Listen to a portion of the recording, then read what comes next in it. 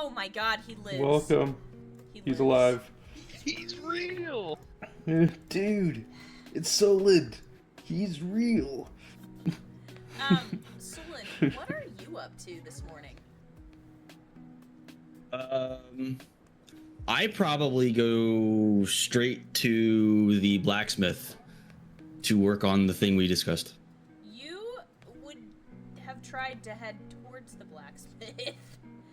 You would get in the doors and not be able to navigate, because the second all four of you get inside, the cafeteria is flooded. There are students and professors standing around. There is a steady hum, almost like the buzz of electricity, of voices that occasionally raise or lower with confusion and agitation. And you can see near the front of the group, Gabriel and Apollyon and several of the other professors are huddled together, talking, looking down at a PDA.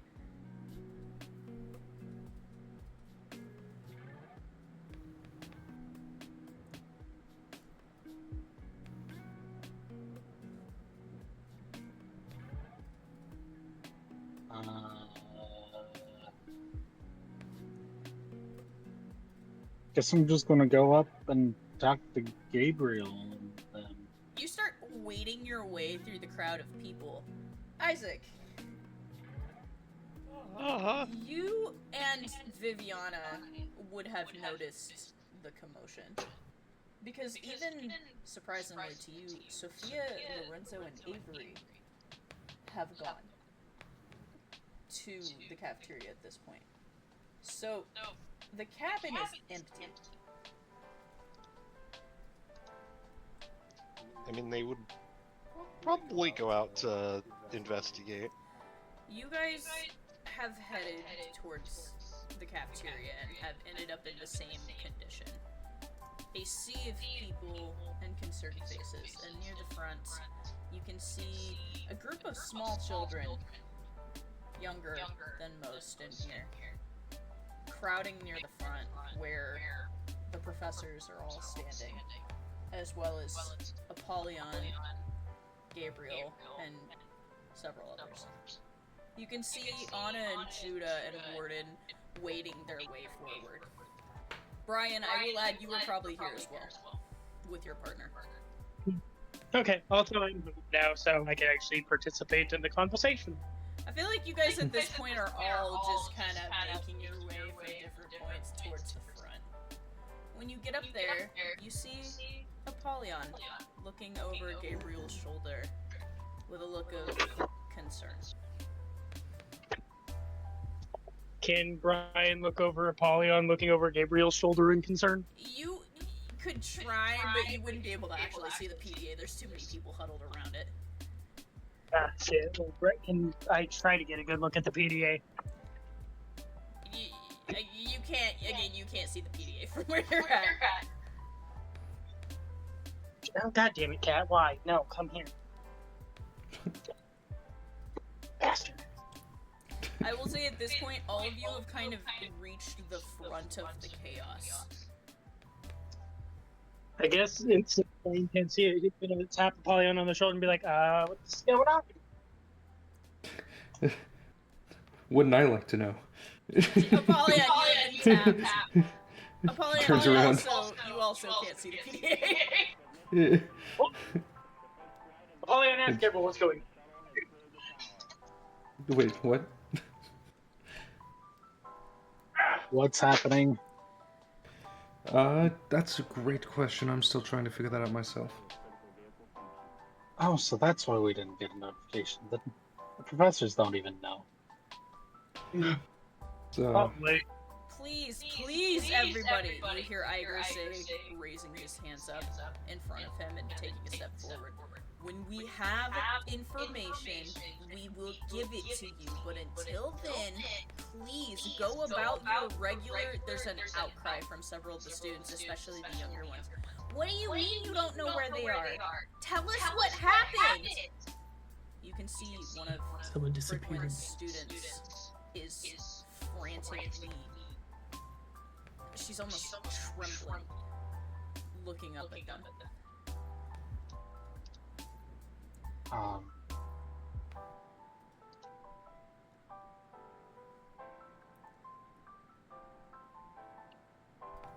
Why does this keep always happening? That's a great question. Gabriel pushes his glasses up and looks up at all of you. He nods and he says, "Would those members of Redacted please come with me? The rest of you remain where you are or go about your business." There's another outcry as he turns around and starts walking. Always something dealing with us, isn't it?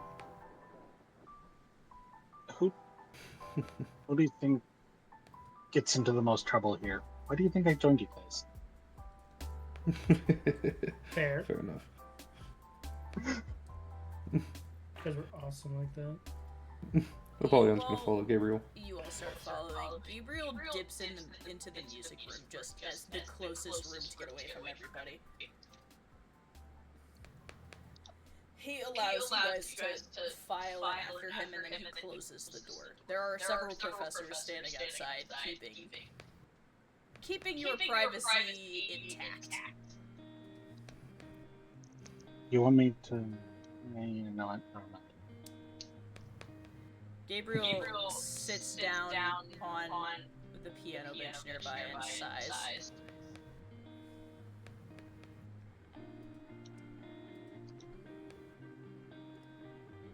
So, what's going on there?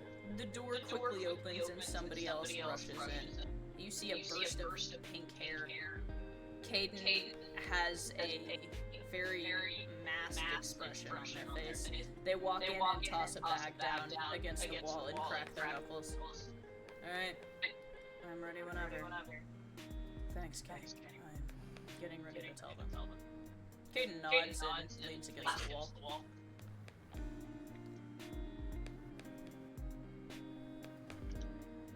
Have any of you checked your PDAs this morning? Yeah, but there wasn't any new notifications that I saw. Several times. Good. Then it worked.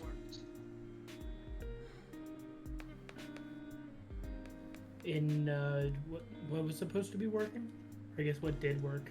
Last night at approximately 1 a.m., we received a report from somebody in the Japan branch. Oh.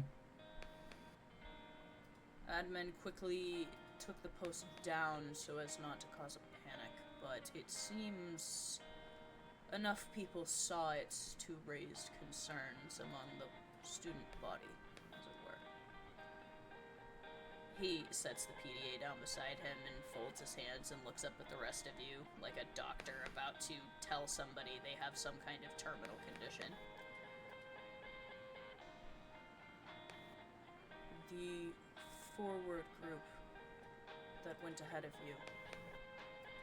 We lost contact with them almost immediately when they reached the country. As far as we know, their plane has gone down somewhere over the city, and they have not made contact since. I hate to repeat Okay. myself, but what? Standard procedure so far.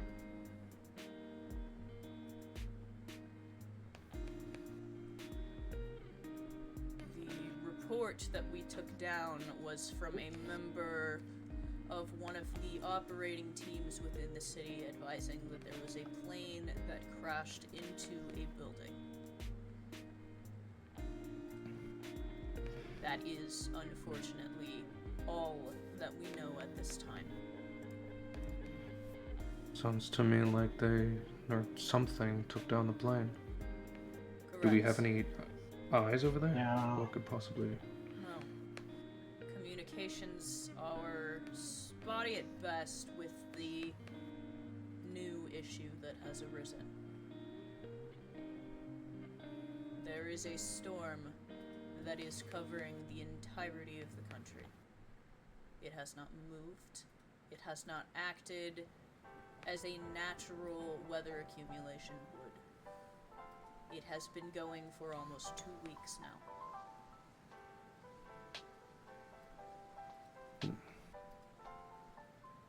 Sounds to me like that's what took it down.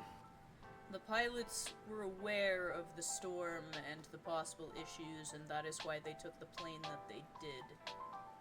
Unfortunately, it didn't seem to aid in helping them get there without problems.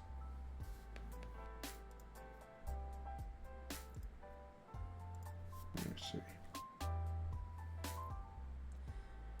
And that leaves you all with a problem. You, I say, really as we, because this concerns all of us now. The problem being how we are going to get there, and what we are going to do. The Academy does not want to send another plane to try to land because they are well aware that they are going to lose it. We do not have anything strong enough that might be able to fight whatever this is.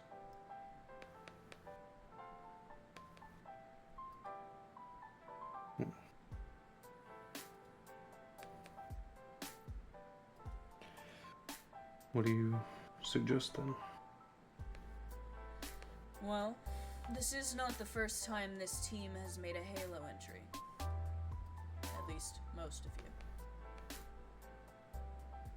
It is possible that you all could make a Halo entry over the city. And luck on our side, we land, regroup within the city, and try to go from there.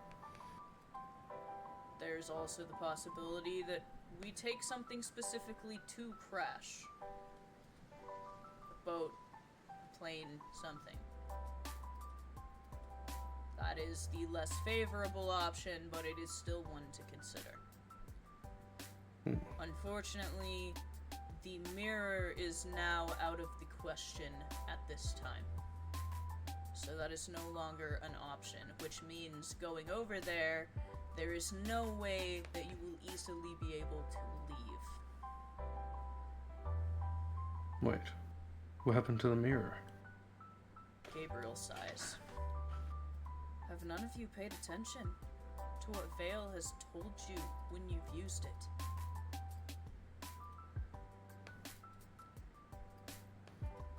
His partner, the key?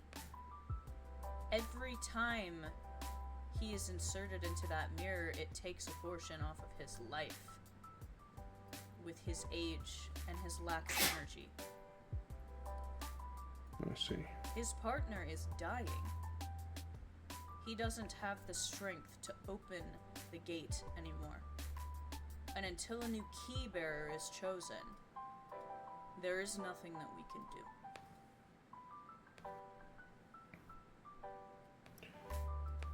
Good for the clarification. I was afraid the other academy fell or something.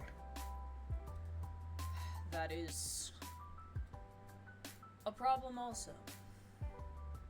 The Japan branch is not doing well. Reports from Olivia are spotty and concerning at best. And often we do not even get the reports from Olivia herself anymore. We get them from one of her seconds.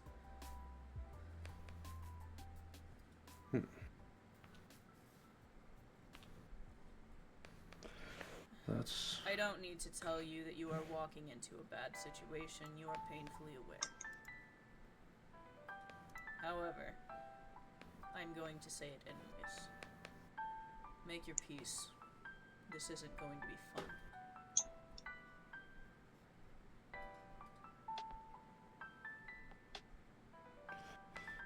fun. Sure. A part of this group, none of us have ever expected a beach vacation for a mission.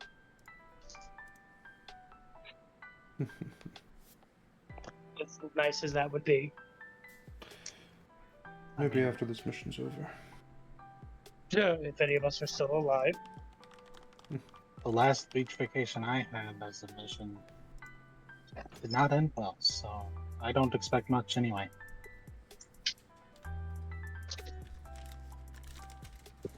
I have given you what I have. considering it has been several days since the scouting party left, and we lost contact with them, and it will probably take us a day at least to try and get to the area, we should leave as soon as possible.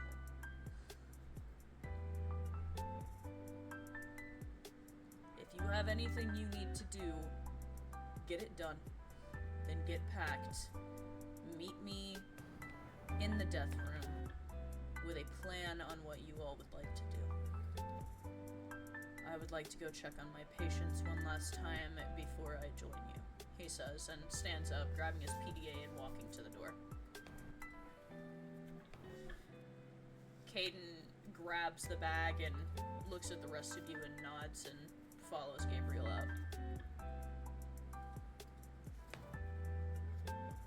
I think Brian is real quick gonna just to run and He's gonna what? I got like 2 words of that. I think he. Oh damn! What? Can't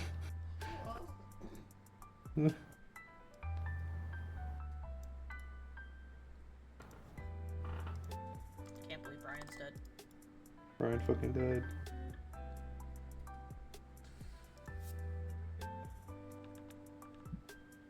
Oh,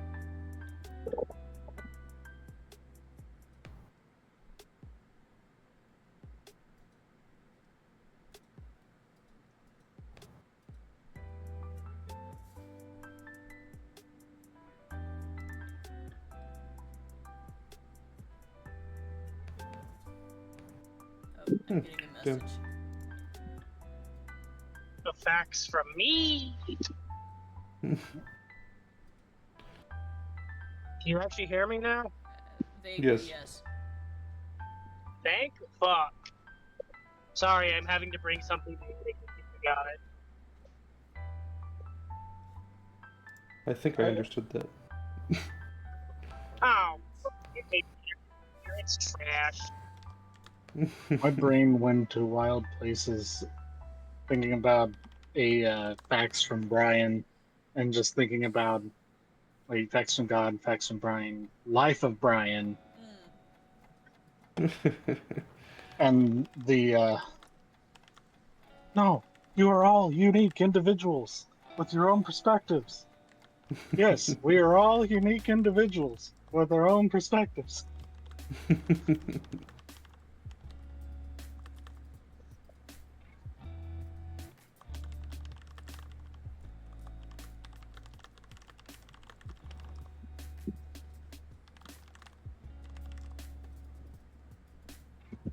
Sorry, I'm answering it fast. What are the rest of you doing? Pauline's probably getting his things together. Isaac's probably doing the same. Yeah, Anna's probably packing.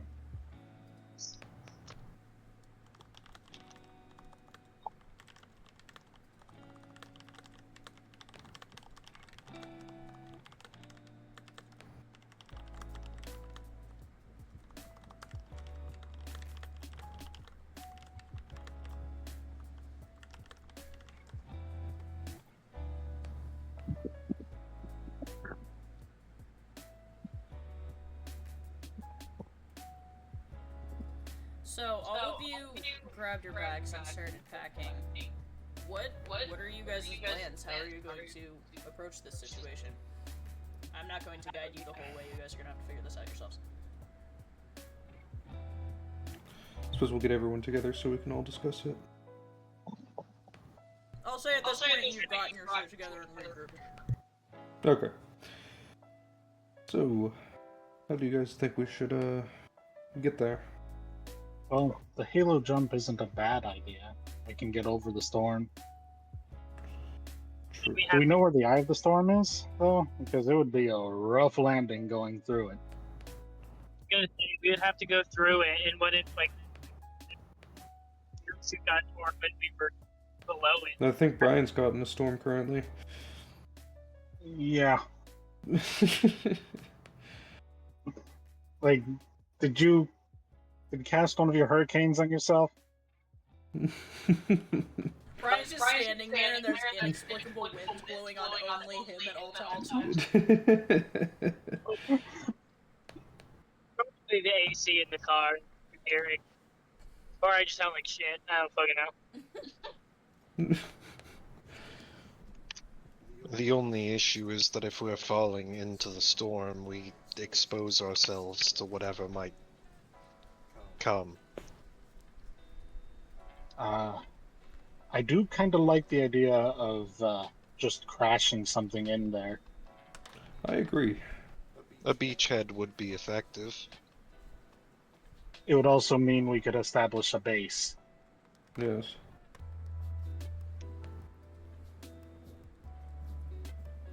My brain is just thinking Cabal and the Dreadnought.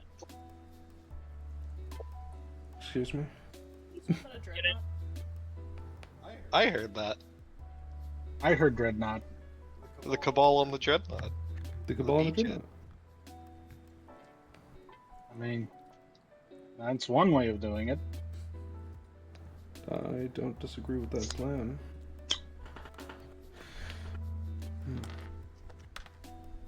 We would need a sturdy vehicle capable of handling a crash, and then afterwards being repurposed.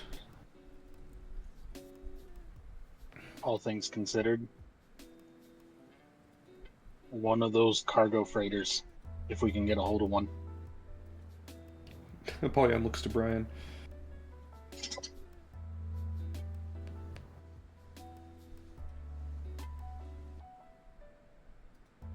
I think the wind is too strong. Brian's typing. Brian is typing. Brian has been swallowed by the storm. We need Also, to consider the fact that I don't think anybody is going to be happy about offering us some sort of ship or plane directly to crash. Judah offers from the side. You'd be amazed. Some of those pilots really want to crash one day.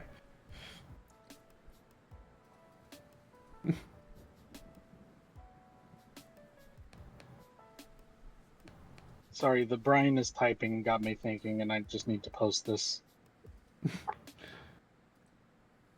Good. Don't worry about it. Don't worry about it. Always worry about it. I'm constantly worrying about it. It is fine. We are fine. Worrying's the best part. So, what are you guys proposing? Sorry, I got distracted. What are we planning to do? Beachhead in Japan. Okay. Okay. He's just on board. Someone's like, No, those "I'm things that are crazy." built to survive ocean waves, you know? Like,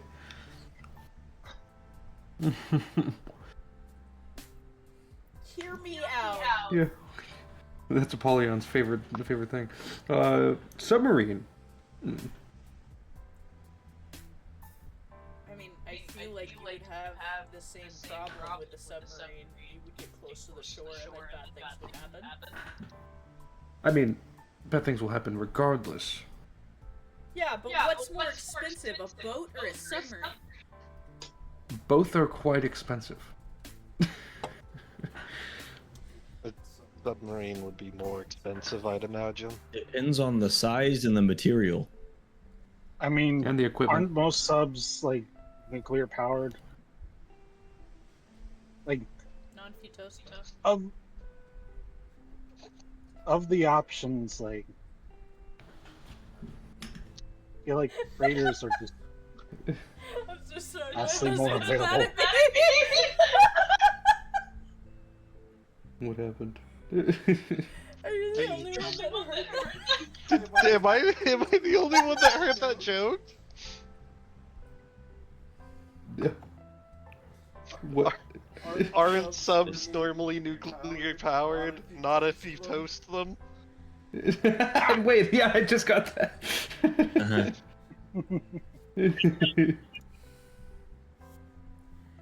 gonna have to like roll his chair back. He was so upset with that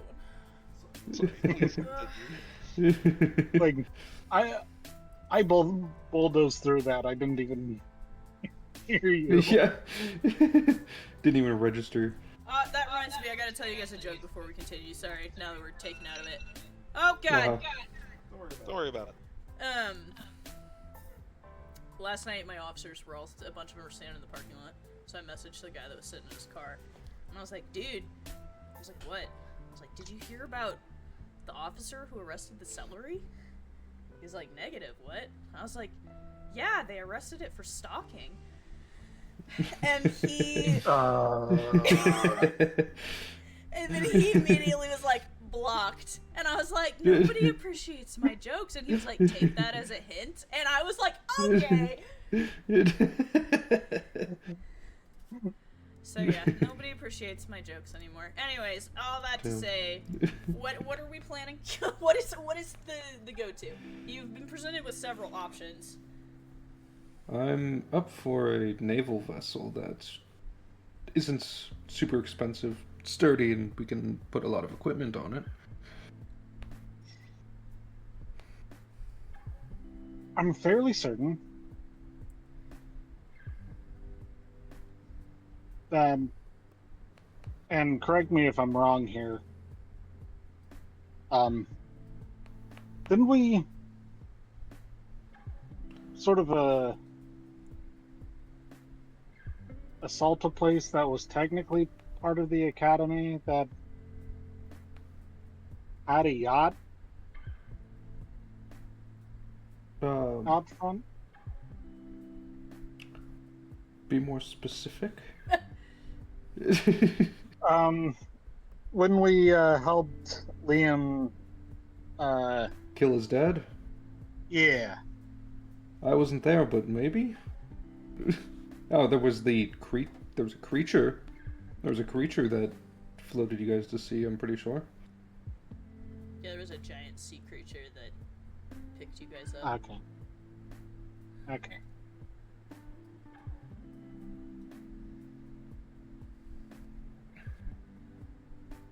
Then never mind. It was a giant sea creature, apparently. Memory fading. I think it was a turtle. I can't remember exactly what it was. It was. I want to say it was a turtle. Yeah. Yeah. You pull out your whispering coin, Brian. What are you doing with it?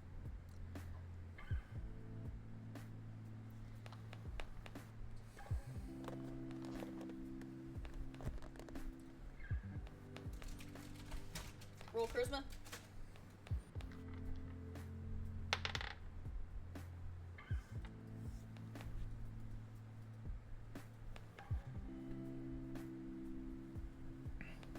Any one of the Navy dudes gonna end up with some guy who just mops the floor. Yeah, I was Hey, can we gonna borrow say your any boat? Navy officer is crazy, by the way.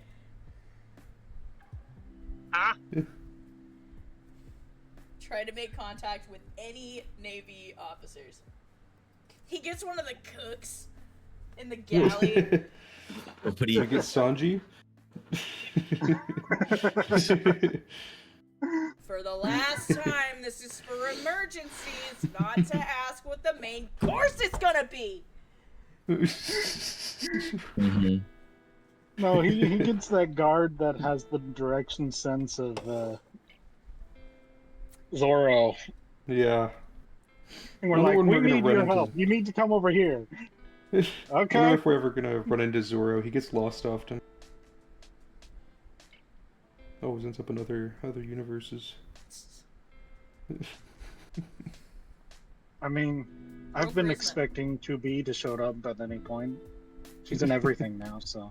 Roll charisma. He's just trying to defend himself for getting made fun of.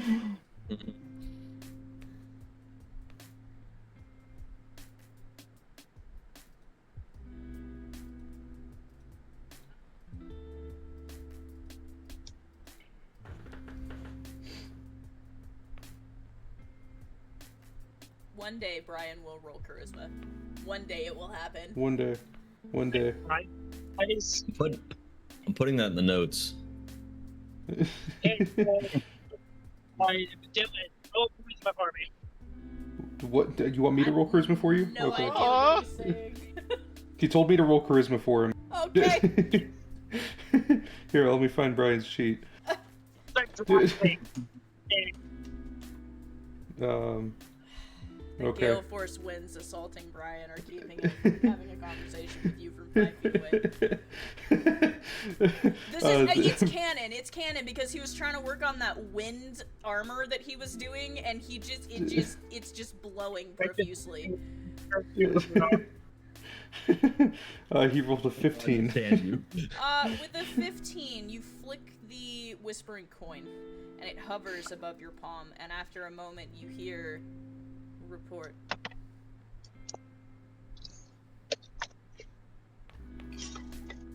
I'm not going to be able to do the speaking because I have to go into my wife's work. So someone else wants to take care of that for Brian. You Brian can. holds the coin out to somebody, anybody in the room.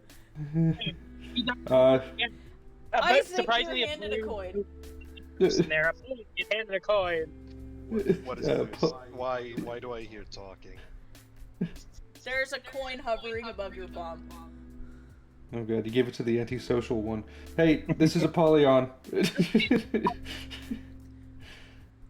Apollyon, Demon, DWMA branch, Colorado. Report. I'm not a part of the Navy. What do I fucking say? Well, I'm not Navy, so I don't know your guys' language You're there, so aware. excuse me. Okay, cool, great. We are asking for assistance. What kind of assistance? You are landlocked.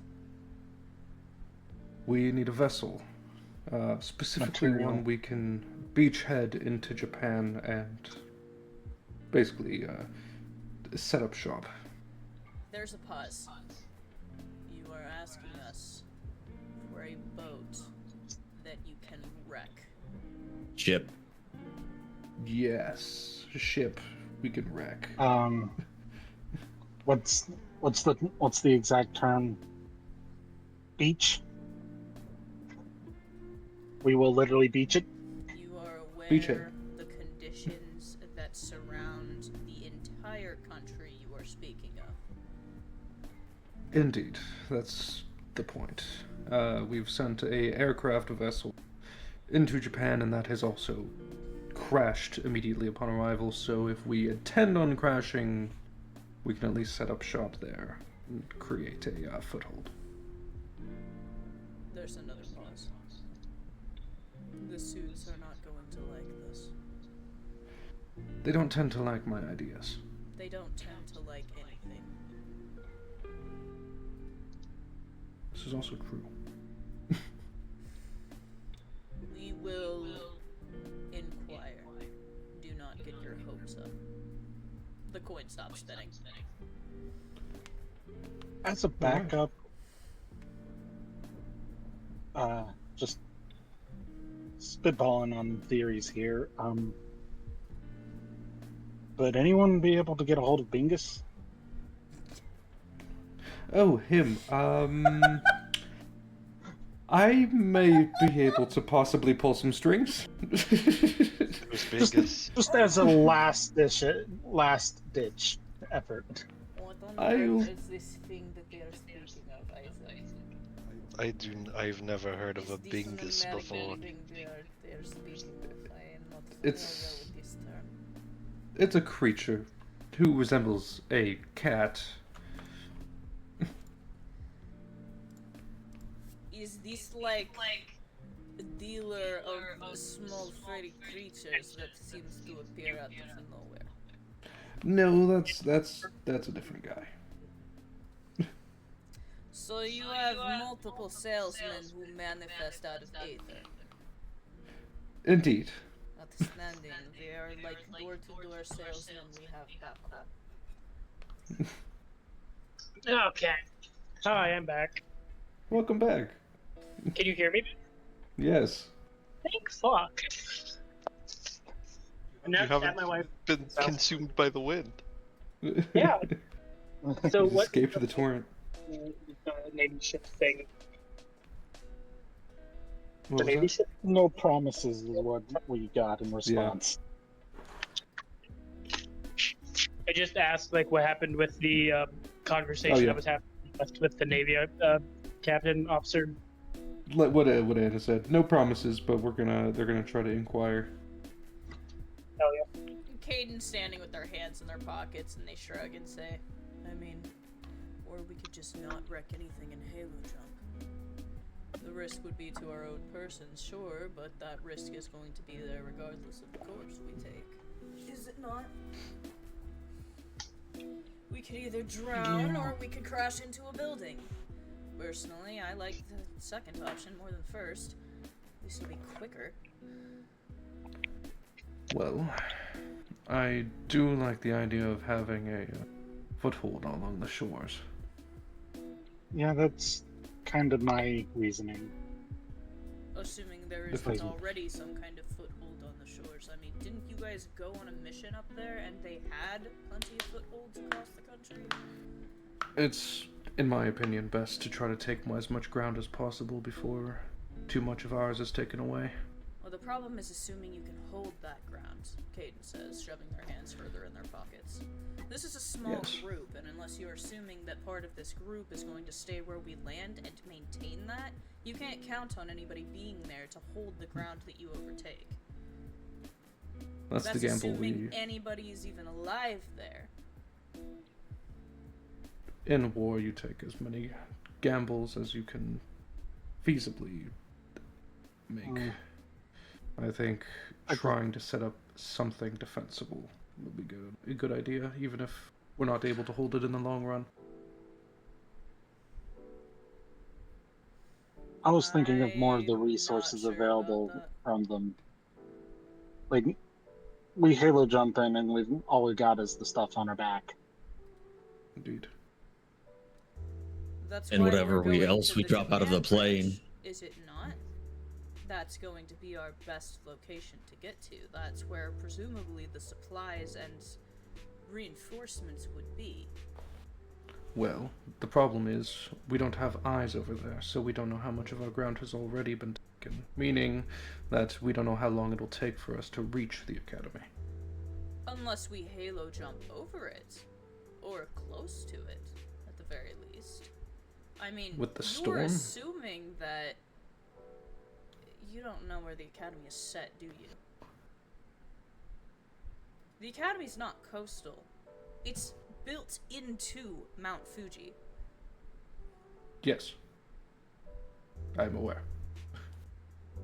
So that's not exactly a short walk if we go in from the coast.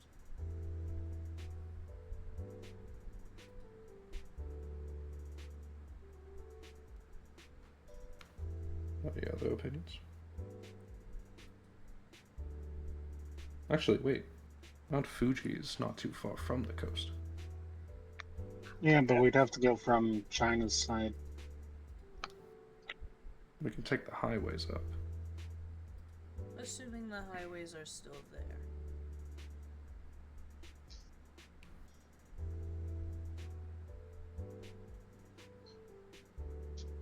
Solon, input? Yes. You were in the mountainous Russia. I'm sure you have ideas. You also are supposed to be our tactical master, are you not? Warden says to the side.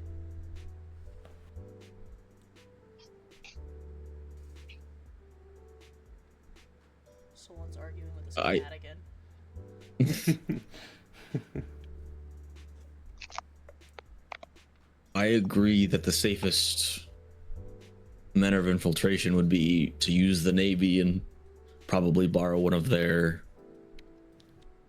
smaller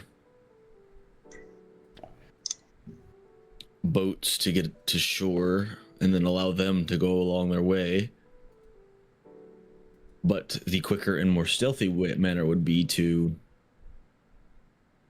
jump.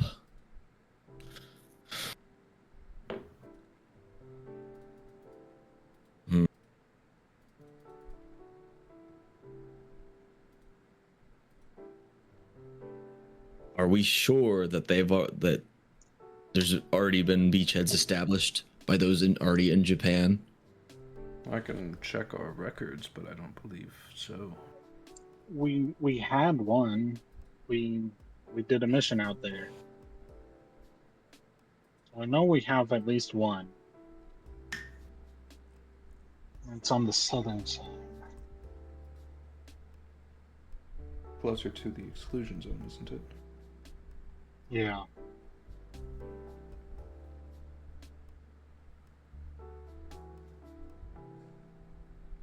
The whole argument I'm making, especially if we can get something as big as a freighter, is refreshment of supplies for anyone at the academy or our beachheads.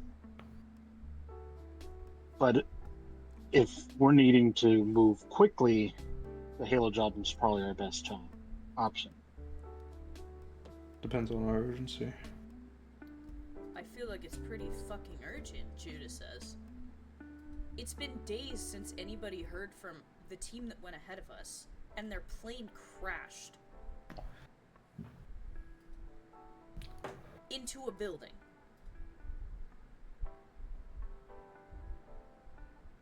Yeah. And I'm not trying to be dismissive here, but this is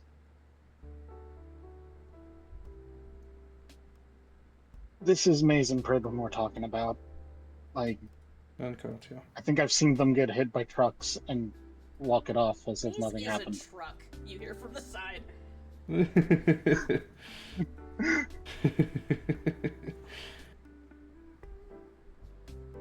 I think we need to manage our resources very carefully before we sort of commit to any specific plan. I understand that it is urgent that we make contact with our group, but at the same time we also have concerns of whether the entirety of the country is even safe at this point, any survivors, and the resources of the Academy there itself. We need to prioritize which we should focus on first. We can't make contact with our group if we're all dead, so our safety should be the primary priority until we can find some way of establishing that. Indeed.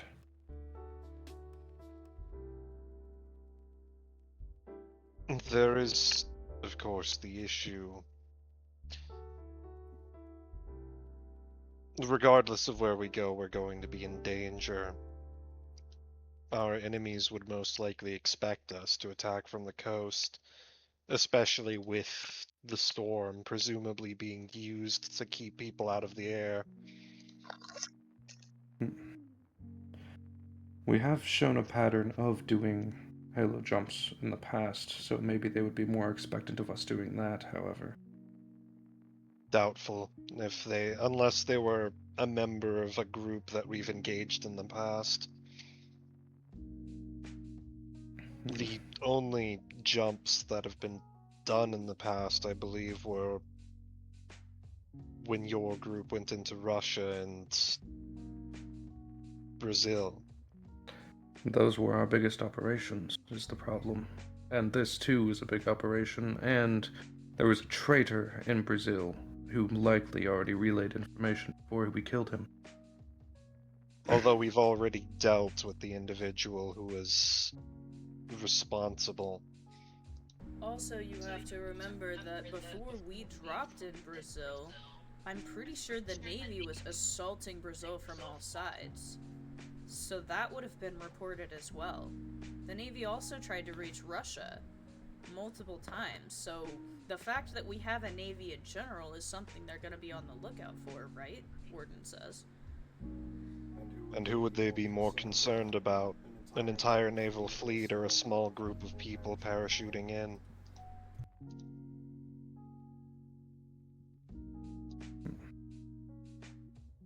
If we secure the vessel, Okay, but how much? but counter argument to that, I feel like it would. So they would know us, right? And if it's just a small group of people parachuting in, why would they not assume that it would be us or reinforcements for say they already know Maze and Pridwin are there, reinforcements for those two. We Which took out would the be- wolf and Amelie, so we would be True. high priority. So it's like, which is the bigger threat? The Navy, them not knowing we're on the Navy vessel, or us Well, falling? Where's that's the kind of exclusionary where I'm zone at? coming at. There. Wait, Why don't we hold on. send a vessel? If all we're going to do is land it, get it beached, no one needs to be on. Yeah. We could do a diversion. hmm Draw their If- attention, and enter from another. Yeah, Yeah. I agree with and that. then do the assessment. drop I while suppose they're they- distracted. they would expect an unorthodox entry, so if we do have this decoy entry, perhaps they won't expect us to come in from above. Indeed. We can Parachuting choose into a... this storm is going to kill someone. Now, what I suggest is we get to Okinawa and take a smaller vessel not associated with our navy to the southern coast of Japan and move in that way. Are any vessels even able to reach landfall? According to Olivia's reports, no. That is my concern, Caden says. I don't think you guys understand this storm is not natural. It is specifically targeting vessels that are leaving and vessels that are coming, and it has specifically been hindering evacuation efforts. Both in My air problem. and sea. Correct. My original assessment was due to that fact, actually. Because of our already established group heading there, and their vessel crashing, I believe that regardless of what we do, we are going to crash or somebody's going to get hit by that storm. So we need to plan with that in mind. That's why I say beachhead or diversion. That's why I was saying a big freighter. Like, But again, the, that's a lot of money. yeah. And a lot of lives we need to save. I'm not sure we're worried about money right now. I mean, you can't Yeah. just put an unmanned cargo freighter into a coastline. Like, that's gonna cause a lot of problems on multiple fronts. The other issue is actually getting it there. A large sea vessel like that requires a great many men in order to pilot it. And it would take a long time. It's not fast.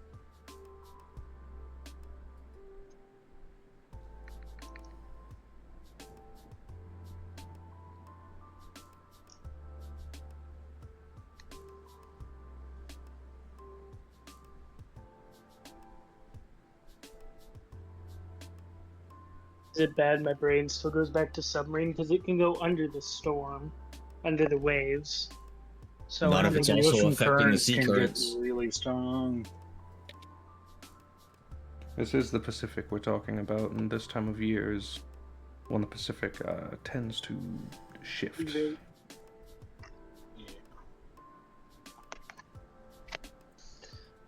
It's too bad the Navy person who's in the actual real life Navy isn't fucking here. I'm sure he would have some input on this. Motherfucker. Hold on, someone. Why the fuck is something in this office making noise? What the fuck? Just your random bonkos. I'm very concerned. Look, the fact of the matter is, Judah says, our friends are over there, possibly hurt, How- possibly dead, and the longer we sit here and talk about it, the less help we are going to be. We are going to wreck whatever we do unless we halo jump. That much is a fact. And the more expensive it is, the less likely somebody's going to be willing to loan it to us, knowing that the men and the item will probably be lost in the process. Right? Well, with those parameters in mind, the best idea would be to get to South Korea and just purchase or find some junker of a one-seater that can fit all of us in it. We just let it die and we jump out of it. Assuming we don't die with it, Warden Mhm. asks. Well, it seems like that's a variable we can't get around. And there is another factor that we aren't considering, and that's that even if they are expecting us, and even if they would consider us a priority, us being a small group would be much harder to track if coming in from the air. Agreed, but I also have the concern of us splitting up on the way down.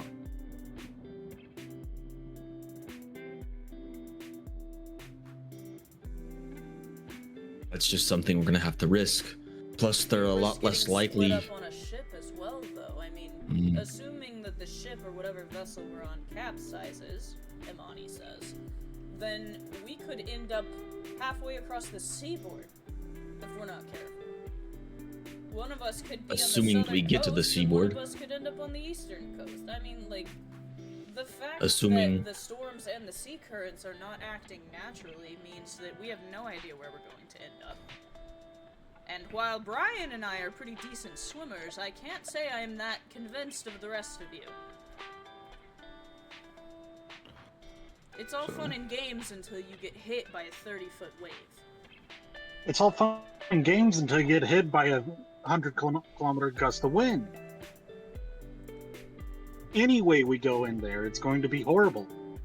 We have to choose our risks carefully and figure out which way will leave the worst, at least damage. Like, I don't want to end up as a smear on the ground because a gust of wind tore my parachute apart. But I also would not like to drown. To be honest.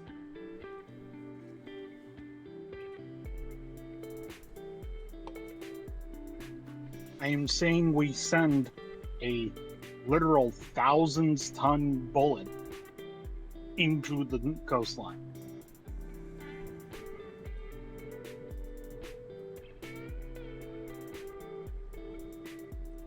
That's the best bet we got.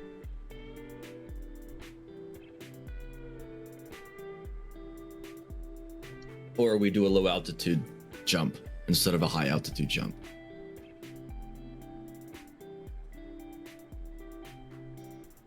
Hollow out. Oh, somewhere within the realm of 500 to 1,000 feet above ground level. Assuming we could get a vessel in that low. I think that's just trying to eat the concrete. Not a big fan of eating concrete. Doesn't taste good. Well, there's But that is you're pulling your chute the minute you're outside of the plane. Yeah. It's gonna hurt, but it's gonna hurt either way, and it's a much lower risk of it being torn apart by the wind at higher altitudes. Yeah. Is the name with the Navy?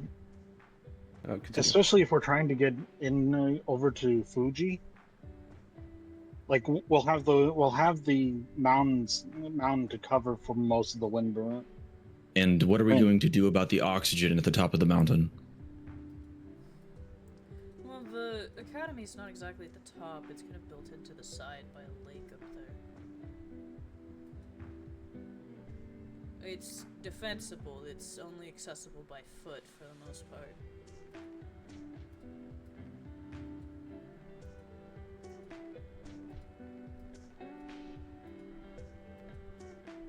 I'm just saying that we'd have the mountain to.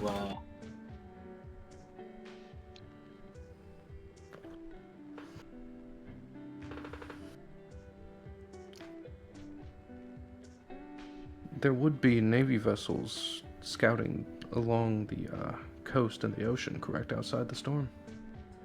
Yeah, there should be. Assuming they could get close enough, Amani says. Not worried about the proximity. If that's the case, they might have carriers. We can regroup with them, get the resources we need. No, I and think then... that's an assessment we need to make. Whether what's closer is Korea closer, is a carrier closer? Well, based on where we are, I'd say currently, since we'll be shipping off from San Diego to get to Japan, I think South Korea would be further. Oh yes, from here, but I'm talking about from our launch point to Japan. Indeed, which would be San Diego.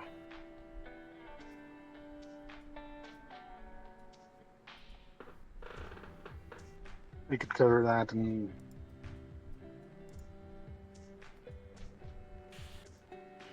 18 hours on a decent vessel.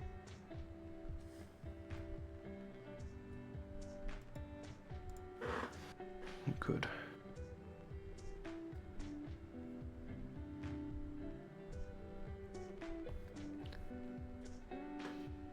Keep in mind, we do have the Whispering Coin, so we can just call and, or if they'd even tell us, if they do have anyone close.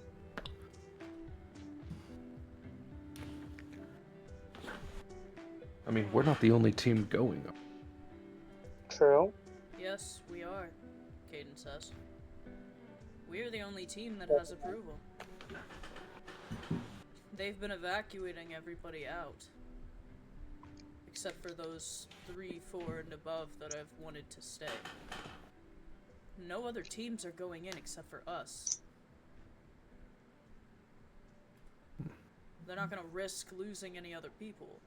Not right now.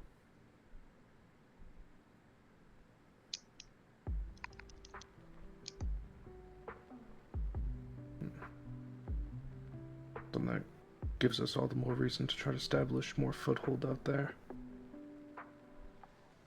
How we But I do don't it, believe we will be able to establish a foothold. Our best bet is to try and rally with those who are already there, who already have established footholds. well, that's what I was getting to. I'm saying regardless of how we get there, we need to definitely establish more foothold. Otherwise, more resources will dwindle. We can't lose this academy like we have the other two. That is our utmost priority. And in, well, from where I'm standing, best interest. I'm not sure how long they can hold it with everything going on there. Which is why I was asking if there was an eye in the storm. There should be. There always is. 'Cause, well, if there But is, this then is an unnatural source, so it's possible there isn't, or there's more than one. We just don't Well, know. assuming well, the more than magical one properties. would be. Okay, do we have satellite images? You can see an eye in the storm. I mean, I it should wasn't abide given by any, physics. Caden says. Yeah, because even when I make like a hurricane, it still has an eye. Granted, it's a very small one, but still there. Because we know our landing point then, and that's kind of the problem. Because they could be watching that. Yeah. We could get a larger plane. It could take us well above the clouds. We can try to shoot for that eye in the storm. That would be my best bet, but again, that is another kind of risky. Once we hit the ground, we're fighting.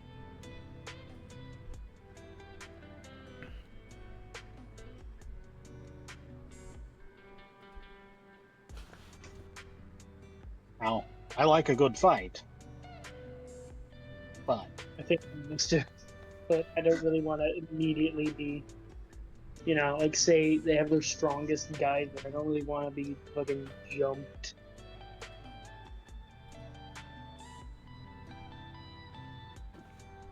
Doesn't sound like too much fun, We'll have to prepare for it, however.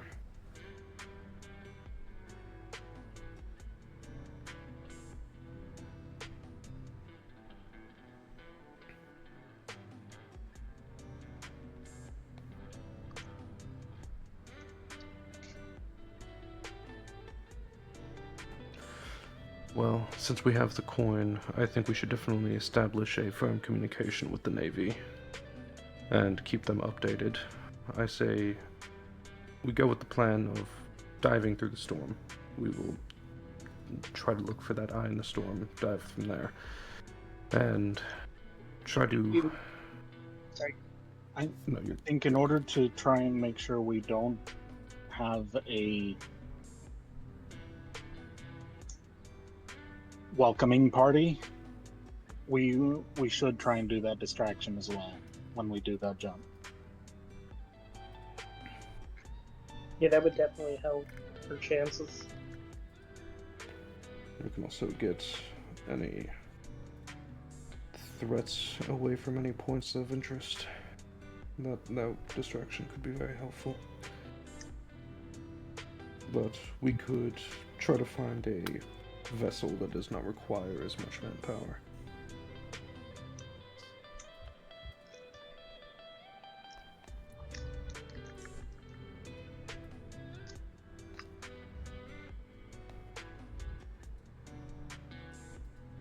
Just has to be convinced enough that we're being reckless and dangerous. Indeed.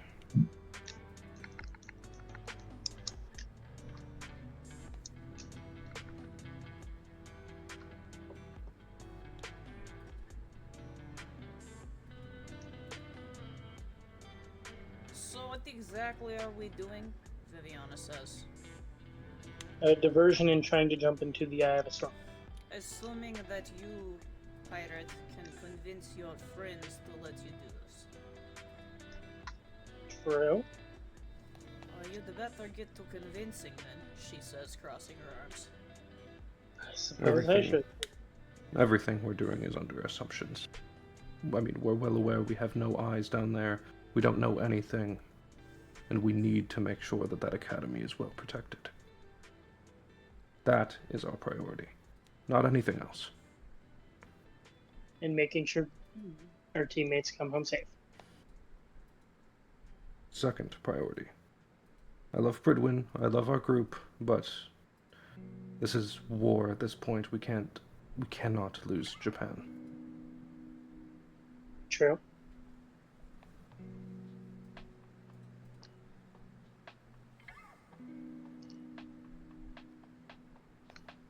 But we will regroup with them as soon as we can.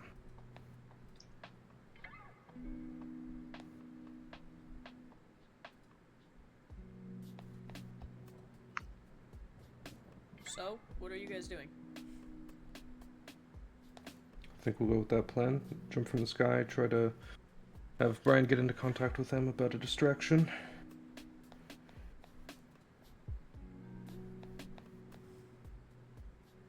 Brian, are you gonna try and get in contact with them? Absolutely. Roll me another charisma check. Okay. Let me get my dice out and find a good place to roll them. You know what? On this freezer can be a good place to roll them. Hold on.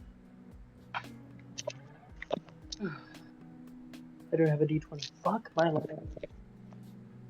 I have a fucking d20. Seriously? Did you forget your d20? I got it. Roll 17. Plus whatever my charisma is, because I don't have my character sheet. Luckily, 17 is good enough. With 17, the coin begins to spin. You hear a, once again, familiar voice. Report. So this is Brian, former DWMA Navy. My team and I have come up with a plan to infiltrate Japan, and we were wondering if we could count on your cooperation to assist us in getting there. Are you with the demon? I am with the demon, yeah. What exactly are you asking of us? We're asking for you to send a small vessel to act as a distraction so that my team and I can perform a jump into the eye of the storm. What kind of distraction are you suggesting? So we're just Commotion. Yeah, commotion. We're wanting to cause as much of a notice as possible, so they won't, or a disturbance as possible, so they won't notice us fall or jump into the eye. They So that we can- Bas- who? Whoever they is, I'm assuming there's multiple enemies there if they're assaulting all of them. Depending on where we're landing, it's going to be different enemies. We don't know what we're looking at down there. It could be black blood corrupted individuals from the exclusion zone. It could be the pack. We're not sure. Would you like me to connect you to one of the ships in the area? Yes, Stand by. thank you. There's a hum in the coin for a long moment. And then you hear a voice. You can hear the sound of rain and thunder in the background. This is Ensign Willows. What is it? This is Brian Blanchett. We were wondering if we could have your Wait. assistant. What's your status? He says to the coin. Not great. Could you be more specific? Sounds like you're under attack. No. Well, if you call this goddamn storm an attack, then yes. What are your resources like over there? What resources? The ensign says with a laugh.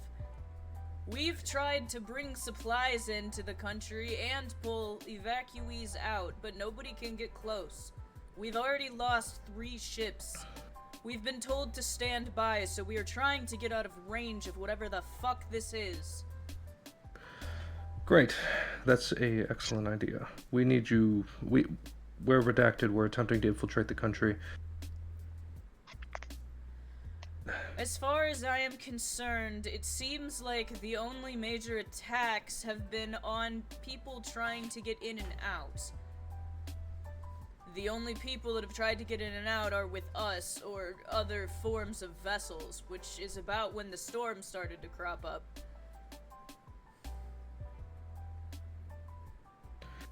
Alright. I hate to ask you this due to your dwindling resources, but we were looking into getting assistance from you to start a possible distraction for us to make a safe entry into the country from above. A distraction? What, you're asking us to lose another vessel and everybody on it? Not the people, not the men. What is that supposed to mean? Take Brian? a break to the accelerator and keep it going. Do you have any idea how big these things are? Actually, yes, I used to work on one. Then you They're very should know better. These Doing it, waves doing it. are 100 feet high. Anything that gets within 50 feet of the coast is rolling. Great. That's all we need.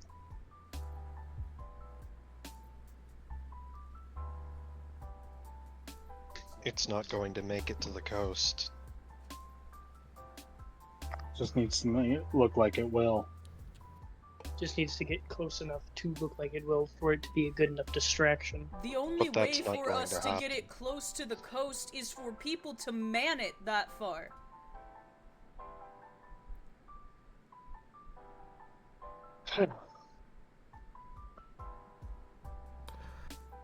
I heard you guys were crazy, but my crew is not. This is true. We've already lost 5 people overboard in this mess. I am not sending the rest of them in like that. We weren't planning on sending anyone in. Stand by. We're going to discuss this further. Fuck! You hear from the coin.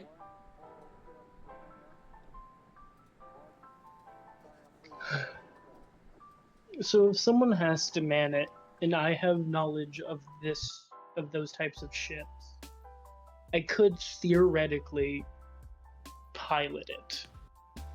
I think we're going in the complete wrong direction with this. I'm not. I think we should continue past that for now. Okay. Then what do you... Brian's going to turn to Isaac. Then what do you think we should do? The fact is that there is a very small number of us. Such a small number that even though they may expect certain things, they do not have the means to intercept us. Definitely not easily. Especially if we are able to find a safe means of ingress. Dropping into an area that wouldn't be high priority, and then moving towards where we need to go. This is still an entire country, effectively. Which means that even if they are keeping eyes on the sky in certain areas, they can't keep an eye on everything all the time. The problem is the number of locations they need to monitor are very narrow. Yes, that's my problem as well. You see, yes, it is the entire country, but they have only a select few targets, and those few targets are within very close distances of each other. I'm sure we can find a safe way. I'm just saying my concern is that it might not be that safe. So we're going to just have to take a risk at that point. Even then, this distraction would only do well to draw attention from those keeping an eye on the shore. And we want to go inland. So those monitoring the inland regions are still going to continue their watch. Have we considered the fact that maybe this storm is as much a hindrance to people we are opposing as it is to us? Very well Makes could sense. be. I mean, think about it. There are multiple groups operating there, right? From what we know. We have this person running around pretending to be King Nothing. We have supposedly a bunch of wolves running around out there. That's the pack, right? Yes. And there's Okay, other so- people in country as well. I mean, they're not all working together, right? That just doesn't seem feasible to me. They could be holding themselves into a stalemate, which would make Okay, it even but- more difficult for them to pursue us. I think the problem there is that whoever's establishing this storm would probably therefore use the eye It's like as a their baseball. base. Yeah. Wait a minute. Wait a fucking minute.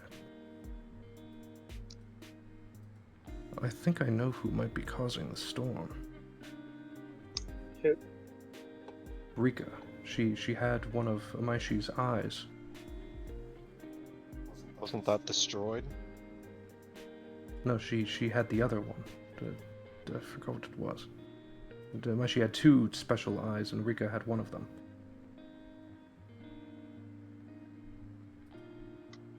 But Amaishi's eyes weren't what gave her her electricity powers. She had those inherently. Her eyes were the eyes of judgment, Caden says. Right. Her eyes were capable of seeing a person's sins and then forcing them to relive them. That's why Rika wanted them. At least that's what Amaishi told me. And furthermore, why would she do that? I mean, we haven't seen Rika around, have we? Not like it's easy to get a hold on her for very long. But I agree. Do we even know With your if Rika assessment. is in Japan right now? I mean, it seems feasible since that's where she used to reside, but do we know if she's even involved in any of this? Well, from where I am standing, I believe so. Her the other sibling is in Japan, as far as our last reports go. But we had those last reports, what, months ago? And I find it hard to believe that that sibling would try to end up finding a safe passage out of the country. Clearly things are coming together over there, and I think it involves those siblings. But I've that got is a very, beside the point. Yes, very Sora. dumb idea. Alright, let us hear it. We get the lunar capsule.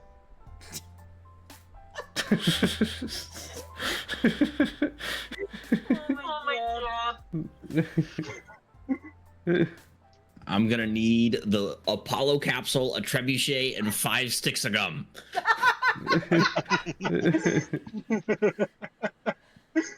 That sounds like some bullshit Silas would together.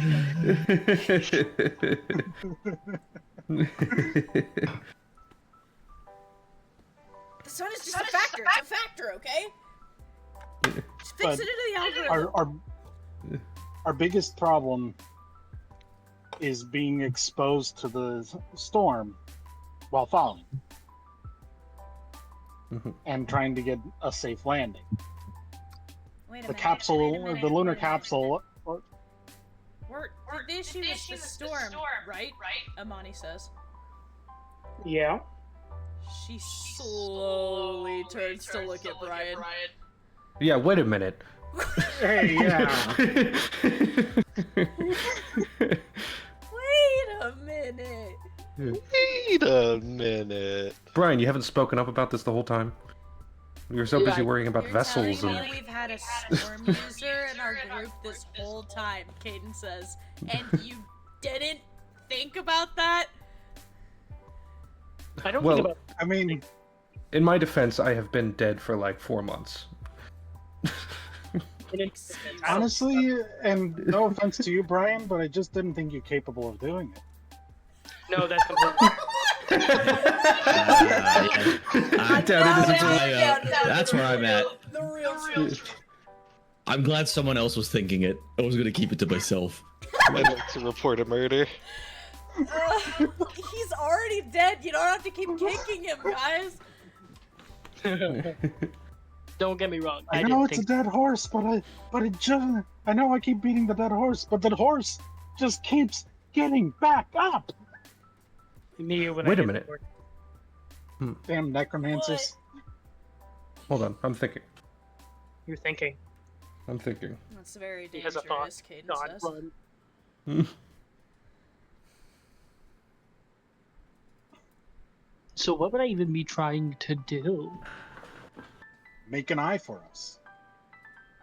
You said it Oh. yourself, didn't you? Warden says. You said you can create an eye when you use your hurricane, right? Yes. She gestures vaguely. You're gonna airbend. Just gonna see Brian like, go into his weapon form, and then you're just gonna see a bunch of and go. With my copy, I can also assist him with it. Make the eye bigger. We're gonna make a Category 10 hurricane. Let's fucking go, bitches. So between the two of you, Caden says, do you think you could create a hole in the storm, an eye, feasibly, long enough for us to drop into it? It would catch whoever is doing this off guard. I would say so. Yes. Yes? And it would give us the ability to choose where we drop. Correct. True. We could get just Brian. close enough to the city, Yeah. but not be too far away from it.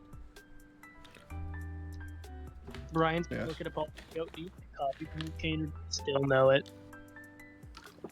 Wait, what? I was just asking if you needed to recopy my Hurricane, if you probably forgot it, or if you still have it. I'll need to recopy it. I had to reconstitute my soul, so... Ah, okay. You know, inconveniences. You forget a lot of things when you die. Head out and go, oh, no time like the present. Let's get copying. Yeah, let's go do that. Alright, Sullen, I'm leaving you in charge of the rest of the strategizing. You're a slice water. So those Okay. two are going to create an eye for us, Amani says. Yep. So we get on the ground and then what? We try and reach out and see if we can make contact? I assume so. Yeah. I figured our no. priority is the city. We need to get to the branch. Yeah. Yes. No, I wouldn't make any sort of radio contact until we know what we're dealing with. I'm not talking about We don't know radio what's contact, compromised. I'm talking about dual arts contact with our partners. You are capable Oh. of that, right? Caden asks. I am. I mean, I know Maze is kind of a blockhead about it, but... Maze just blasts K-pop in his inner room, and I don't know how to feel about it. It's J-pop, actually. God, I hope he doesn't get distracted over there. Wait, there. But yes, the dual arts connection with ourselves, and I'll see around about alternative ways to make contact with the Academy. If we don't land near enough. Like, establish contact with people, but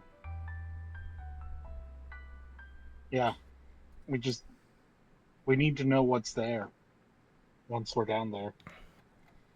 Agreed. Well, seems like we have it mostly figured out then, right? We do. I'll go pack a raincoat. Warden just picks Faye's cardboard cutout out and cargo carries it.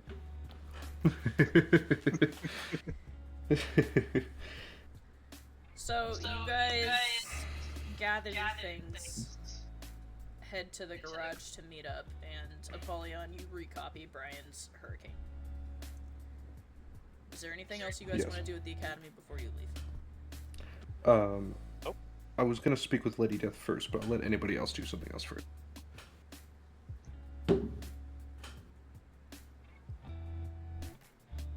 If anybody would like to do anything. I'm good. Yeah. Dana's just making sure that all of her club stuff is taken care of. Then, yeah, I guess Polyon will move up to the death room. You head to the death room quickly while everybody is getting their things together. You hear giggling as you walk in. I see the child is taking a liking to you. You walk in and see Angel is sitting on the throne, and Lumina is in her lap, giggling as Angel is twirling her fingers above her head, and little black shadow droplets are falling down around Lumina. Can I help you with something? Just thought I'd come and say goodbye before final preparations are finished. Oh, that sounds so final, Apollyon. Are you worried? Well, you know me, it's never truly final. But regardless of the point, I thought I would come and do a send-off before, but also assure you that I'll make sure everything's alright. We've made a plan. Me and Brian will attempt to cut through the clouds, get in. Seems like a sturdy plan. Please take care of Gabriel while you are on your way. I promise you I will. And our plan is to make contact with the Academy there as quickly as we can. Try to get an assessment on the whole situation.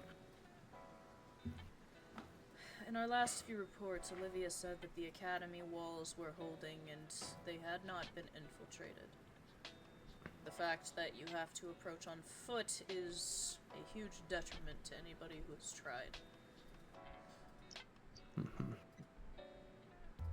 That being said, it seems that the city is a total loss. I'm thinking up on ideas on how we could eventually establish more territory around the area once we get everything together, but that'll come later. I'll speak with the strategic heads at the Academy there. Well, good luck then. Alright, well. He bows. I'll see you around then. And this room won't be empty for long. I'll return. Napoleon, Yes. find her parents. I do not want to have to explain to her otherwise. I will.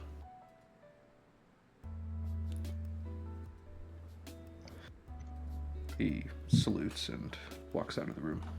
You walk out of the room. Rejoin the rest of the group that is huddled by the garage. Has everybody done what they need to do? Anna will notice that Napoleon's coming from the building and go, "Wait, did you just visit Angel?" Yes. I should have given you these. He looks down. She has a six-pack of beers. I was going to have some later, but never got around to it. Oh, I can deliver them if you'd like. I'll take care of it later. Alright. Well, get your things together. I'll meet with everyone once everything's ready. I mean, we are ready, Caden says, standing there impatiently by the Jeep. We're all Very well, here, then. we're just waiting on you. Let's get going then. You guys pile in and begin to head to the airstrip. You see a plane at the airstrip that you do not recognize. And the pilot and the flight attendant on it you don't recognize either, which is a first, because every time any of you have taken a flight, you have always met with the French couple that flies the main DWMA plane out of the Colorado branch.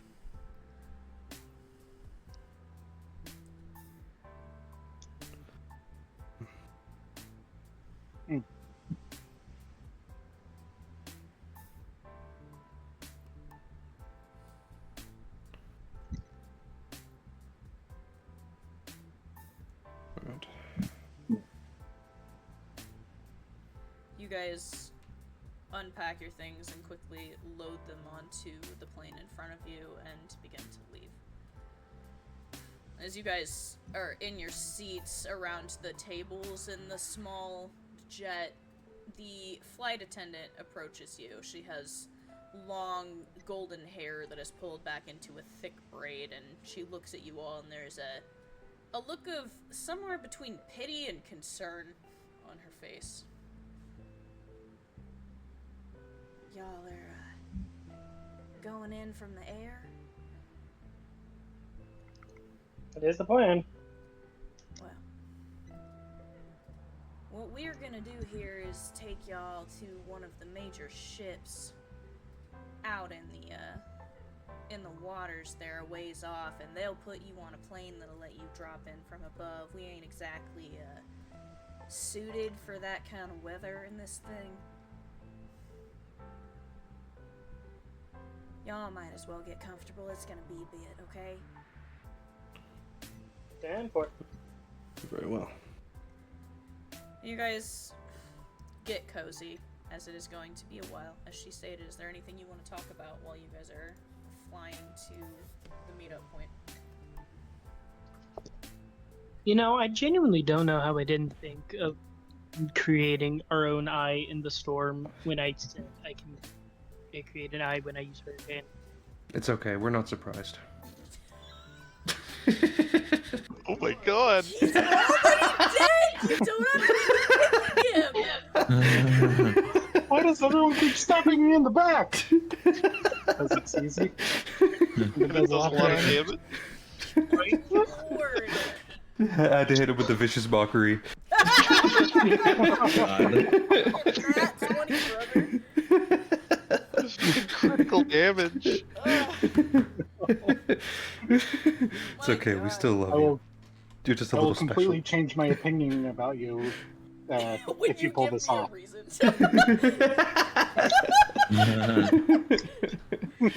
I think Brian's gonna punch Apollyon in the shoulder. Good lord. You guys, are chit-chatting on the plane. You have a while. You guys eat. You guys take naps. You guys prepare yourselves. Gabriel is sitting, working on his PDA, looking mildly concerned next to Caden, who is assisting him with whatever he's doing.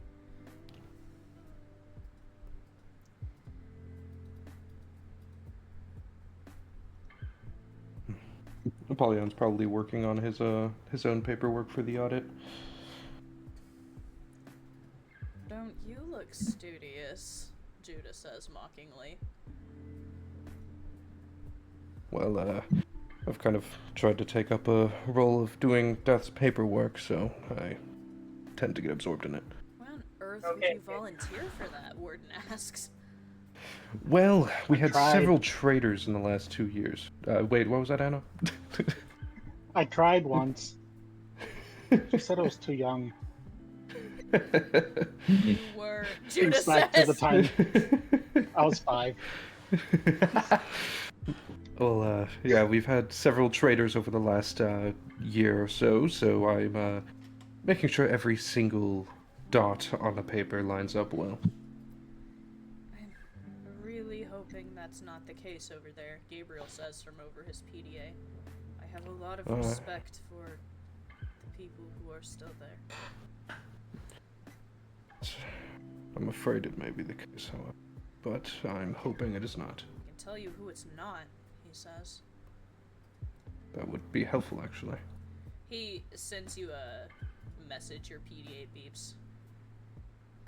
You see, the first thing comes across, and it is what appears to be a missing poster. The second one that comes across is in similar fashion.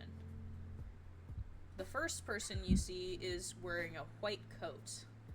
They have this bright purple hair that's short and spiky that falls down around to frame their face.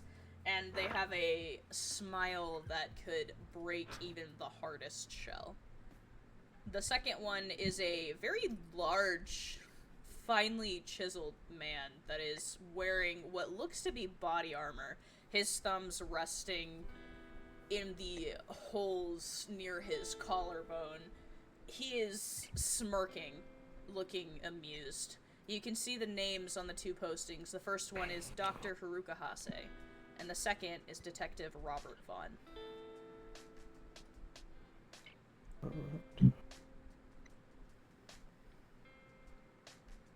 Appreciate the information. That'll be immensely helpful in my audit.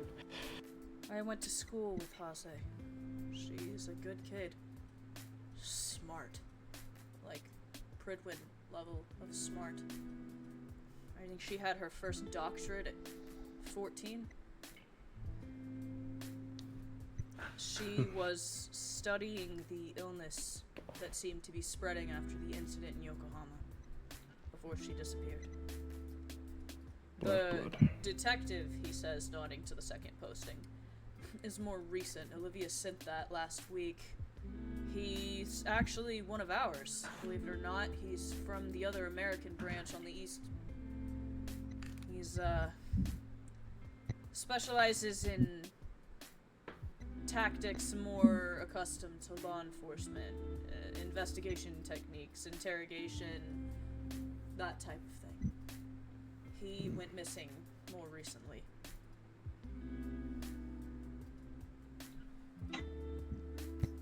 Because we're going to Japan, this man has unfortunately earned the title Detective Gumshoe.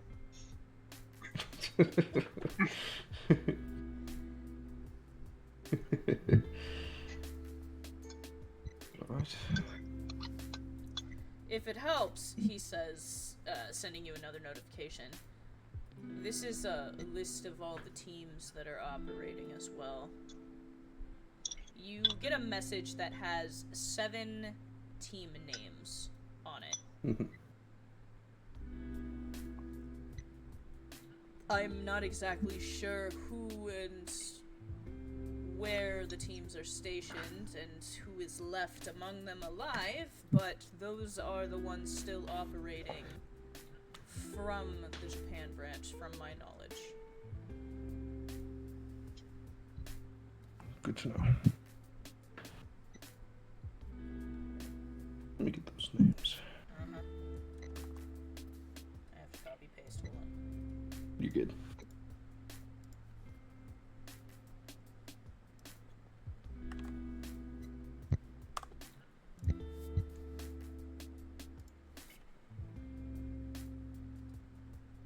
Sweet. Alright, I will put that into my notes.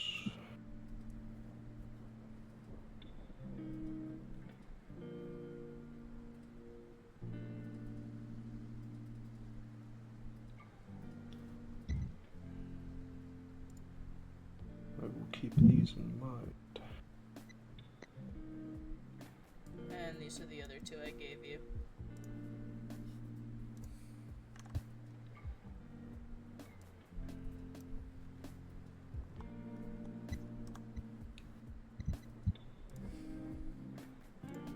There you go. Sweet.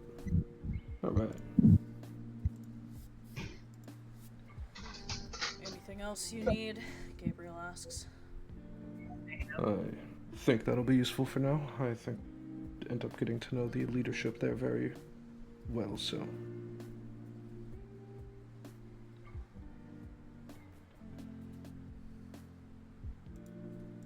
He nods, goes back to what he's doing.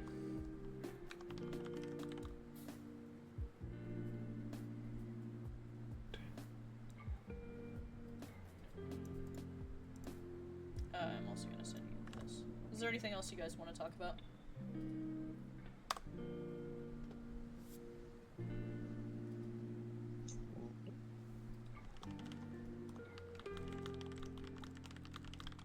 Someone's just gonna be working on his arm.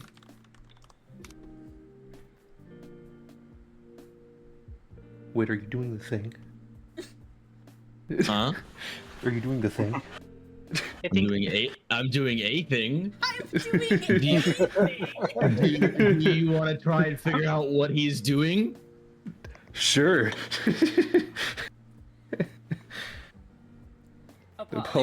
Solon's doing a thing.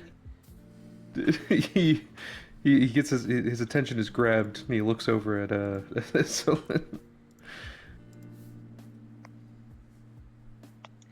What you got going on there? As your attention is grabbed, you notice that out of like the wrist joint is what looks to be a retractable blade.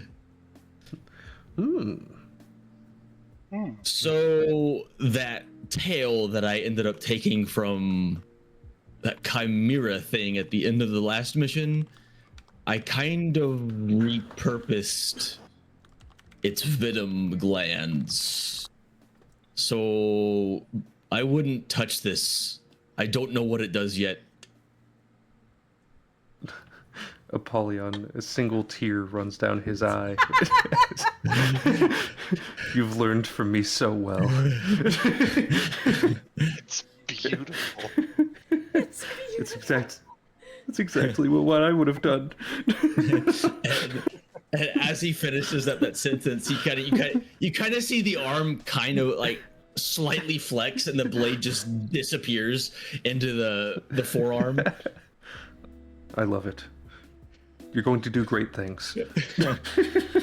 Yeah, hopefully it'll find some use here the next coming weeks. We'll see. Let's hope so. I always like this, Caden asks.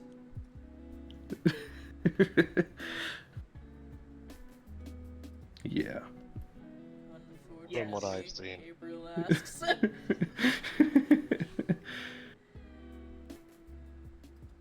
You guys, more time passes, and eventually the plane touches down on a cargo freighter. Brian, would you like to roll a memory check for me? Sure. Ah.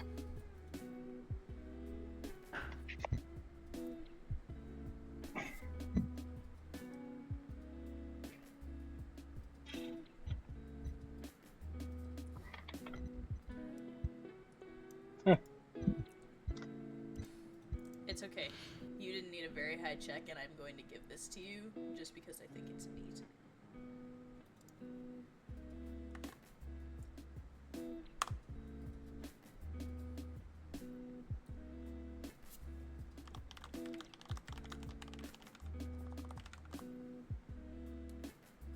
I feel like if Brian's not fangirling, Amani is. Wait. Wait, what's going on?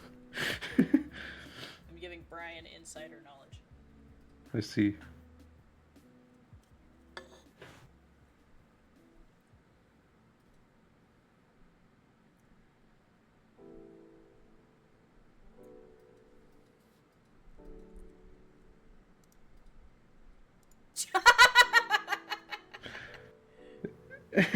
Brian is just losing his ever-loving shit right now.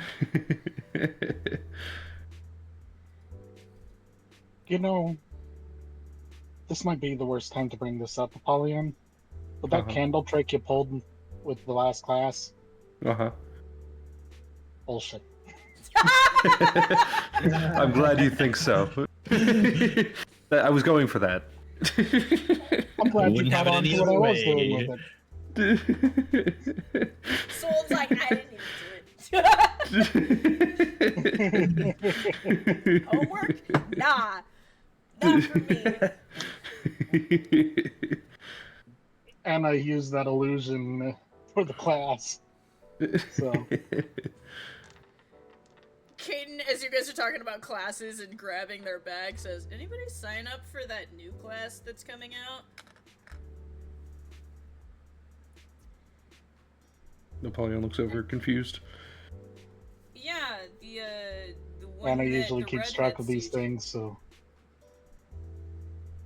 Wait, Katya's teaching a class? Yeah, you didn't know that? First came to my table. Yeah, it's, oh my god, it's based off, the name, it's based off of that one game that everybody likes to play. What's it called? Curses and Cryptids. What? Is it like yes, I once heard of this Mothman.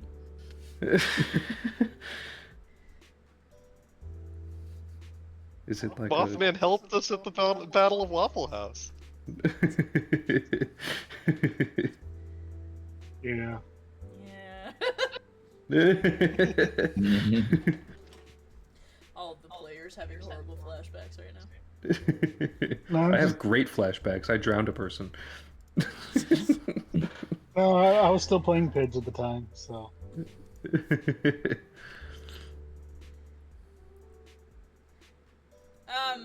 Brian, you do not see the captain right now. It seems that everybody is all over the place. You can even see from where you're at, in the distance, the storm. It's almost like a mushroom cloud, the way this storm cloud is working. Like a dome that seems to be surrounding something in the distance.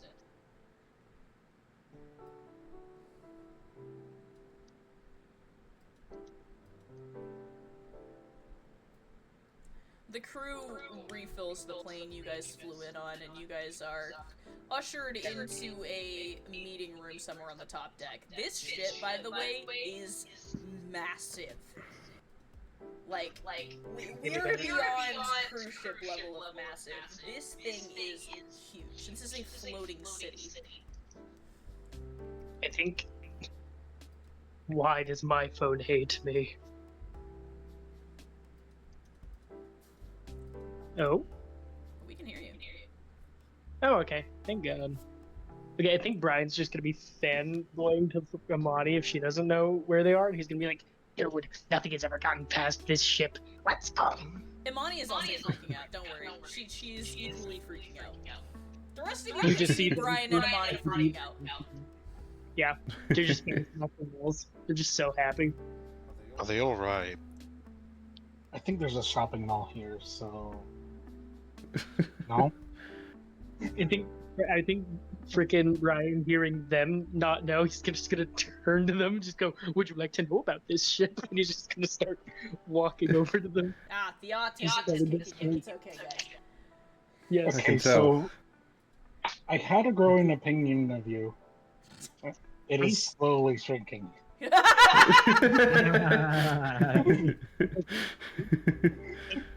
Anyways, this ship is known as the Wall. It has never been bested by anything. It is the premium fucking ship of the defense fleet. It is the coolest thing ever. It is the only ship to be captained by a weapon, and he's a massive fucking shield. I feel like Oh. everyone I just think- would like this, Gabriel says. That's pretty neat, you know? So anyway, that's where we are. And also Apollyon. I might have to cast Hurricane first and then you after, because that cloud looks pretty fucking thick. Alright, sounds fine with me. You guys are led into a meeting room, like I said, somewhere on the top level nearby. And several of the staff members, including a pilot, are standing there looking at you, kind of bewildered, like you guys are insane. So let me get this straight. The pilot says, "You want to jump into that?" He says, gesturing out the window in the direction of the storm. Maybe Yeah. a little bit. Are you... There are easier ways to die. But there's no fun in that.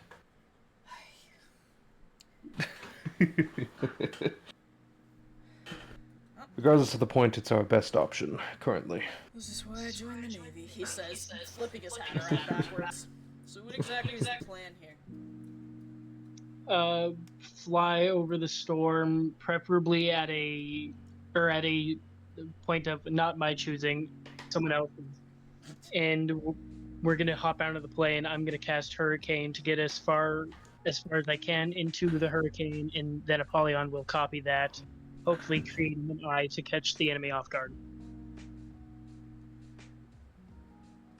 We're going to start making the eye on the plane before we jump, please. Okay. Okay. Okay. He just Get wanted it to humanly spin a few motivated. times first. Oh no, don't get me wrong. I'm spinning still. Listen, I can cast it. Leon can cast it if we need to again. I can cast it again. Okay. If I'm at a high enough altitude, I should be able to get you over the storm without causing too much damage to my girl. But you're on your own after that. Can your plane handle Category 5 when Hurricane winds on top of this storm? Probably not. It looks like we're gonna have to jump out first. Hear me out, Caden says. We could push those two out of the plane first, I'm dragging it with me. Fuck. and then we follow them.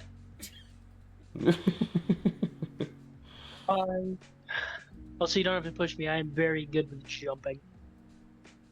Oh, so they are. Yeah, but that's not fun. The staff member says. Fine.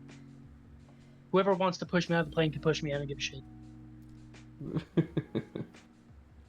Just have to give me like a little bit of a warning. We're not falling. We're crashing. Is all I can think of right now. God, she was the worst actress in any of those movies. Anyways. We're falling! And we're flying! We're fine! No, we're flying with style! So, What is I guess I'm fueled up when you guys are ready to go. I hope you're You ready to prepared, go? because we don't really know what's going on in there.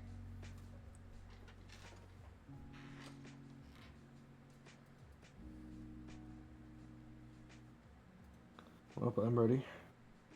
You guys need anything before you, set off? One of the staff members asks.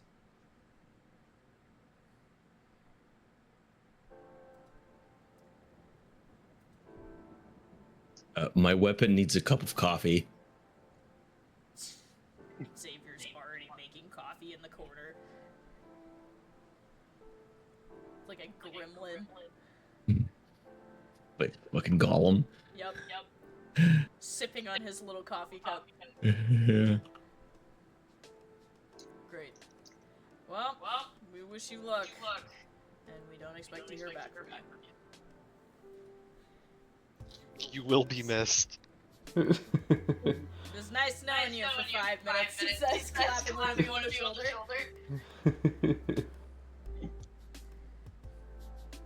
I think they're gonna make it, one of the staff members says as they watch you walk out of the room.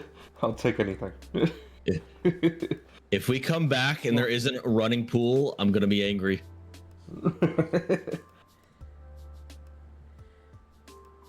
As you guys are I following the pilot out to his plane, you hear heavy footsteps coming up behind you, and you hear, "Hold a moment."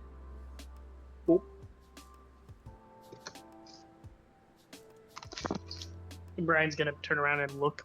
Brian, you turn around and look.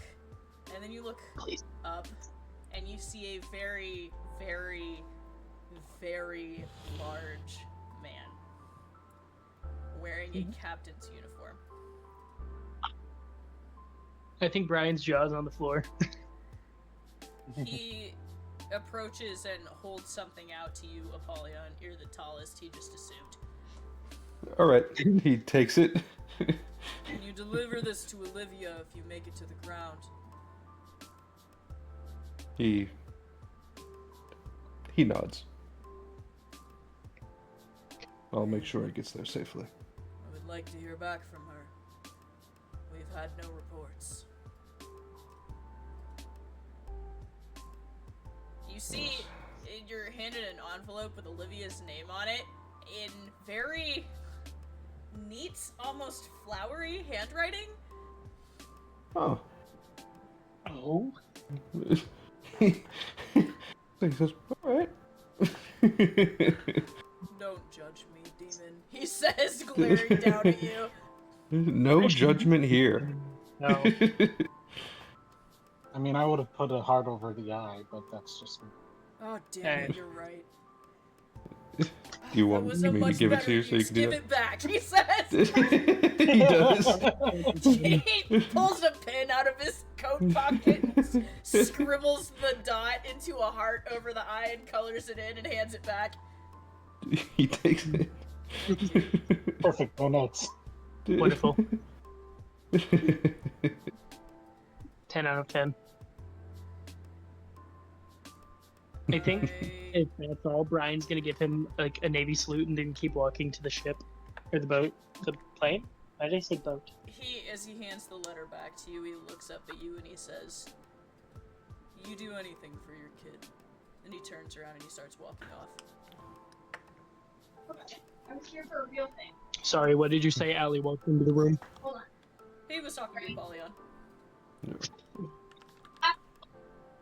He nods, and he'll tuck it into his safe spot in his jacket.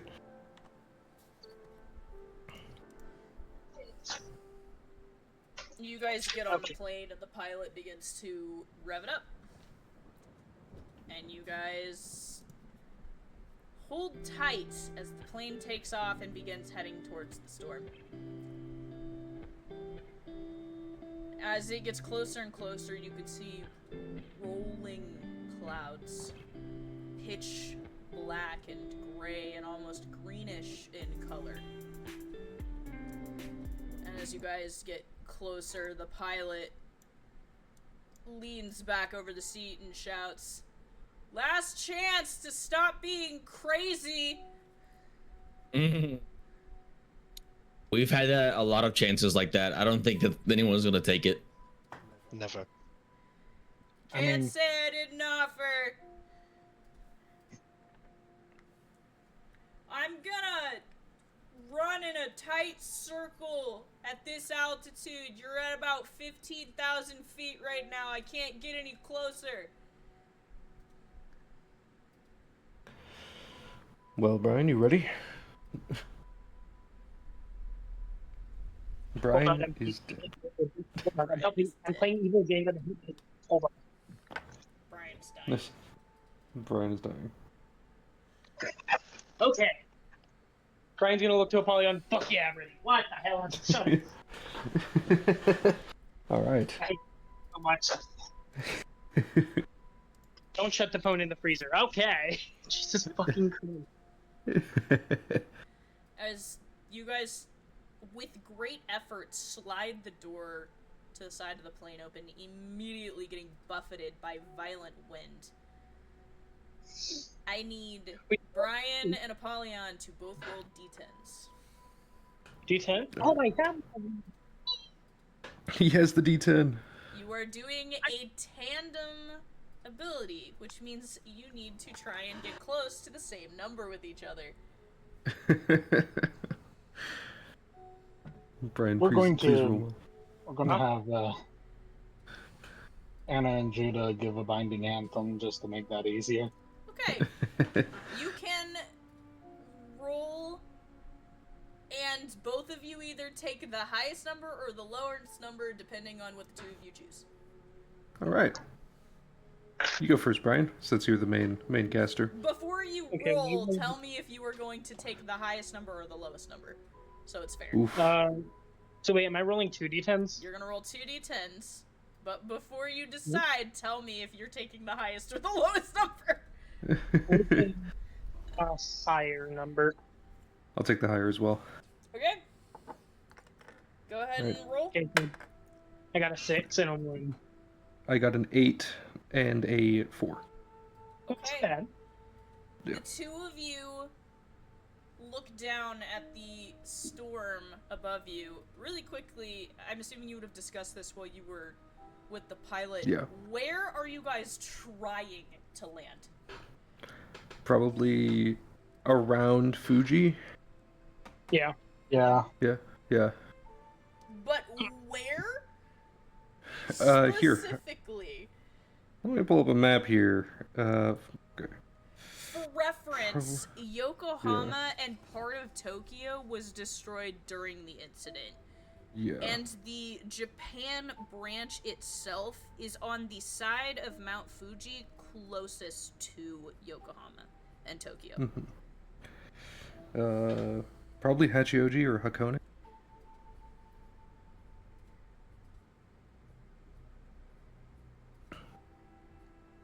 So, outside of the city and the mountain itself, but close.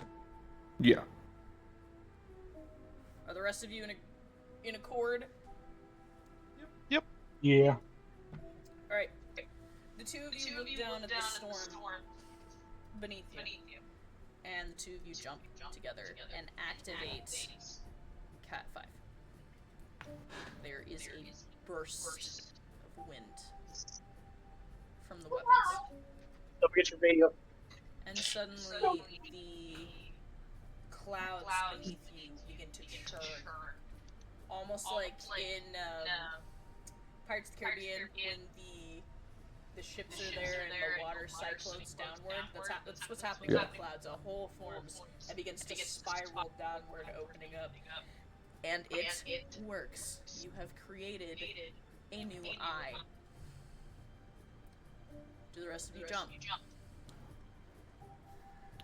Yeah. Isaac will. Isaac, you grab Viviana, who is already fussing about her hair.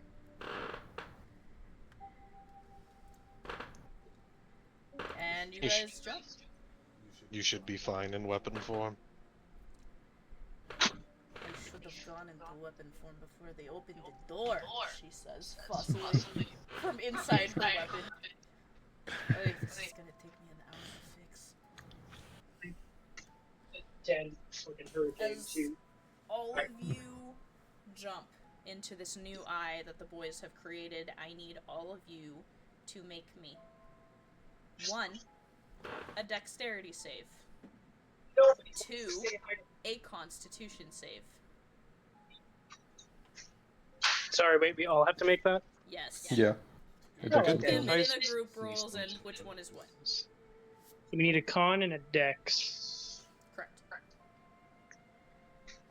Oh, fuck my life.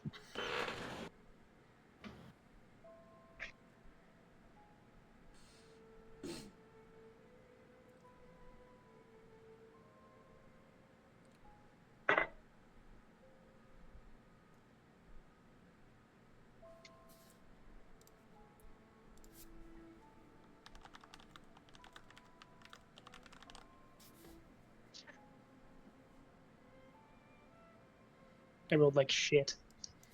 Well, you get rolled a good dex at least, so you won't turn into a fucking blood stain on the pavement. When his ass was still mine.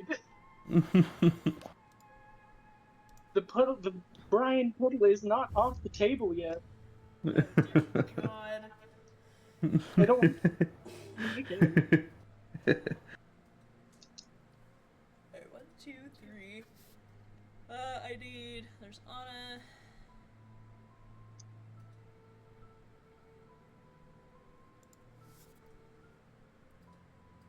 Sweet. Alright, now let me make rolls for other concerned parties.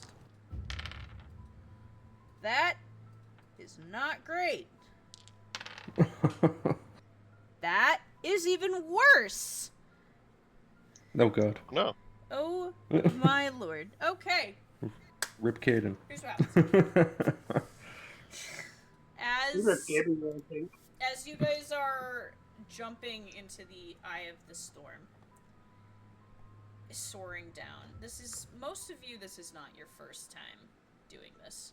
So you're able to navigate the parachutes at least well. However, even in the eye of the storm, you are buffeted by wind. And as you are dropping, you begin to get pulled away from each other. Luckily, the place that you have chosen, or the place that the pilot has hovered so that you guys can drop, appears to be over what looks like farmland. So you're not dodging and weaving between buildings at the moment. However, as you guys begin to get close to the ground and try and navigate landing, a lot of you don't see the rest of your group. Apollyon, Isaac, Solon, and Anna, you and your partners have managed to land pretty close to each other. You don't see anybody else.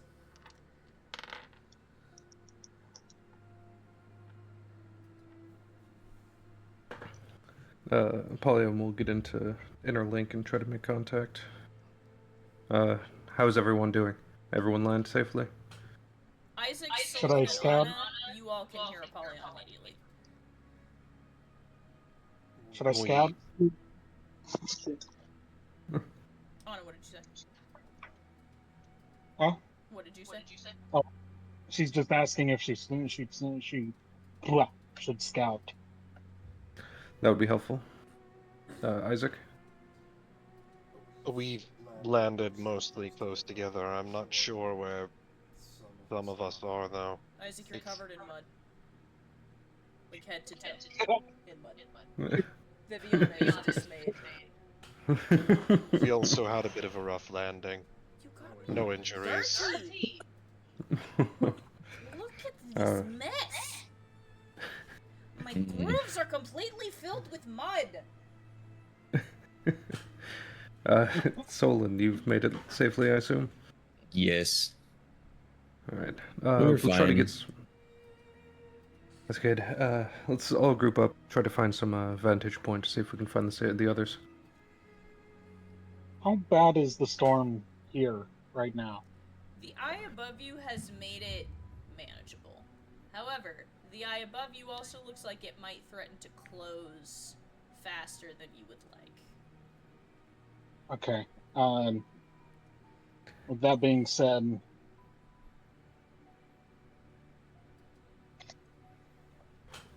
Anna's going to fire up an arrow and you have it be one of fire- her bright ones. You fire a bright arrow directly up into the air with your partner. Brian. Aye. Brian, you come to in your weapon form and flash out of it. You look around.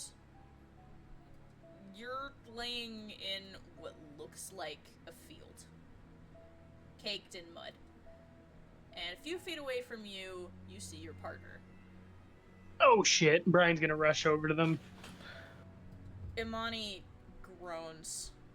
She looks like she landed hard. You were okay because you were in your weapon form, but she looks like she's dazed and confused and might be bleeding. Somewhere in Brian the can- distance, about a mile away from you, you see a bright light streak upwards into the air.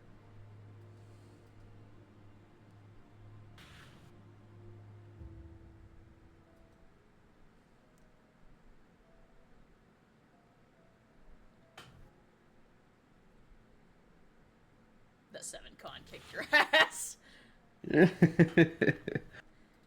Okay. I think Brian's gonna see that the arrow and look back to Amani and just go and just kind of help her get up.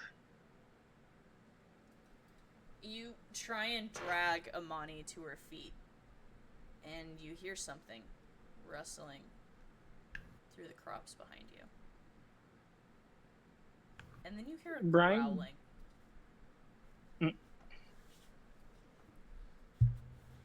Brian's gonna look back that way. Can you kind of pinpoint the area it is? The area where what was? Where he's coming from? Say that one more time. Can Brian pinpoint kind of like the general area where the growling was coming from behind him? Yeah, I mean, you can hear the crops rustling. Don't Brian's ask me gonna what shoot. they're growing. I don't know what they grow this time of year. I am one person. I will add, Anna, as you look around after firing your arrow off, you see about half a mile to the west of you a burst of what looks like electricity coming from ground level. And a shout.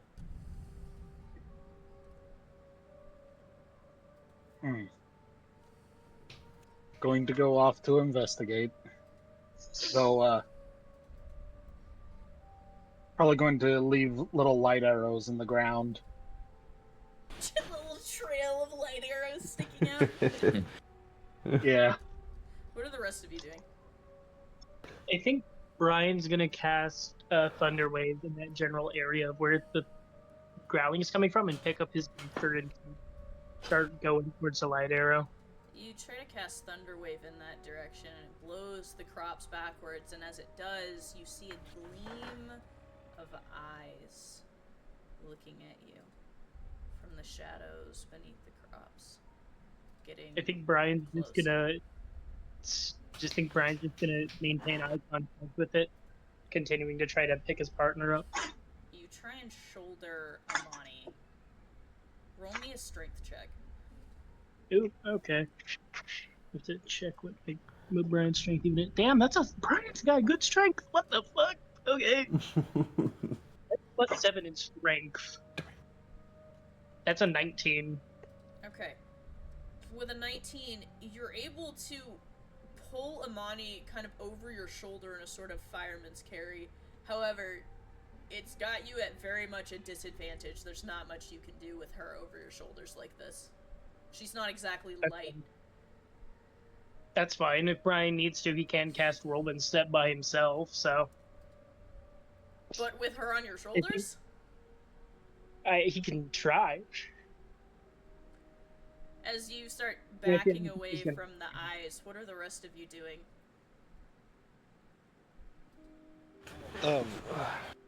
Isaac's going to try and keep an eye out for the rest of the group.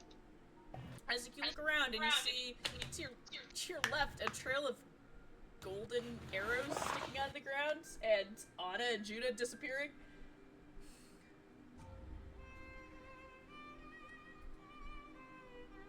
He'll point them out to the rest of the group and then follow them.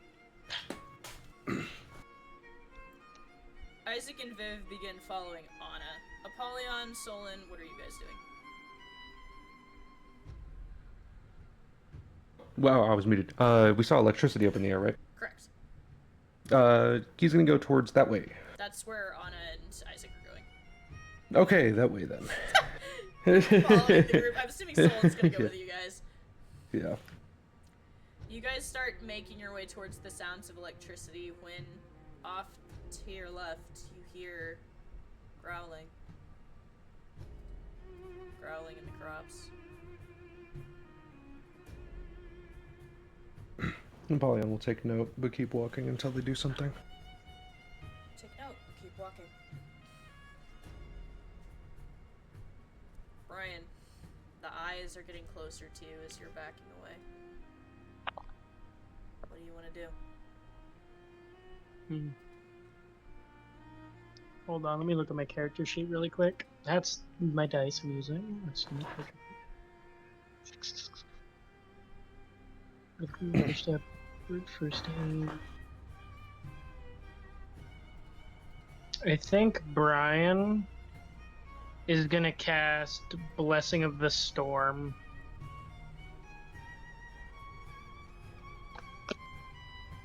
And just lift himself off the ground and start moving away towards where the light arrow came from. You begin to lift yourself off the ground in that direction, and that's when it lunges at you. The dark image manifesting and leaping from the crops, sharp teeth gleaming, dripping with blood, fresh. The very large wolf leaps and attempts to bite you. Liam, roll me a d20. Oh. Oh, can I roll to dodge? Nope. And also, can I keep... Not while you're trying to lift yourself off the ground with Amani and use Blessing of the Storm. Does that ranged attack, though? Because if it does... Because he's jumping. So hear me out. He has disadvantage. Well. Since he is... Add your strength to it. Not Whose strength? You know who's. Wait. Oh.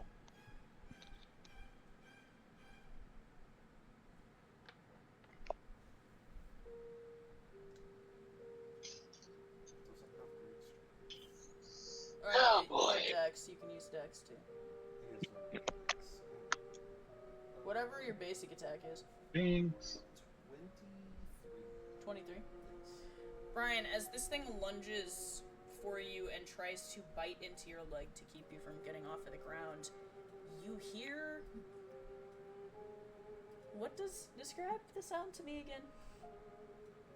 Describe the sound to me again. Of the gun? Yeah. There's the sound of like electrical charging, like energy building up, and then the discharge is this loud. Big person scream crying. I don't BRB. know how to describe it. It's like the sound of an object whistling through the air at really high speed. Yeah, so there's like an almost buzz, and then a chunking sound, metallic, and then wind moving, and something impacts the wolf from the side, and it goes flying in the opposite direction of Brian. Isaac, you're walking with the rest of the group, and you begin to hear it too, growling. Anna, you're at the front, and you can see them moving through the crops. I believe we have hostiles. Yeah. Anyone see The Lost World? That Jurassic Park sequel? A long time ago. I don't watch movies. Well, the Velociraptors are coming at us. You In make the me crops. sad. You hear it from the side. All of you make me very sad. Judas says. Should we retaliate or wait for them to make a move? You ask this question, and all of a sudden something lunges for your ankle, Apollyon. All right.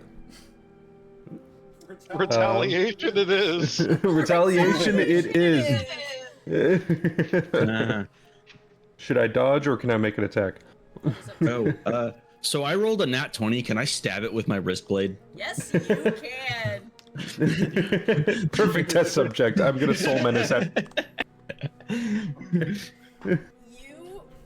as you see this thing lunging for Apollyon, immediately flick your wrist blade out. I won't even make you roll for it with that crit. You hit this thing, catch it directly in the neck. It dies instantly. Huh. Oh. It worked. It pays to know people. I mean, it worked. You see, I'm not sure if there was the toxins at work there or if it was the blade. Yeah, we'll have to find someone else. Someone tougher. It's hard to discern between the chemical or the sharp object in their trachea.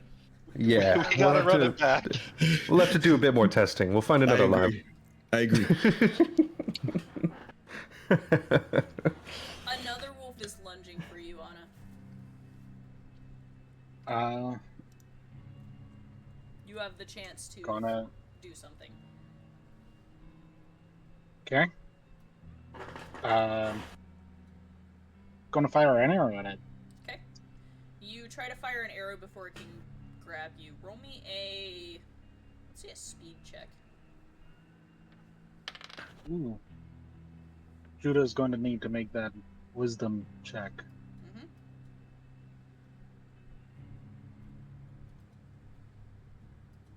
And with that, it's a 12. Okay. You just he rolled an 11. Just barely managed to get this arrow off before it hits you. Roll your regular attack on it. Yeah.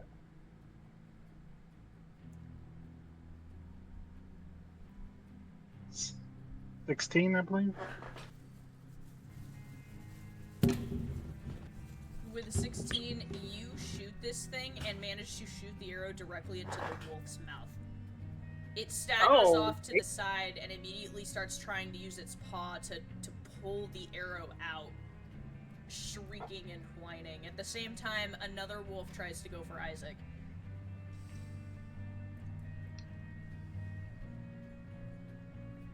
Isaac will immediately prepare, essentially for a trade. Like he's going to allow himself to get hit so that he can attack it. Okay. You immediately take 27 points of damage as this thing lunges into you and bites into your arm. How do you retaliate? Immediately, he's just going to slam the whip into its back. You said 27, right? A what? The damage was 27? Yeah.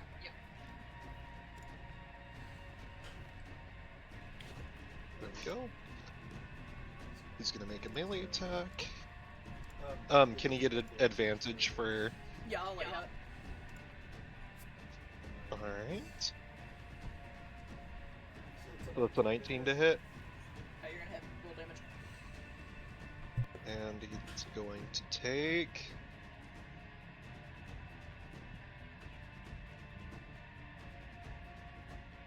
40 points of damage. You break its spine immediately. It collapses, its jaw unhinging from your arm.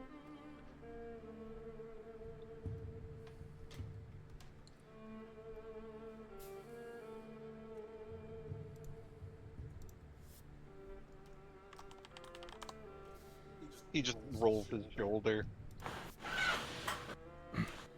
As another wolf lunges, this time for Apollyon again, there is another sound.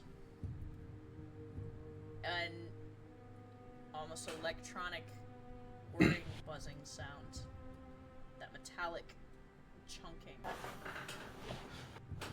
And the sound of motion, and something hits the wolf from the side, and it disappears into the crops with a violent thrashing. Was that any of you guys? No. But the sound is familiar. Yes. You look in the direction the sound came from, and you see a figure beginning to approach you. Is that my favorite snack stealing cowboy?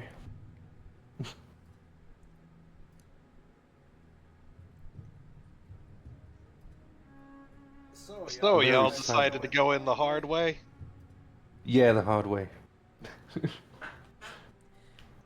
You see Yeah. Arthur step out of the crops and see Brian with Amani over his shoulders stepping out nearby. You can thank that idiot. Which one? First of Points all, at Brian. That doesn't really narrow it down. That doesn't narrow it down at all. There's Yes, I kind of a know. lot of idiots in this group. I don't know who I'm supposed to be looking at. so I think She does point at Brian. As you guys say Anna. this, you hear wet footsteps, feet splashing through puddles, coming from somewhere in front of you, Anna.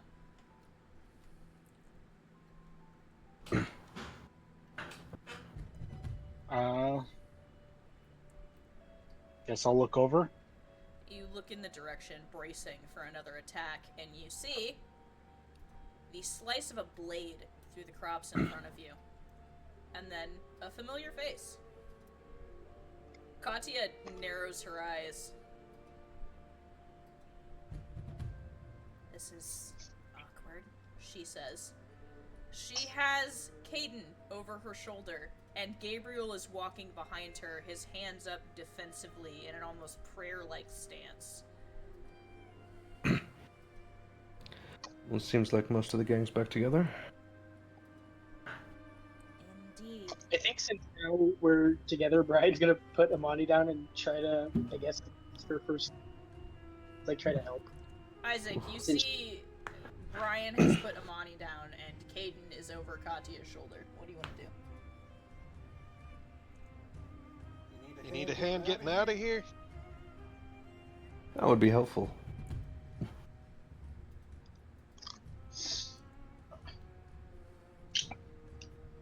I know a good spot. Yeah, the place we've been hiding isn't too far from here. Oh, well, that's convenient. Lead the way then. Come on, she says, and shifts Caden more comfortably onto her shoulders and starts walking, her feet trudging through the mud. You see, as she passes by, behind them in the crop field, there is just a heaping pile of what looks like dead animals. What, were you on a hunting trip? What's this? I didn't know we were in Australia. No shit. They kind Might of as just well seem be. to follow us wherever we go, unfortunately, Katya says, annoyed. I think I know why. Solon dragging the wolf he killed by the hind leg.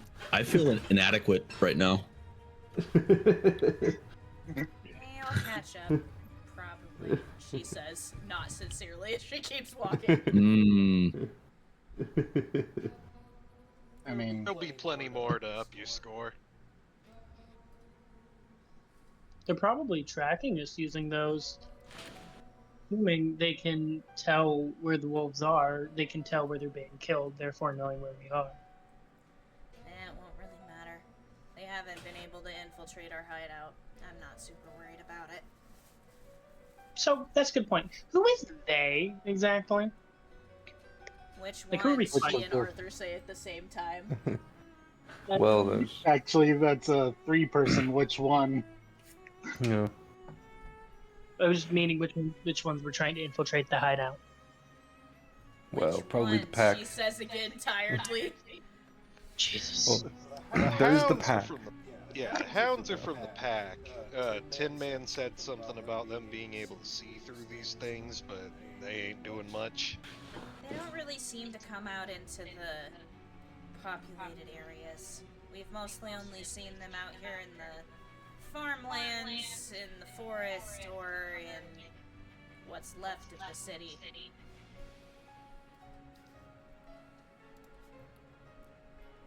Considering wolves kind of died out around here a long time ago, they're pretty obvious, so they've been keeping it on the down low for the most part.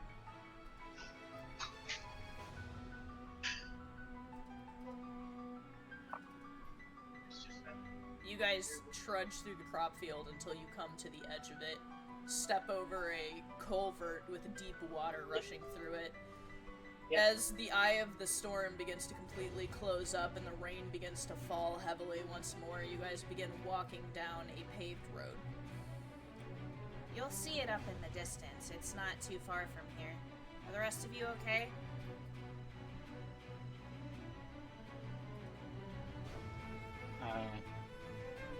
Well, I'm fine. I can't really say the same for Amani. She kind of gets fucked up.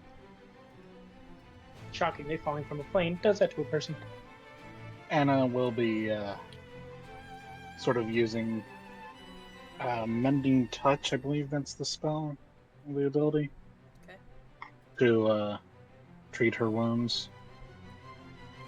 Whose? Specifically yours, or... Amani's. Okay.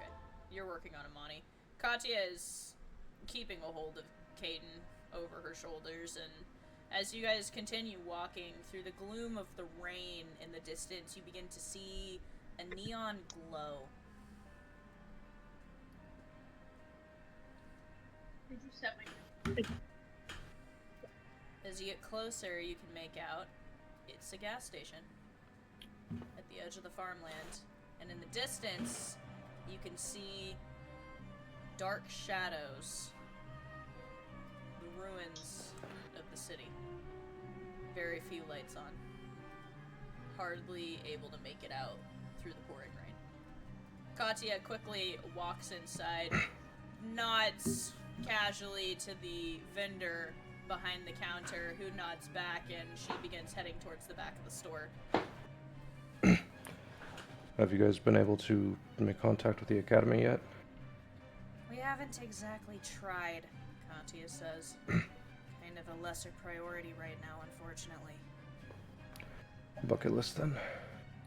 Indeed, she says. As you guys head to the back behind Katya, you can see the store owner grabs a mop and casually mops up your footprints, making it look as though you were never there. Katya messes with something on the wall, and all of a sudden the floor gives way beneath you, and stairs appear downward. Neat. Fredwin, she says as she starts heading down the stairs. Katya? I think Ryan's gonna start heading down the stairs and go, "Oh, Tin Pan, guess who's here?" You brought company, and I need you. Company?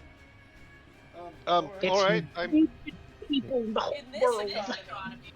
It's your it's your best friends. Oh no. Oh, Yeah, we're here. Are any of you hurt? hello. Yes, obviously. Katya walks around the corner with Caden slung over her shoulders. I'll get my bag. Brian walked over with Amani, also slugged over his shoulder. Amani looks better since Anna has been working on her while you've been walking. Yeah. I think Brian is just gonna send her down. She No, thank you, walks to the bunk area of the hideout and immediately drops Caden onto a bed. Maze, your friend is here. Oh, I was wondering when they would show up. Maze, you finish cleaning Pantera and look up. You can see Caden unconscious on the bed, looking a little worse for wear. A little wind torn. I'll help Pridwin take care of them.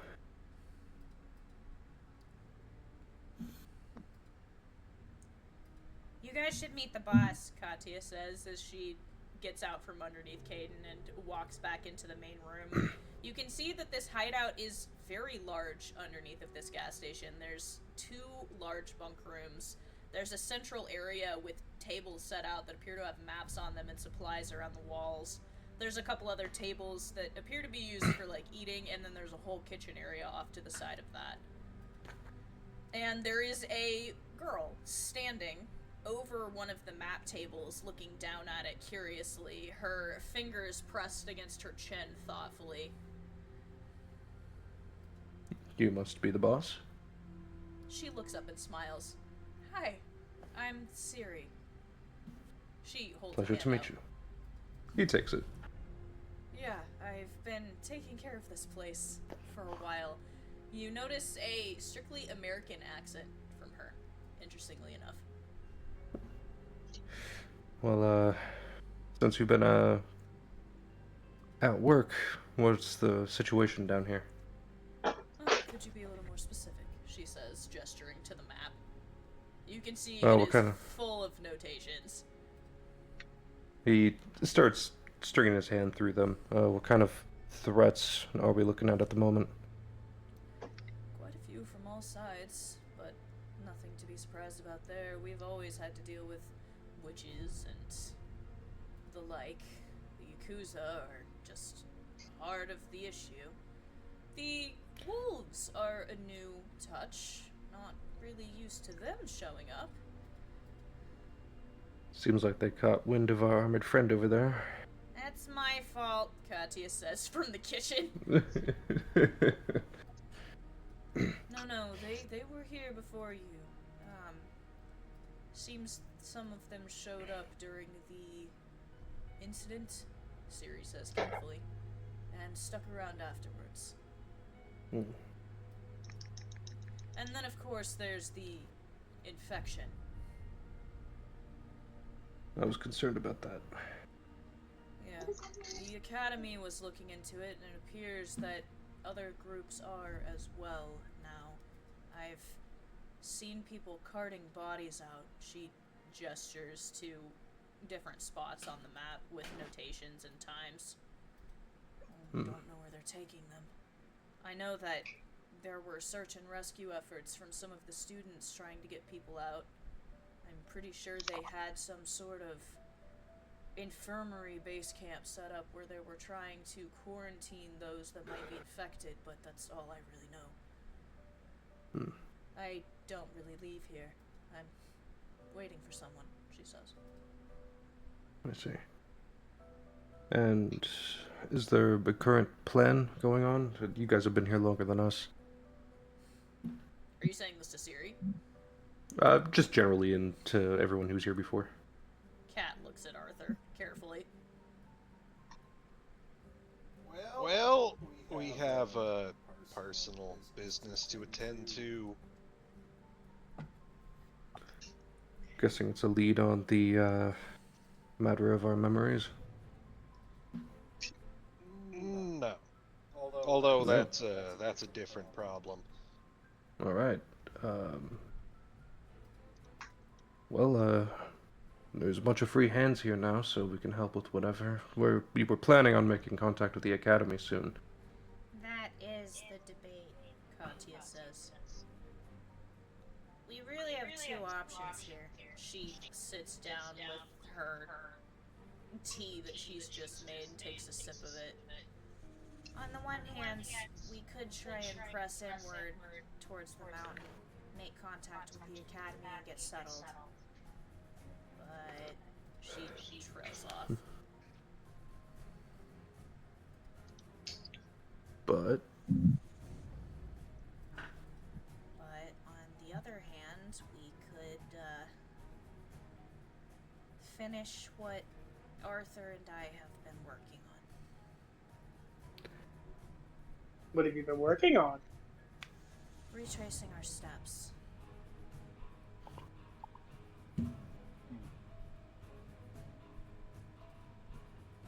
So that was the plan.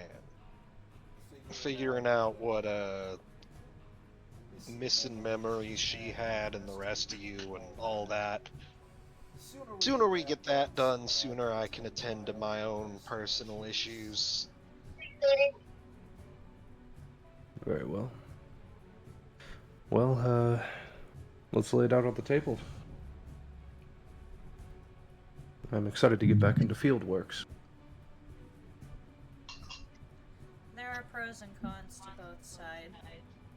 You hear Warden say in the background. I mean, on the one hand, sounds like the Japan branch really needs us right now. That could provide its own problems, Judah Chip said. We go to the Japan branch and who knows what we're gonna get caught up doing. It might be a long there's time plenty before of we people can... that'll need help. We'll end up having plenty of people to help over there. You know, I've got to help them. So. That means that, at best, the party might get split up. Or we may end up taking more, what we feel like is more pressing missions. That's why we were trying to scout ahead and figure out where we need to go, Katya says. And I think we've narrowed it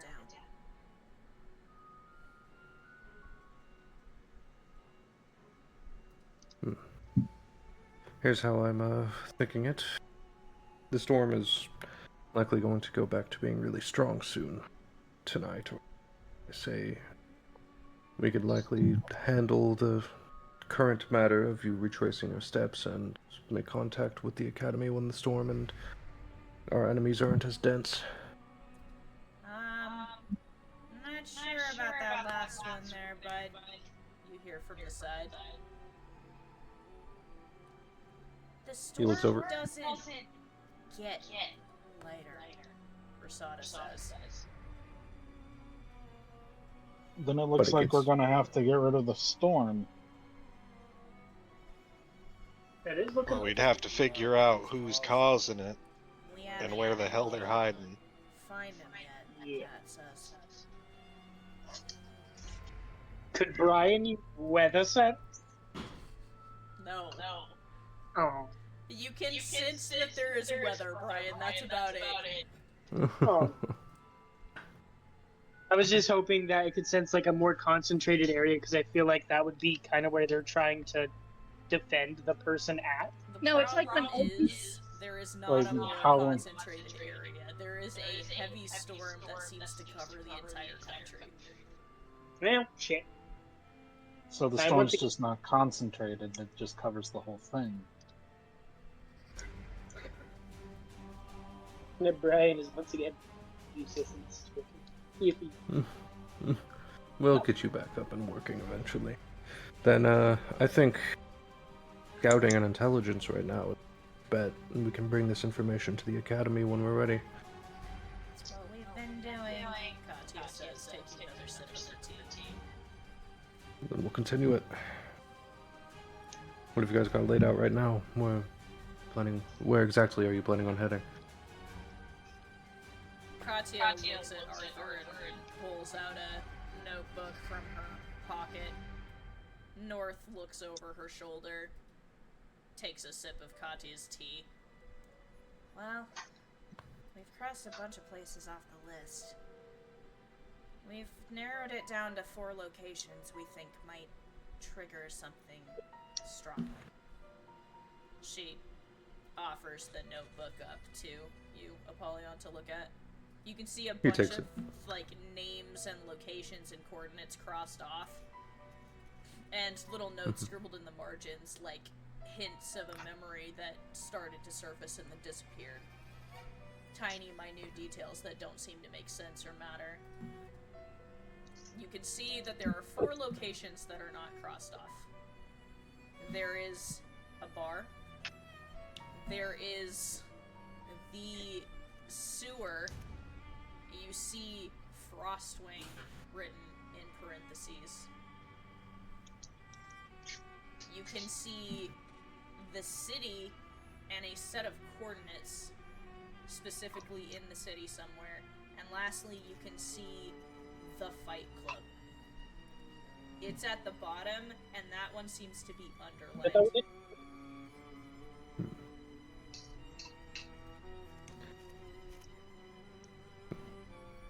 Have you decided where you'd start first? She glances at Arthur. Well, that's the debate. Either we go out and do this. Reckon that I mean, we've already looked at all the bars, so I'm reckoning that if we go back through the sewers, we should find what we're looking for. These two theoretically connect up to each other, she says, gesturing to the first set of sewers and the Fight Club. I say kicking those 2 out first might be our best bet then. Katya looks hesitant.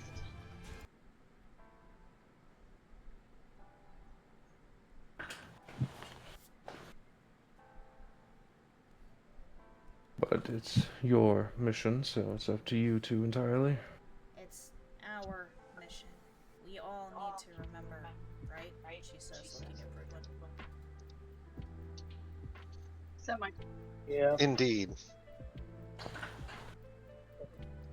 We will have to deal with this. The question is whether or not we deal with it immediately, or if we try and get a better foothold before we do. Speaking of feet, how's Liam doing? She says, looking up at you. Speaking of feet, Speaking of feet, what happened? Who's about that? Talking about Liam. How is Liam doing? How is Liam doing? Liam is better.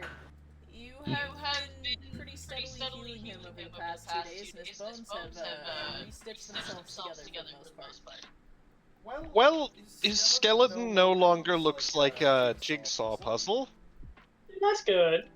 It's good to hear. Alright, you guys didn't hear about the plane, did you? Katya says disdainfully. Oh, we heard about it. We heard about it. Oh wait, no, yeah, we did. Sorry, I forgot again.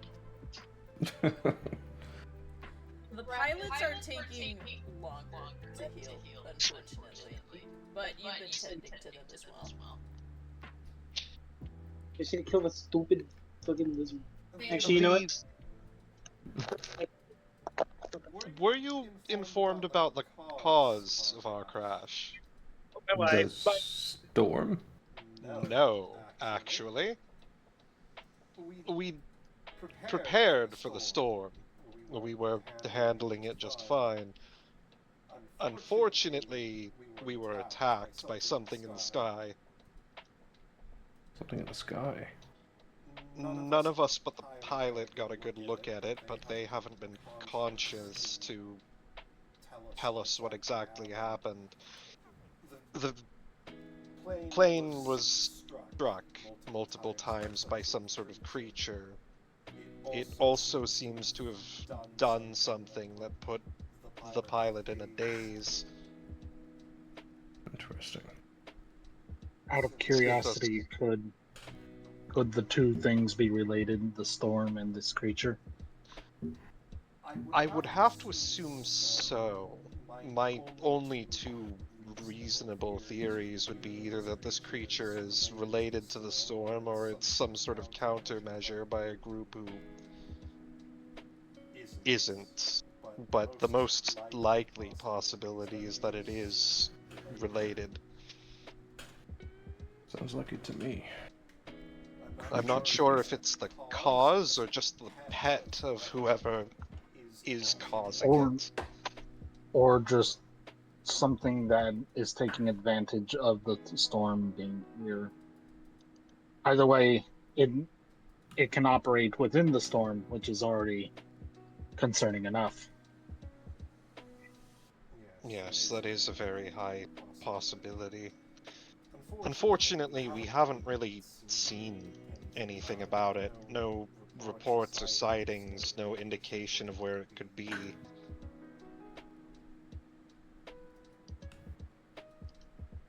So for the time being, we've simply had to assume that we'll deal with it whenever it comes up.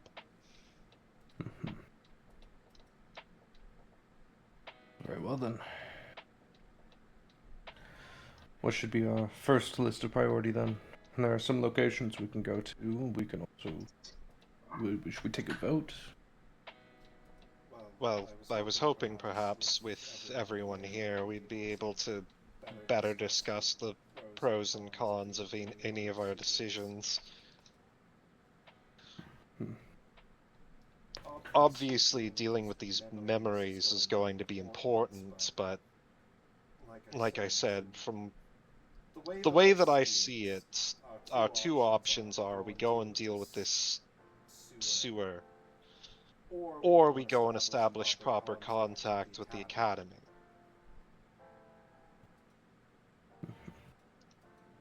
These both seem like the most important decisions that we can make.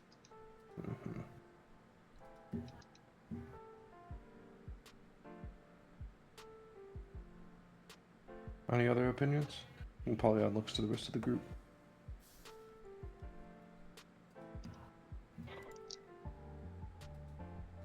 Seeing as the storm's causing a lot of trouble, being underneath or in cover of buildings would probably be our best bet for now. I would like to get to know where this bird or monster or whatever it is that attacked you is. Like I said, unfortunately, tracking it down isn't really something that we can do at the moment. We've just been hoping that we might be able to catch a lead in the process of what we're already doing. I think we'll find what we're looking for if we explore a bit. So are we heading to sewers? Was that the general consensus? I think so, but any objections?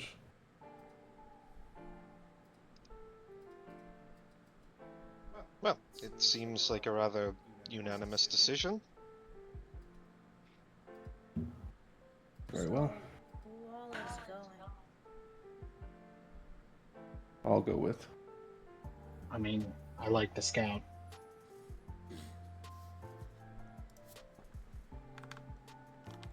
I'm involved in this mess whether I want to be or not.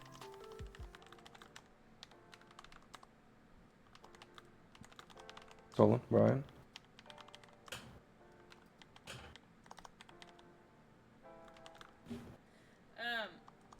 I'm going to say, since Amani was hurt, Brian is going to stay back with her. Faye and the Warden are also going to slack towards the back. They were also injured in the fall. Maze will stay with Caden. Gabriel is also going to stay back. Gabriel is eagerly looking at the maps and talking with Siri while you guys are having this conversation. Alright.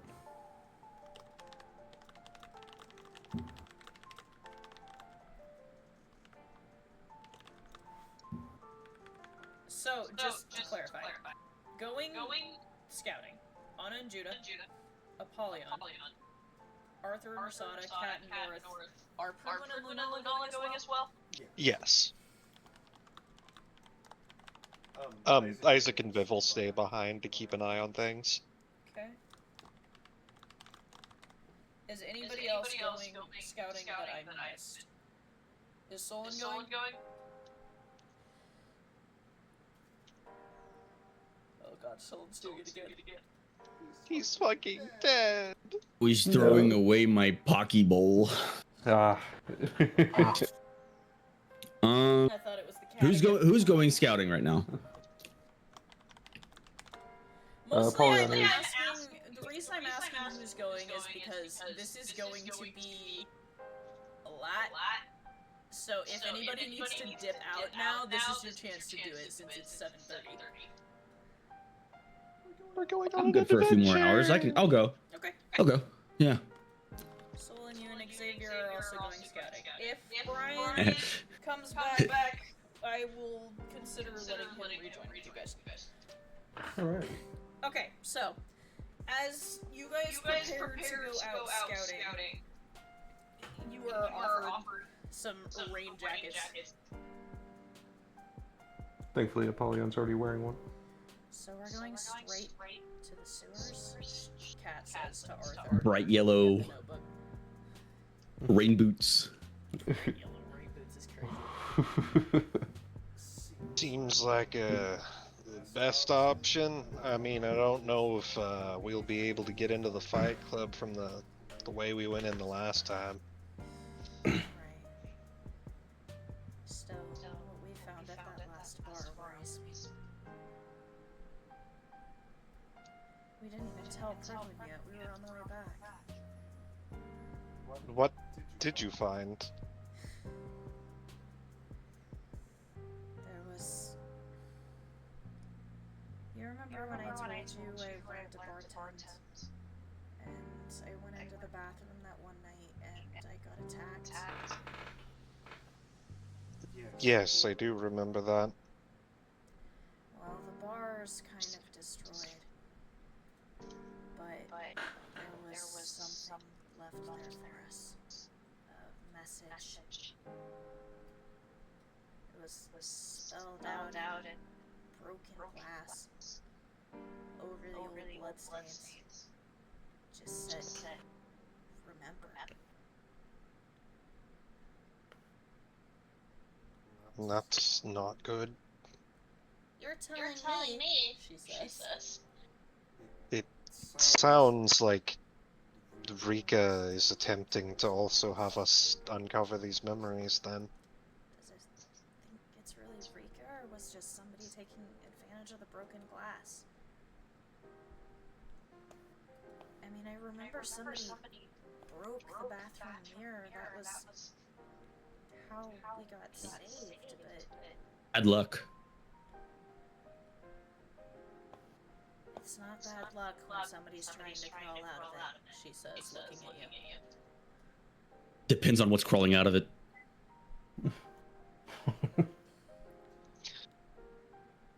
It could have been someone else, but considering how involved she was in all of this, It's also disconcerting that Arthur and I haven't seen them at all.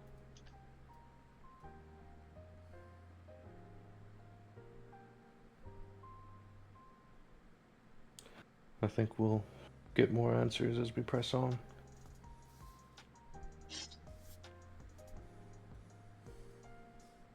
I suppose so. Well, if we want to get back to the sewers where you two almost died, we're gonna have to go back into the city.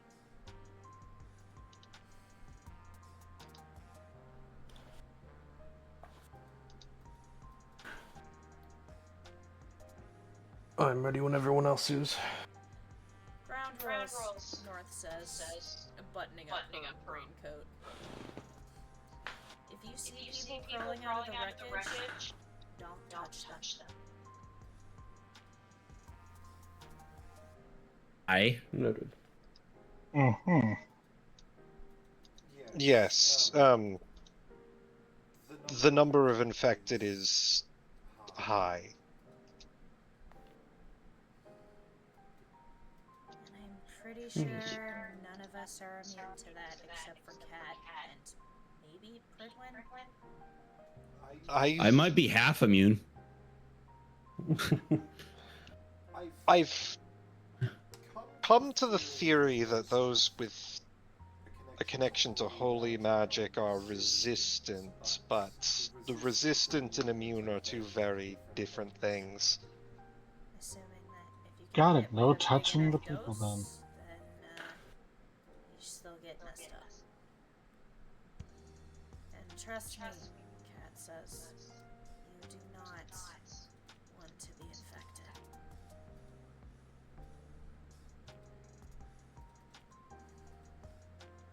She glances up as North puts a hand on her shoulder gently and then starts heading up the stairs.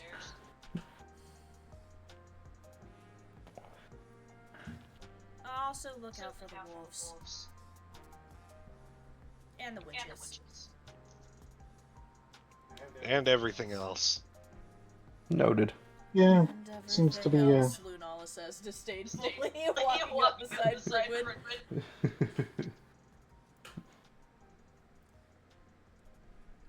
Do be careful, Gabriel says, looking up from the maps.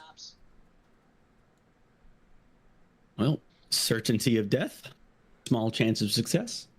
What are we waiting for? Solon runs up the stairs. Same as it ever was. I'm gonna go make sure he doesn't die. Follows Solon up the stairs. You guys make it up to the regular convenience store.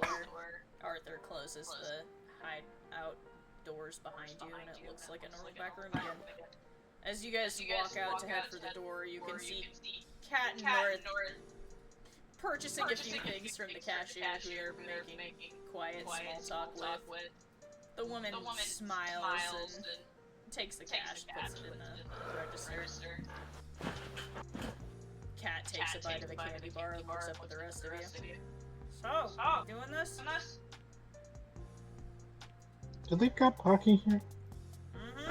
Second aisle over there, she says, swallowing hard.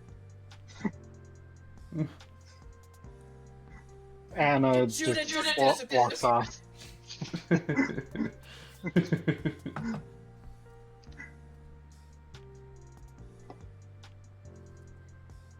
you guys gather a few supplies from the store and meet the very nice cashier who tells you her name is Hinata. She smiles at you warmly, takes your money in exchange. Did we make sure to have like converted cash before going? Oh, don't worry about that, North says. You can see she has taken the American dollars and put them into the cash register. In an apocalypse, I don't think it matters. To each their own, I guess.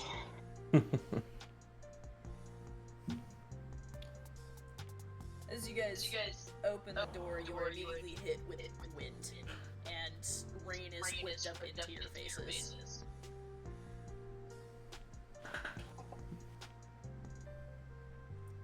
Hope you don't mind getting wet, Cat says, and trudges out into the lightly flooded parking lot, taking North into her palm and placing her dagger on her belt securely. Weapons might want to do your thing. Just saying.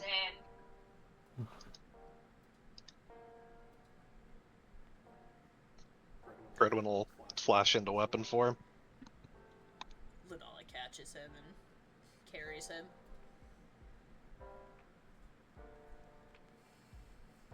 You were immediately buffeted by wind. As you guys begin walking, heading towards the dark, looming figures in the city, is there anything that you guys want to ask? You're on the ground team.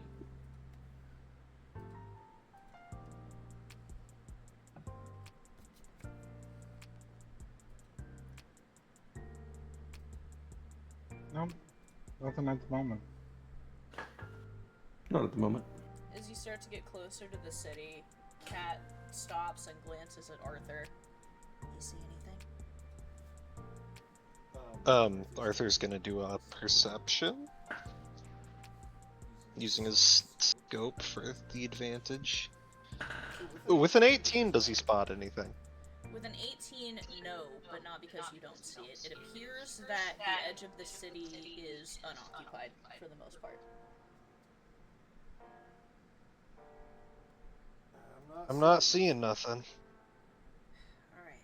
She flips open her journal, using Pridwin's shield and Lunala's help to try and keep it dry. Okay, so if we take this road this way, we go 4 blocks up, head maybe 2 east. I think that's where Pridwin, Maze, and I came out of the ground, right?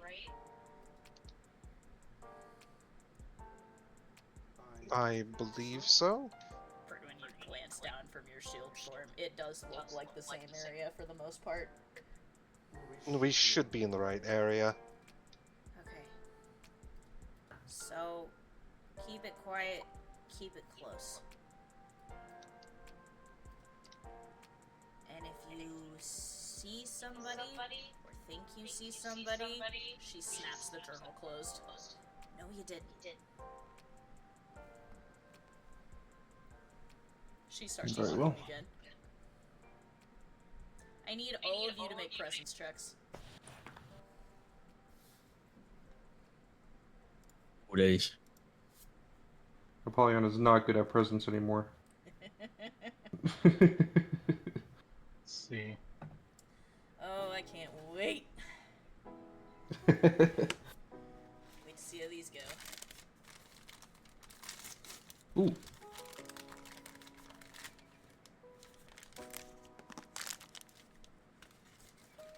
Kind of wasted that nat 20 on God damn! Could use that anytime else. She was here walking and Apollyon just disappears. Still got it. No fucking We'll see. Oh my god. They didn't both roll sixes, they just both got sixes because of their negative. But were any of them that ones? Nope. Okay, well that's good at least. As you guys are trudging, Arthur, you begin to feel the hairs on the back of your neck stand up. Think we might have company soon. Me roll for severity. Okay. Arthur, you grab Rasada and start to scan again.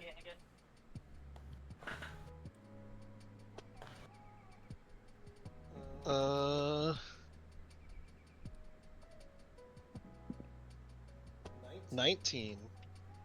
With a 19, you look around and you catch a flash of movement to the west.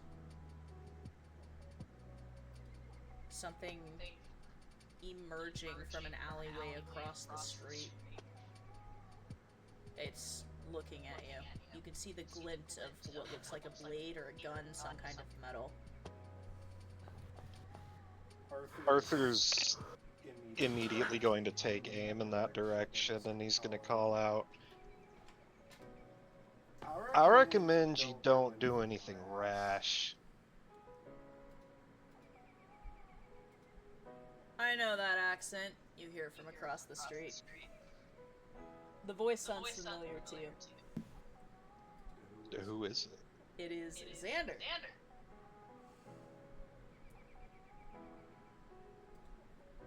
Oh shit, what are you doing out here? You lower your gun. Thank you for that, Xander says as he starts walking across the street. You can see he's dragging something behind him. Little, pest control, he says, and tosses the werewolf carcass on the ground in front of him. Did you get a bigger? He says, glancing around you with the rest of the group. Oh yeah, we got a little bit of a backup. How? He says, looking confused. Arthur points up to the sky. Xander just looks more confused. Anna Tore a hole in the storm. points at Apollyon. He was part of it. Yeah. I know you. And he really says, pulling at the other guy. Looking around, Apollyon at you, Anna. Or more specifically at Judah. You guys are like really close with death, aren't you?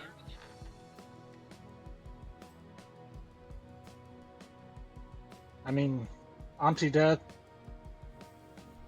Auntie Angel, yeah. I'm sorry, where are my manners? He brushes the blood off of his hands.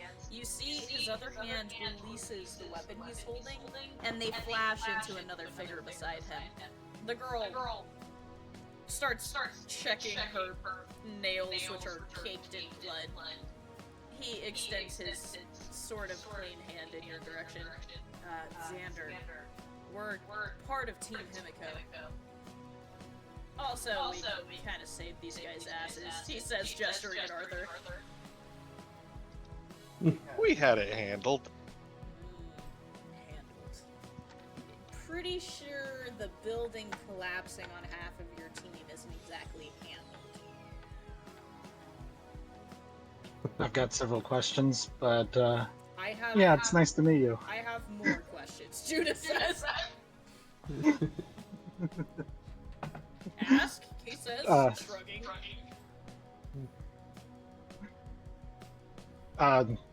Mostly about buildings and half the team getting caught under them. Oh yeah, see, so the plane hit the building, like, what were we, 20 stories up? Give or take.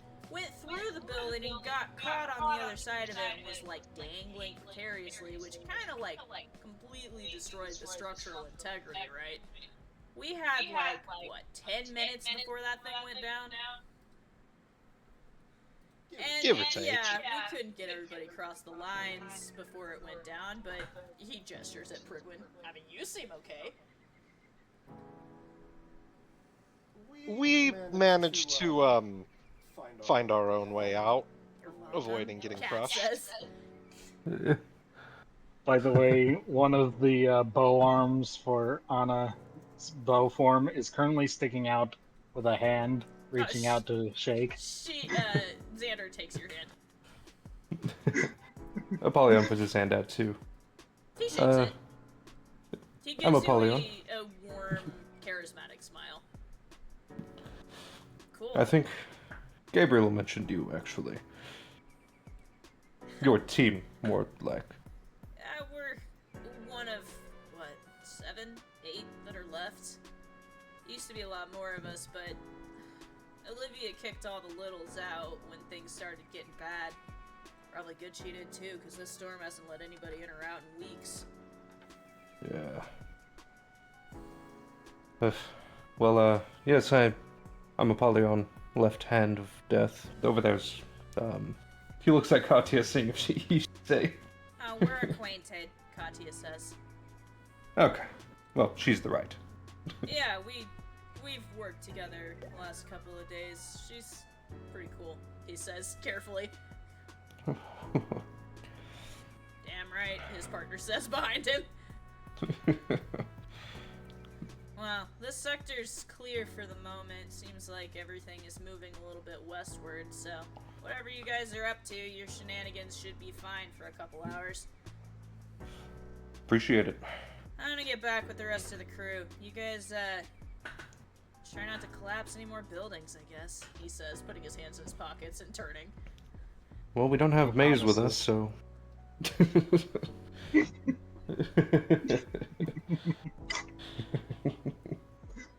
For once, it actually wasn't his fault. Yeah, it's surprising. The whole group is murmuring their agreement. Well, guys- should we gonna move on? Katya starts walking again as Xander and his partners start walking in the opposite direction. He turns and shouts after you. We're gonna be in the civic building. It's about 3 blocks east of here if you guys need something. Noted. We'll let you know. You have our frequency, he says, pointing at Cat and walking backwards and turning with his partner. Oh yeah, we're using dual arts as much as possible here. We're trying to keep actual radio chatter to a minimum because, you know, she points upwards. They're listening. Yeah. Alright. That's the joke, North says. Frequency, she mutters, annoyed under her breath as they keep walking. That's how you reach Fresno. Anna's just gonna stop. As you guys keep going, Cat at the front, Arthur, you notice, or Prigwin, depending on who notices first. Cat looks more and more uncomfortable the further that you guys get.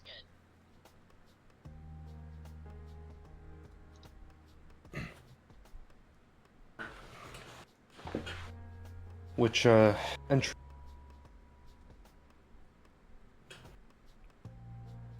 What? North Huh? says into the wind. Did I cut out? Yeah. Which, entrance are we looking for? It's a sewer grate, Cat says. Uh-huh.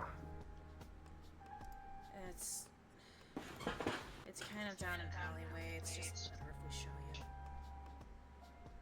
Her Alright. long strides get shorter and shorter the closer you guys seem to get. And eventually she stops in front of an alleyway. Hesitates.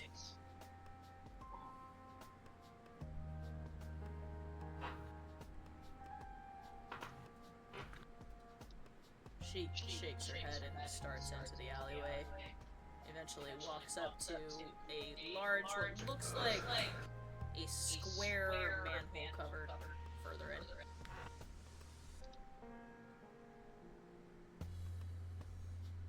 Still closed from when we left it, I guess. She reaches down and begins to pry it open, heaves it to the side and looks down. Immediately, all of you are hit with a really bad smell that comes out of the sewer. Oh man. You know, I should have seen this coming.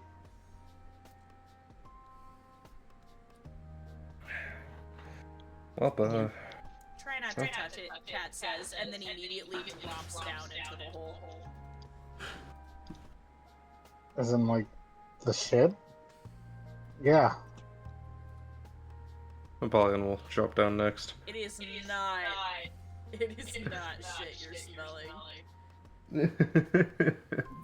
As you drop down, Apollyon, Mm-hmm. and then the rest of you starting to follow behind, you see as Pridwin lights up his golden lantern ability, and you can see the walls pulsing with a viscous, black, almost veiny looking liquid. Oh. It. It, North says from her weapon form at Cat's hip.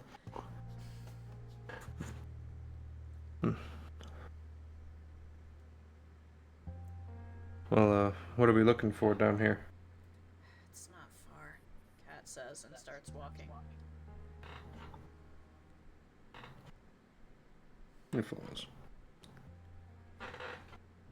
As you guys pace further into the sewers, the black caking the walls, your feet squelching on the substance beneath you.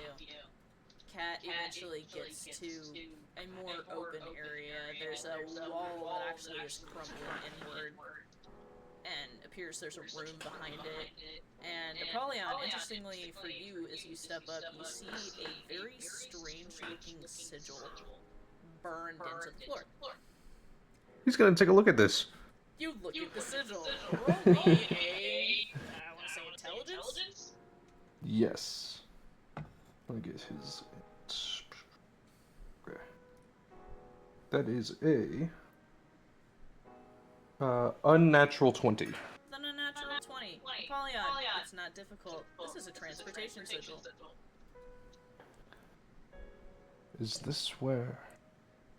Except the center part of the transportation sigil is missing. The part where normally you would carve the center and then put whatever conduit you're using. Mm-hmm. There's just a human-shaped space in the center of the sigil. He looks up at Katya and takes note. She's staring at the sigil. Her face has an almost expressionless mask. Pridwin, you probably also would be able to recognize this sigil. Yeah. Or at least part of it.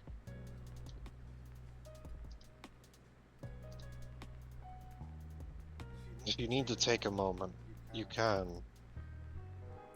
Arthur, your partner, walks over to the hole in the wall. She stares inside. She whispers.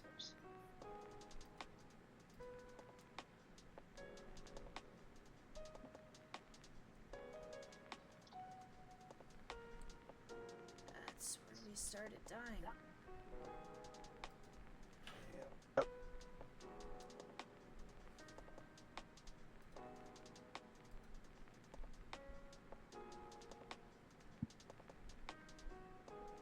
Had the shit beat out of us over and over again.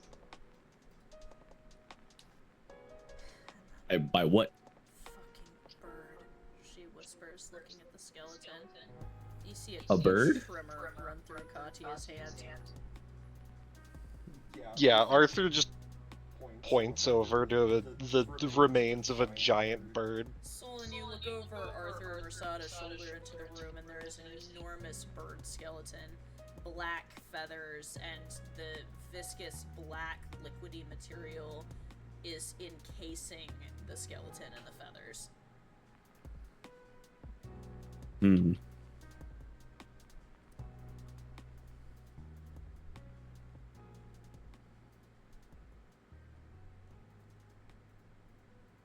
Well, that is definitely not the type of bird that I'm used to dealing with. Interesting. How could you be? Katya whispers. He was special.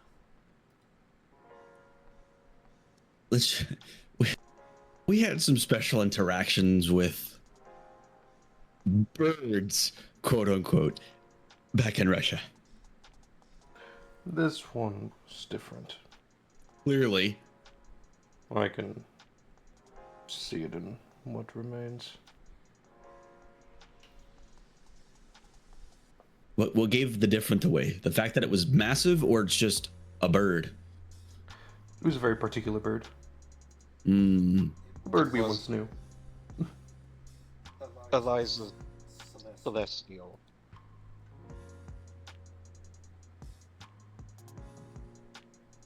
Frostwing, Katya whispers.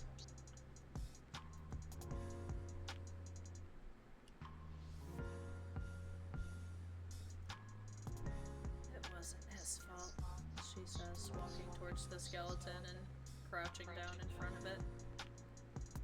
He just wanted to help.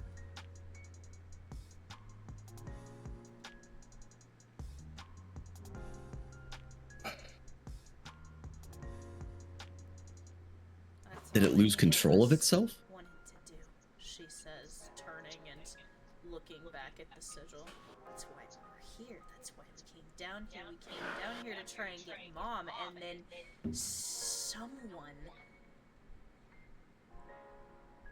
stopped us, she says, gripping the side of her head. Fredwin, you see her nose begins to bleed.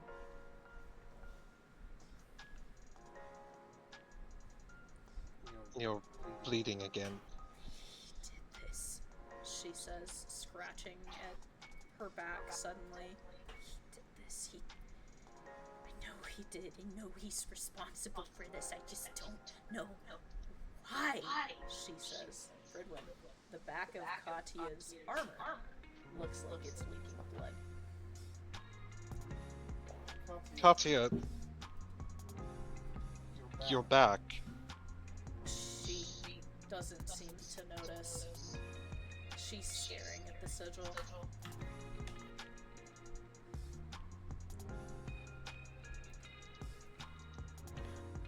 This was his fault.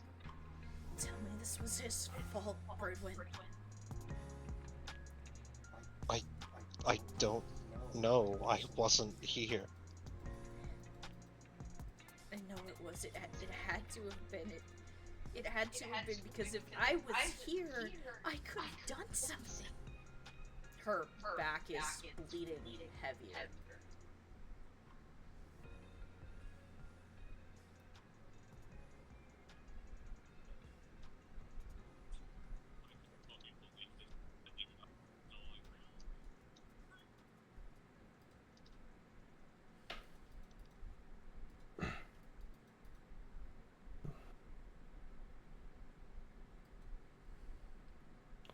She grips at the side of her skull for a moment and then shakes her head. She looks up at Arthur and shakes her head again. I still can't. I can't picture it. I can't picture him. I just know this is his fault.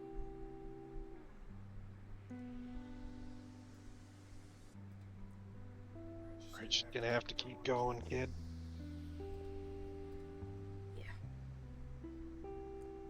She starts walking down the sewers again.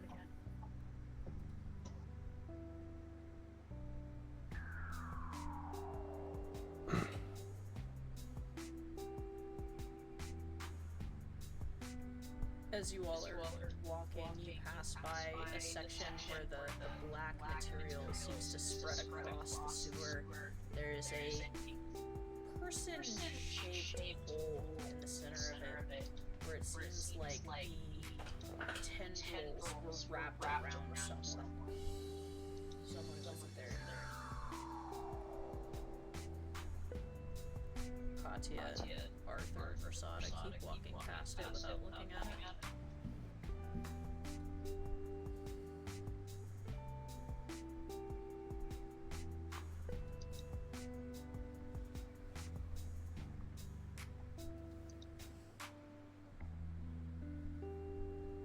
Do you guys follow further into the sewers, or do you want to look at anything here? I think Polyon would follow. Yeah. Anna's still following. One's only giving a passing glance to things as they go. You take a clinical note of things as you walk through. Or rather, as Lunala carries you through. You guys continue further into the sewers. And it's a trek. It is a trek, but as Katya begins to follow in a direction you can only assume leads out of the sewers, leads down further. You feel like you're walking for hours, but there's no judgment of time down here. It almost seems like you're in a space outside of spaces. The black material on the walls fades the further you go. Eventually, this sewer leads into a much larger tunnel with a lot more water in it. You guys have to keep to the sides. Are you guys familiar with the G-cans?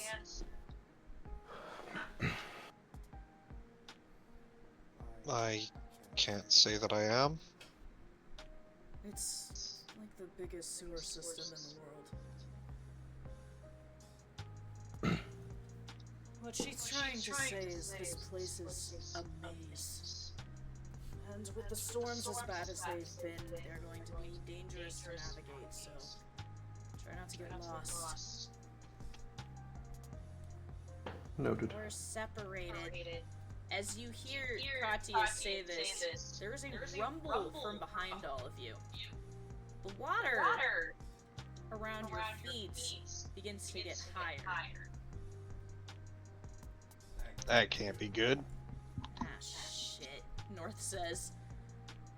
Immediately there is another rumble, and then a wall of water comes rushing around a corner.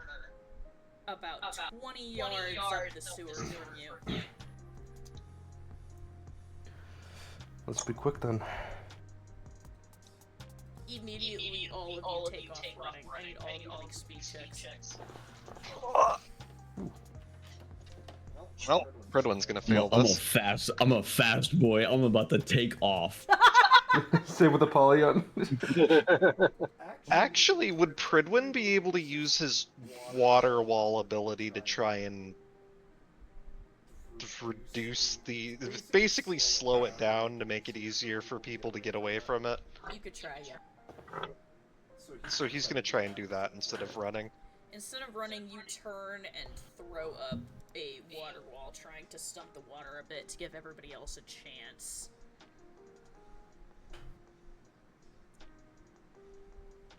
Oh no.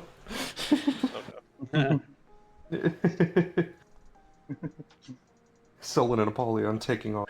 You guys like turn around from the water, and Sol and Apollyon are already like a mile down the tunnel. You just see dust trails. The imprints of wet feet on the side of the wall where they were like running. It's that smoke cloud of Scooby and Shaggy that are just lingering. Yep. Scooby and Shaggy are gone. God. Exit stage left. Like, they are fucking gone. Anna, you notice something interesting as you turn and try to catch up with them. Pridwin's water wall seems to give you an advantage, But you being slower than the other two as you're running, you glance over your shoulder, and you notice all of the other people behind you have stopped running.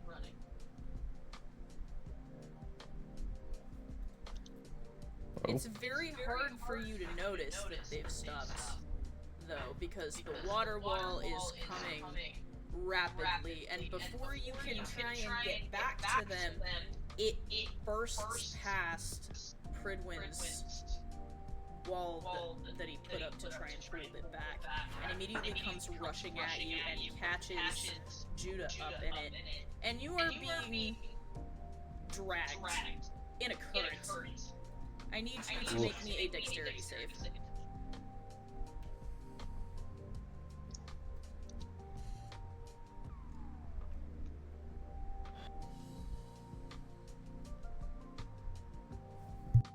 That's a 4.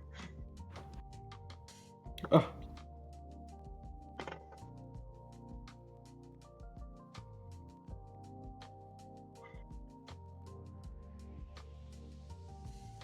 Did you say a 4? I did. Oh no. Oh my god. Anna, when you are able to tell what direction is up, finally, in this torrent of water, you feel a hand grab Damn, you that's crazy. by the back of your scruff and pull you out of the water.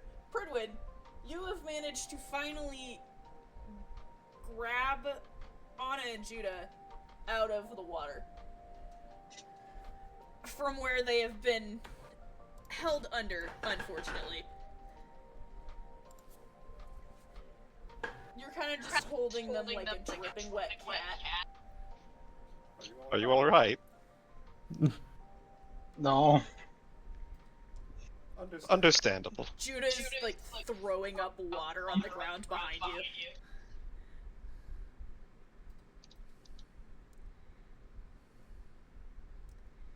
Apollyon, you and Solon are able to hear this conversation as you manage to get yourselves up onto a ledge and the water diverted down another side trail for the moment. Everyone all right? You approach carefully, To the bone. helping Pridwin, Anna, Judah, and Lunala up onto the ledge, and you take stock of who's with you. Them, you, Solon and his partner. It's the cat north with us. What? You don't see Cat and North, or Arthur and Rosada. Shit. Pridwin, roll me a Looks like- memory check. 15?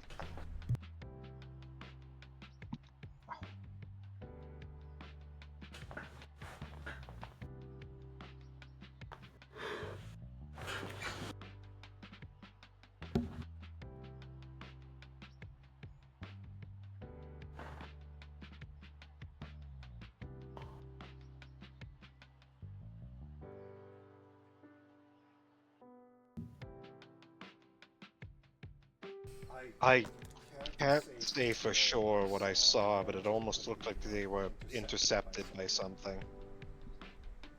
Shit. Alright, let's try to see if we can meet up with them in this maze.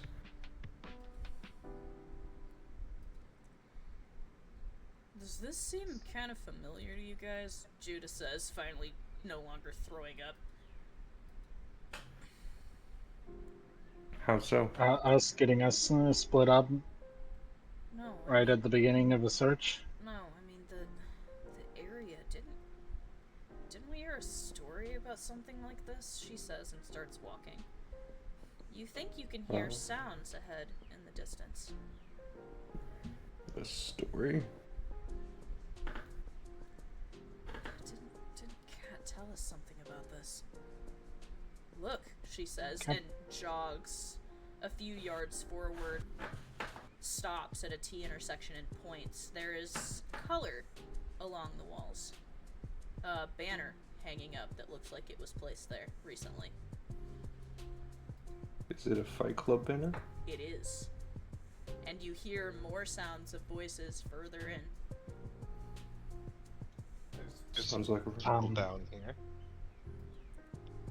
Just, I may still be disoriented, but that's the sort of thing you don't normally find in a sewer.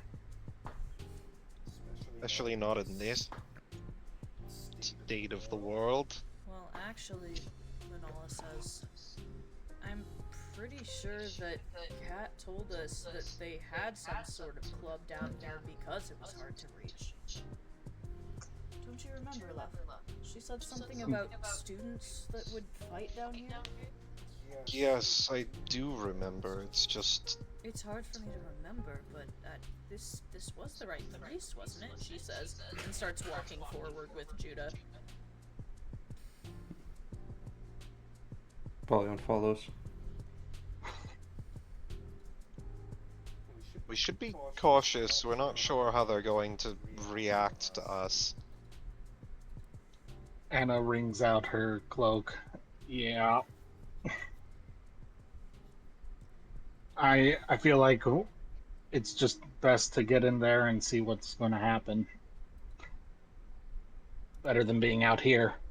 As you guys walk forward further, you begin to hear the murmur of voices becoming more distinct, conversation, excited. And you pass up into an area. You can see there appears to be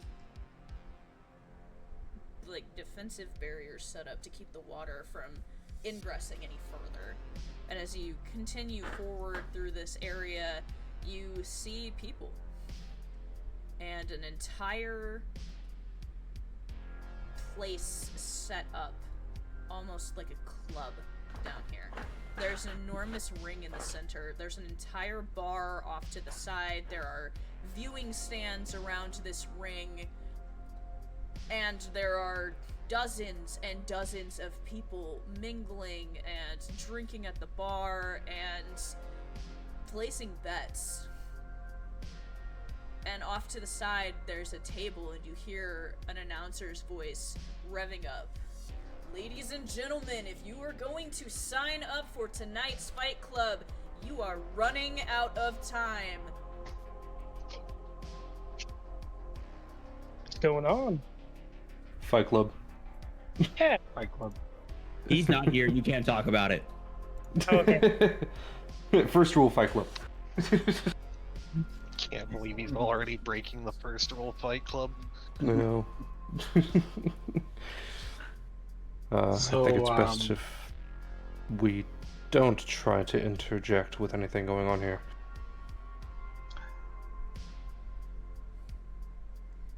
Were you I'll saying watch something? around.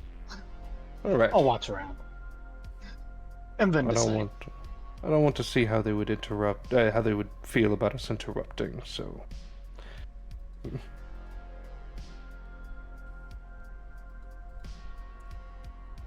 It might be best for us just to keep our heads down and keep moving through. Yeah. We're What was that? more just looking for something, right? I want no part in blood sport. I think it's best if we try and avoid causing problems. Indeed. If this is the place that Kat mentioned, then theoretically they should also be trying to reach this place too, right? I think so. So this might be the best place to meet up with them. Let's all keep an eye out. See if we can spot them. Cowboy's tall, he's noticeable. It is very noticeable to see a cowboy walking around in this kind of setting, Linala says. I suppose we could go to the bar. Decent place to get information, right? Did you say alcohol? Is there a balcony somewhere? This is underground. Not really a balcony. I mean, there are like, you know how like stadium viewing is like tiered? Yeah. And back. that's what it is. It's like stadium cheering that's been set Mhm. up. I'm imagining this is some like cistern that's been repurposed Yeah, that's basically what it is. for this. Okay. I would Then send you a picture, Anna- but I don't want to dig up the GCAN sewers pictures. I don't know if there's a GIF. Anna's just gonna go to one of the higher pews, or higher stadium seatings, and just scan the area. You scan the area. There are a lot of people here, and none of them that you recognize. I mean, there are what you can only assume are People like you, Meisters and Weapons here. There are civilians from what it looks like. And then, like I said, it's hard for you to tell exactly, but there's so many different kinds of people here. You don't see any of your missing party at the moment.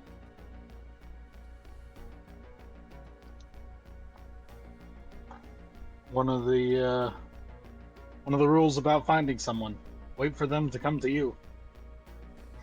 And Anna's just going to keep scanning. Pridwin, are you still in weapon form, or did you come out of it? He'd probably come out of it to keep it. Actually, I think he's gonna stay in weapon form, considering how much he stands out. Japanese cistern for you. That's what it is. That's what it looks like. Yeah, that's literally the exact image that she did a while back. Yeah. Yep. And the GCAN sewers are huge. Mm-hmm. So you're staying in weapon form, you said? Apollyon, what are you doing? I don't know. What were you about to say? That'll be what I'm doing. As you're standing, trying to figure out where to go, you hear somebody approach from behind. He turns. My, look at you. You are certainly ripe with potential. You see a woman standing there. She appears to be very nicely dressed. She kind of has those like viewing spectacles on a stick kind of thing. Mm-hmm. She looks rich. Hmm. You're not here with somebody else, are you? Just myself. So Depends you're on not how far back you want to go. spoken for at the moment. He'll bite. Not really. Interesting. Then I have a proposal for you. Mm-hmm. She makes a face at you. Goodness, tame yourself, boy. I don't think you understand what I am proposing. What do you think that I think? She's squinting at you. You seem the unruly type. That'll suit me well. My... how shall I put this? Contender has not shown up tonight. And I am looking for a replacement.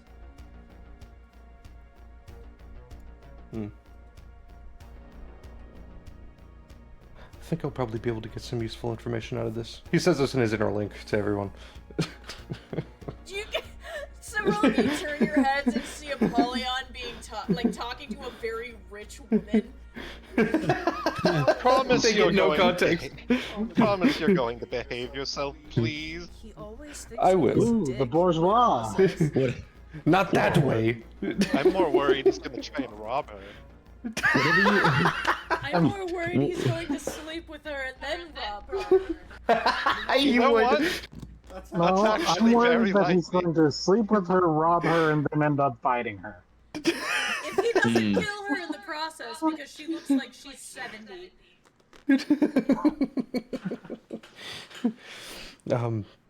Well, anyway, what's your like, I can hear proposal? this whole conversation. Yeah. We know they respond. The unbelievable slander. Wait, I have a perfect gift for this. All of it deserved, mind you. Whatever you say, boss. Stolen slamming back a double vodka. Wait, DM is the bartender He alive? is. Oh my He god, is I can there. voice him again. He is there if you would like to voice him. Oh yes, I do, but I'll do the do Polyon first. All right. So, do you want me to take part in this? I'm looking for someone who can win a fight. Are you Hmm. capable of winning a fight, young man? Or do you know anybody who is? This is a good business proposal. I don't need money for payments. Actually, I'm here for information, so I'm willing to make a trade. Information. And what, pray tell, do you think I could provide you? I'm here to learn about what happened here before. What happened here before? Could you be more specific? Well, I know an incident occurred here a few months ago. An incident? Lots of deaths. You'll have to be more specific. People die here every time we host one of these. Almost everyone in this room died here. I think I heard something about that. I wasn't here that night, of course, obviously. But she shrugs. I wouldn't know. Like I said, there are often deaths here. It is the business, after all. They clean them up and continue on their way. Such is how this works. Very well. Well, in that case, I'll do what you proposed to me, and if you could, as my payment, find somebody who might know. I suppose I could ask around.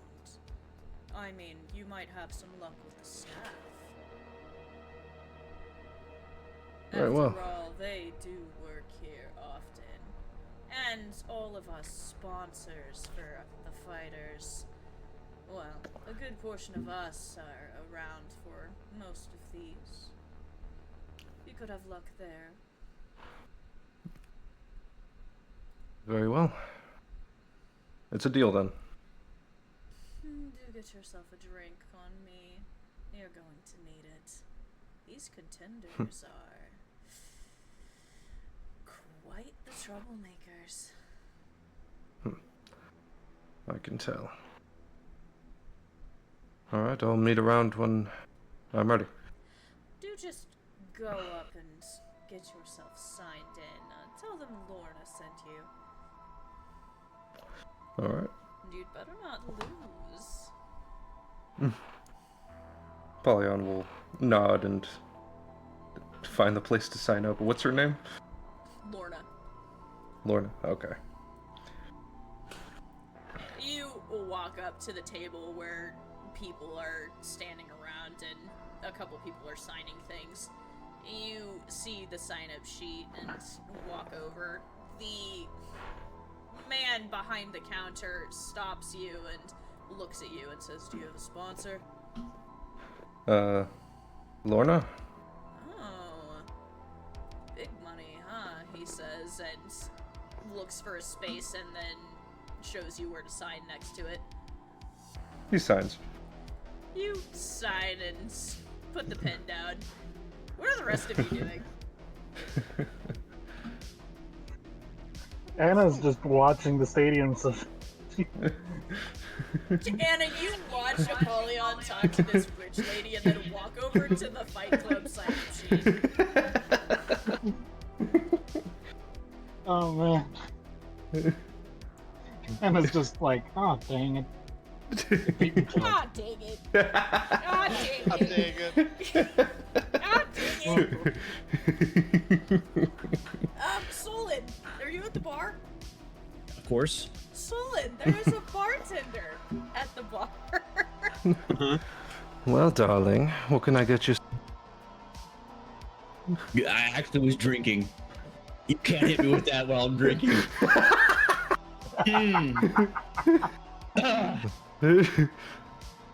You seem the type that came from north. Can handle your liquor, I can. You could say that. Bertel, it seems you have stories to tell. What gives you that idea? Ferdwin, are you at the bar watching this? Yeah. Okay. Well, a big hunk of a man like you with those scars, that coat. What is happening? Liam, you remember the bartender. You remember the bartender. Fridolin does not. You're right. Yeah. Well, let's just say the last person to have this coat won't be missing it. I'd like to know what that means. It's his skin. Oh. If I wore it, would you rip it off of?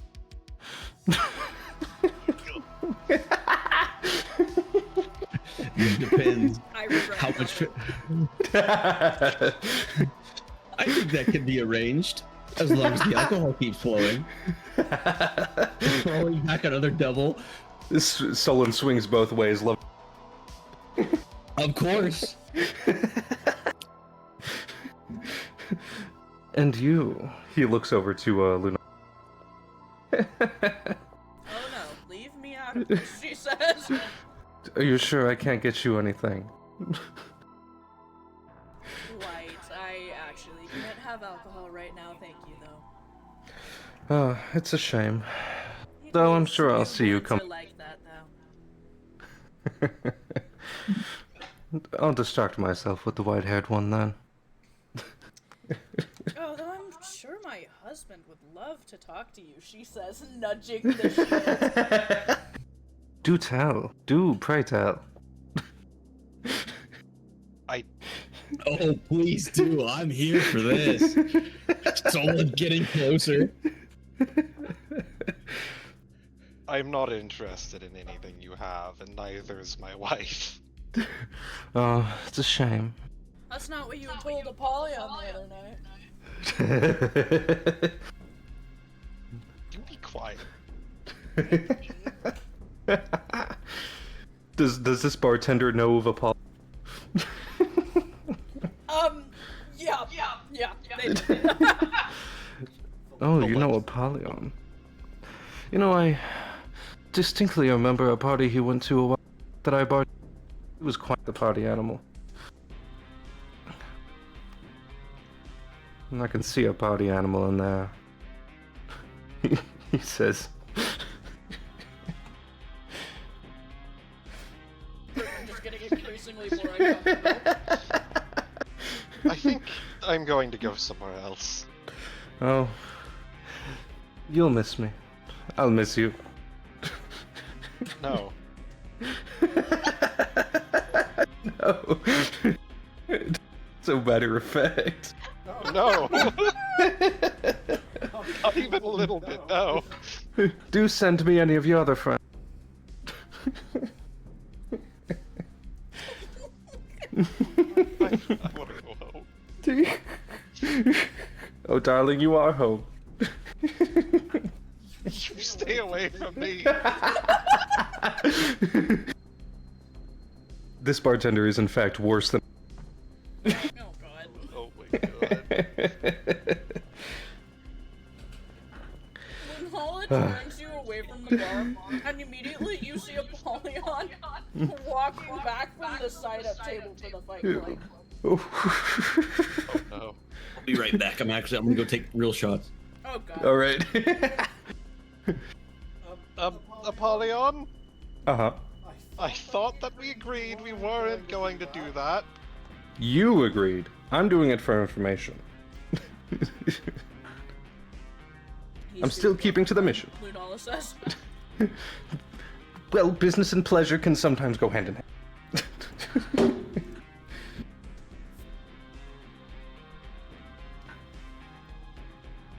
but I struck a deal, so Oh god. I'll get some information about what happened that night. I will, despite my best judgment, I will trust you. Appreciate it. I'll see you when everything is done. Right. Don't cause too much trouble, please. I won't. I promise. As you are having this conversation, you hear across the setup speakers, ladies and gentlemen, boys and girls, monsters and mayhem, we are about to begin tonight's select fight.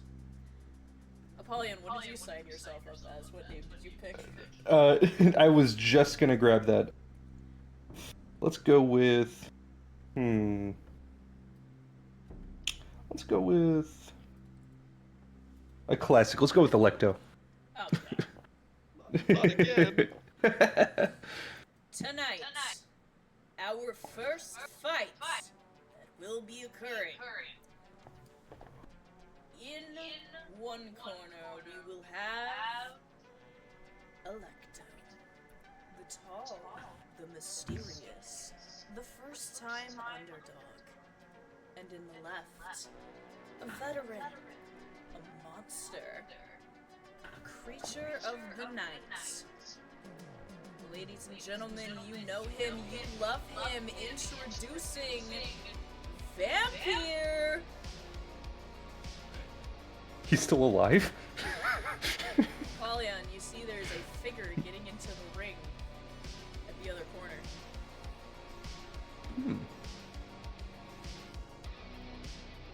Quick one. Roll me a wisdom save. Oh. Anna, roll me a wisdom save. Uh-oh. That's a 19.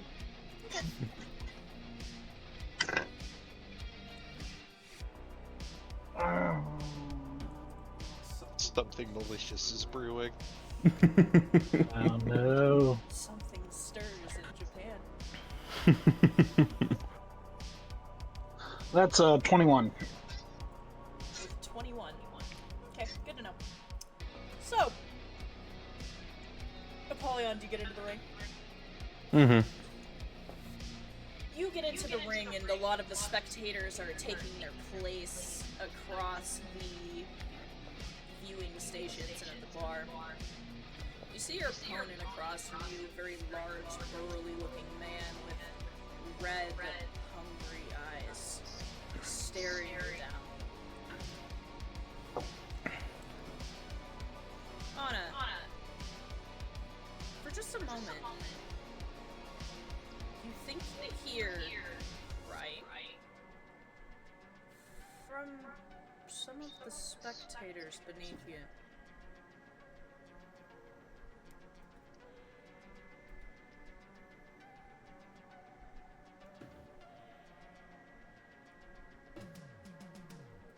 While trying to keep it as implacable as possible, she's gonna look down to see what who might be making that crying sound. You know, it's weird. You look down and you don't see anybody that's crying. You see excited faces, eager, hungry to watch this fight. You don't see anybody crying. Crickwin. Crickwin with a 19. What are you watching right now specifically? Are you watching the Fight Club or are you watching something else? He's keeping his eye on the area around. You notice something as you're looking around, carefully, speculatively. That bartender. The way he shifts, moving dramatically, I'm back. flourishing. Welcome back. There's a glint about him that you almost can't place. Like the glint of metal and sunlight. A sparkle to him.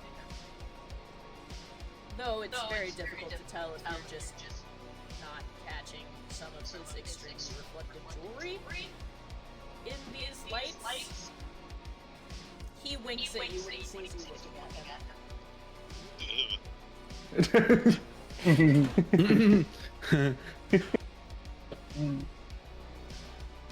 Solon's drinking, no wisdom save for him. True. As you enter the ring, Apollyon, you begin to approach the two of you in the center. What is your strategy?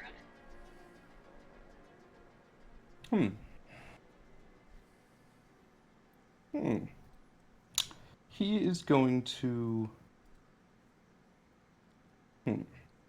He's gonna fuck with him a bit. What was that? Just hit the dude. You hear from across the Twist his head! originating from somewhere over by the bar. I'm also starting to figure out what might be going on in the Fight Club. But anyway, regardless. Twist his dick is crazy. I feel like Grab his dick and twist it! the bartender would yell that. Give him the old twist! Man, that's a good idea. I wish I would have thought of that. Apollyon's gonna fuck him. Oh god, Apollyon's gonna what? He's gonna hit him with the Soul Menace. Okay. Roll to hit. It's instant. Oh, I forgot about Soul Yeah. Menace. Remind me what Soul Menace does, I gotta open your sheet. Guaranteed hit, 20 damage. Okay. What does that look like? Kind of nothing. He just is standing there and a cut appears. Interesting. So here's what happens. You go to use Soul Menace to instant hit this person, and as you do, you hear a shriek from somewhere outside of the ring. The rest of you can hear it too. It is sharp and immediate and distressed. Apollyon, don't! As you hit the figure in front of you, Apollyon. Mm-hmm.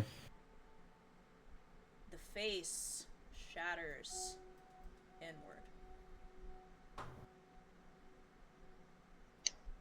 Shards of glass spilling down onto the floor of the ring beneath you. Cat was sprinting towards you. She grabbed the edge of the ring, tried to pull herself into the cage, and the second her feet hit the floor, just milliseconds after the person in front of you shatters, you begin to hear voices in the distance. Dad? You made your bed. Now you have to lie in it. I knew it is an illusion. Arthur, you hear the voices too. As Kat hits the ring, and Pridwin and Anna and all of you begin to hear murmuring.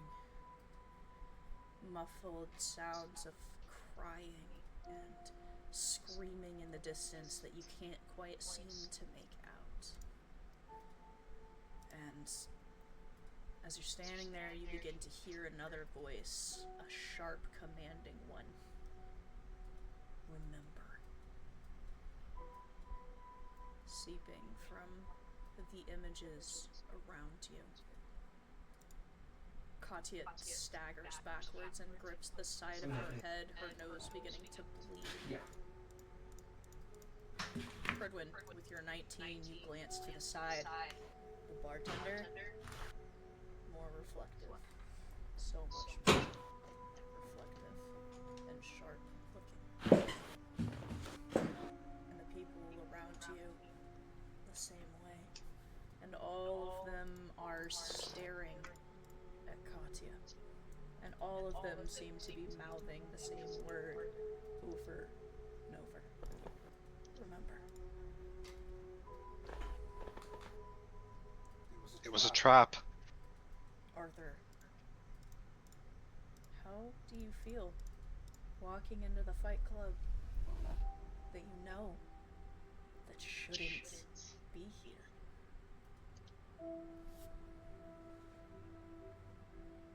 He's not happy. Mm-hmm. Arthur, you see Katya staggering in the ring ahead of you. Apollyon standing there, and a third person. Their silhouette gleaming in the light.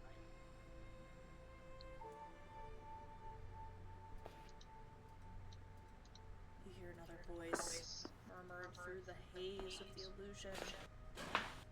I think our mother was right about death. She's a tyrant.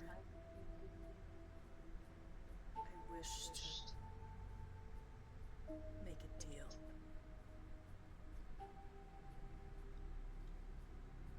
The voice sounds familiar to you. To all of you. Arthur, your nose is bleeding. It stings. Fridwin, that itch at the back of your skull, reminding you that something is not there that should be. You know this voice, Fridwin. And you, Anna, this whole situation seems wrong. And you can feel something powerful is here. Something much more powerful than you. Hush now. The adults are talking.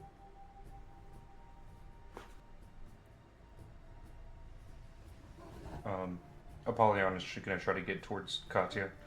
You try to move towards Katya and you run smack face first into a wall. A wall of glass that you can't see. It's cold and sharp. You feel like you've been cut just from impacting the smooth surface. You want to take out death? They are the only ones capable of doing it.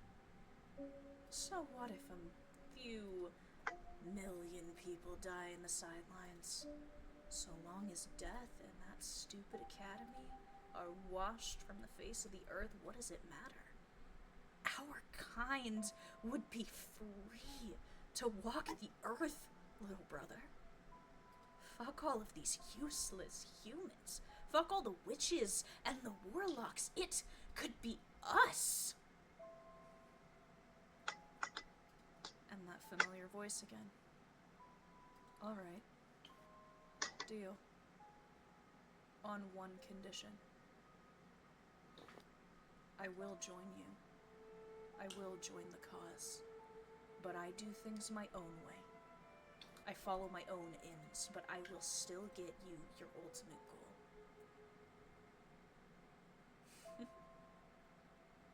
Very well. You see, as the third person in the ring extends her hand, a hand that has glass shards embedded through it at all angles. Another hand reaches out to meet it.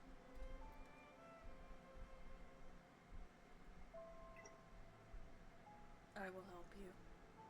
And this deal ends. The hand lights up with fire. When death is dead. As the two hands meet, there is a explosion of stimulus. All of you buckle backwards. Your heads are screaming in pain. Your noses are bleeding. You can hear a voice shouting through the noise. All around you there are screams. There's a figure bouncing. You don't see people standing anymore. There are bodies laying in the wreckage of the stands. The bar torn to shreds. Pieces of perfectly cut skeletons. And blood everywhere. And as you struggle to look up at the figure in the ring, looking more and more familiar, all of a sudden you hear a singular shout. Katya's voice. I'm the only one that gets to kill Soma Ashford. And just like that, you remember.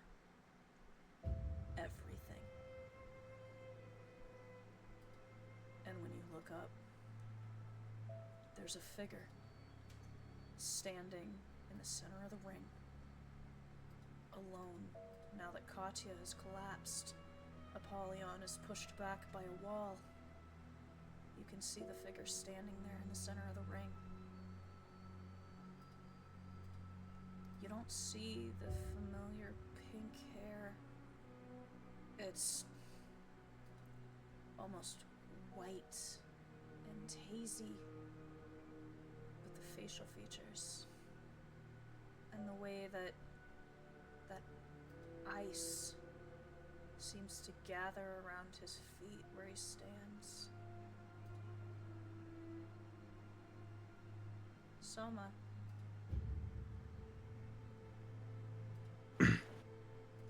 Mm-hmm. Soma, you look around. You're confused. Very confused. You don't know what's going on, but this place... You know this place. You remember this place. You remember the deal you made. The deal that ensured death was going to die. You look to your left, and you can see Katya on her knees, blood running from her nose, gripping at her skull in agony. You look to your right, and you see your sister. She's standing there, grinning, glass shards embedded through her entire body, and she's holding her hand out to you. No, no, no, no, no. Not again. Absolutely not. Pridwin, you manage to struggle up from where you are on the ground, glaring through the haze, and you can see him.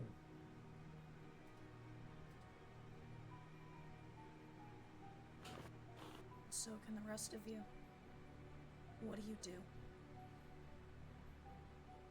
I think Ridwin's stunned.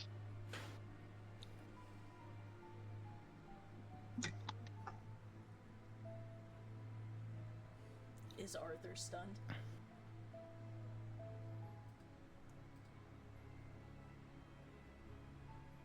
I think there's a moment where it's all flooding back, and then Arthur just stares at you, Soma, and he says, I really should have aimed at you. I shouldn't be here. The prophecy was supposed to end.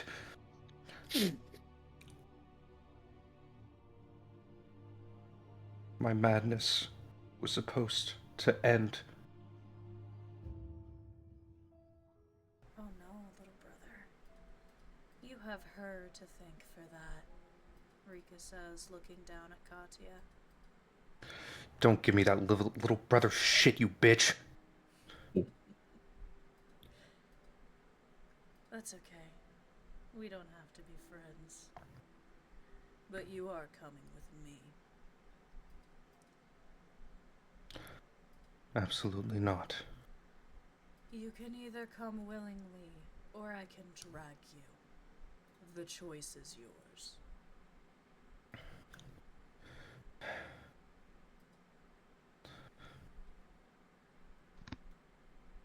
Now you better back off, bitch, before you lose the other hand. You I will contend with later, cowboy. We still have a business. You two and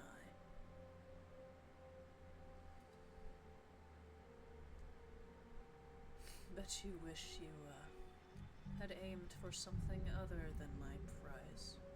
Right about now. Nah.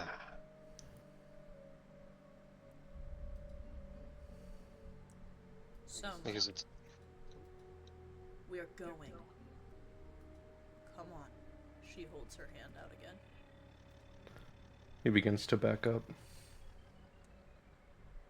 She gives you an annoyed look.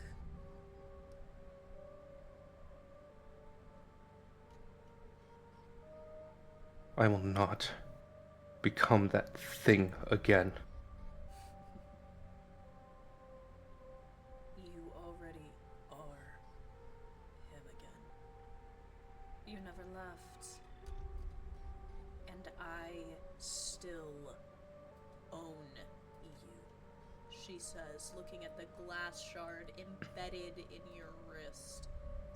And as she does, she stretches a hand outward and you feel a piercing pain through your foot as an enormous glass shard shoots upwards from the ground through your foot to keep you from backing up further.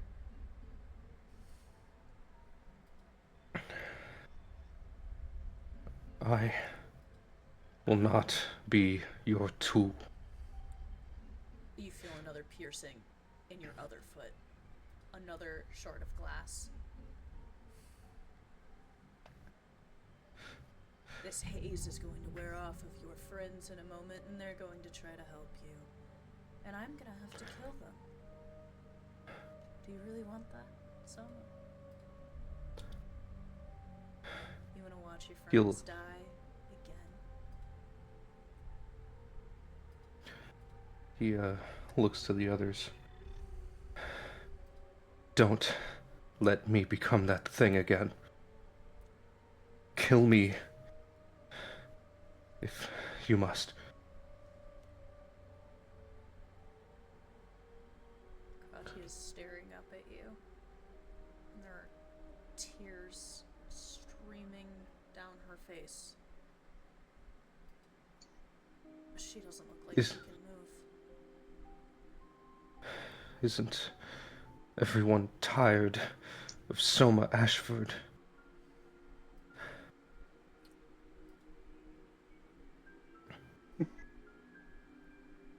Who the fuck is Soma Ashford? Anna confused in the background. No. Is this the guy? Is that him? who the fuck are you? I don't give a fuck who you are!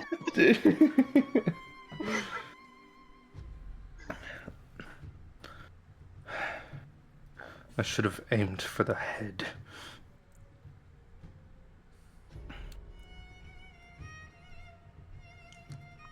Someone.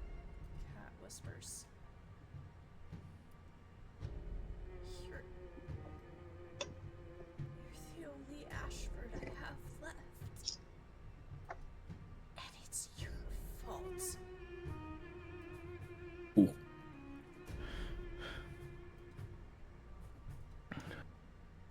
I know. I know it's my fault.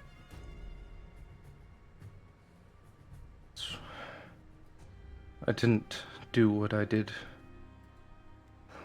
last time. He looks to Pridwin. To protect you. I did it to end this fucking prophecy.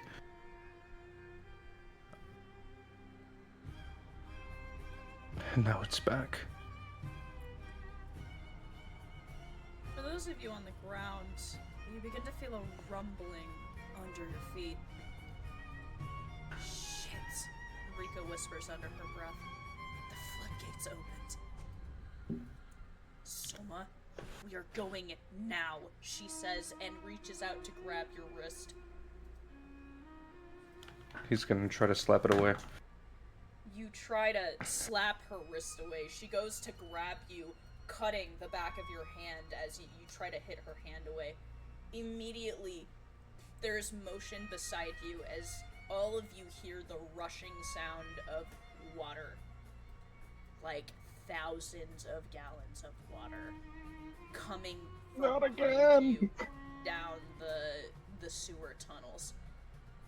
Soma, as she reaches to grab you and pull you into a mirror that has manifested behind her, somebody lurches in between you. You feel the glass in your feet shatter as you are knocked to the side.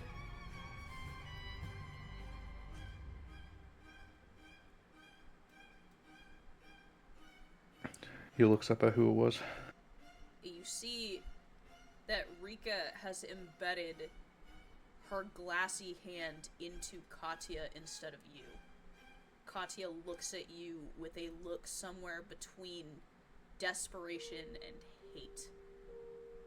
"Run, you idiot," she says, blood slipping from her nose and mouth.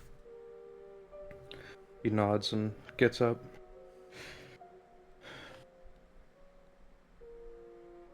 You start to run. Fridwin, this is a lot bigger than the water that came at you a second ago. Uh-huh. Rasada just whispers, "Ah, shit," as she and Arthur start running. And Solon, I'm assuming, and the rest of you all begin to start running, looking for some place of high ground as this wall of water comes rushing toward you. I need all of you to make con saves again. Oh boy.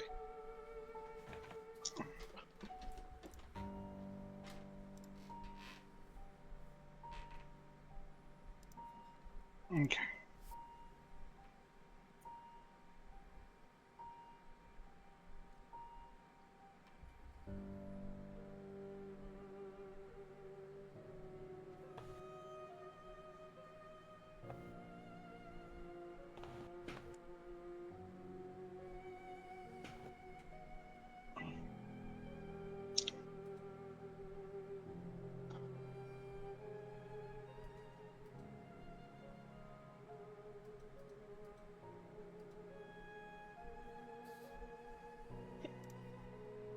Goddamn! Goddamn! Goddamn. Solon, drunk as fuck, walking on the side of the wall, is what I'm picturing with that. Arthur, with your nat 20, I am going to give you the chance to do something if you would like to while trying to escape this water. She's using her hand, right? To stab Katya. She sure is. He did say he was gonna take the other hand. I know he did. That's why I offered. Do you want to know what I rolled to hit? Yeah, I sure fucking do, mate.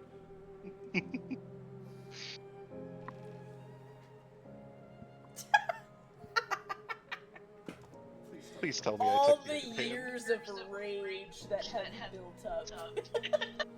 His only purpose in life is to spite her. You're gonna hit. She's occupied. Mm-hmm.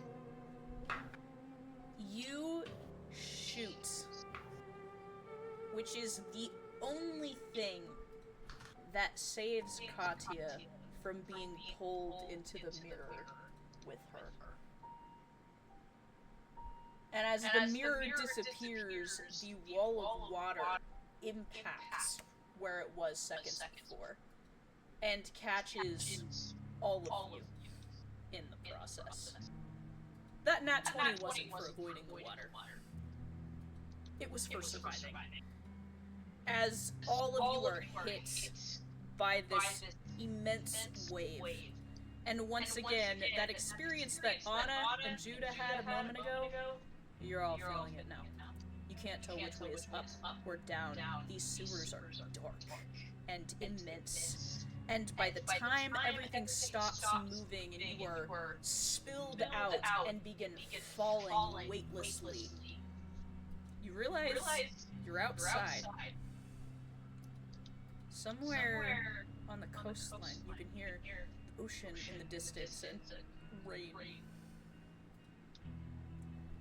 And as you guys begin to drag yourselves to your feet, Arthur and Solon, you and your partners completely unharmed, of course. Anna, you also managed, after experiencing it the first time, how to, not die. Pridwin, You're just lucky you breathe underwater. Yeah, he didn't even make the effort to dodge. He just immediately activated water breathing. You're just lucky you can breathe underwater at this point. Anna and Judah are actually going to have their wings out. Yeah, that makes sense.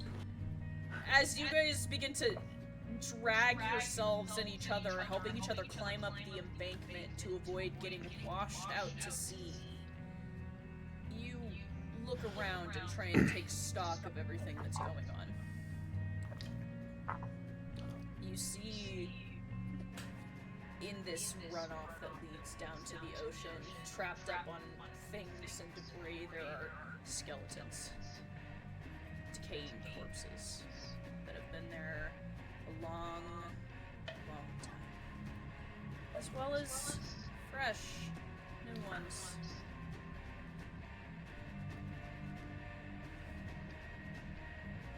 Coughing and sputtering, Apollyon, you clamber out of the water looking like a drenched rat. You hear through your ring giggling. That was fun. Can we do it again? I'm sure we'll run into her again. Okay. So, I've got 3 words, and it's what and the fuck. That was 4 Valid words. reaction. You hear coughing from behind you. Am I just really drunk? Yes, Or- Xavier said. You just glided on the water drunk. The power of planking. No, the power of, like, drunk people in a car crash because they don't tense up, so Yeah. they don't get hurt.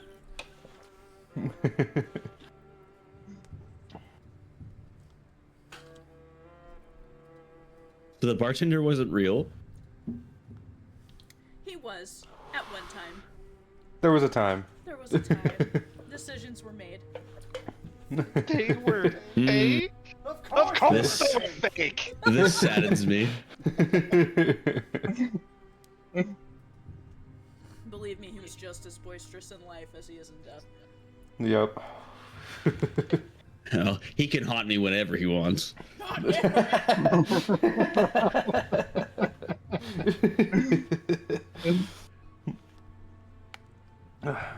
Where is everyone? You try and clamber up and take account of where everybody is. Bridwin, you haul your wife out of the water. She's not happy about being drenched again. Is everyone alright? I'm alive. I've made my point clear. Yeah, Anna asked all of you a question and none of you answered it. We also are asking the same question. Well, Abaddon enjoyed it, but that's not surprising.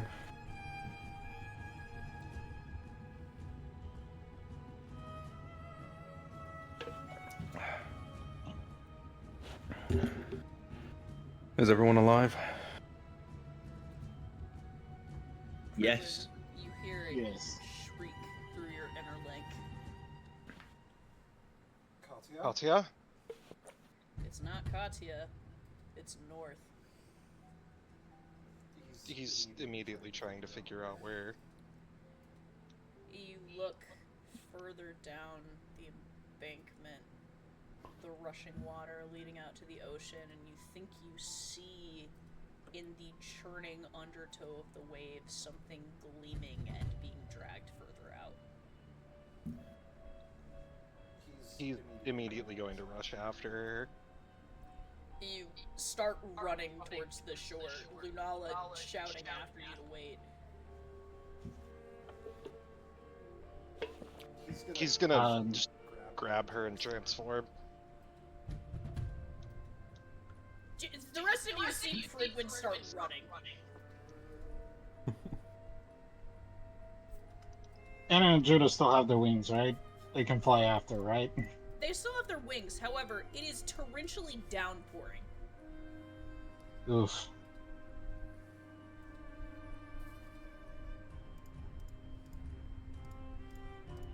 We're still gonna try anyway, but I guess roll me like a dex check at disadvantage. oof. You know how got those wonderful rolls during the cheese war? They're coming back to haunt you. Yes. That one. Oh no! Okay, Oh. so Oh, here's God. what happens. You and Judah try to take off to go help, and immediately get caught in the downpour, and because it's a nat 1, Bridwin, Anna, and Judah go flying past you with the other Now they dwarves need in help. the water. Yeah. You've got to be kidding me. He's going to just immediately cast water breathing on them. Okay, you two are hit with water breathing. Bridwin, you and Lunala make it to the shoreline. The waves are massive. In fact, there's like not even a shore anymore. It's just hitting like grass and rocks that are being torn out. He's just gonna keep going. Are you trying to walk out onto it? He's trying to get to them because they're getting dragged off. Roll me a dex check to see how you can navigate the waves. I don't have dexterity. I have a little dexterity. Hang on. A little, a teensy bit. Small. A tiny bit. A small amount of dexterity. As a treat. As a treat.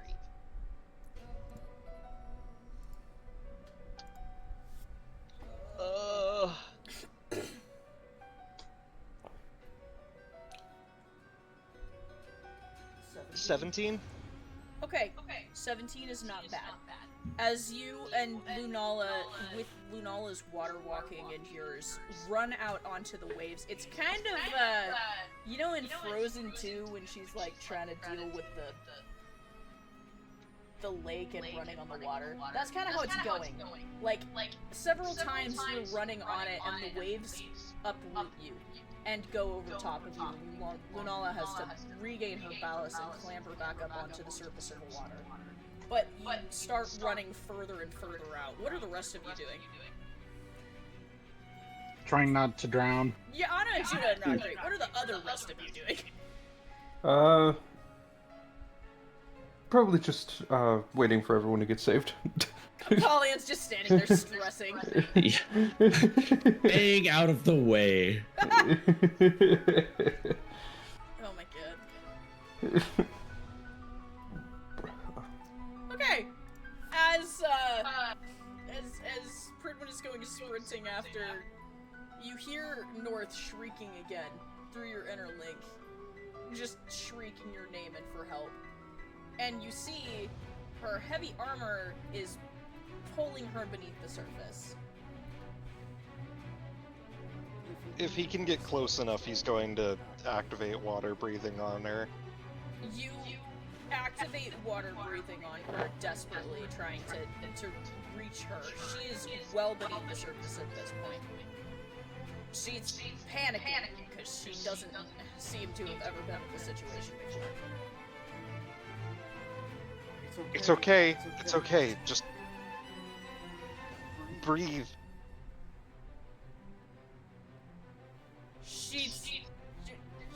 She doesn't look like she wants to. You can now. It's going to be uncomfortable, but She inhales and then immediately looks like she starts coughing. You see something else dragging her down. what is it? It's another body in heavy armor. Well, lighter armor, but still armor. If it's Katya, his ability affects pairs, so she would be Does it do affected by... pairs? Okay, well either way, Yeah. North is being drugged down. He's going to try and help the two of them get steady in the water. Are you going beneath the surface? Roll Yes. me a perception check. Okay. Okay. Okay. 19? Interesting. Okay, I have something for you. Oh, great. Only you.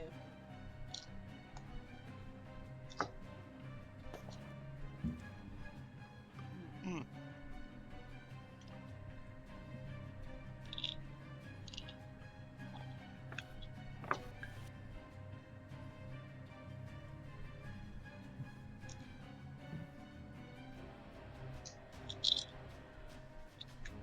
I haven't gotten it yet. It's in your inner room. Oh boy.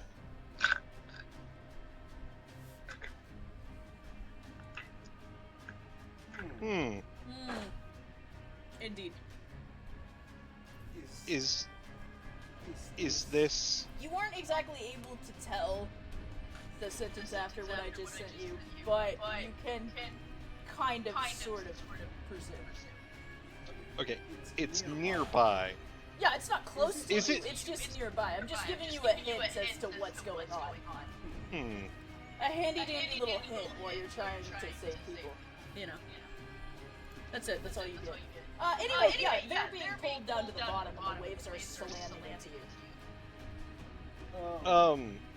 you. He's going to try and pull them up and help them get reoriented in the water.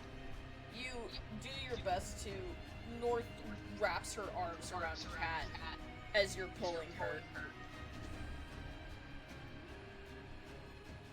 Lunala looks like she's struggling under the weight.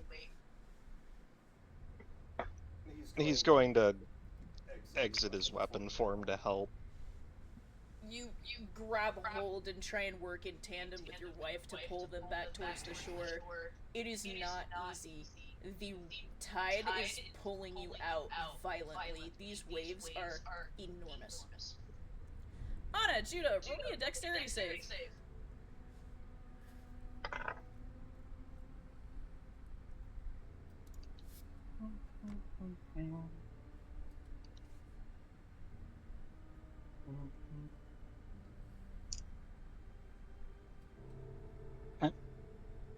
Uh, 24. Okay.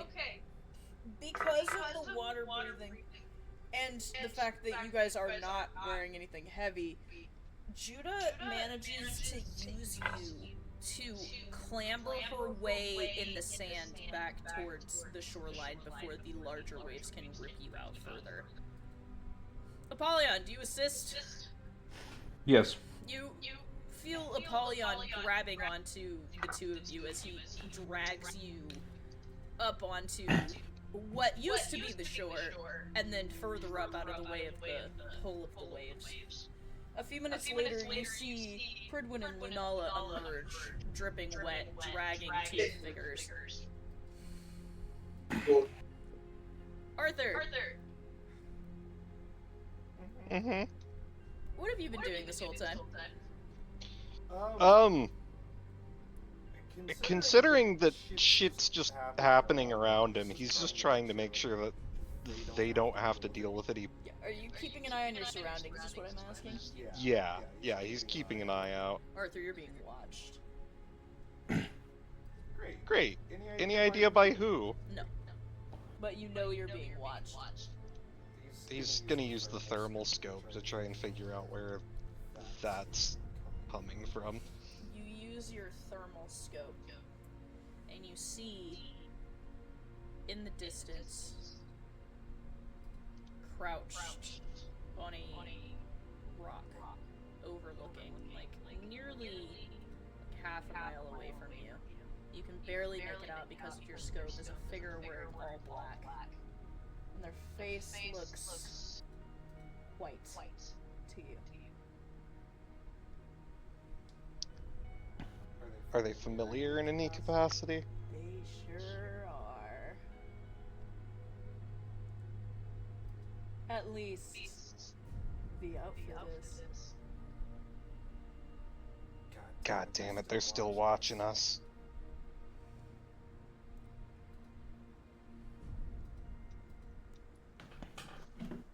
What? Who? White mask, black robes. The fake.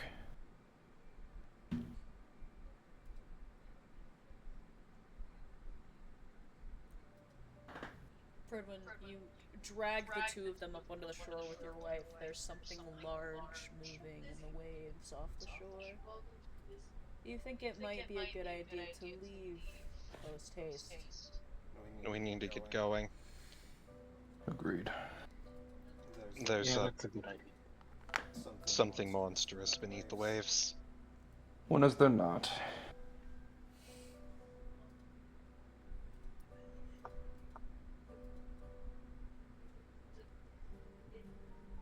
Pridwin's gonna help everybody up as quickly as possible and start moving. Lunala scoops the figure at your feet up and starts running beside you. The rain is getting worse and the water coming out of the G-cans is violent.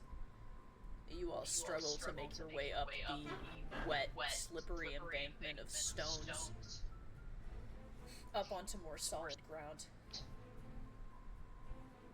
Arthur! You're the only one here who knows where you sort of are. He's gonna try and help everybody navigate. Are you helping everybody navigate? Or are you gonna keep an eye on the figure? I mean, they're watching us. Correct. So he's going to try and get everybody out of here. Okay. You start trying to get your bearings, lead everybody away from the area.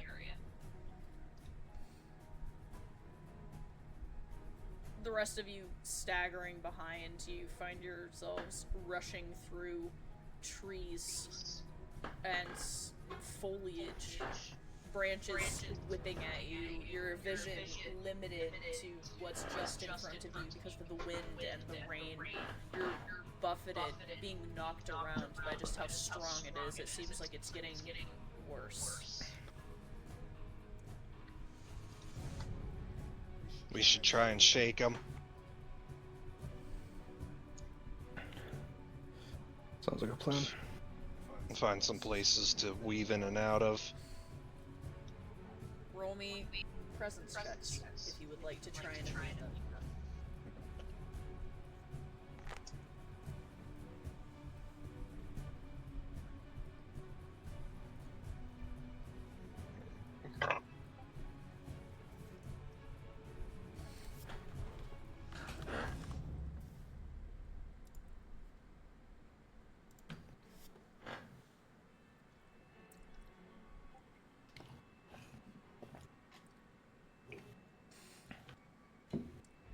Ironically, Apollyon's the loudest out of all of you, question mark? Nope, Birdwin is. Birdwin's the loudest out of all of you. Followed That makes by sense. Apollyon.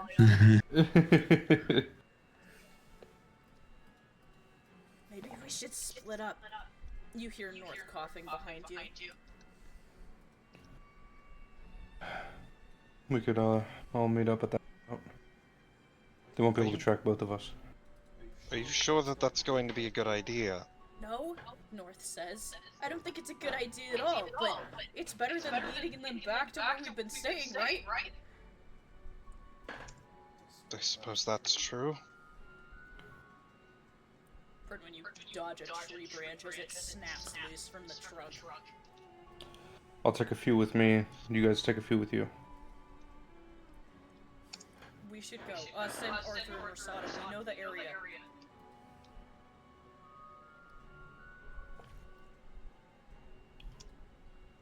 I'll stay with the distraction group. I'm not very good at sneaking, and I can handle myself if worst comes to worst. There's a road. It's about a mile that direction. North points, looking at you, Apollyon.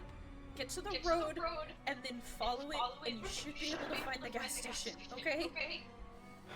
Alright. I'll meet you guys there.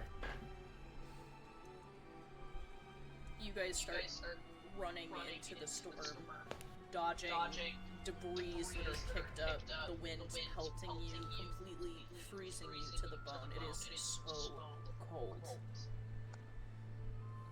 Arthur, you look at north as the other team splits, running for the road you know leads back to your hideout. What do you want to do?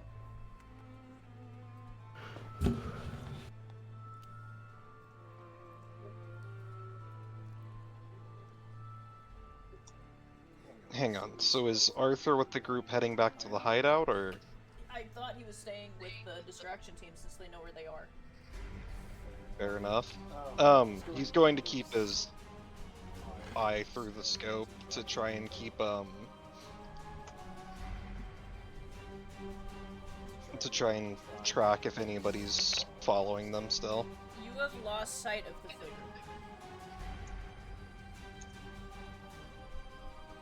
I don't know where they are anymore. Lunola looks down at Cat and Arms and looks up at you. So what's the plan here exactly?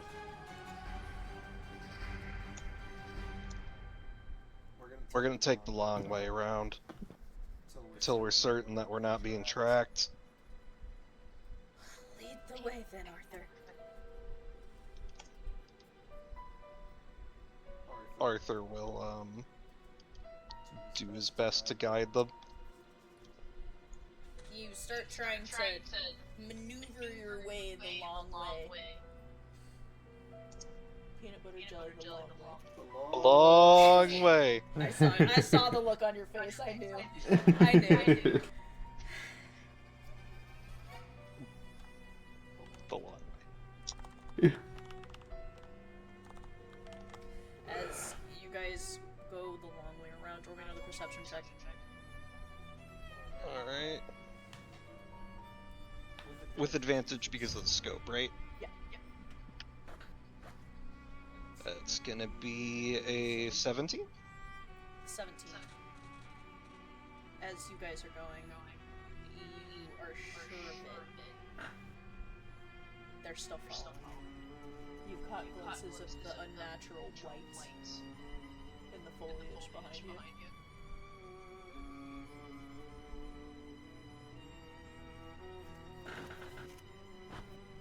They're still on us. We gotta keep moving. I'm tired of this, Lunala says, and turns to you, Arthur. Here. She holds Katya out to you. He takes Katya. Don't drop her, she says, and holds her hand out to you.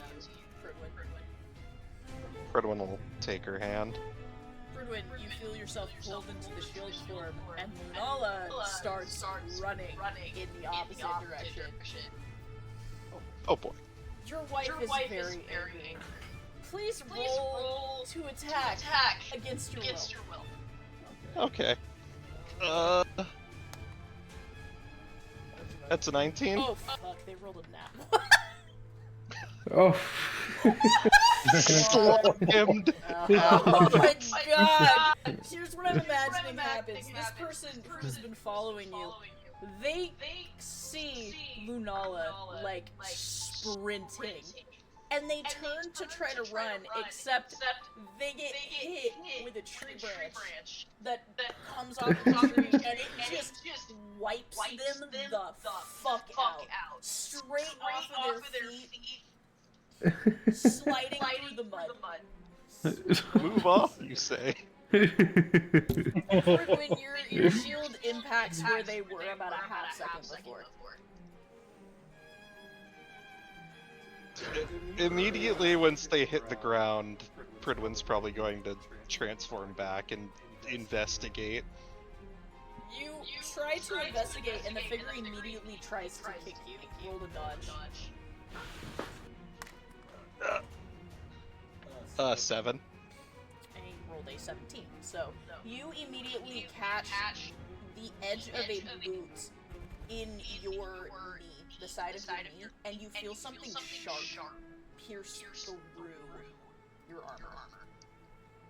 armor. He's immediately going to counterattack. Go ahead.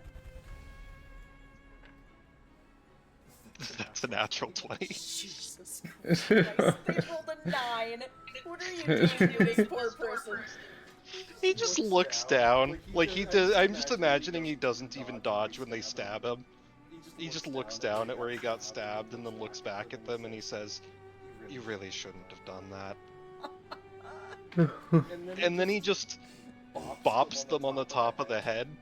They stagger backwards into the mud, sliding as you hit them, struggling to get back on their feet. They... Oh my god, he rolled another nat one. They try to get up, and Lunala plants her boot firmly in their ribcage, and they are hurled backwards against a tree trunk.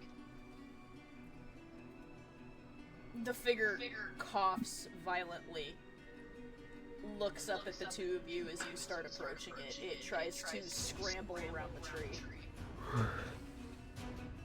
I'm going to give you one chance.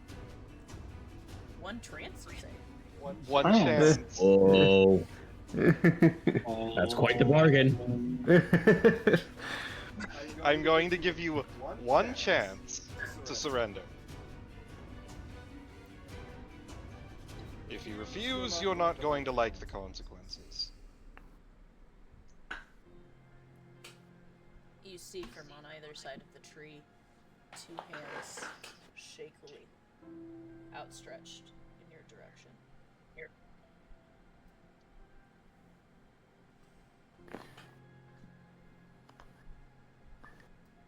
Very well.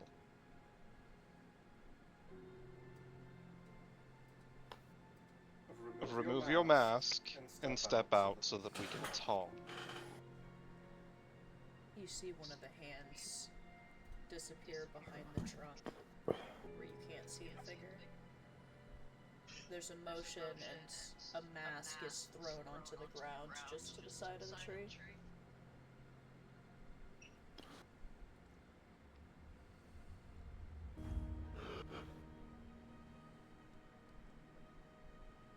They don't move.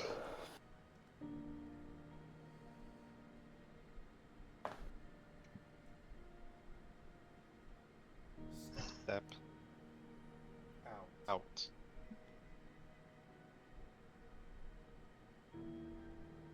Slowly,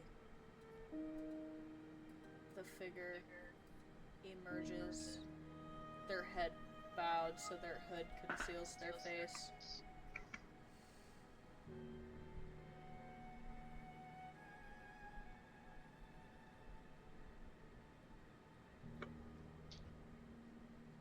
Who are you? The figure shakes its head.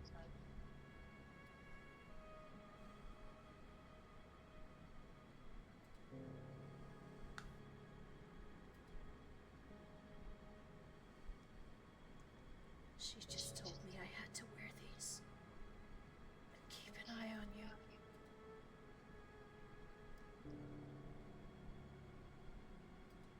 Who? The glass woman? The figure nods, still keeping their face hidden.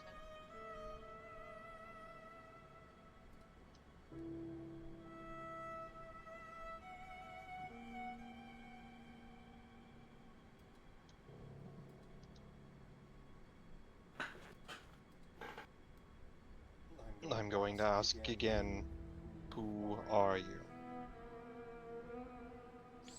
Slowly, the figure turns their head to look at you, and you see bright pink hair being blown in the wind, and a face that looks sort of familiar. Not in the way that you've seen it before, but in the way it looks like someone you've seen before.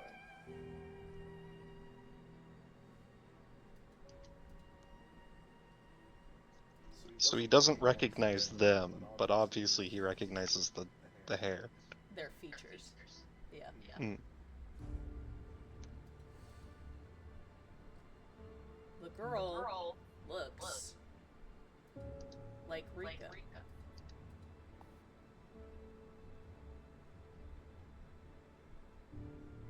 Are you look related? down at your knee where you were stabbed, and you see there's a shard of glass embedded in your knee.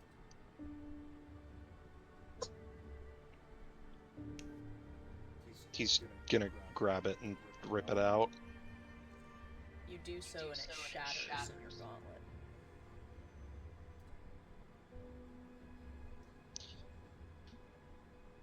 So you're related to the two of them.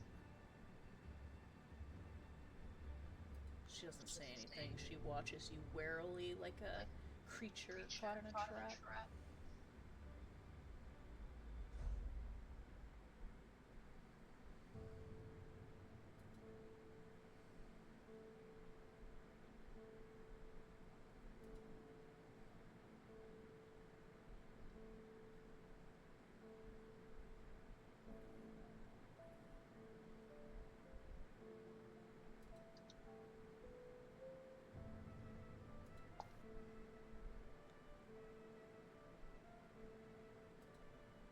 What do you know? She shakes her head.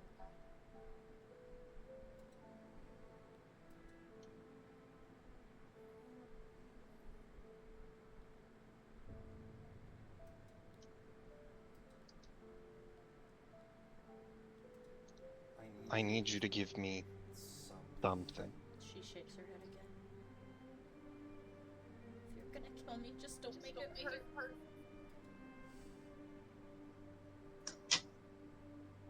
I'm not going to kill you.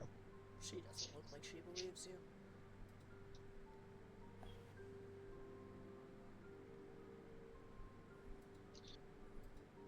Unlike your siblings, you have not given me a reason to.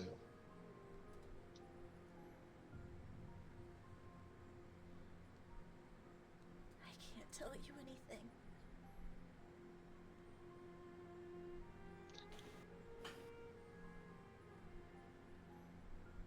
If you don't kill me, she will.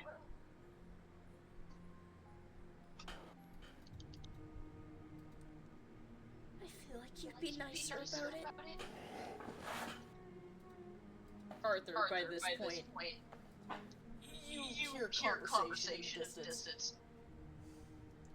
He's gonna approach. You do so.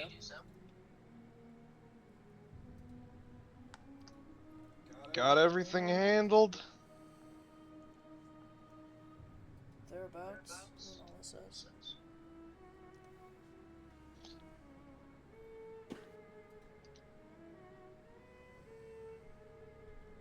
Arthur, you see a mini Rika standing in front of you, wearing a cloak that looks familiar.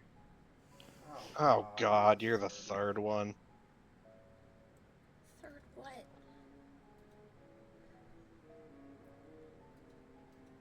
The bastard said he had two sisters. She shakes her head. I'm not who you think I am. I'm just one of the failed attempts.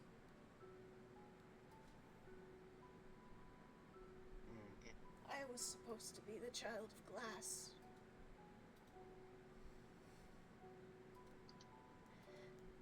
But I wasn't good enough.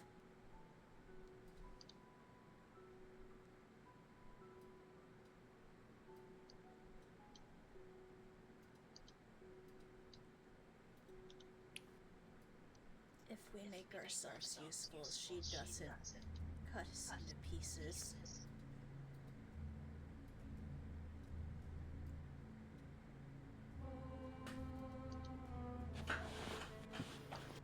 Well, congratulations, because you ain't getting cut into pieces anytime soon.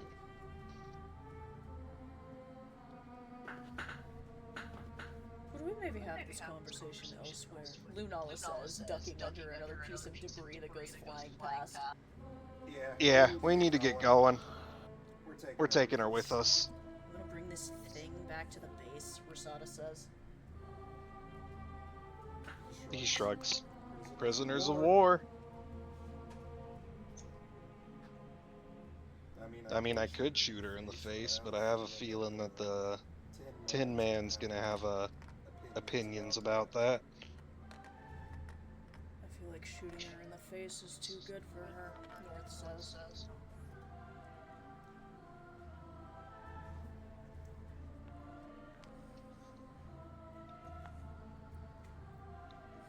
Make up your mind, Rosada says. We need to go.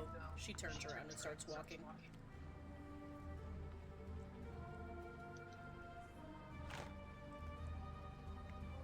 Way I see it, kid, you've already fucked up by getting caught.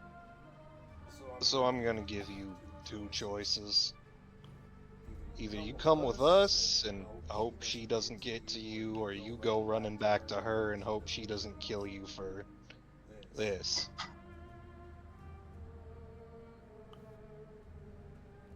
The girl looks at you and then looks at Pridwin and then looks back at you, Arthur, and then raises her hands in defeat.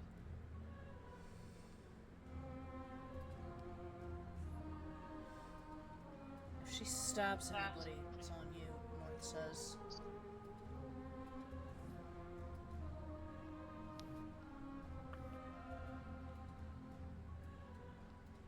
I'm sure we got a bell or something we could throw her in. We should just leave her tied up outside in the rain, North says, following Rosada.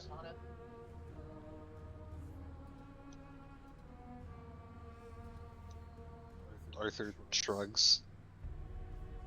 You start following your partner in North. Pridwin, what do you do?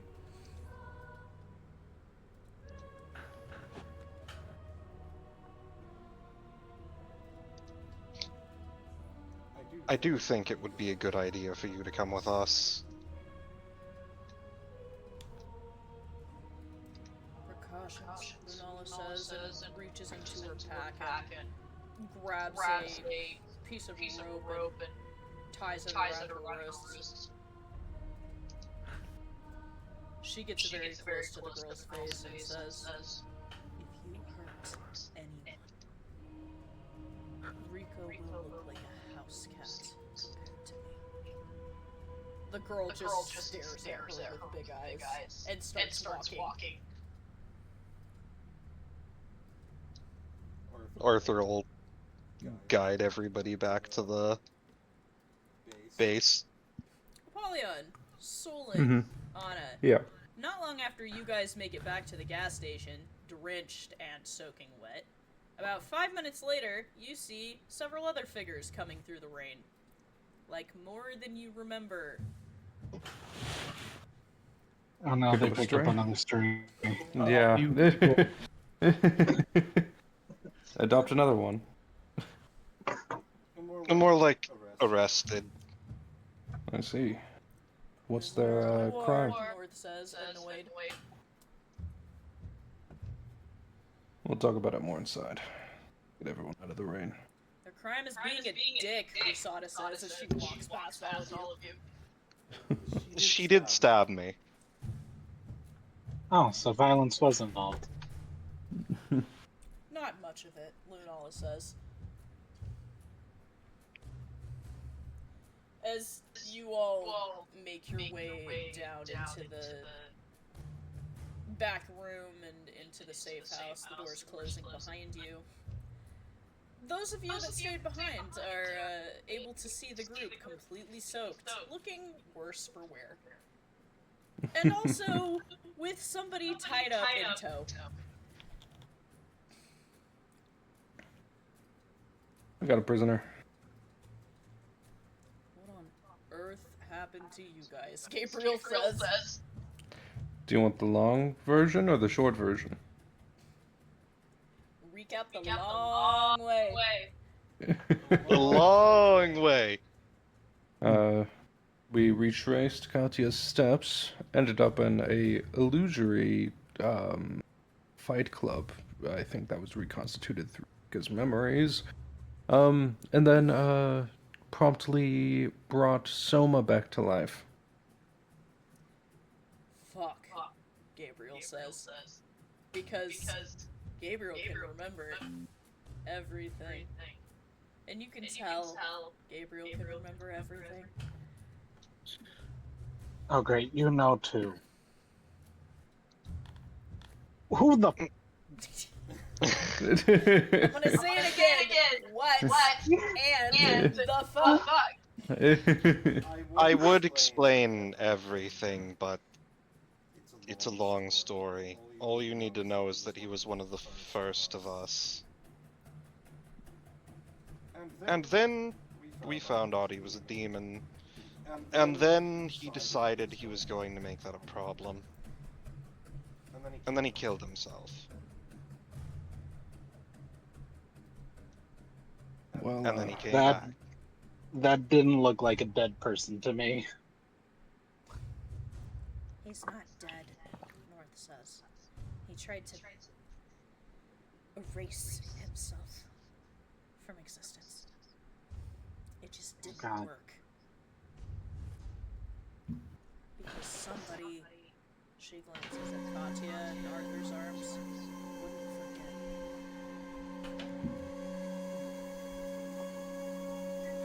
And now he's our problem again. Yes. Yes. They mentioned the prophecies. Is this anything to do with that whole crimson dust thing that I was told about? Well, The prophecy you hear from behind Lunala. The girl that's tied up looks up at you. It seems like this is something she knows much about. It seems Continue. important to her. It's all that What do you know? matters. Oh, great. and why is that the case? Because it means that we can let everybody free. They can come back. Mom can come back. You do not want her back. What do you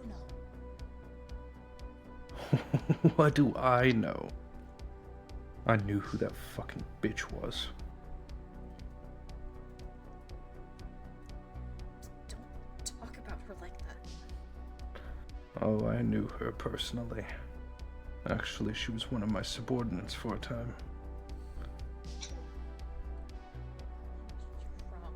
She wouldn't work for somebody like you. Bane? She'll do anything if it gets her what she wants.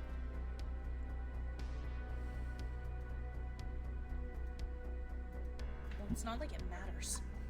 It worked, right? He's back. Now all we have to do is find the third one, and we're set. You have no idea what's coming for you.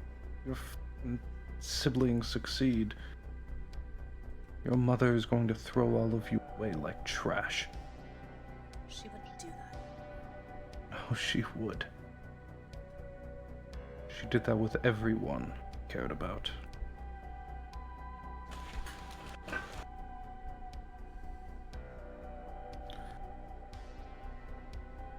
I feel like there's a lot more here than I know. Bane was one of my shadows a long time ago. She had been around for a long time prior to it. She fooled all of us, and she is likely the reason for the Wolf of Moscow. So, also, why am I cutting out? So, like, bitch on the same level as Mare bitch? Yeah, probably. Yeah, Say. worse. Okay. And you're telling me she's dead, so we don't have to worry about her? She is not dead, as far as I know. God damn it. She's in hell, which is why they're trying to open a gate to hell. Hmm. This whole prophecy. Apparently, she's been having children in order to meet the conditions.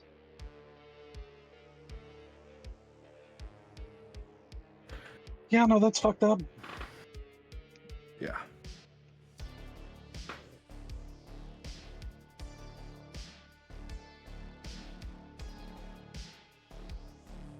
Noma was one of them. He claimed that he wanted to break that pact, essentially. And then he went through, well, you saw what happened there. And now we're here. He What came back happened? claiming he was going to set everything right, erased himself from existence, and we wound up right back where we started. Are we gonna talk about the fact that he said he was gonna kill Death, Judah says? Honestly, Gabriel looks very upset. at this point, that doesn't surprise me at all. Just another...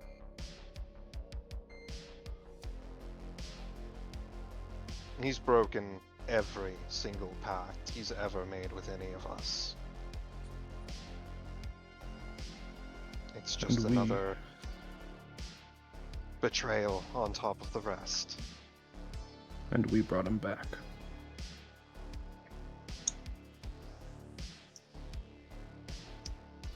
I think he would have come back regardless. Perhaps not as soon, but it's clear whatever he tried to do wasn't working.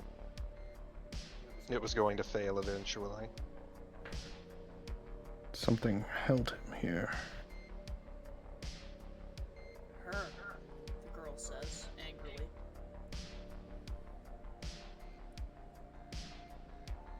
Who? She's looking at the body in Arthur's arms. She cursed him. It's the only reason we were able to bring him back. Right, that whole thing I heard while in that illusion. She made a promise. Only she can kill him, or something like that.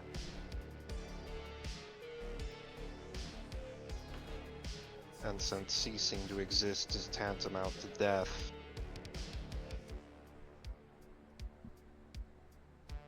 he couldn't truly go.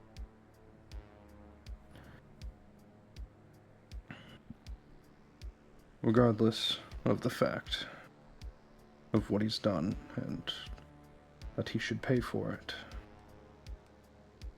It seems from what he said back there that his mission is the same as ours. So we're supposed to just excuse it? We're What supposed Absolutely not. No. What he says No. means nothing. Regardless of Right. whether he wants to work with them or not, he's going to make things worse.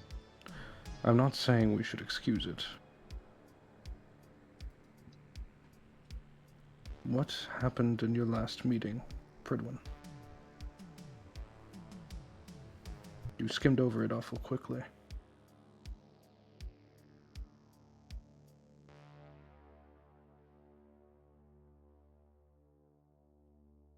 It was a long time ago, and the memories are still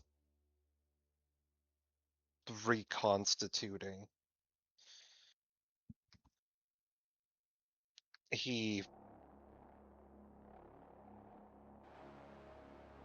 Rika took... Oh god, why am I forgetting your name? Next. Nick. Rika took Nyx in order to lure, well, several people out, including him. He came to us hoping to, as he claimed, set things right.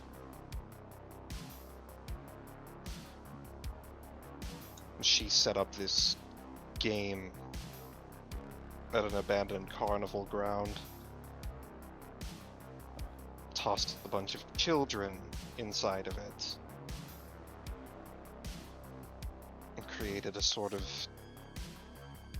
death pit. We had to get the children out. We had to figure out where she was, and we had to get Nyx and Amaishi.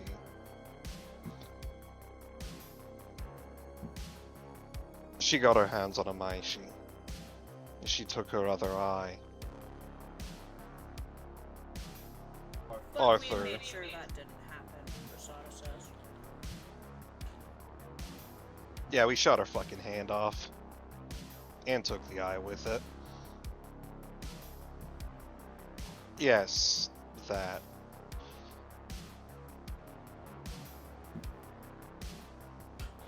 Arthur was nearly killed.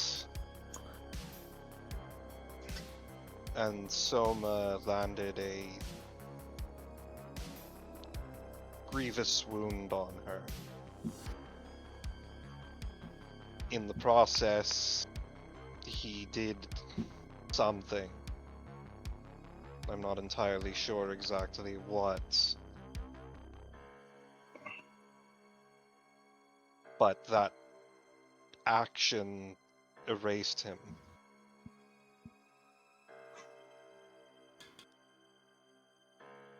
At the time, I thought whatever it was, he was trying to fix things. Perhaps he was.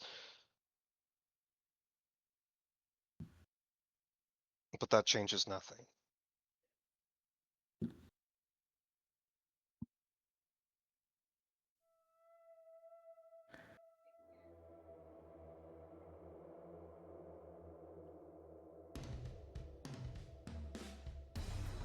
I'm still left with more questions than answers. I feel like we're too focused on Soma. There was another voice back there. You made your bed, now lie in it. What else happened that night? I saw that memory.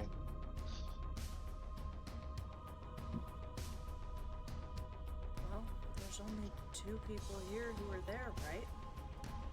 North says, looking at Arthur, and then looking at Kat.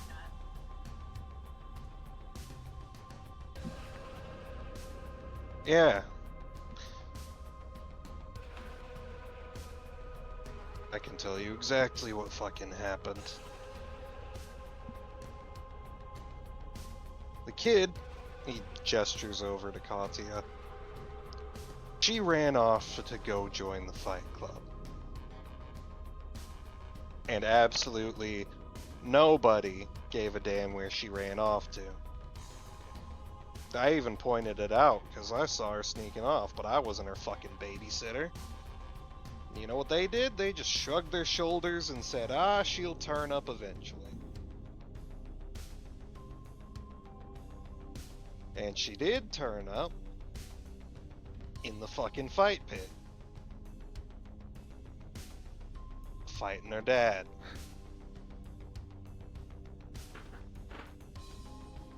The 2 of them came up with a plan that they were gonna, fake the whole fight and then get the fuck out. But, old Dougie boy decided that he, wanted to teach her a lesson. And he did. He sure did.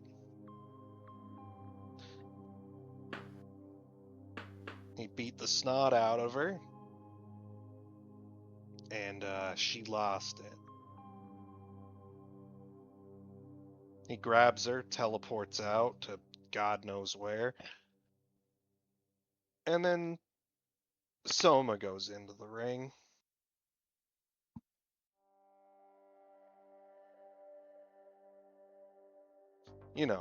I thought we were gonna try and stick to the plan, get through this, and then figure out where the fuck they were. But, I guess neither of them were really good at sticking to the plan.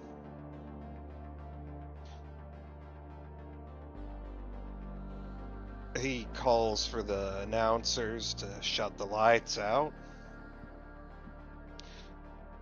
I get into position to take out his competition quickly so that we can get moving.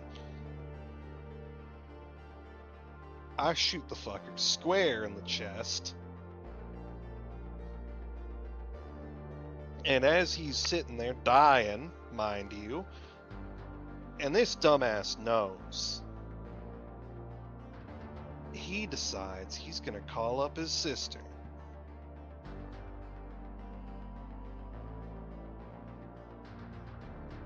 It's dark. There's some sort of reflective surface nearby enough for him to call her. And she answers.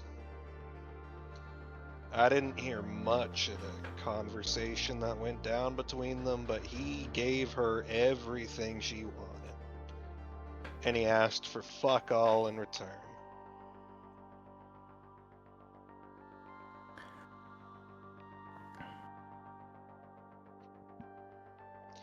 She kills every last person in that fucking fight club. Every man, every woman, every civilian, every fighter. Only spares us because I guess he bargained for our lives or some shit.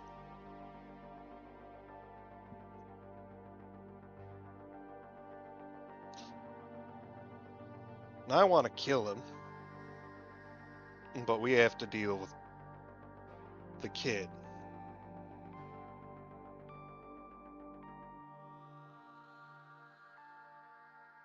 So we go, we find him in the sewer, and, well, the kid's mom, being the only fucking responsible person in that entire fucking group, tries to fix it.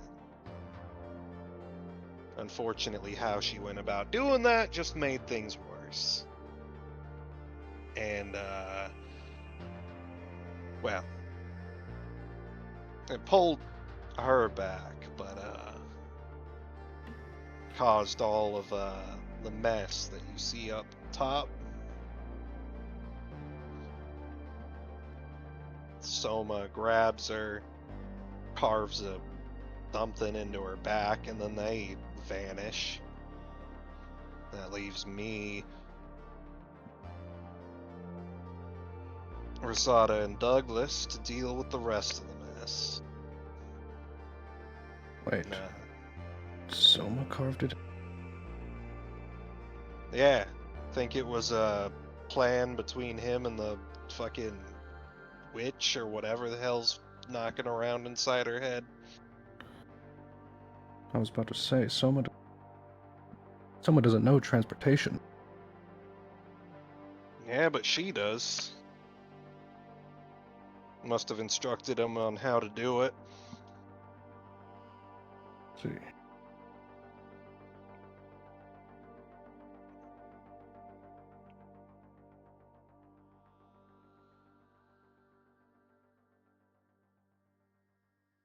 Anyways, you know the rest of that goddamn story.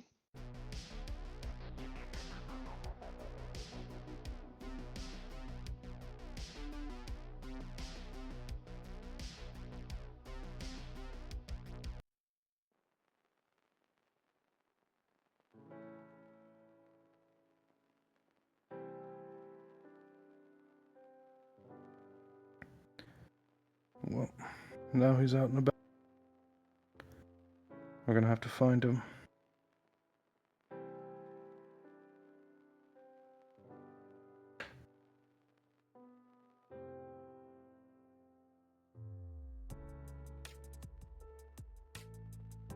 We're gonna have to find him before they do, Nanola says, looking at the girl. Yeah. And then what? Rosada says angrily.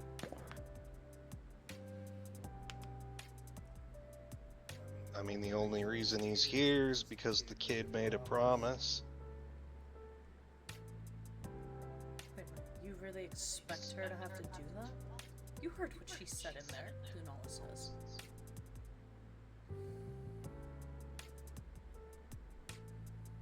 I don't expect her to do shit. The fact is, she made that promise. That promise had some sort of magical effect that's making him kick around. Only way to break that, by my estimation, is that she's gonna have to cut his fucking throat. Whether she wants to or not.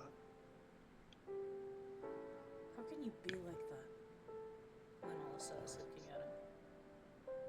You are capable of being so kind to her. How can you be like that right now?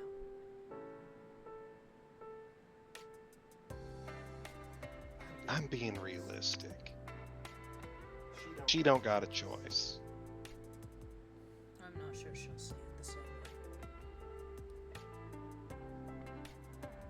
But you know what? I'll leave that up to you to tell her when she wakes up.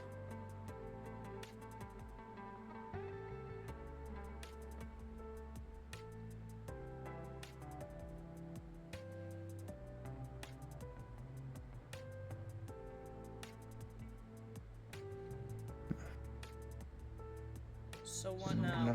Gabriel says. Well, I guess now we scout. I don't know, get as much information as we.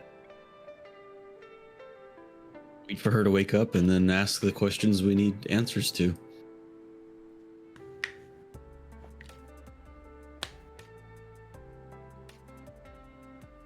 We have the same problem with him as any other. We don't have any leads as to where he might be or where he might be going.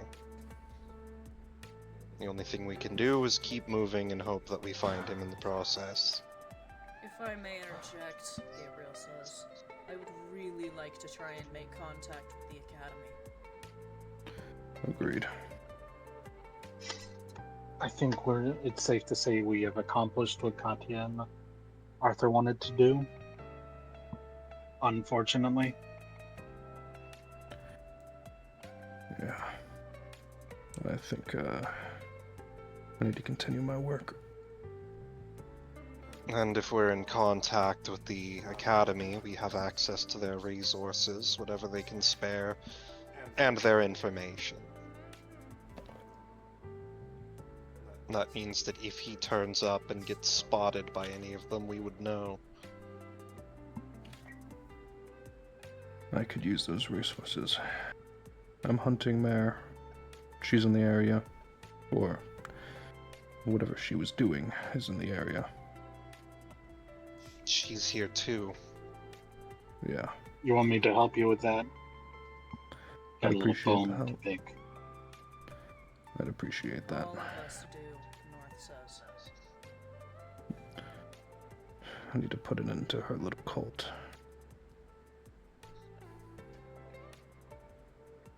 So it's settled then? Warden says on the side. We're gonna try and get to the Academy? Yeah. The sooner we can get them, the sooner that we'll be able to shore up our defenses. It's We a also stronghold at the very least. Yes, we also need to be there to lend them as much help as possible. We've already lost 2 branches of the Academy. Losing a third would be catastrophic. We cannot lose this branch. So it's settled then. We're going. The question is, when do we leave?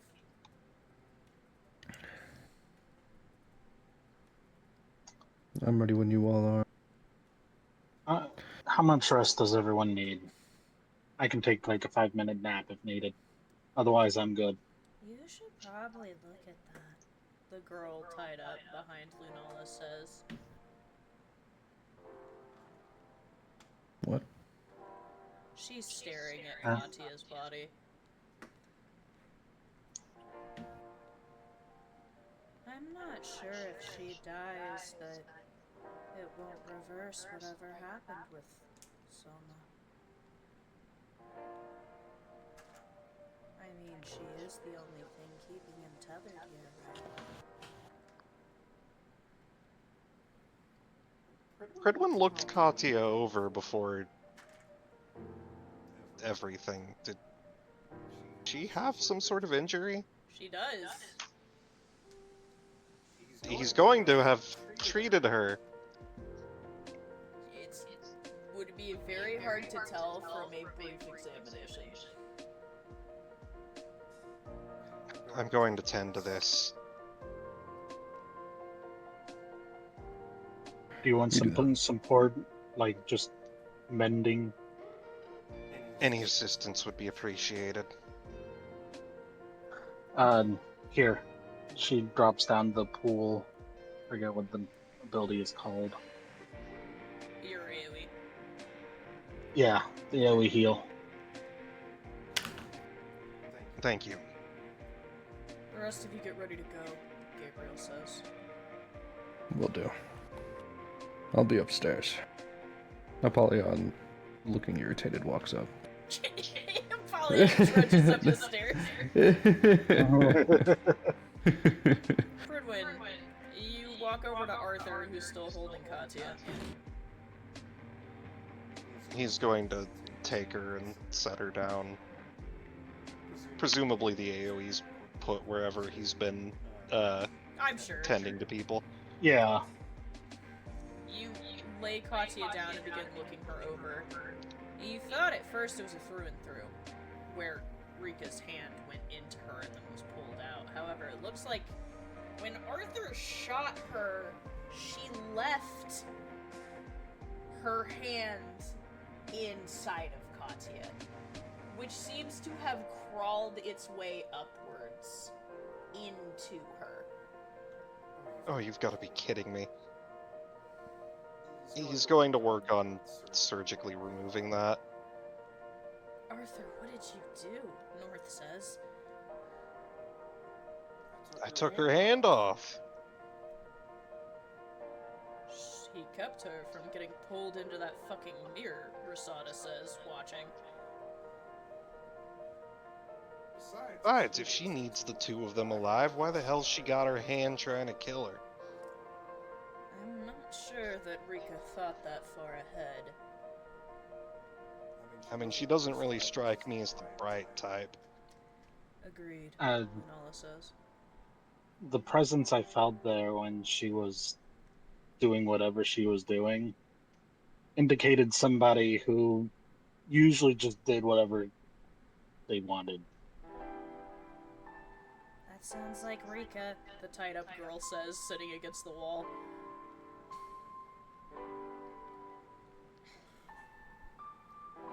You know Like, why she never is had what she to. is, right? A bitch? I'd assume childhood trauma. And that's usually one way of that forming. Sometimes someone's just a bitch. She was born without powers. Let that sink in, the girl says angrily. No wonder she's a megalomaniac. She was one of us. One of the failed attempts. I'm confused, North says. A powerless failed attempt cannot do this, she says, gesturing at Katya.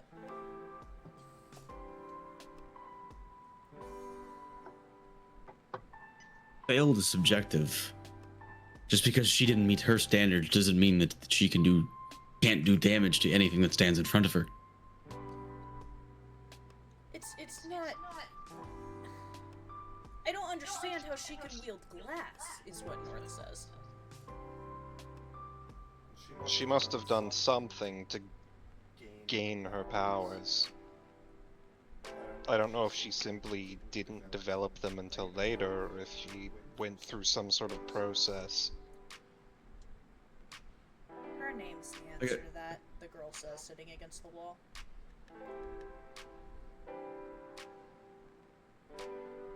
She was so determined to be everything Mom wanted her to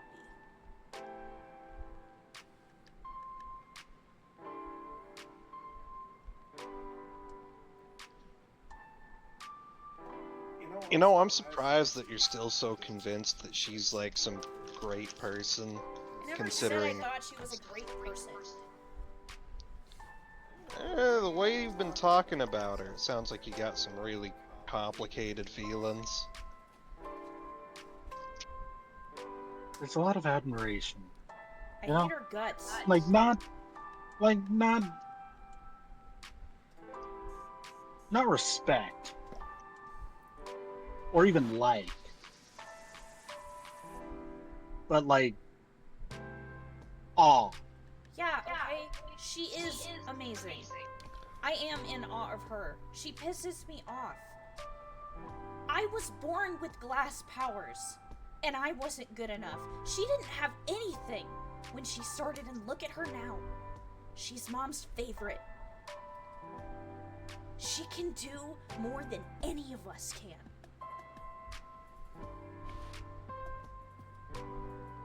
You know No how she did offense, that? but- She took it. Literally no offense, but your mom's a bitch. I don't really think her favorite means much. Fuck you. Fuck your siblings. Your mom's a bitch.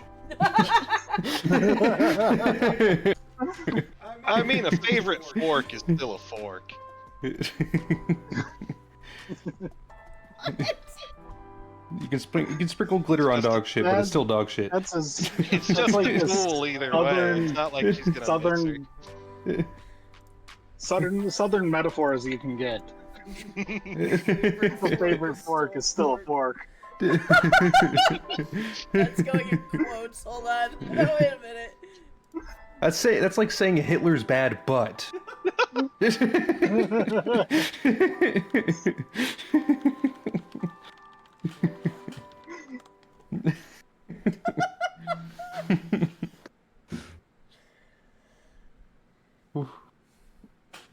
You don't have to understand how I feel or even care. I don't care what you think about her. The fact of the matter is, she is what she is because she fought to be it. That's it.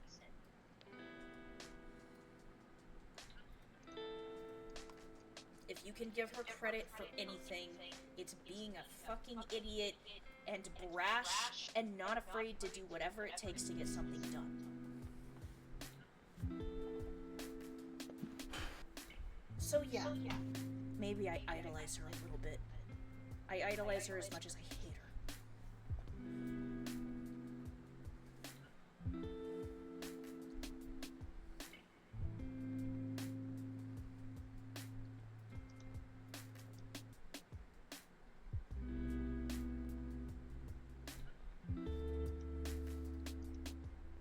That's all there is to it, she says and hits her head back against the wall hard. Bridwin, you were attempting to remove a glass hand from Katya. Roll me a medicine check at advantage. Alright.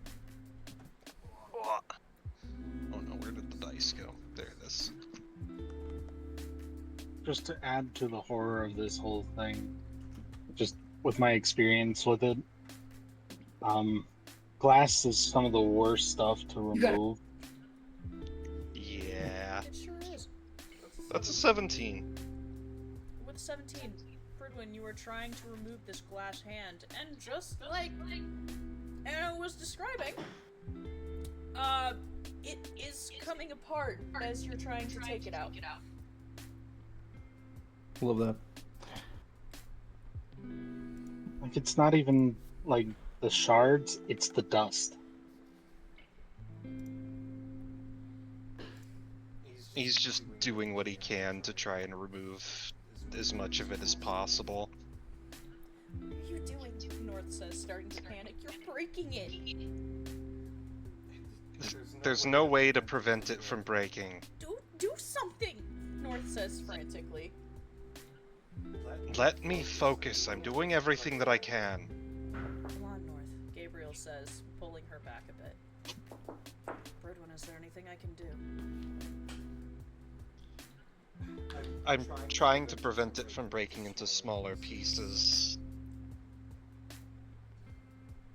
It's manageable at the moment, but if you have any way to extract these easier, that would be helpful. Well, the only way I know to keep glass from completely shattering is to, he cringes, get it hot. I do not think that melting it inside of her body is going to be a good idea. I don't either, but that's the only thing I can think of to keep it from breaking.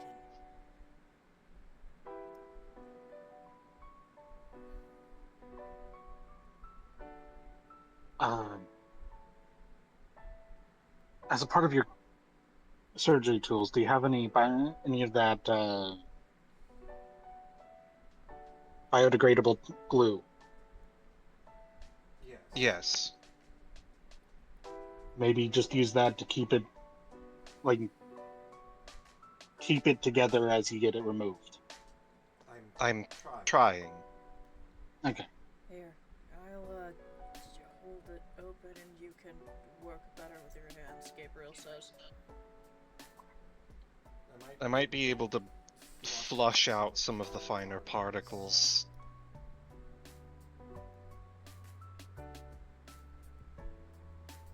But considering it's been crawling around, there's a lot. Gross, Gabriel says as he looks in at your work.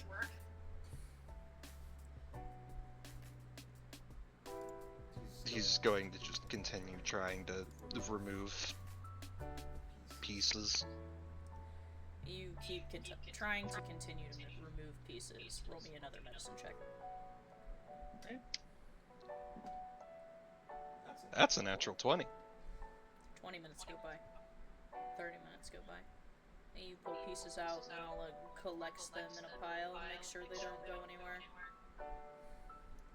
Eventually, about 45 minutes in, you think you've finally removed most of the major glass pieces. All that's left are the finer little pieces you're having trouble grabbing. He's going to try and use his water to try and flush out the dust, essentially. You use your water to try and wash the greater sections out. It seems like, for the most part, you've gotten the worst of it. It reminds you of the melted metal shards you had to remove from her spine. Gabriel takes some of your supplies with permission and begins to close the wound up for you. That should be enough to prevent any further issues. I'll do my best to heal her. The rest of you should get some rest. When the hand in pieces on the table starts to try and crawl around.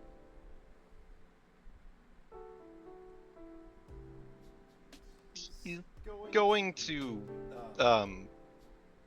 presumably if it's being kept in a dish, he's gonna put a lid on it. Jesus! You slap a lid on the Tupperware. I'm going to have to figure out how to destroy this. If perhaps if we could have Faye melt it down or something.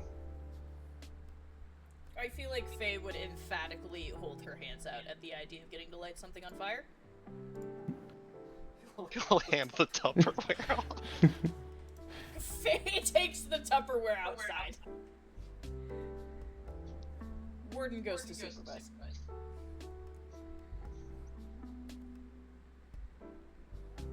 Pridwin will work on using his healing magic to try and help the healing process along. You do so, scooting along the healing process a little bit so the wound begins to close itself up a bit more. The rest of the group has gathered their stuff together. As you look up tiredly, you see Liam is awake and limps over and looks at Katya. Fuck, what a miss. We She looks like shit, he says, looking at the wounds, putting his hand on one side of it. we had an unfortunate run-in. He glances at the few remaining glass shards that didn't get into the Tupperware. Don't tell me.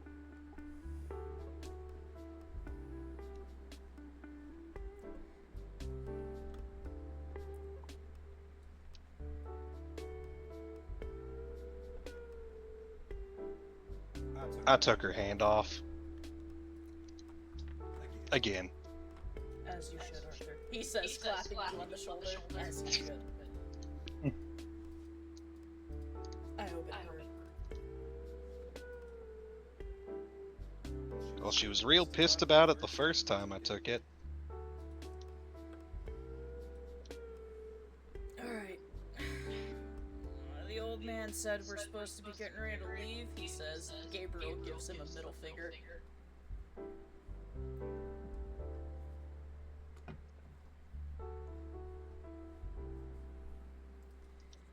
Yes, I think after some rest we should try and get to the academy.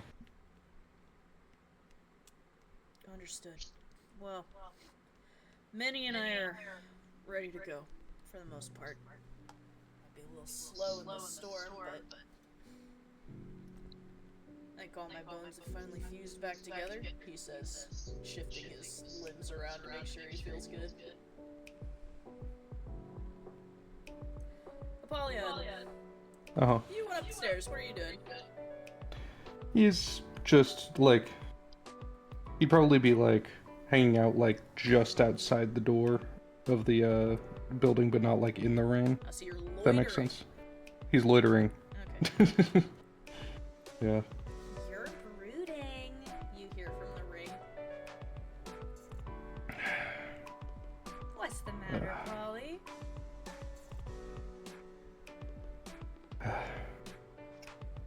I don't know. What do you mean you don't know?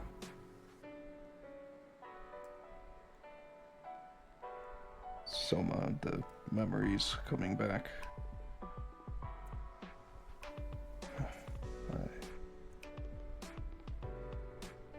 I'm not really sure.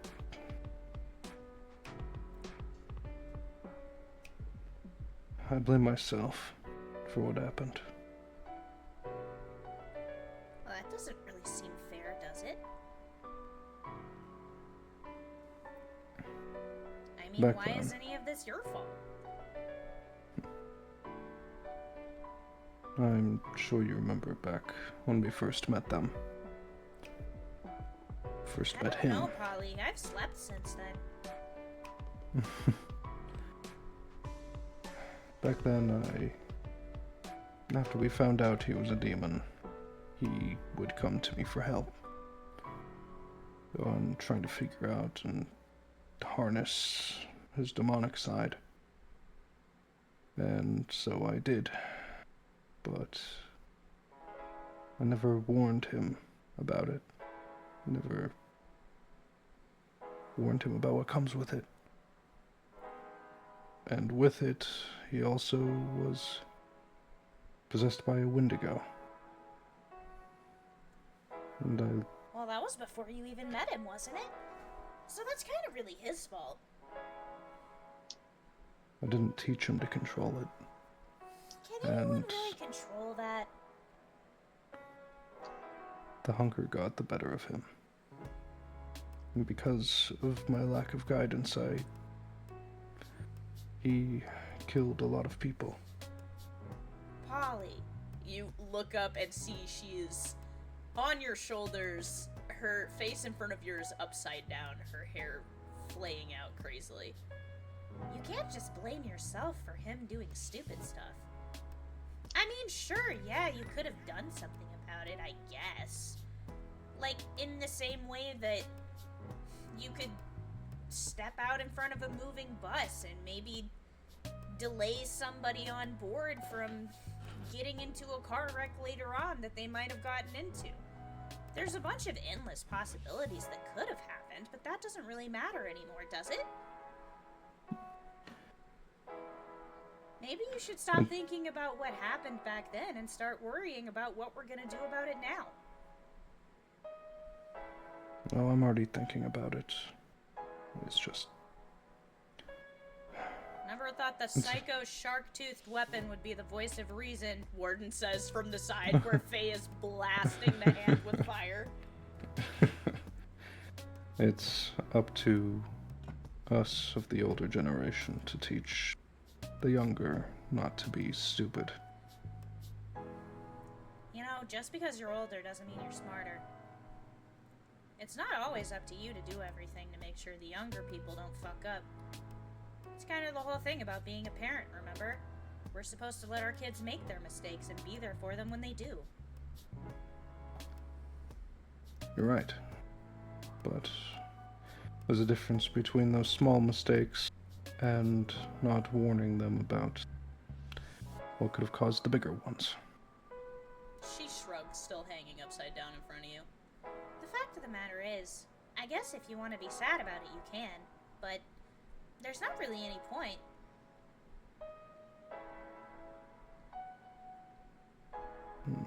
To me, there is.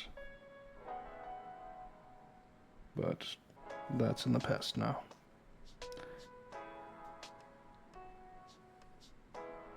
I failed him, and I'm going to have to make up for it. Well, not really you. Sounds to me like the cowboy says the kid's gonna have to make up for it. Well, he'll Wonder face what the consequences consequences. of that are gonna be, she says thoughtfully, almost curiously. He'll face the consequences of his own actions. That is none of my concern now. Shouldn't we be focused more on the paperwork thingy? I've already got that sorted. I'll have that prepared by the time we get to the academy. Okay, she says, and rolls off of your shoulders and disappears into the ring again.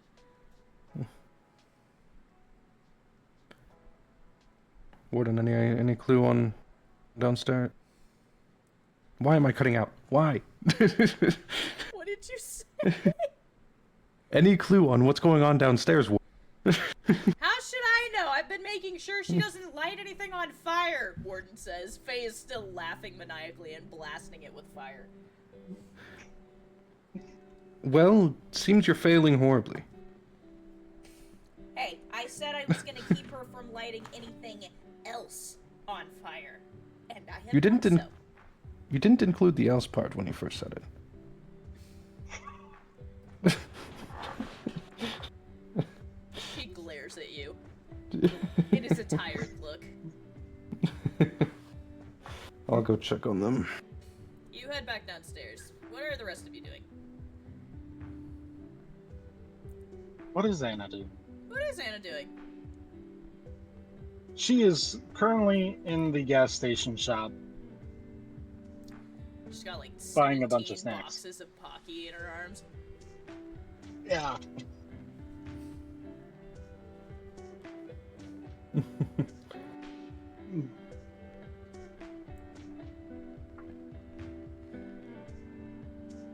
So Anna's Oh, up yeah, there she's- buying snacks with Judah.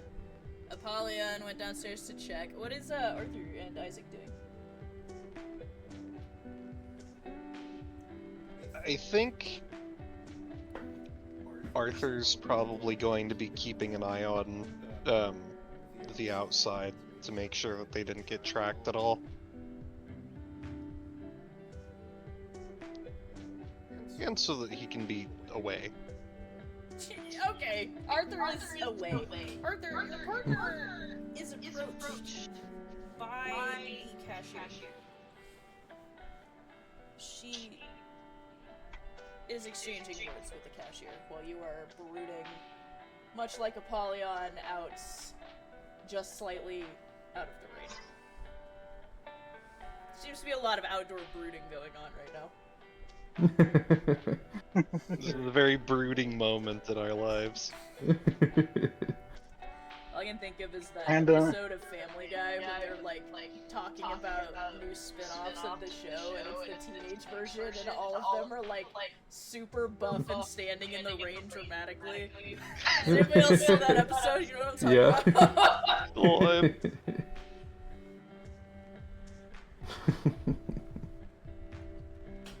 Apollyon, you go to go inside and run into Arthur, who is coming out to brood. You brooding too? Arthur just looks side to side. No. Yeah, you are. Yeah. Alright, good talk.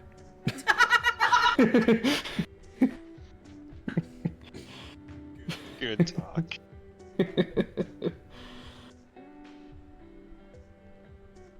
Apollyon will continue downstairs. You continue downstairs and see the group packing up. Siri is standing next to Pridwin and looking concerned. What am I supposed to do? I thought I was waiting for somebody, but turns out I guess I was waiting for the wrong person.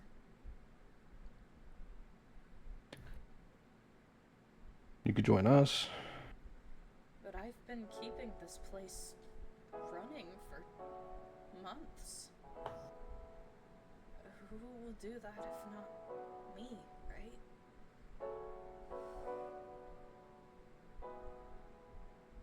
Well, I guess I can just belong here now. Except I won't be waiting for them to come back anymore. I'll just be here. you can choose your own path. You don't have to be what's expected of you. It's so funny. I just came here. Feels like so long ago. Just to visit. I got kidnapped just because of the color of my hair.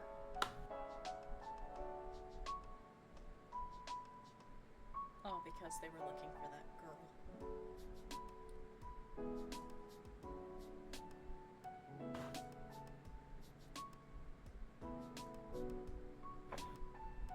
Maybe you came here for a reason.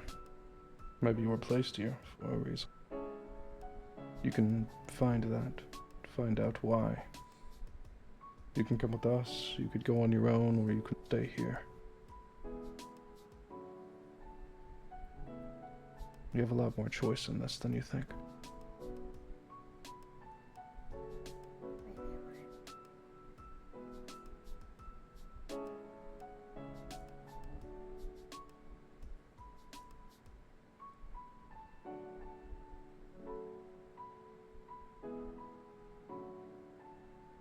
Isaac, what are you up to?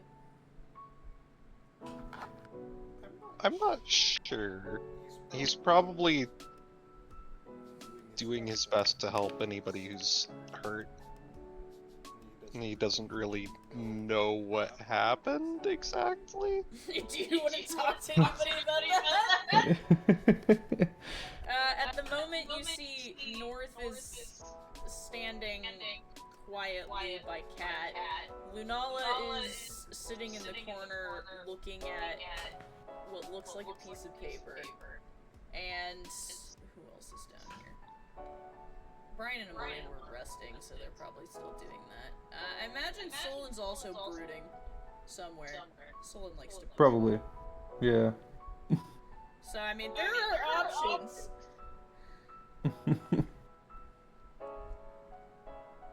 So what exactly happened? Who are you saying this to? Who are you talking to? I think anybody who's in the room. Long version or short version?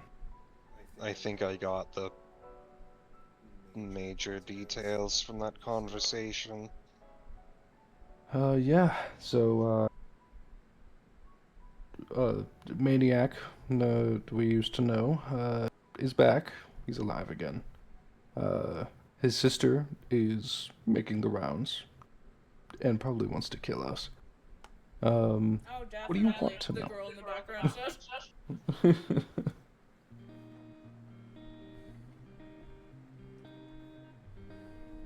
Any smaller details you'd like to know? What exactly happens there? What did you find? Where's the Fight Club? North says, looking at him, wondering if Kat shared that with him or not. I can't remember if he was around when, like before Soma stopped existing. He was briefly. Briefly, so I don't think that she would have had the chance to tell him about Yeah. it. I don't think so. So, yeah, so you wouldn't know why North is looking at you like that. I'm afraid that all of this, he gestures vaguely, referring to the everything. All of this is a bit before my time.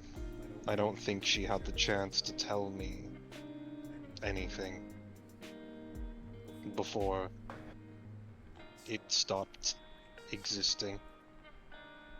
We, It's just a series of mistakes. One yeah. bad mistake that led to another, and by the end of it, it came down to several very difficult choices. They told you about the tree in Russia, Lunala says from the corner.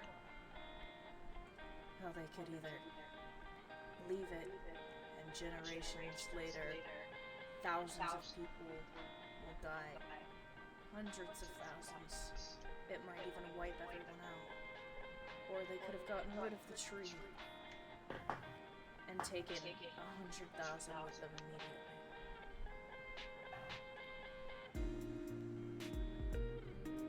The choice to make the best decision out of the worst situation. It was something like that, Lunala whispers.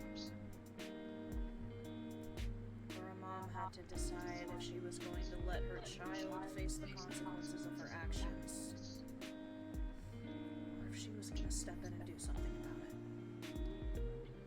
I'm sure you can guess what she chose. I see.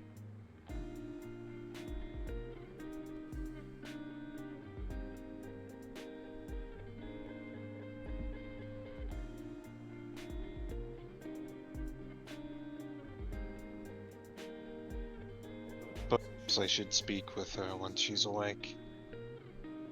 If she's willing to discuss all of this, perhaps you should, Lunala says.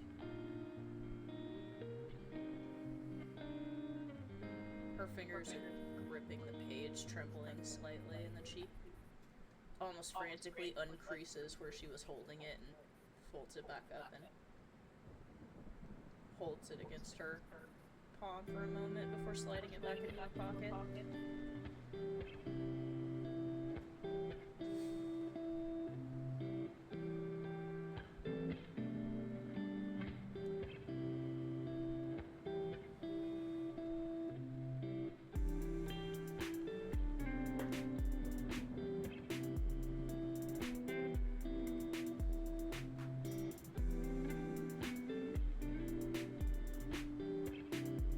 And what of your exit? Was this one the only one that was pursuing you? I'm As far not as we entirely know. sure, but they're the only one we caught, Lunala says.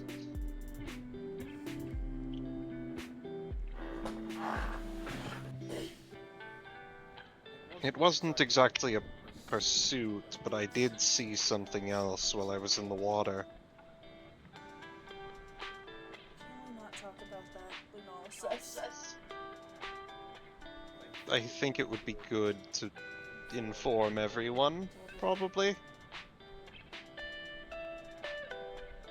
Unpleasant as it is. Pridwin knows what's causing the storm. At least I think I do. There was a draconic creature beneath the water. Massive.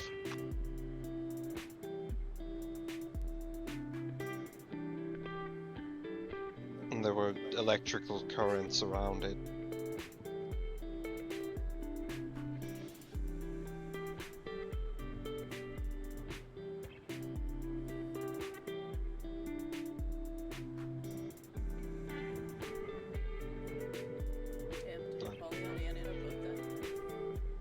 Wait. Am I being asked something?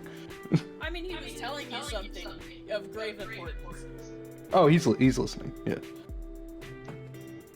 Unfortunately, given its scale and the fact that its power is enough to cover an entire continent and series of islands, I do not believe that we possess the power to bring such a thing down. Definitely not on our own.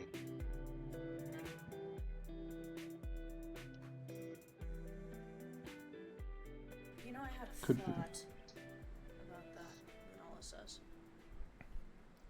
It didn't look like there was anything on it that denoted some sort of faction or anything, right?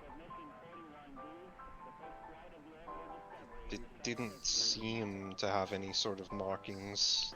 What if the creature became agitated by everything that happened and is trying to protect the island from anybody else entering or leaving it? I suppose that could make sense. I don't know much about dragons, unfortunately, but in certain stories they're intelligent enough to hold conversation. No, that makes sense, Siri says from the side. A lot of mythology involves dragons around here.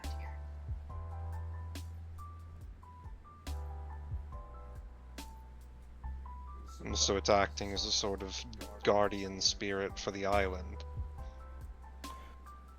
Makes sense. Can you blame And it? An entire city basically imploded. And that means that we would simply need to be able to reason with it. Although, considering the persistent threats, I'm not sure how effective that would be until we could do something to prove that we're helping.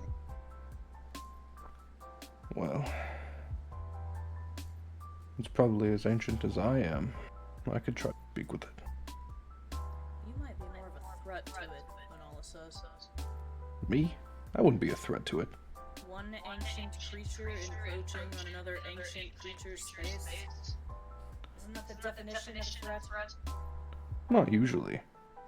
Us immortals tend to at least hold cordial conversation with each other. Even if we do try to kill each other later. I mean, what's a backstabbing if you're immortal? I think that the creature might be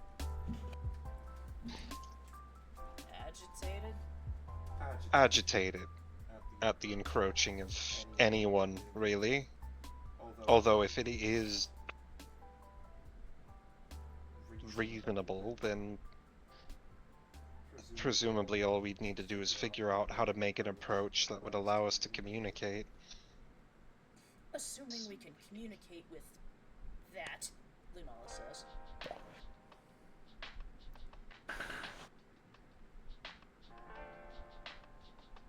Well, I don't see it out of the bounds of reality.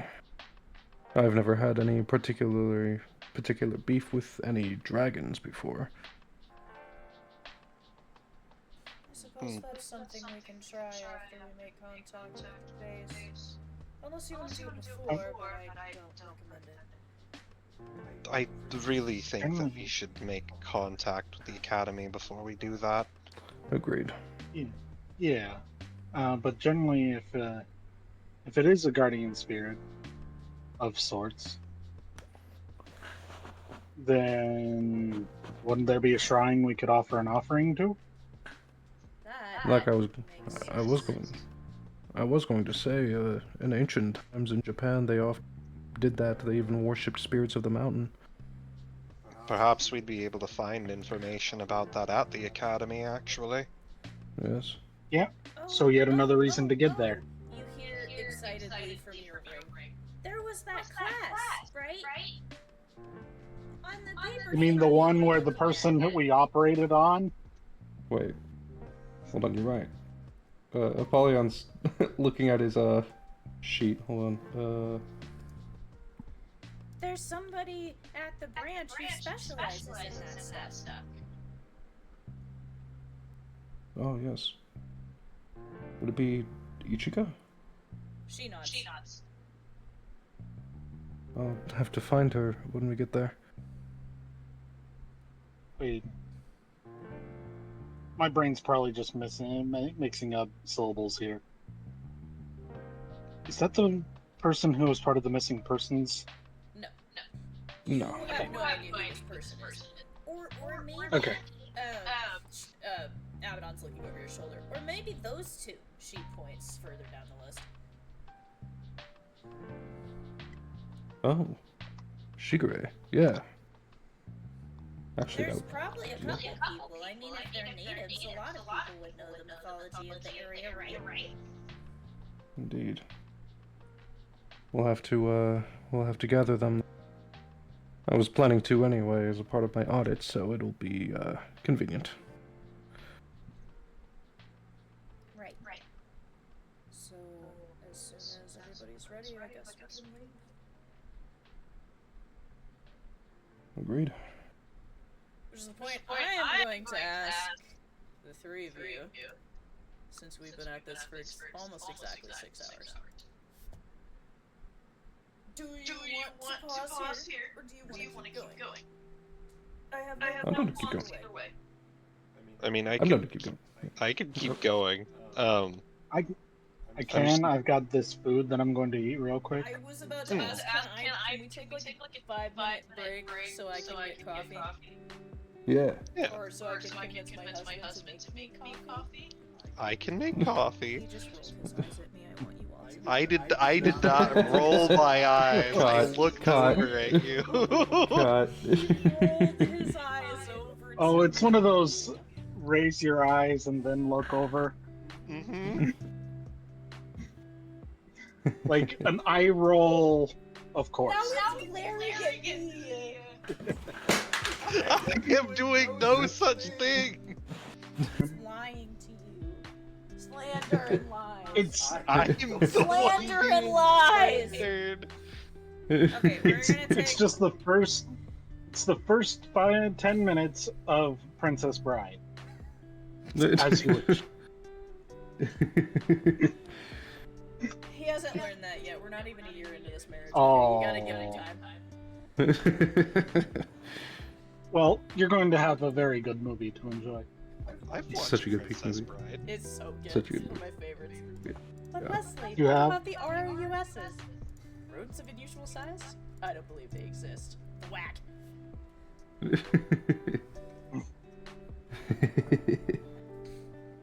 Anyways, My name is Inigo Montoya. Kill my father. Prepare to die. I was just about to say that. There's a big difference between mostly dead and completely dead. Don't worry, your friend's only mostly dead. Oh my god. Never get into a land war with Asia. I don't know. I don't have a gate key. Fezzik tears arms off. Oh, you mean this gate key?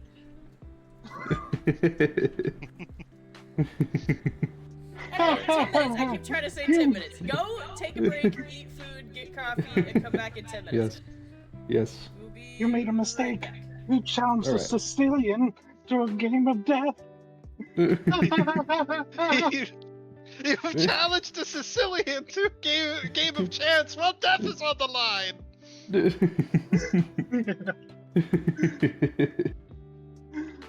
Oh, Very God. All right. Coffee. Coffee. I have unfortunate news for you. Oh. I'm not left-handed. Neither am I.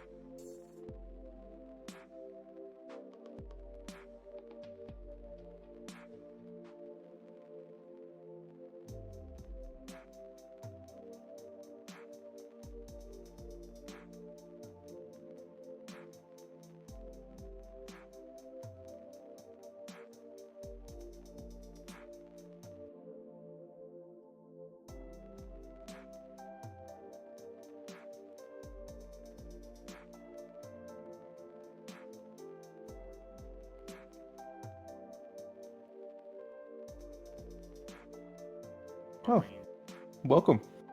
Welcome. Hi. Hi. We're taking a short break before getting back to fuck shit is happening. Okay. Shit is happening. Such as? Soma's back. Well, I knew Yep. that. Yo! Yeah, Soma's back, and then we're headed to the academy. How are you feeling? We just got back from Allie's work, and we have to wake up at 5, so Damn. yeah. She works a Damn. double. That's a rip. Yeah, she got screwed. That's not fun. Yeah. I've been there. I'm glad to have the job I currently have. I'll just say that. Look, I like my job. I just don't like my coworkers Because they're worthless. or my boss that isn't very good at being a boss. Yep. But also, it's like, I'm off tomorrow. What am I supposed to do by myself all day tomorrow? You have free time by yourself. It's okay. I don't want free time by myself. I know. It's gonna be boring as shit. I'll be off Wednesday with you. Well, that's gonna be awesome. Yeah. See? Plus, I'm sure I'll send you on random errands. Oh no, I believe that. I've been, while we were taking our break, I've been reading through the patch notes towards one of the horror games I've been playing. Oh, And what fun. do you think it's called Scarlet Hollow. It's basically a visual novel, but Oh. it's got a lot of horror elements to it. Cool. Hell yeah. It's by the people who made Slay the Spring Princess, if you've ever played that. Oh, I love Slay the Princess. Yeah, Such a same good game. people. Like, they say they took the opposite approach to Slay the Princess with Scarlet Hollow, where in Slay the Spring Princess, their motto was, "There is no wrong choice." Yeah. In Scarlet Hollow, it's the opposite. There is no correct choice. That's awesome. There is no right choice. That's sick. And Scarlet Hollow has been like one of my favorite games I've ever played. It has so many branching ways for the story to take place that every choice seems to matter. The characters will interact with you depending on a whole host of various factors. How you interact with them, how you look. Oh shit. So it's interesting. Yeah. And the patch note basically said, "Hey, so you know all that effort you went into doing your previous run? Yeah, it got a lot harder." Oh shit. I should And try I'm that like, game. okay, challenge accepted. I'll go do a new run.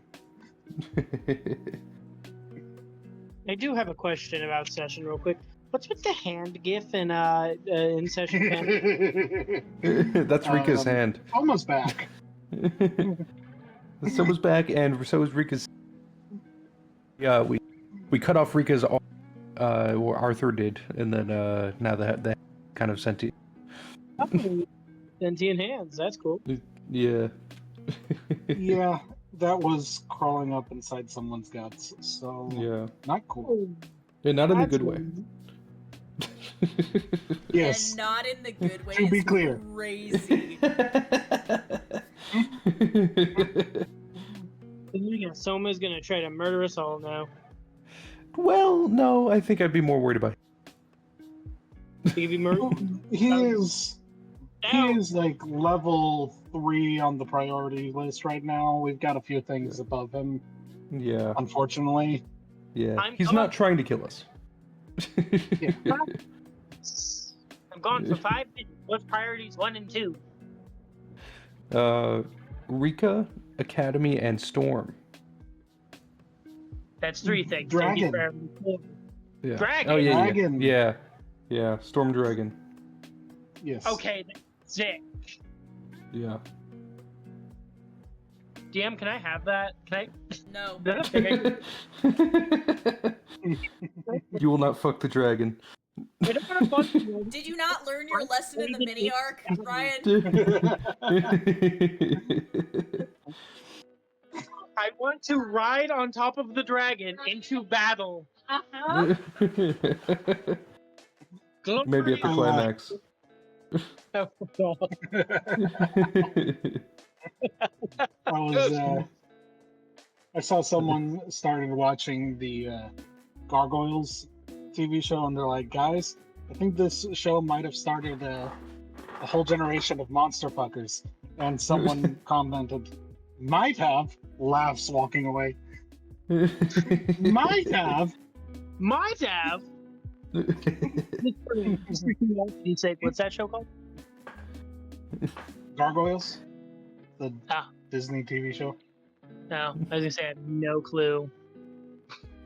It had Keith David as like the main voice actor, playing the like main protagonist, and then I forget their names. The people who played Diana Troy and William Riker on Star Trek: The Next Generation, they played the main villains. Like, How many links?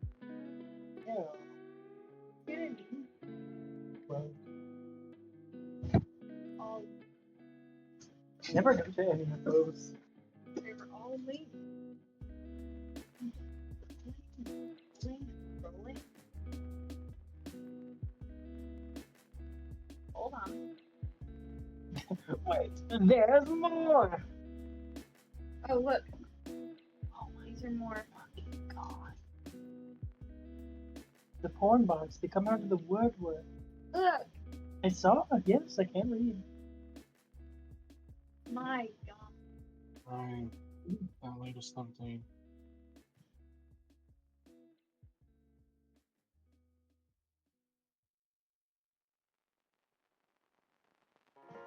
I'll find more French boy.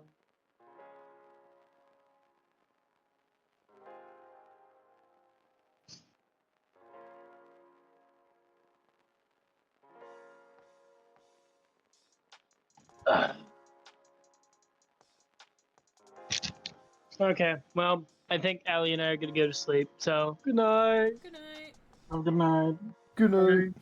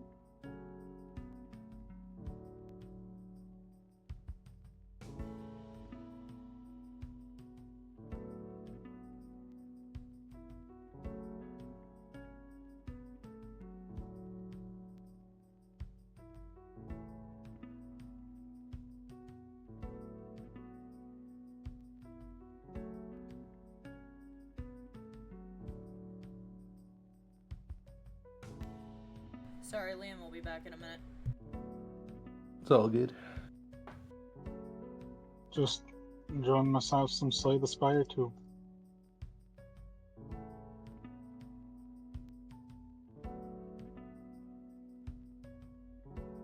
So many of the games that I've been wanting to play came out with their like 1.0 releases or major updates within the last like 3 weeks.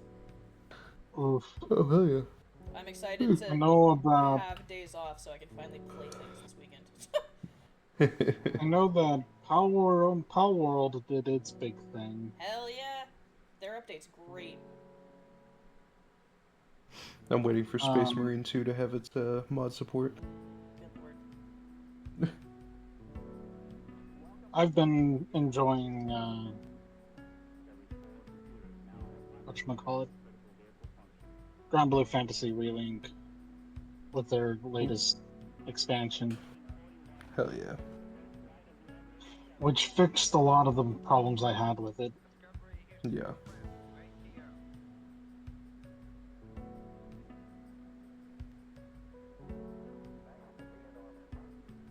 Here, one sec.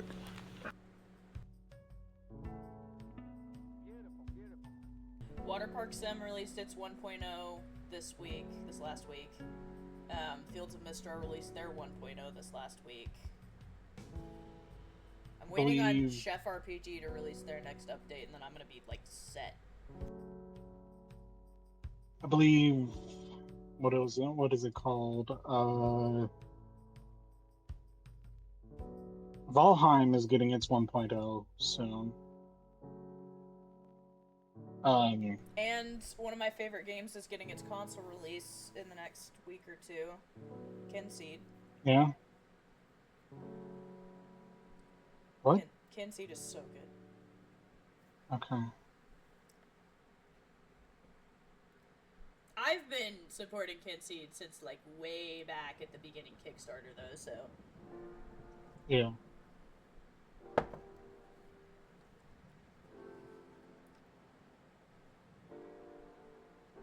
Shout out to all the free advertising. I just gave a bunch of random stuff. Yeah.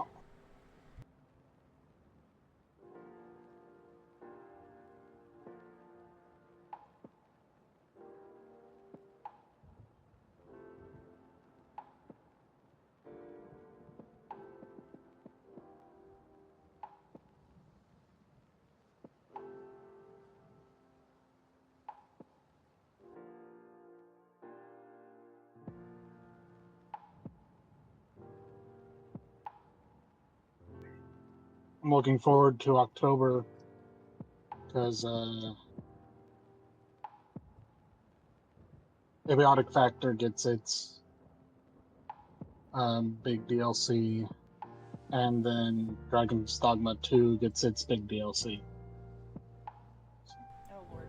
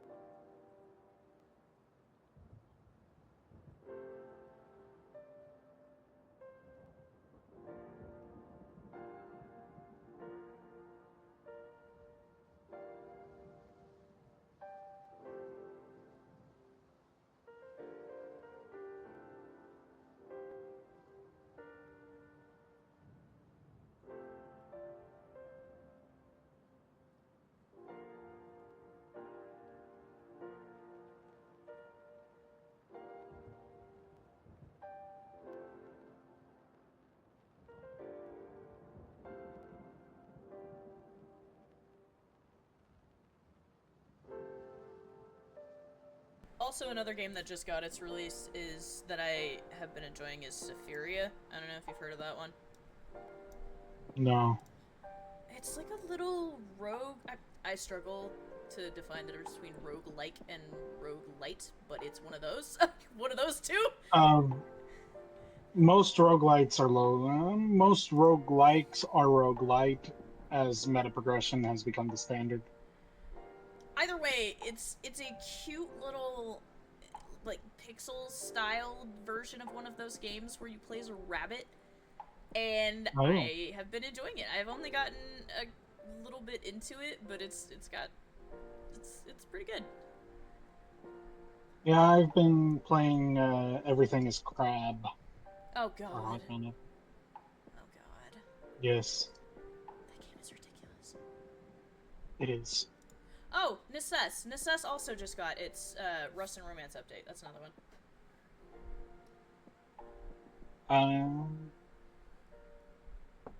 Necess makes me think of like Terraria, but top down. It's pretty fun. Liam and I just started a world in that. Also, Roamstead is pretty good. Roamstead's pretty fun.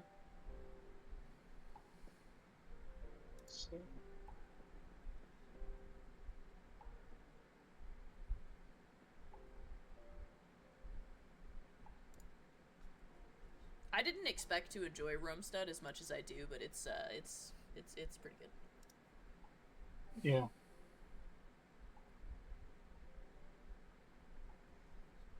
What's it like? I don't think I've actually played it. Roamstead is... I'm trying to think of how to describe it.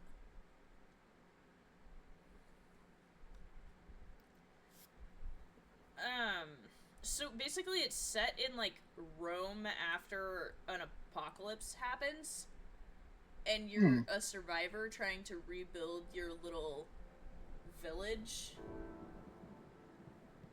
Okay. I'm struggling to figure out how to words right now because I'm in DM brain, which you'd think would be capable of doing that, but it's not. Trust me, I know.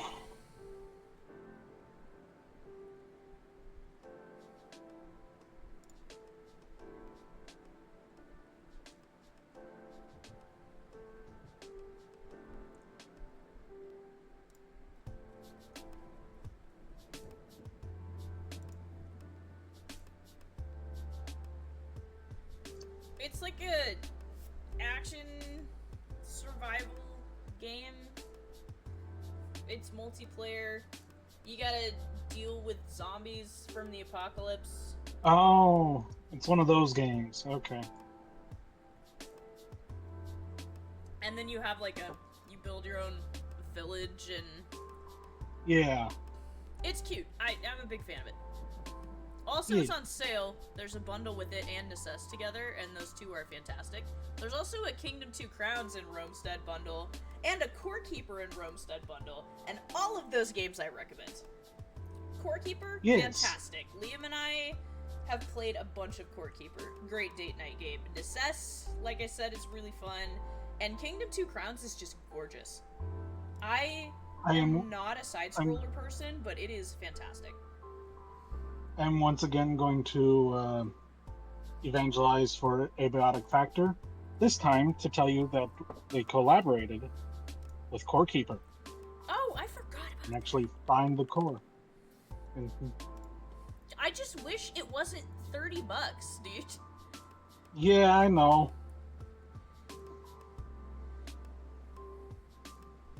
It's $30 and that's hard sell. It's a lot of money for me right now. It's the problem. And I know. like because we're a shared system, but you can't play it at the same time, I would have to buy it for both me and Liam. So that's like 60, almost $70. Like, yeah.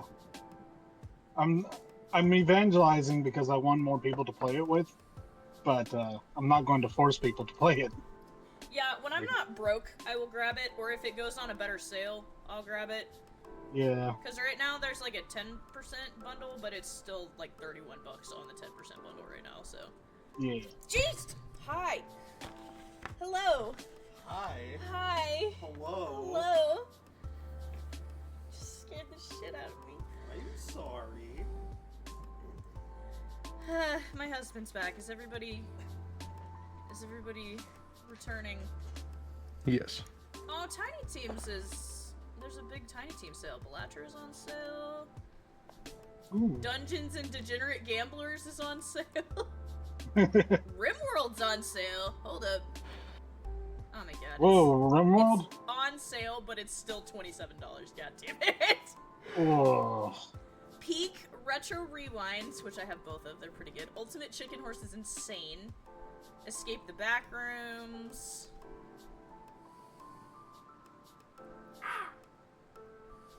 You're still muted. Shark Dentist, excuse me? I think the title is self-explanatory. You know what? I'm terrified. I am horrified. I'm horrified by everything I'm looking at here. Is Dylan alive? Yes, I am. He's back. Okay. Oh, Spirit Stud is out too. Shit, I might have to grab Spirit Stud. It's only a couple bucks. See, that's the difference. I can do a sell for a couple bucks. I can't do a sell for spending like 60 right now. I know. And here I am playing Civ 7, trying to come up with things for that, and that just, woof, costs a lot. Woof indeed. Okay, anyways, we are going to get back into this since everybody is here. One last recommend. Mhm. Tactical Breach Wizards. If you haven't played, play it. Tactical Breach Wizards, good lord. I haven't played It's it, but I've hilarious. seen it. It's a lot of fun. Okay, are we ready? Dylan?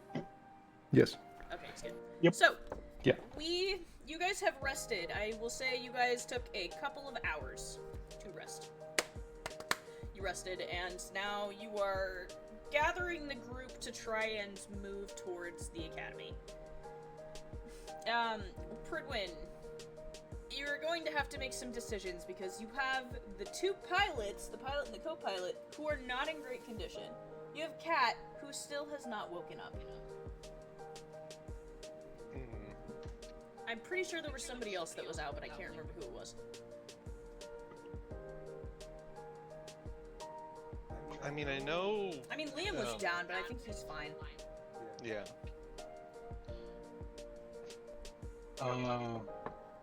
What's her name? Or their name? Could you be more specific? What, Caden?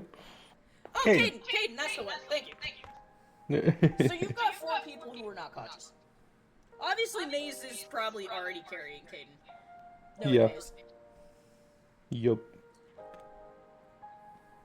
As much as I would like to join all of you,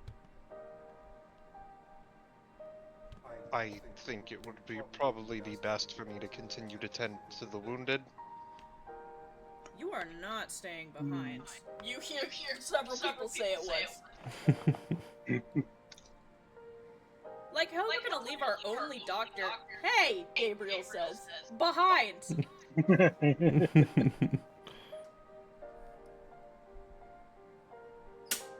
As confident as I am in Gabriel's ability to look after people, there are a lot injured. Hey, he says, looking at you again. Which one of us is the death scythe here?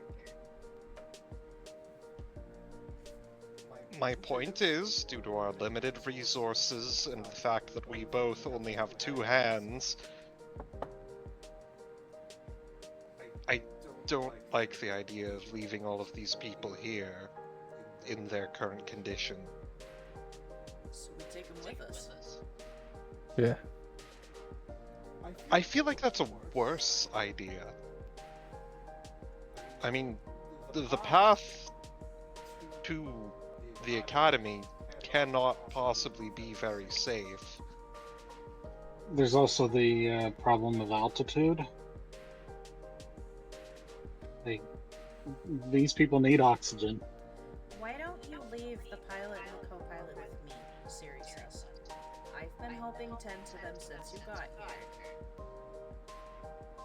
Nobody has breached this place, and nobody will. When they're better, I can find a way to make contact with you and you can come get them. Very well. I suppose that's amenable. I'm still concerned about us traveling at reduced force.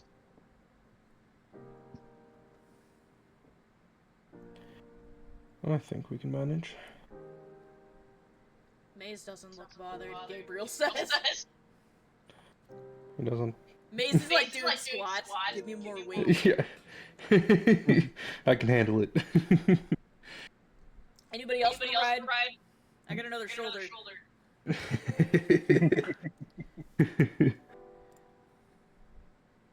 Light work. Anna, I'm light. You're not going to get anything out of me.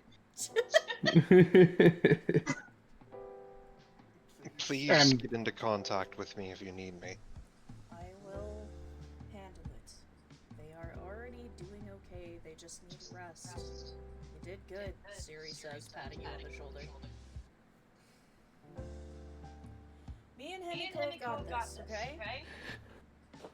And besides, you've met Xander. They stop in here like every day. You think you can go more than 24 hours without some extra hockey, please? Very well. Anna goes and buys another 20 boxes, realizing she may never be here again.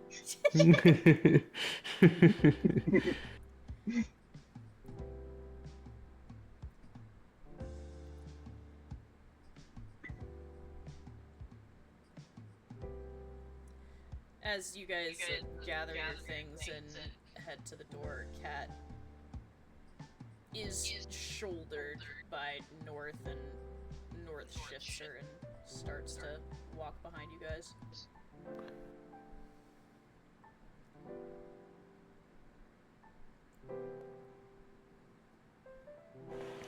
Is there anything you want to do here before you leave, besides buy extra snacks? Not that I can think of. Yeah, I don't think there's stuff I'm expecting to happen, but I'm not going to force that until it happens. So you guys set out into the storm. It is a trek. Is there anything you guys want to talk about while you are going? It's not a fast going, so you have time.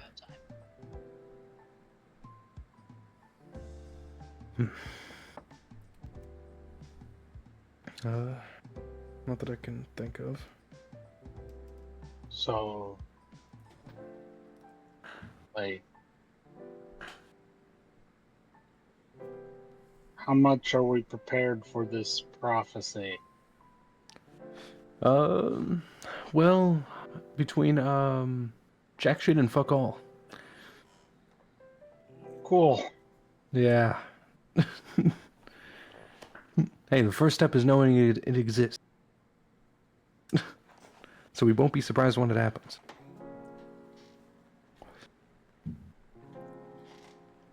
I mean, the idea is, and the hope is that it won't happen, right? Yes.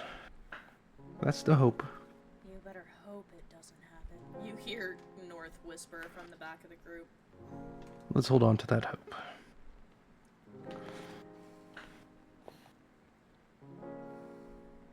Arthur, I'm assuming you're either at the very front or the very back scouting. Yeah. Roll me perception check. Ooh. 17?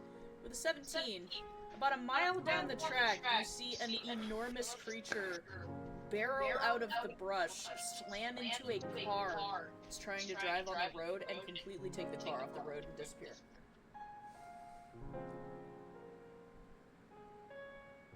I think, maybe we should watch our step. The face you just made! Noted. Mind you, none of you saw anything. All you saw was Arthur just stop walking and then make a face. I just watched a big, something knock a fucking car off the road about, a few miles that way. Good to know. Birdwin, don't do it. Lunala says to you. Do what? Go towards the car. I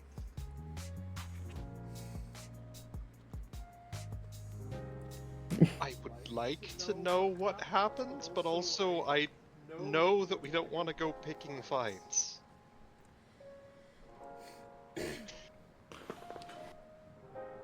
A problem for another day.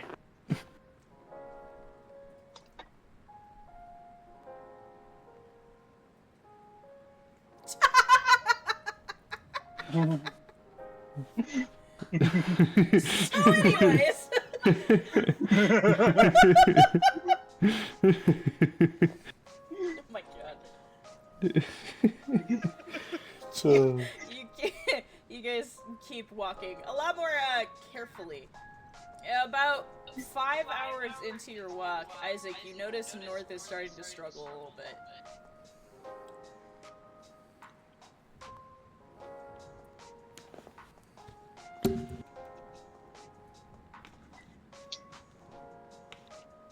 Are you alright?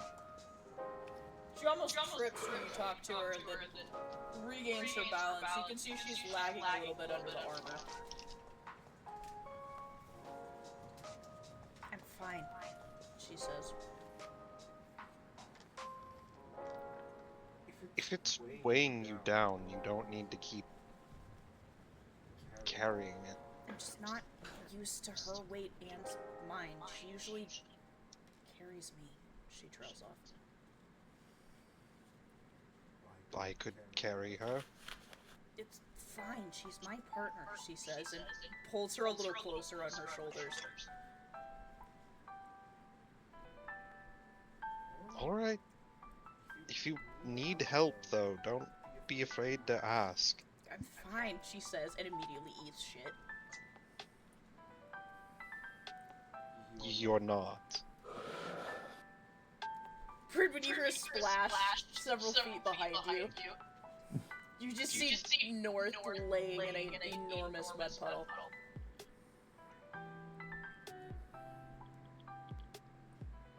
He's just going to pick her up. She just lays there, accepting her fate. Just go on without me, she says. That's not an option. Apollion's gonna just pick up North. Apollyon, you pick North up out of the mud puddle. She is just soaked to the bone, all of you are. Her armor is a lot heavier than Cat's also, so you just pick somebody up in full armor. Alright.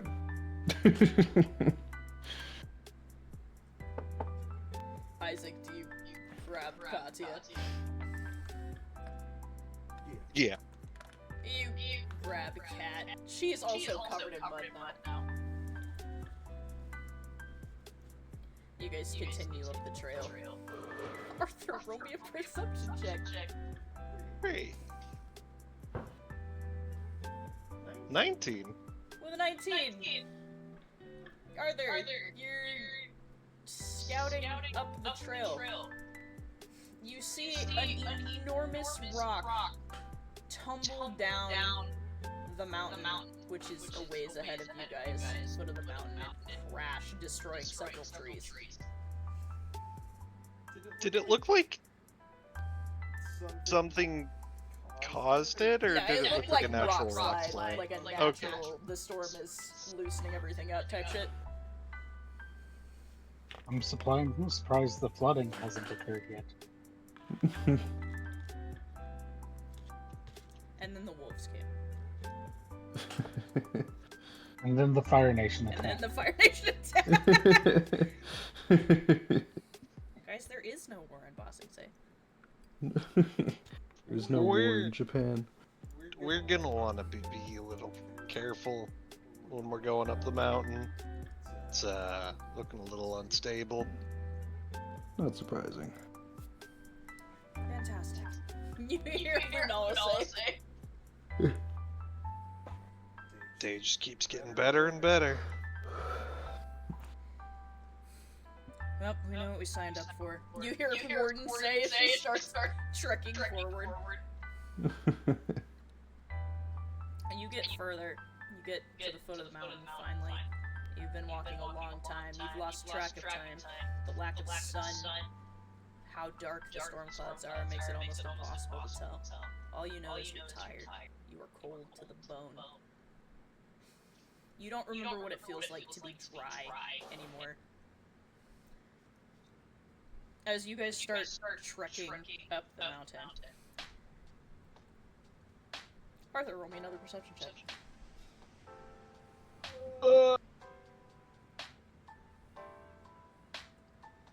13? Arthur with a 13. You catch it more sound than sight. About a mile and a half west of you. There's a fight going on. Should we assist? He's gonna try and get a better look to figure out who's involved. Arthur, you try and get a better look. And you see a very heavily padded group of individuals, 3 of them, wearing matching uniforms, are fighting a werewolf. Is he able to recognize the uniforms? You do, but only because Rasada has described them to you. Oh, you gotta be kidding me.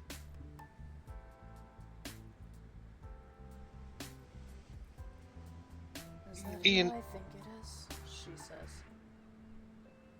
Yeah. She immediately flashes out of your hands.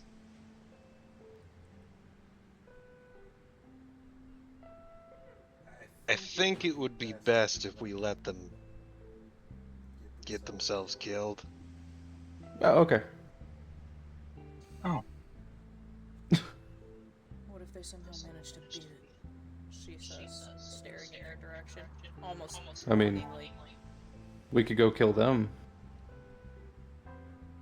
I mean, if they beat it, then they're gonna have to fend for themselves either way. Or we could make sure they don't beat it. Rasada says.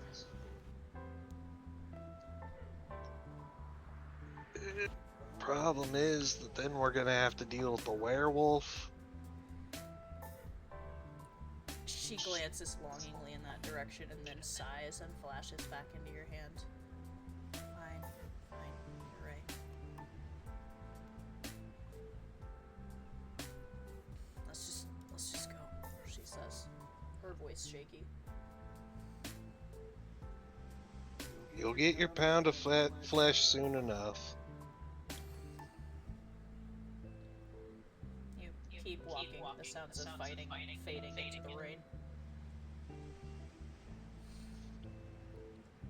As you guys are trekking uphill, the hike gets even harder. The exhaustion begins to wear on you. All of you make Constitution saves. Including crit one? Yes? For... I don't know what we're rolling for. Hang on. Con saves?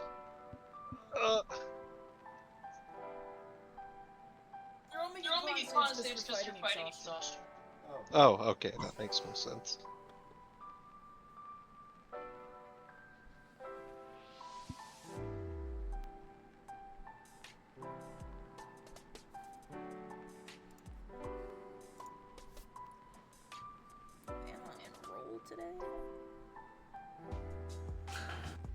Actually, Mm-hmm. God damn. Oh, you almost had it going, Come on. Oh. So Look, close. He did Anna, not roll on a very roll? high. Anna like nearly butter. drowned twice today. I'm on a roll. Oh, wait, I have to roll for Isaac. and Viv went, right? Yeah. All of them went. Sam. Well, Isaac brought it back. Hey! Alright, well, 3 out of 5 is pretty good. Yep. So, Anna, you and Judah, Apollyon, Pridwin, and Isaac, all of you are managing to keep the pace. However, the rest of the group, not so much. Your teammates are slipping and sliding. Some of them tripping occasionally with how tired they are, their legs looking like they're threatening to give out on them.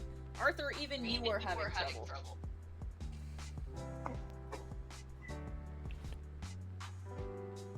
You're pretty sure that in your boot, one of the nails from the heel has worn through and is sticking up in your foot. Hmm.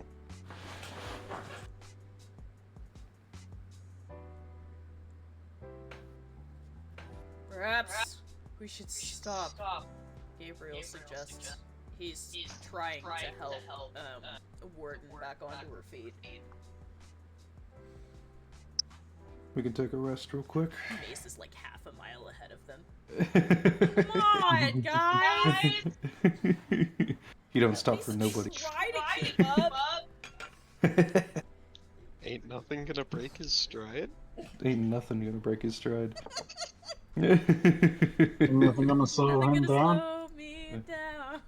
I know. He's got to keep on moving. I'm moving.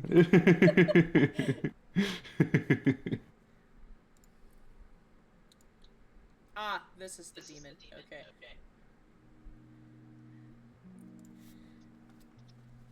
What do you guys want to do? Do you want to risk stopping in this storm, or do you want to try and keep going? Can Arthur see any sort of location that would look like they could use it as shelter? You look around. There is a tree-shaded section a little to the east. You think there might be an overhang and some rock to the west. He'll point out those two areas. If we need somewhere to camp out, these are the only two places I can see. Not really much in the way of buildings or anything. I'm worried about stopping. Didn't you say there were rocks falling? Lunala says from the front of the group.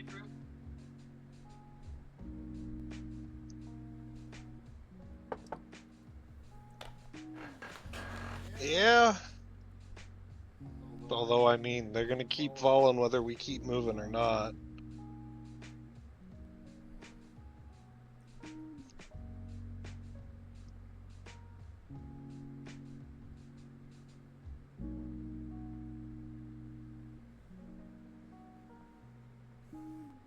It's your decision. You hear from the back of the group. Several members look up at the front of you. Do we have any idea how close we are? North asks from where Apollyon's carrying her.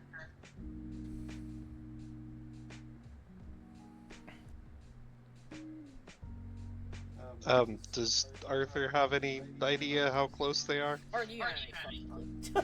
This is beyond your area of expertise. You have never been to the academy. I don't know. This mountain's big. I don't even know if it's on the opposite side. We're gonna have to go around. That could take a couple days. No, it's on this side, Versada says tiredly. It's been a long time since I've been up here, but I think we're getting close to it. I remember it was like a 3 Are we within 4 eyesight of it? on a good day.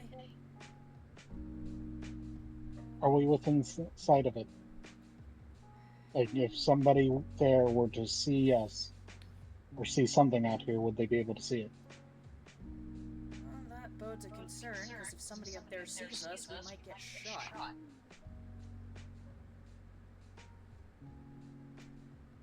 Or worse.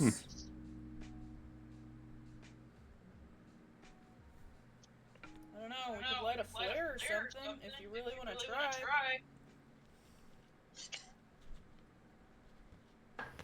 I mean, our enemies don't tend to use holy magic. We could use Anna's arrows. Yeah, that's what I was thinking. If we could get assistance from them, we'd at least have that on our side, and give the others who need help the help they need. My only concern is that we would also be drawing attention from any enemies who might be scouting the area.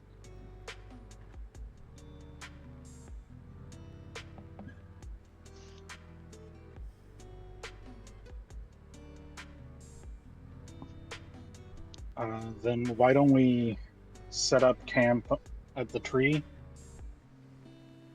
Those of us capable of fighting set up a perimeter around it, and we'll fire a few of those arrows, rest, and then head out. If somebody notices, they notice. I suppose that's a good plan. The group starts walking toward the cluster of trees. It doesn't completely get you out of the rain, but it's better than being out in the open.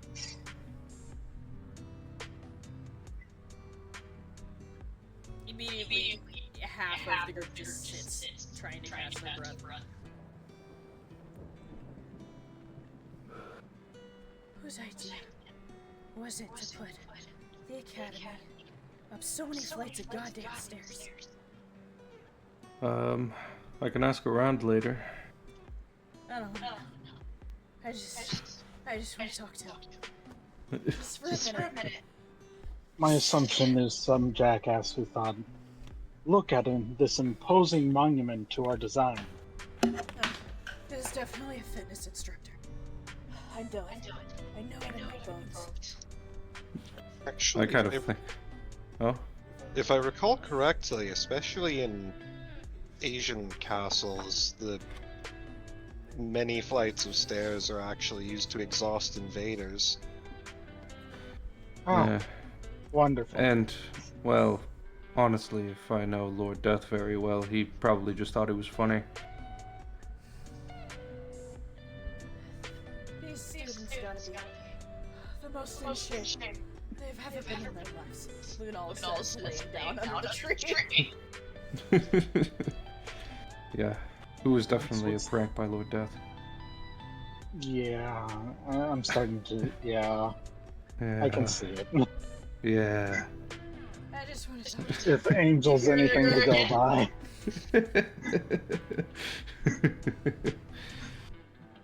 We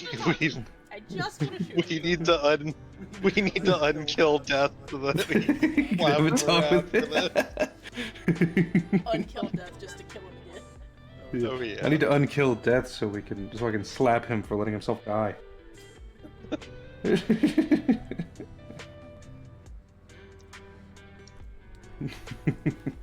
Truly poor form on his behalf. Yeah.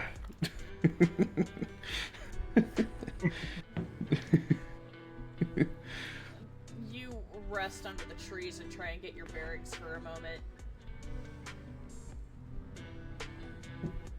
The rain keeps pouring down, the trees are creaking and groaning under the wind.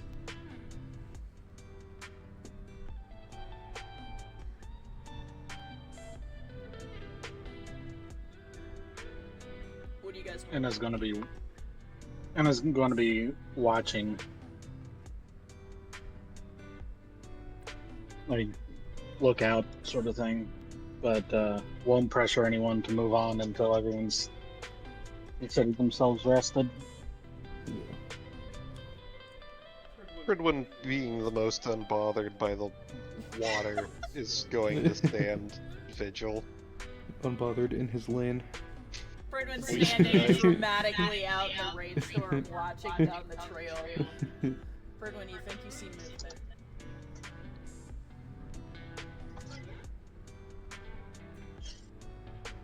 I think there's someone else here. Great guests. Let's welcome them. Has Anna fired off her arrows yet? Not yet. Okay.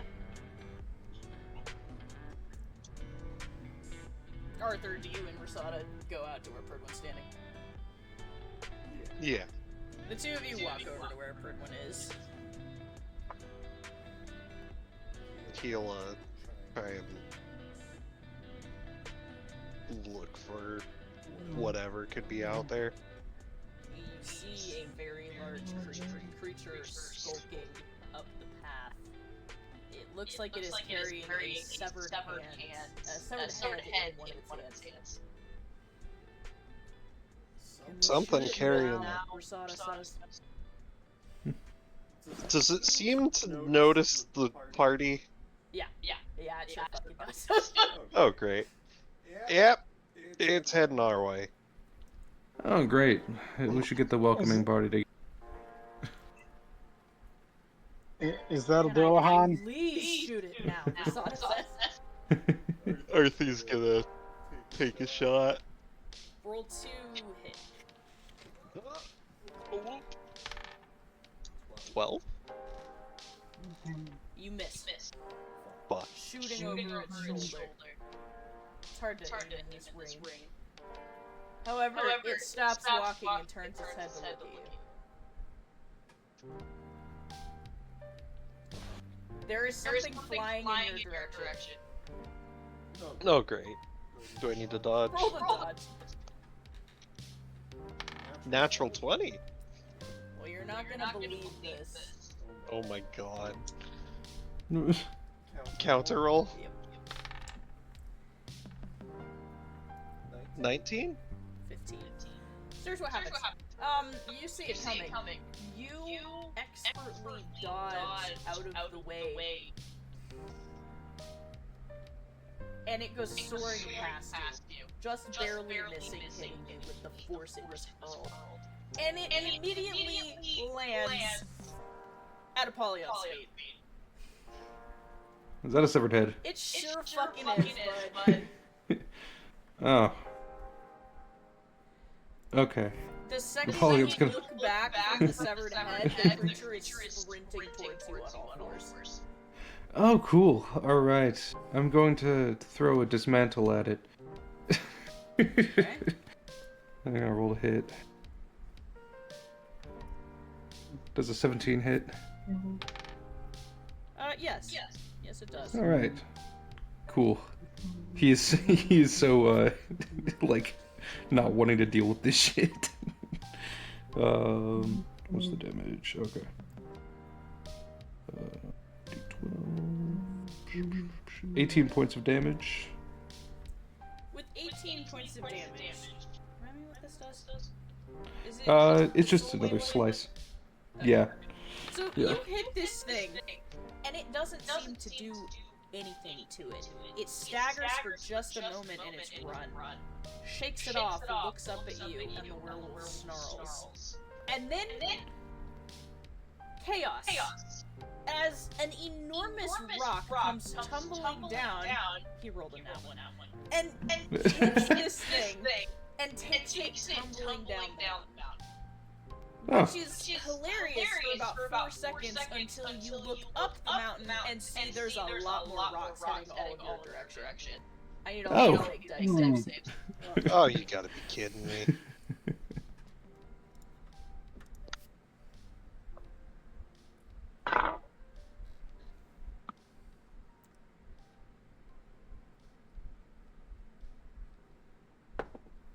I've been better. Oh no. Can I make an argument for strength for Pridwin? Oh no! That disadvantage is hurting me. And I know it's self-imposed, but come on. Oh man. Pridwin, if you want to argue strength, I guess I will allow you to argue strength. You could just punch the boulder.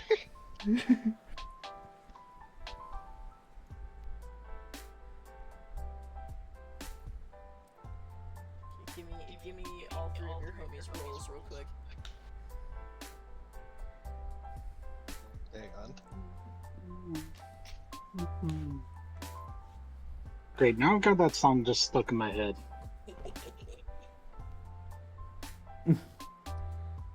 This is not the vibe that I need right now for this music. Please hold. Hold on. Wait a minute. Wait a minute. Oh no, I've got the perfect song for this. Oh, maybe I should go I for need the this too. Benny Hill theme song is really, I feel like, what I need for this, but I don't think I can play that legally. Oh god. I don't think you can play this one legally either.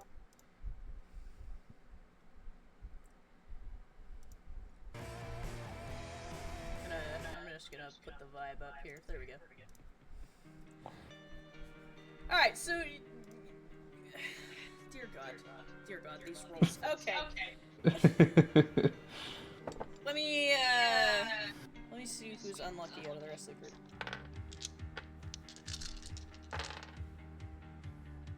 A lot of people are unlucky, because that's a lot of 2s. Oh god. Alright! Here's what happens. You all are immediately hit with a rock slide.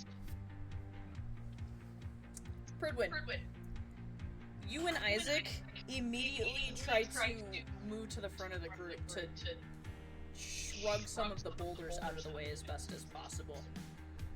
Arthur, Apollyon, and Maze.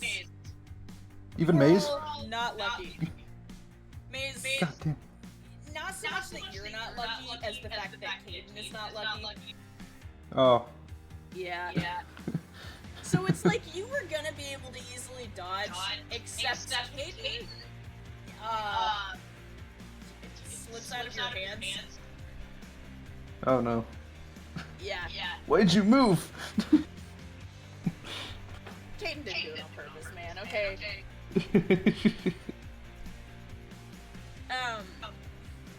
All of you, Maisie, you have the chance to either drop Caden or take the brunt of it with Caden.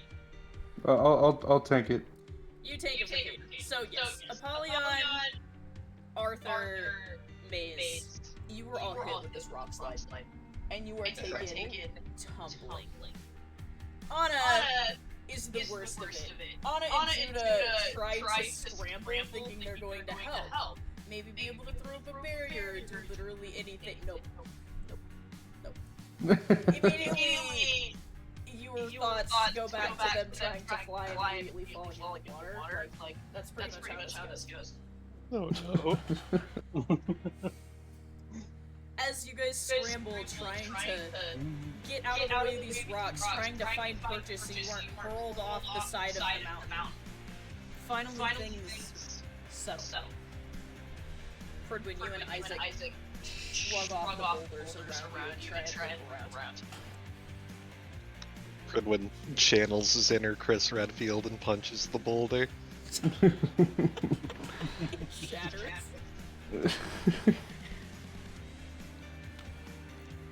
As the two of you look around, you see it's a mess. Pridwin, your sister was lucky enough to get up against the tree.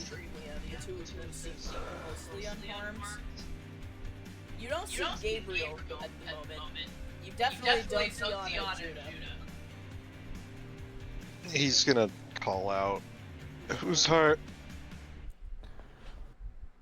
I've been better. I've had better days. You hear a pained cry from somewhere way down the trail. He's just going to get to work trying to retrieve everybody who's been bouldered. Boulder Dash, I tell you. You start making your way down. You have to start heaving rocks off of Anna and Judah. Judah looks like she took the brunt of the damage. trying to shield Anna as best she could from the rocks. Apollyon just gonna try to use his flashes on the rocks.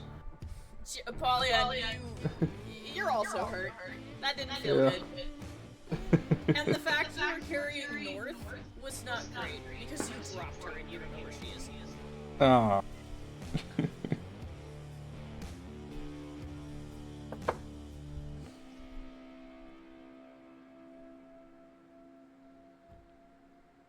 When you finally get the rocks off of Anna and Judah and pry them out of the pile. He's just working on gathering everyone together and healing them up as best as he can. Gabriel finally emerges. Alright, who's still alive? He says, climbing up over the side of a ledge. Is anybody not alive? I guess I should ask. I'm still missing a few people. Where'd the cowboy go? He asks, looking around. Anna's dropping another puddle. Arthur, you ended up in a tree somehow. Like, just in the branches. I got out of it mostly unscathed. We're alive at the very least.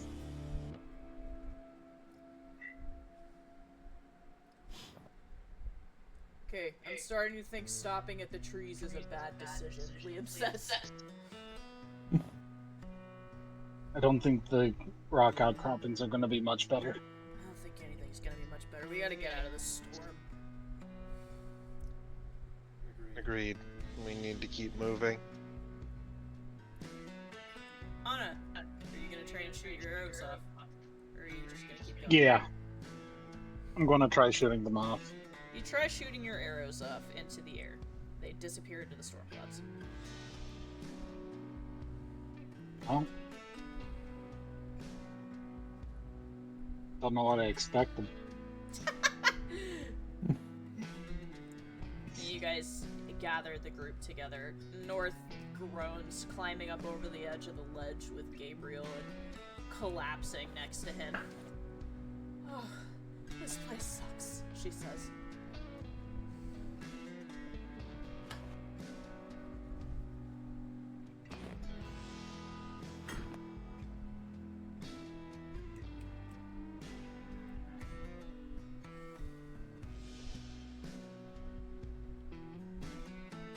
We just need to keep moving. And we... Mazepine, you hear a groan. Yeah. Why does it feel like I got hit by a truck? Caden says. You're close. You got hit by a boulder.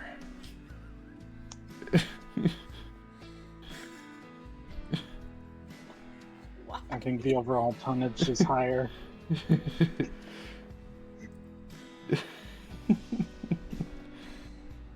Was it at least a big boulder? Don't tell me It was you a got big- taken out by one of the small ones. It was a big boulder. Was it actually a big boulder? Yes. Okay. It's not just a boulder. It's a rock.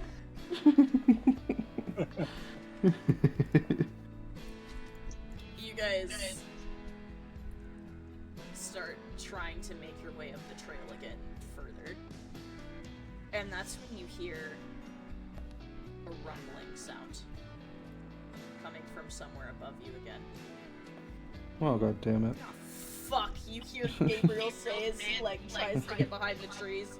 Except you Does don't- anything... You don't see any pebbles this time.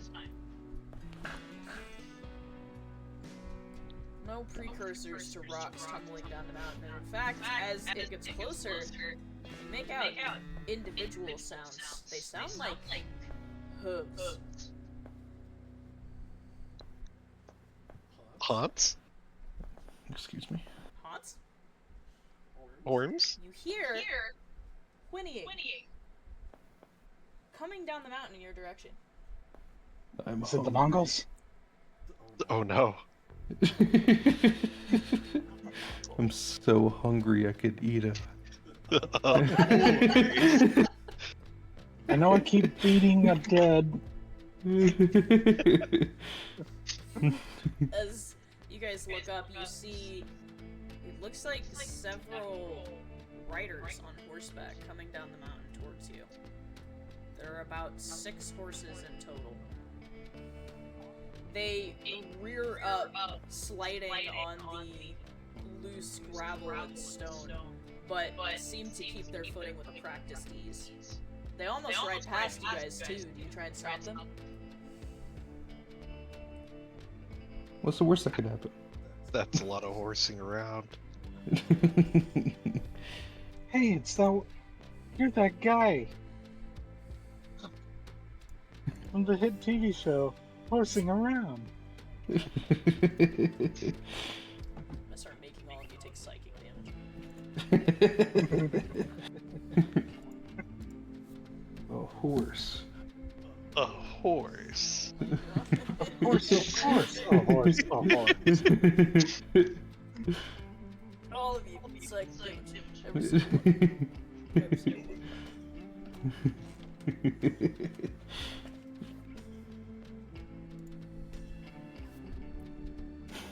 Are you guys gonna stop them or let them keep going? Stop him. No. Yeah. Polygon will wave. What do you do to stop them? And starts flailing his arms. Right. Apollyon, you step out into view and wave your arms a bit, and the lead runner stops, the hooves skidding across the ground. And you see the horses on their gear have DWMA stars on them. Academy? Yeah, you? Academy. Thank God. Are you the ones that fired off the shot? Yeah. Good. We need to get out of this storm. The horses can't handle it for long. How many of Great, you great are there? idea. How many of us are there? At least 12. A fucking lot. You hear A lot of Sana people. say? Like 2 squads worth. Oh my God. Well, we got 6 horses between us, and 3 of them are being ridden, so... I'll walk. That's fine. Get the injured up I there. can walk. I can walk. Here. I'll stay with you. Somebody else can take mine. There are 4 horses. Who are you putting on the horses to go back? North. How Probably, badly injured was Judah? She's not great. You rolled a 1. Pridwin would do his best to heal anyone who was injured up as much as he could. We know at least. If there's 4 available horses, that means there's 4 Rider Meister pairs that could go. Minerva is stepping up and saying, "You don't have to tell me twice." Minerva's too tired and too pregnant for this shit. She gets on the horse with Liam. Minerva, Katya, and North. I mean, we have room for 2 more pairs? Lunala looks at you pleadingly. You can get on the horse. I can Lunala walk immediately on. gets on the horse. I can walk on my own. Don't gotta tell me twice. On God. Judah, you should probably go too. Alright. Judah climbs up with Lunala.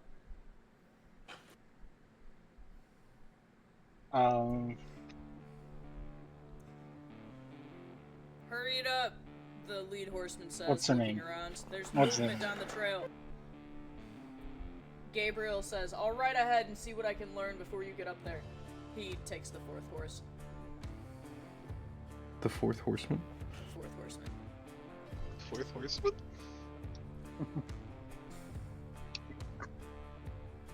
Here, the the second rider says, holding a hand out to Caden. Caden glances at you, Maze, and then takes it. He pulls her up onto the horse behind him. Alright, let's move. The horses start sprinting up the trail. The boy who got off the horse and stayed with the rest of you says, come on. We need to hurry. The rock slides seem to be getting worse beneath the academy. Yeah, we've learned that. Luckily, nearly we're fortified firsthand. for that. He immediately starts jogging up the trail. This kid looks in shape. All of them do. He is having no problem navigating this altitude or the trail. The rest of you just struggle to keep up at this point. As you guys make your way up the trail, it takes you about another hour to get up on foot. And when you finally do, you see steps and Torii gates leading upwards. I do not have art for this branch yet, but these are my inspiration posts, and y'all can theater of the mind that shit out. You see Torii gates and foliage and beautiful trees on either side, and the entire thing is built much like you would see a Japanese temple, except this place is huge. It's set into the mountain, and there's one side of it that is just surrounded by this beautiful water. And there is a fortifying wall that surrounds the entire thing, and as you approach the wall, there is a wave from the boy with you somewhere up to the top to someone you can't quite see, and then the massive gates open and allow you inside.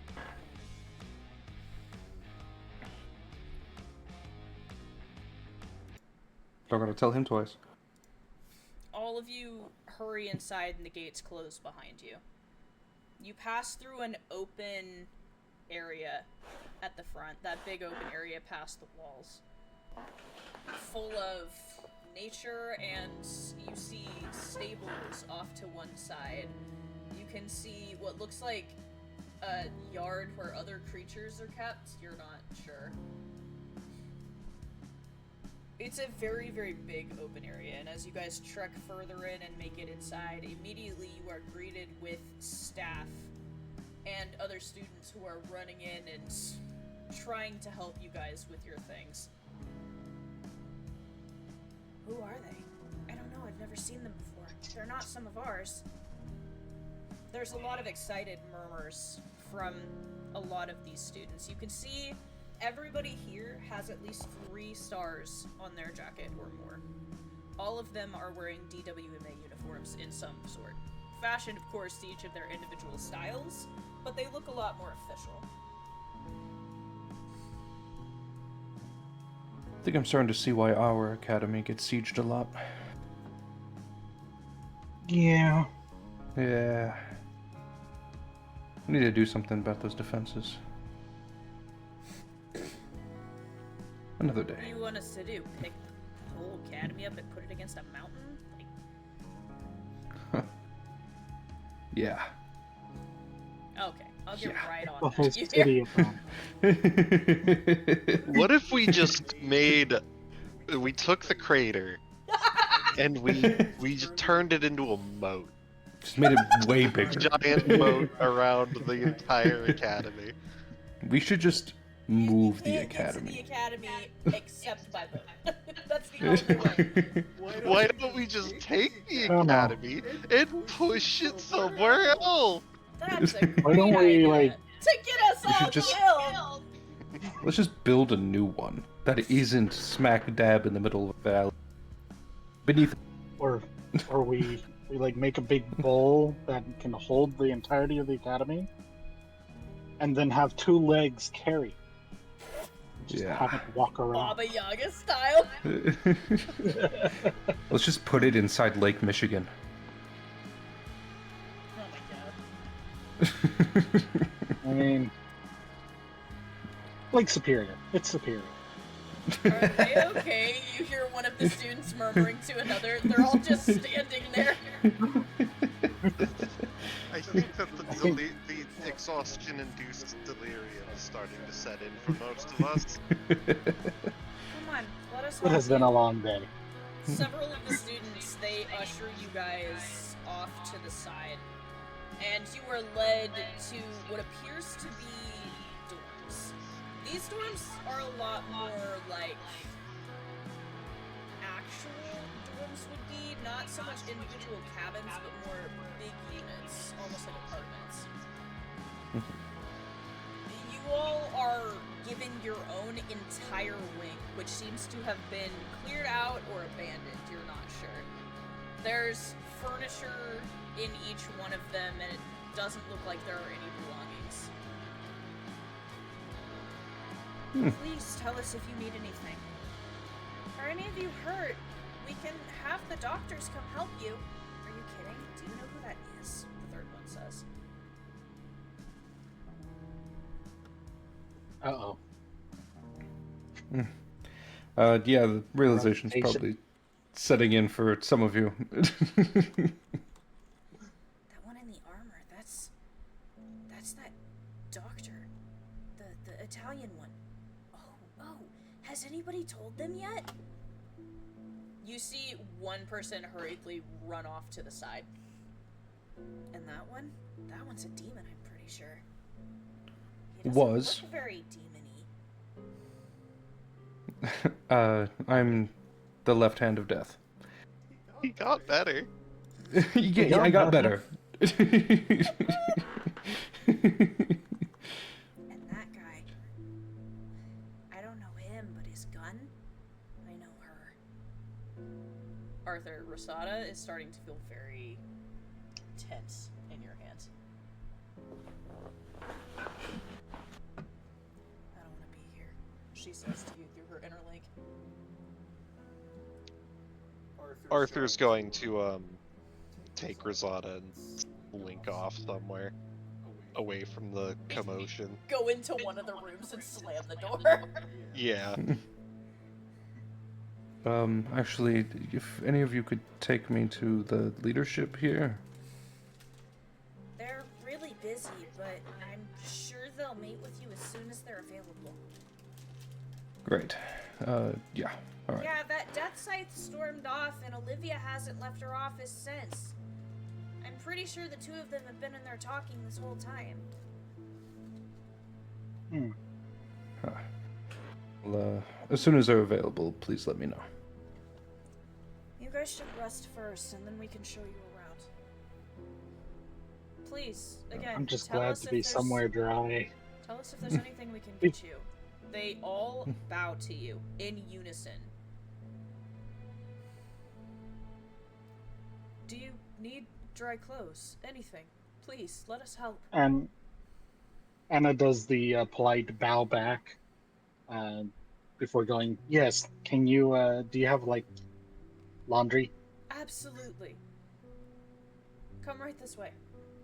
One of the girls ushers you down the hall to a room that's clearly labeled in Japanese and English under it, laundry. Napoleon will take the laundry too. Yeah. He's wearing white. Oh god! Not anymore. Yeah. Not anymore, you're not. You were wearing white, now you're wearing Yeah. brown. Yeah. I don't want to be the guy who's wearing brown. All of you run off to the laundry, which is uniquely connected to the bathrooms, conveniently. Oh. And begin getting out of your soaking wet clothes and taking the hot showers that are offered to you. Once all of you are in more dry clothes, they are encouraging you to rest for a bit. Do you I know all exactly where I'm going. do you all take them up on this offer to get some sleep? Considering that you have been walking for over 18 hours, I feel like you should. Yeah.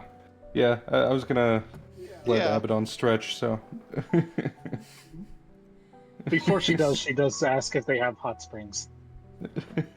Yes.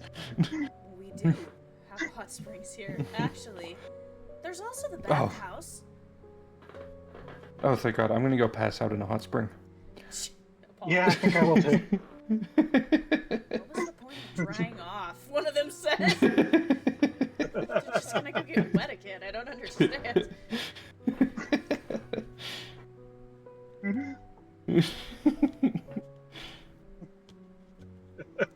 You guys slink off to the hot springs. What are the rest of you doing?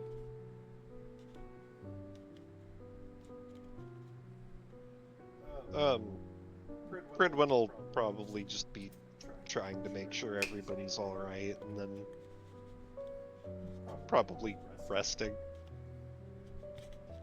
You, once you're done, clamber out of your soaking wet armor and collapse onto the futon on the floor with Lunala, who is already passed out.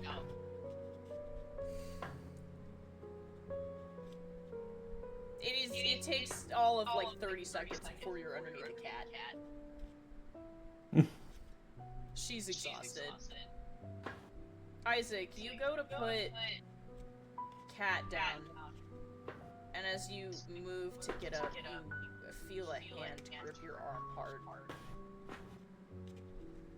He stops.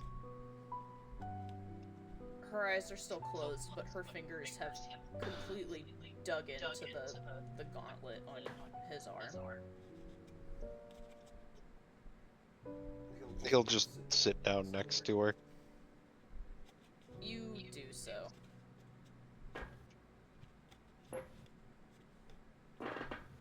Arthur, you slunk into a room with Rosada.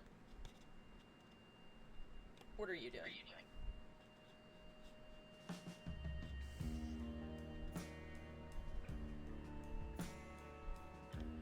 Rosada's trembling in your hands.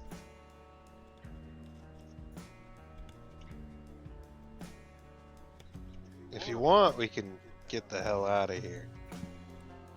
Might be for the best.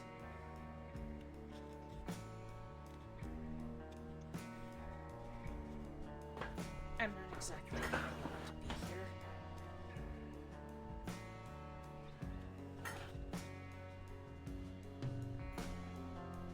I thought maybe since circumstances had changed, they wouldn't care, but... Well, I mean, they ain't exactly showing up with the torches and pitchforks just yet.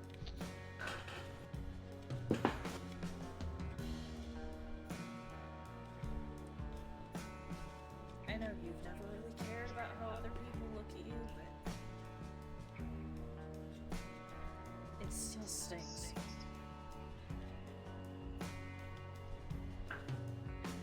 I get it. Like I said, we don't gotta stick around. I think Kat would be upset if we just left without saying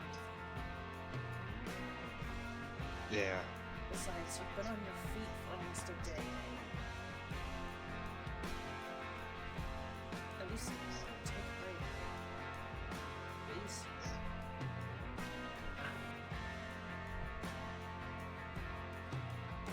Alright, we can stay here for the time being. Arthur, there's a nail sticking into your heel. From your boot. Fun fact, that actually happened to me, the DM. Yeah. I loved those cowboy boots.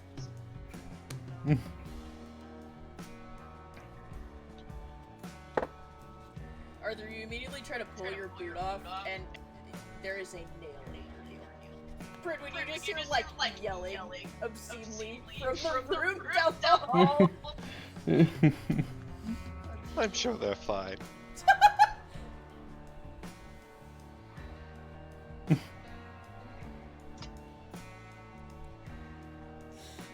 god. Arthur, how do you boot. I mean, he's probably had to do it before. So he'll work on trying to get his shit together. You try to scramble together some more padding to hammer down on the heel, making sure the nail no longer sticks up into the foot. You have a hole in your heel, but it's fine, I guess.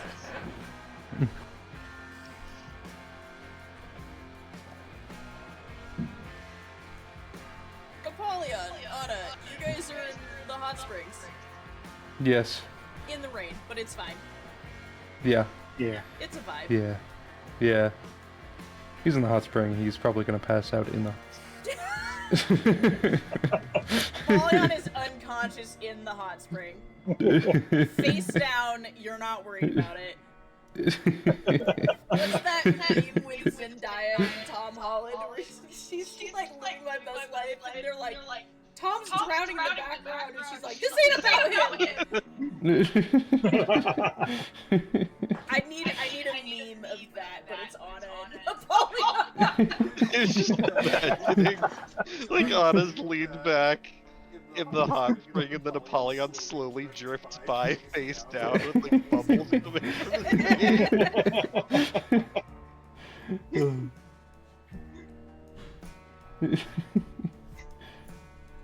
Oh, I took a bite. Damn it.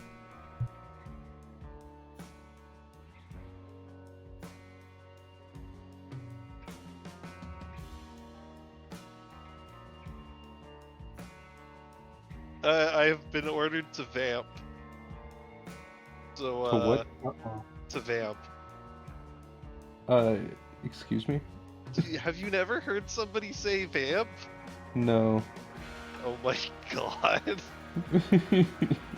It's like improv. I'm supposed to be speaking because my wife is currently eating food. I see.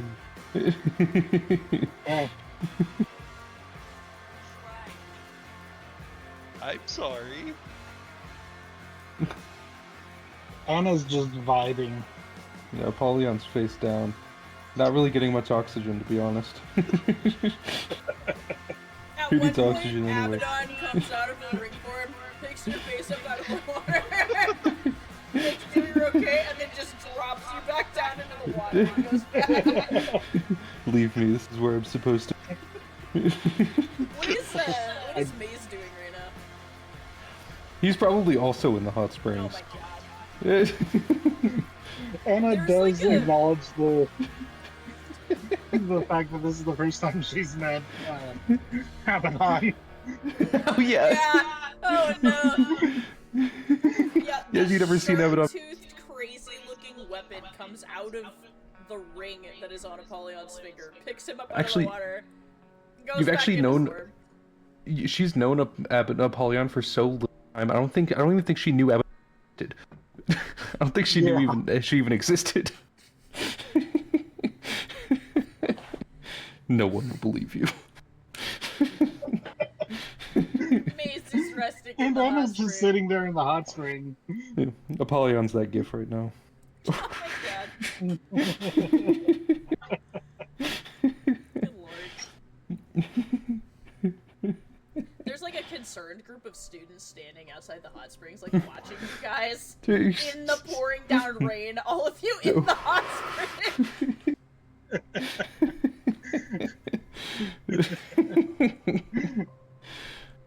I feel like at this point, North is also in the hot springs. North has joined. Anna's just Yeah. Anna's just her head sticking out of the hot spring. The rest of her is just submerged. Warden and Faye are in there too. Fuck it. So is Amani. They're all in there. Everybody's in the hot spring. The second they heard hot spring, everybody went to the hot springs.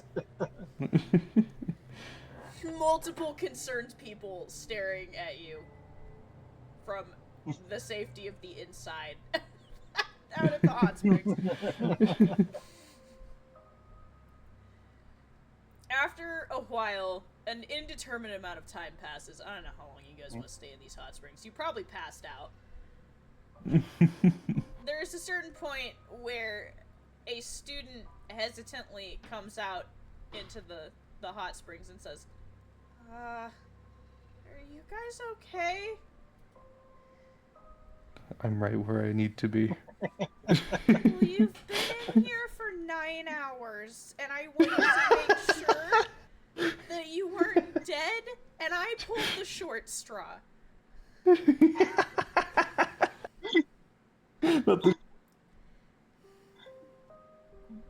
Anna checks her hands. Have they pruned? Full prune. Full, yeah. Okay, I think it's time to get out. Your whole body is a prune. You didn't know your knees could prune. But here we are. Yeah. Pridwin, you, haven't seen the rest of the party in over 9 hours. Come back to the hallway, you go out to, open the door to go check on them, and you see a group trudging down the hallway towards the rooms. All of them are prudes. Every single one of them. Are you alright? I'm great. Never been better. 40 years older. It'll buff.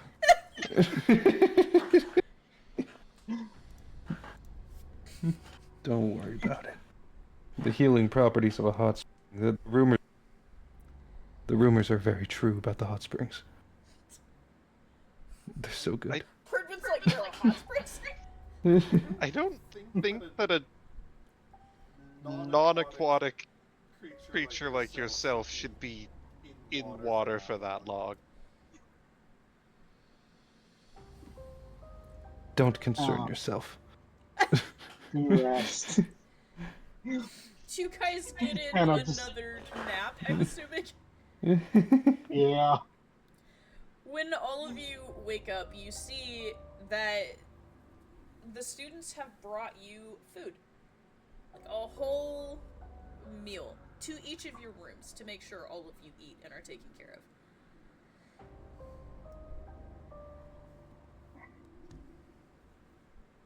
As you guys begin to dig in and check in on each other, is there anything you guys would like to do as you guys are starting to wake up? He's gonna look for the leadership people, the administration. You step out into the hallway and look very confused. You have no idea where you're at. This place is big. This place is enormous, my guy. Can anybody here point me in the direction of admin? One of the students that's delivering food to one of the other rooms says, "Yeah, I can take you. Give me just a moment." And takes some food into another room and comes back out. It's, this way. Does Anna hear Apollyon ask about admin? Yeah, it would be pretty easy to hear if you guys have your doors open. Okay. Mind if I tag along? Pridwin, you also can hear this conversation. Yeah. Feel free. I think we'll accompany you as well. Alright. The more the merrier, the student says, and starts walking. Brushing her uniform off nice and neat.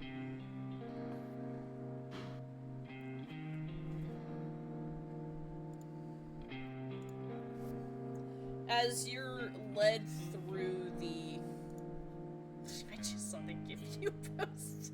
As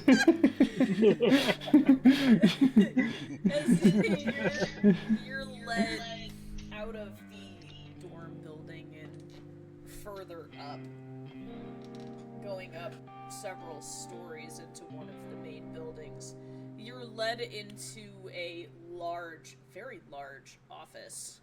And you can see several people sitting on the floor around a table. They're drinking tea. Gabriel is one of them. He has gotten out of his clothes and is wearing a white kimono. He looks very comfortable and he's sipping his tea and he says, you guys are finally up. Starting to get a little worried. You got a kimono? Did you not? He says, looking at you. Oh god. You know, as a part of my religious training, I learned how to be a shrine. I'll be back.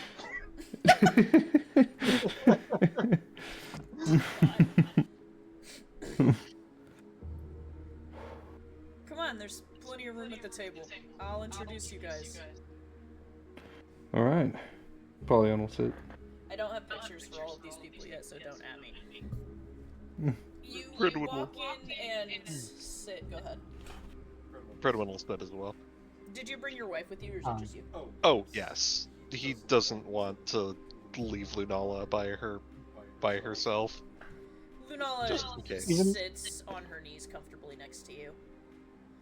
Even though Anna did say that, she is going to sit down. She'll do all that later. You and Judah sit. This is important. You see, at various places around the table, also enjoying some tea, are several figures. Gabriel gestures to each of them as he introduces them. Everyone, meet some of the leadership of the Japan branch. This is Masaki. He gestures to a female. She is very neatly kept. She's also, they're more casually dressed, but you can tell from her chiseled appearance, she is very, very, very in shape. She's the advanced rescue specialist on retainer here. She specializes in extrication, difficult terrain, disaster zones, you name it. We are lucky to have her with the Academy. She has been all over the place and now is most useful here. And we're very grateful for you, several of the people around the table say. Masaki bows politely to them as they do. Over here, this is Reyna. Bridwin, I think you will especially get along with her. She is our werewolf specialist.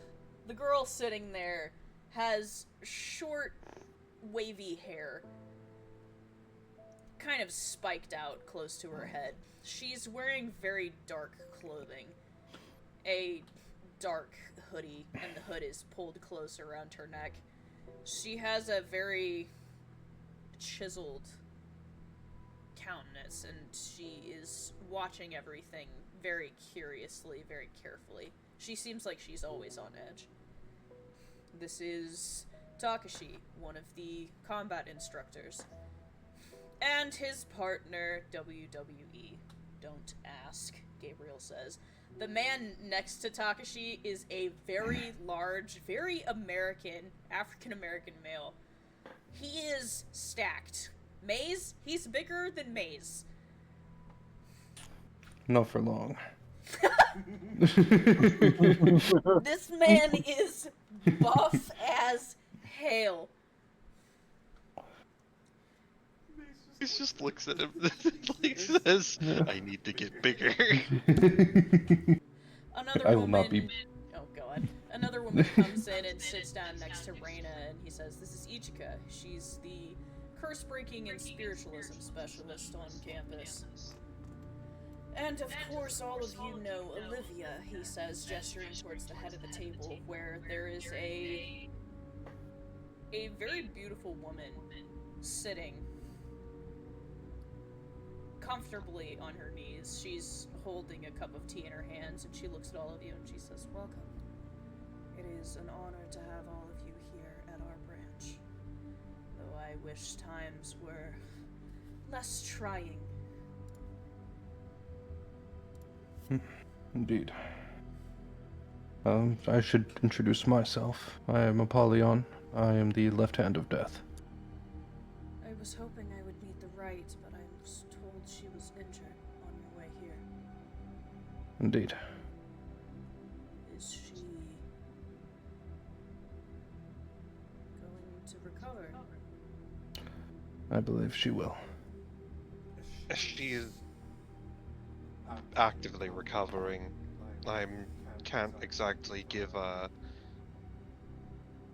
timeline, but she's stable.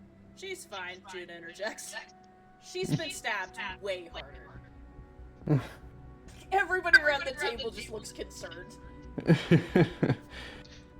She has, on multiple occasions, been close to death. This hasn't been.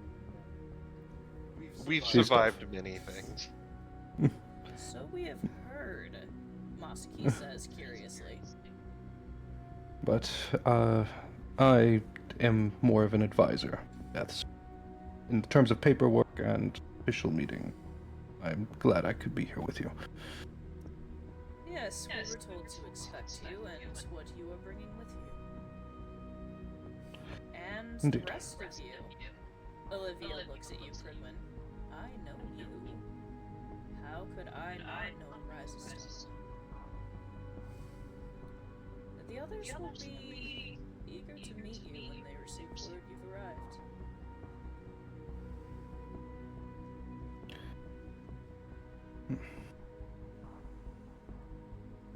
Were you not aware we had Italian exchange students here? I was not, actually. They Oh, I all noticed talk that. about the Rise of Stomas all the time, she says with a playful smile. Gladiatori. Yes, that's them. Did my homework, thanks to, You're welcome, Gabriel says under his breath into his tea. And of course, you were, let's see, about a foot tall last I saw you, she says, looking at you, Anna. Anna, you know Olivia. Oh. You have seen Olivia plenty of times. Oh, hey. It has been a hot minute. She is another person you would have taken to calling Auntie at one point or another with how much she has spent time with Angel. They were very good friends growing up. Okay. Oh, that would be Auntie Olivia. She smiles. So you do remember. And Judah. I see the colored hair changes but never truly stops. Judah just smirks. Is there anything you haven't put in your hair at this rate? Judah shrugs. Don't think so. Good, she says.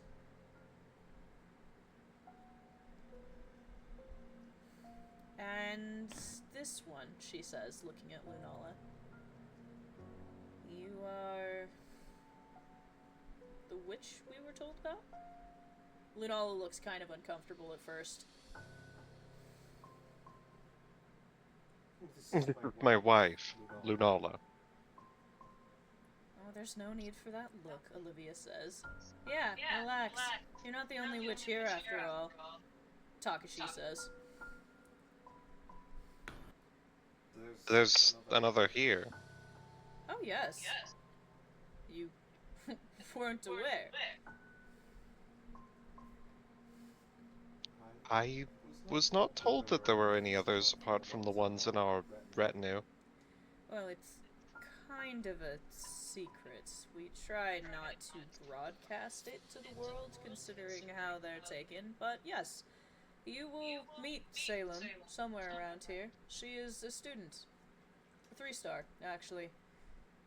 She's been very useful to us in these trying times.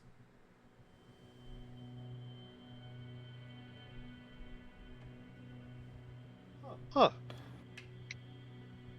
Look, so long as you don't cause trouble or try to kill us, we weren't gonna try and kill you, WWE says, cracking his knuckles. Noted, Lunala says.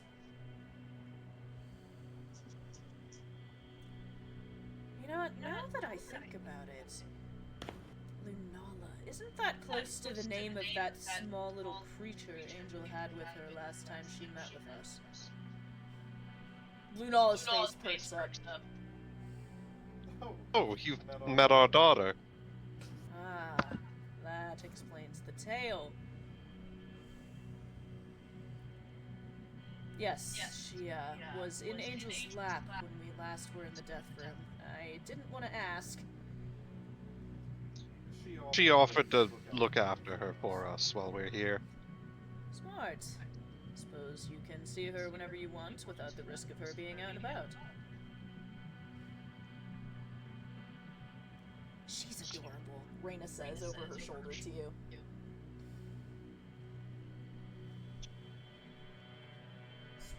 speaking of, it would be nice for us to be able to check in with her. Of course. I can take you to the death room as soon as we're done with this meeting. Right. We've gotten introductions out of the way. Suppose we should move on to business. I suppose we should. Was there something you wanted to start with? Well, first, I'd like to know or at least from your intel, the exact situation we're dealing with. Were our reports not enough? Well, seems situations have begun to change and shift rapidly. Olivia nods to a boy who is standing off to the side. He nods back to her and goes and closes the doors and waits in front of them. Oh, my headset's yelling at me.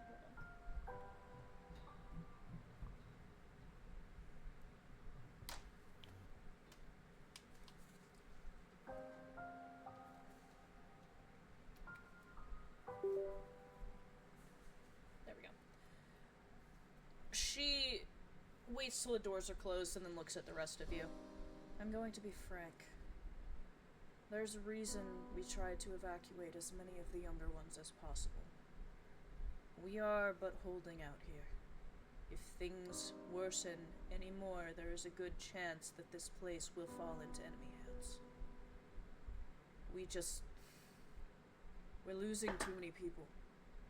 We can't get reinforcements, and I wouldn't ask reinforcements to come. In fact, I was unhappy when I heard you were all showing up. Not because I don't think you're capable, but because the situation seems to get worse and worse without reprieve. Our mission has changed. It's making sure we don't lose any more academies, and we cannot afford to lose any more. So, taking back... This place has been home for most of my life. I don't want to lose this place any more than you do, but it's not worth risking all of these student lives for. If it comes down to it, I will tell all of them to leave. I don't know where they'll go, but... That actually brings me to one of our first orders of business that I wanted to discuss. I was curious if all of you were aware of the cause of these storms, which are preventing further evacuation. No, but God, I wish we knew, Takashi says angrily. I'm getting tired of this non-stop fucking rain. Takashi, Masaki says. Sorry, he says under his breath. We spent a brief amount of time on the shore, and during that time, I noticed that there was a creature within the water, a massive draconic creature. Really? Olivia says with interest. Can you describe it to me? Pale white, silver scales, electrical currents running along it.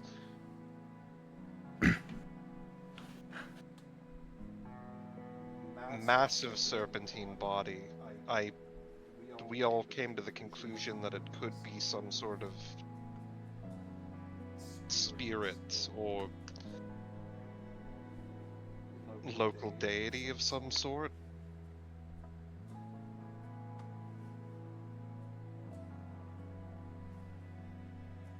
Although we lack the information to confirm what exactly it was, I am certain that it is the thing responsible for these storms. You know, I couldn't be sure. You would have to ask our specialist, but that sounds like Ryunosuke.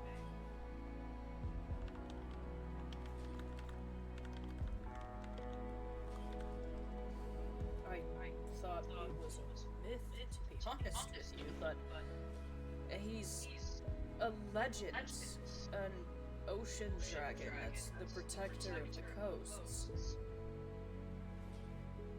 He was rumored to be benevolent, I believe, for a long time. I find it hard to imagine that would be the case, though. Under Well, certain conditions. You'll want to speak to Hollis and Tomoe. They're our local threat and mythology experts. You could also talk to Shigure. She specializes in magical creatures.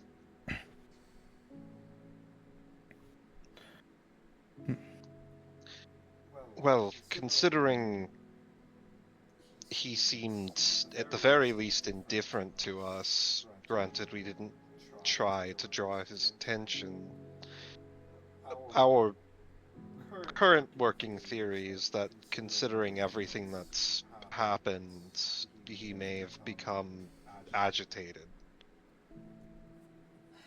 Losing the city would make sense that he would become upset.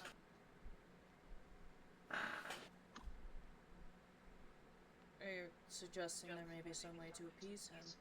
Mosky says from the side.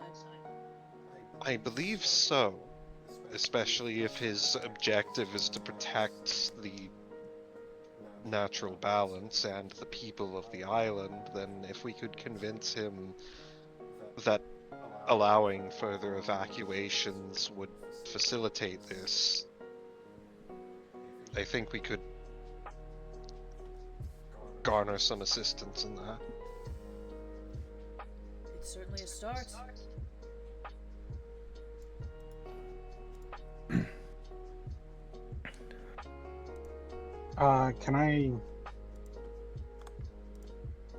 Would I be allowed to speak to the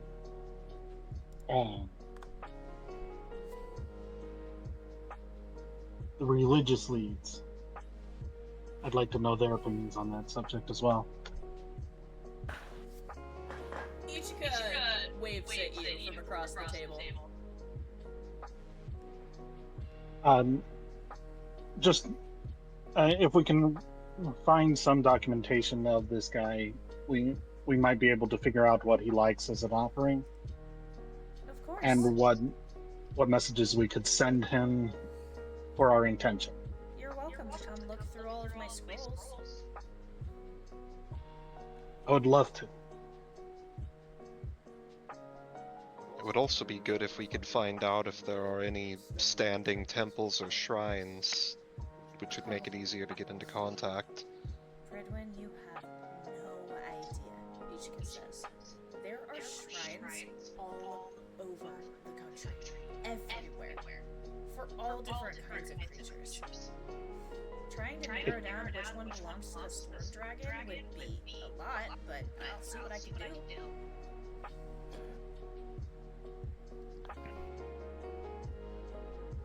Would be greatly helpful. She takes out a notepad and starts writing it down. What else is there to discuss? I was curious in finding out what particular problems you've been dealing with as of the immediate. Where do we even start?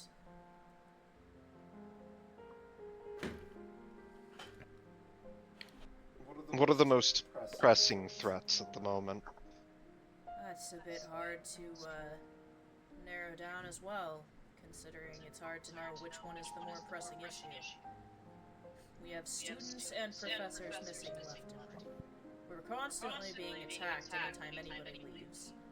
We're down to, he thinks for a moment, I think 7 forward operating teams that are out and about right now trying to deal with different issues. And of course, if I might provide my own opinion on that. They look at you. For the foreseeable future, we're getting harassed by those wolves, and the werewolves are operating in some unknown capacity on the island for some reason, and they're hindering any progress towards any other kind of work we can do. Once we get the storms handled, I think the wolves need to go first. Oh, believe me, handling it, Ichika says, ruffling Reina's hair. Reina glares at her. That's right, WWE says. Our werewolf specialist here has been specially training all of our students. They've been making short work of them. And they make really nice coats, too, Mosky adds from the side, taking a sip of her tea. Everyone looks at Sullen. Sullen's like, I know, and it has pockets! I'm just imagining that ever since the wolf fighting, Sullen's got like more and more like wolf fur equipment on. He's my number one for a reason. Number one furry for a reason? Yeah. Well, regardless, actually there was a point I wanted to add. Have you guys locked down the source of the nightmares? I saw your recent report about that. Oh, we are coming to believe that it's the work of a witch that has been a problem for us in the past. There. Why she has returned recently, we're not so sure. We can only assume she's here to take advantage of the current situation like everyone else is. Yes. Anna's hands go white knuckle at the mention. We had a close encounter with the witch recently. We're aware that your team specifically has a history with her. Yes. You said she's been in operation here in the past. She has. Remember Okoro Kamui? Right, yes.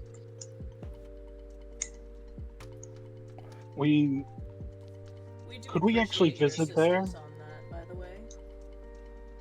Could we actually revisit there?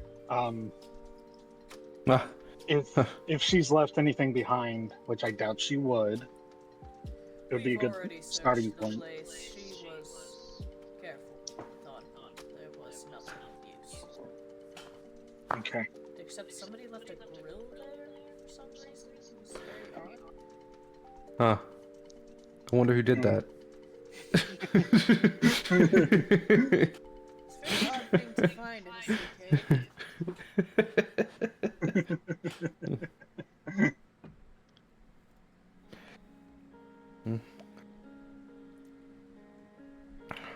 There Our was also specialist who was studying the infection has also gone missing as well, which has hindered our progress on that front.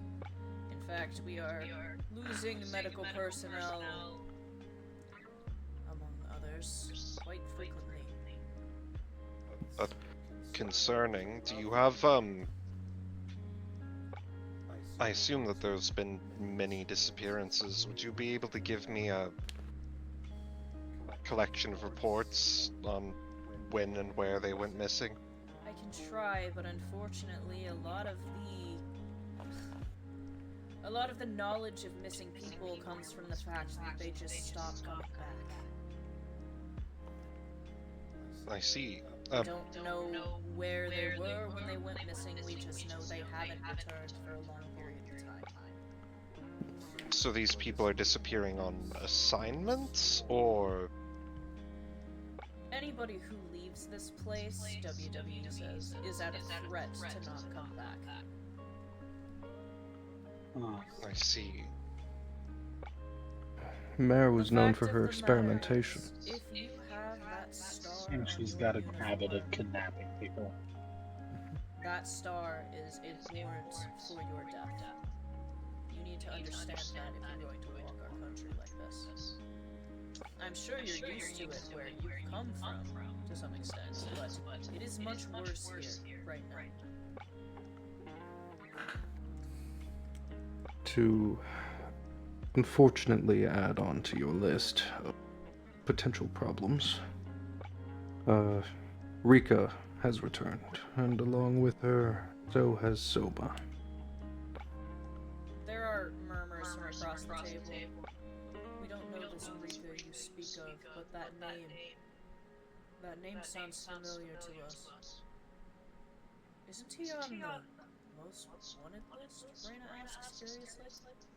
Yes. I'm pretty sure. And Rika goes by another name, which I dare say.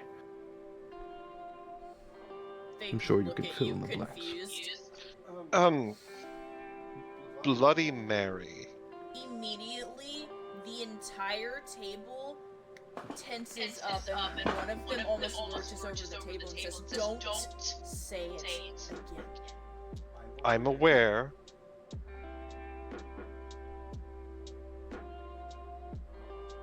Regardless, she's made. I'm using the name with caution. However, this is... She's involved. And we know why she's involved and what she's aiming for. Great. Just what we needed. Her back.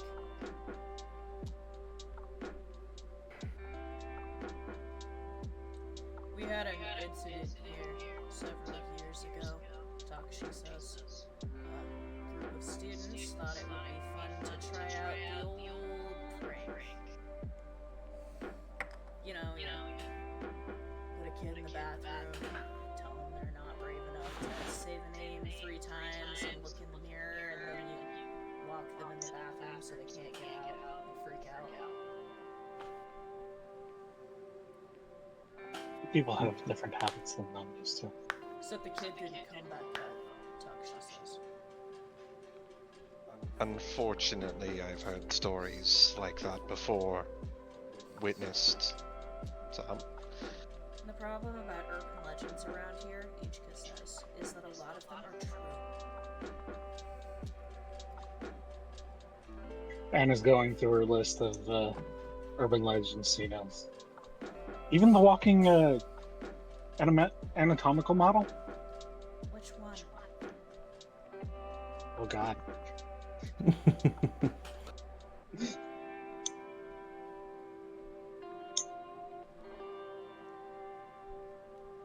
Unfortunately, in regards to her and Soma, we're going to be the only ones able to actually really intervene in what they're doing. You hear laughter from some of the death scythes around the table. Why exactly is that? Winslow, WWE says, looking down at you. Complicated magical bullshit is the best way I could put it. Complicated magical bullshit? WWE says. Ichika giggles. The simple thing is that we've got what? God damn, it is complicated. There's he can die. There is a prophecy and a curse at play. We're aware of some sort of prophecy that Gabriel was telling us about. The 3 Yes. children. Right, that's been a prophecy for a long time. The Academy's been well aware of that. Are you insinuating that this is an attempt at that prophecy? More than that. She is one of those children, as is Soma. Fuck, you hear from across the table. And Kamiko. Kamiko. You see Olivia sit up. What about Kamiko? She's one of those children. No, that can't be right. The prophecy says there are 3 weapons. A child of darkness and light, a child of fire and ice, and a child of glass. Now this, what did you call her? Rika, the child of glass, that fits. And Soma, I'm assuming, is your... what? Fire and ice. Fire and ice user? But Kamiko is not a weapon. So you must be mistaken. Reports of old missions group a long time ago. Or darkness. Olivia, think about it, Ichika says. It makes sense, doesn't it? The reason she burned out her partners is because she wasn't a Meister at all. she was a weapon and she didn't know it. Olivia frowns and gets up and starts pacing the floor behind all of you. That can't be right. That can't be right. I should have sensed it in her. Well, according to... We managed to capture an individual who was assisting them, and according to her, the sister was also not matching the requirements of the prophecy until relatively recently. Are you saying she So, manifested her weapon form, then? Realized what she is? possibly. That makes sense, Birdman. Didn't they say Arthur was looking for people that matched her description? Yes, those disappearances, including the pink-haired children. That's why they were taking them. All three of these individuals required for the prophecy had pink hair, so when she was trying to gather the people for the prophecy, she was trying to find those who would fit.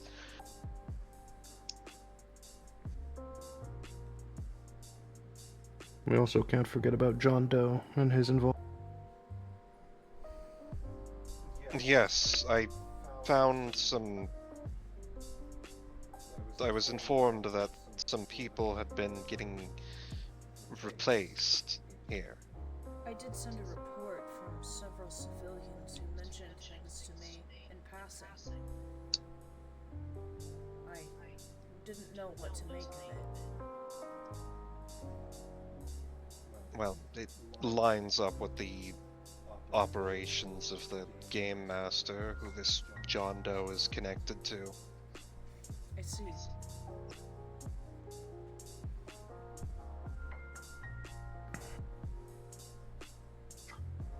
there anything else you have to report? Well, I have something I'd like to discuss. It should remain private. If anybody has anything else.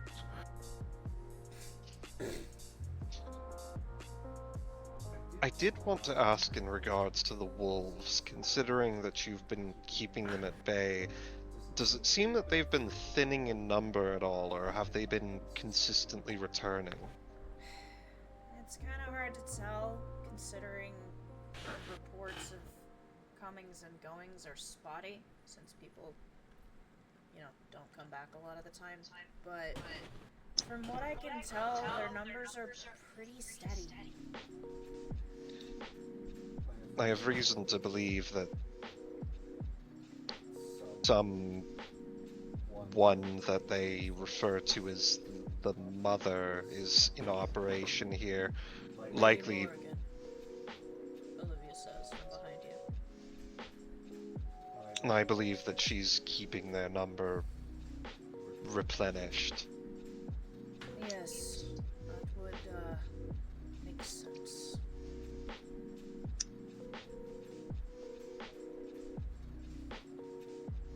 And although you might be able to keep their fodder at bay, I'm worried that they're going to continue to be a problem until she's dealt with. Rena starts laughing to herself. You can't actually be suggesting trying to take out Lady Morgan. She says, looking at you.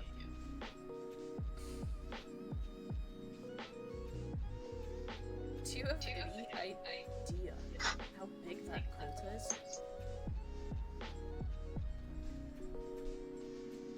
I'm sure it would be extremely difficult to get to her. However, that being said, even if we can't get to her, we can repel her. If we manage to cause enough damage, carve a path towards her, it would stand to reason that she would prefer to flee than to run the risk of facing too extensive of a damage. Raina shakes her head. You've got me wrong. I would know if she was operating in the area. I don't think she's here. If not her, then at least one of her generals. Now that, I believe. I think there's one or several of them operating in the area, but I haven't been able to locate them yet. That's the thing about the pack. Their leaders stay hidden and they constantly send new projects to cause problems. Well, I have had luck in extracting information in the past, so it's just a matter of picking up the trail. Well, you and Vaughn would have gotten along if he was still here, Takashi says. Yes, it's a shame about him, Moxie adds. Is he another one of them missing, or did he He is. fall? We believe that he was taken, actually. Robert Vaughn was our liaison with local law enforcement. He often made trips back and forth. And believe me, he was skilled enough that he would not have gone down easy.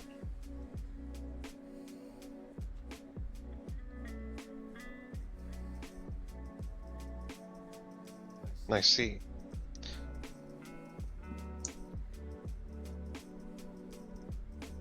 I definitely think it would be an important next step to try and track down some of these missing people. You will have your hands full, unfortunately.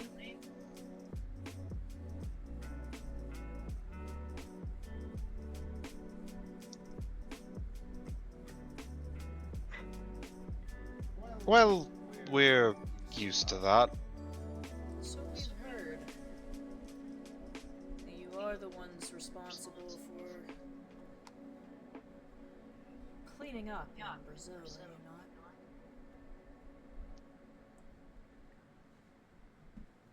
not? We managed to do a lot there, yes. Nasty business, Brazil. Heard you lost several of your team members over there. Surprised you're holding it together still, Ichika says. We had been through worse.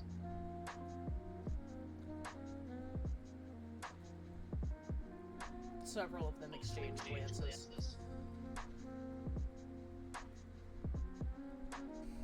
Was there anything else you wanted to talk about?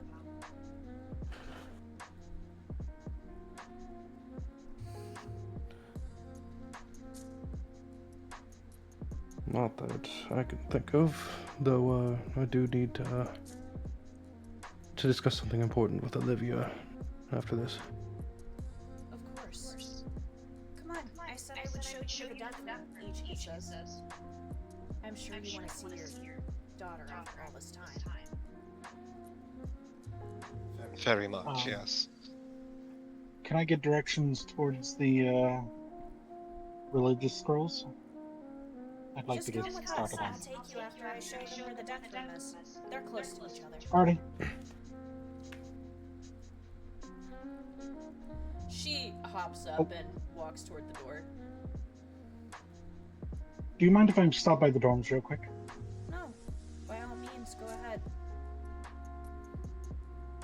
The rest of the group gets to their feet and starts heading for the doors as well. Please reach out to us if you need anything from us, Takashi says to you, Prima. Yes, we're at your disposal. If you can help us, we are happy to help you.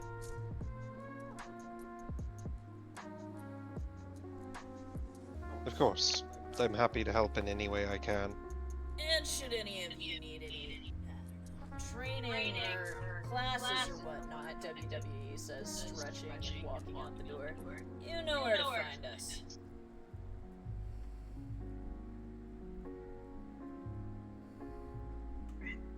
Ichika leads you down the hallway to an area based on the design, you would assume was for a shrine, but as you open the doors, you find yourselves going into the space between spaces, where your whale friend happily coos at you as you walk by. Several of the other astrals swirling in the void. He'll wave to the whale. The whale Friend of flips yours? its flipper. Anna says, finally catching up.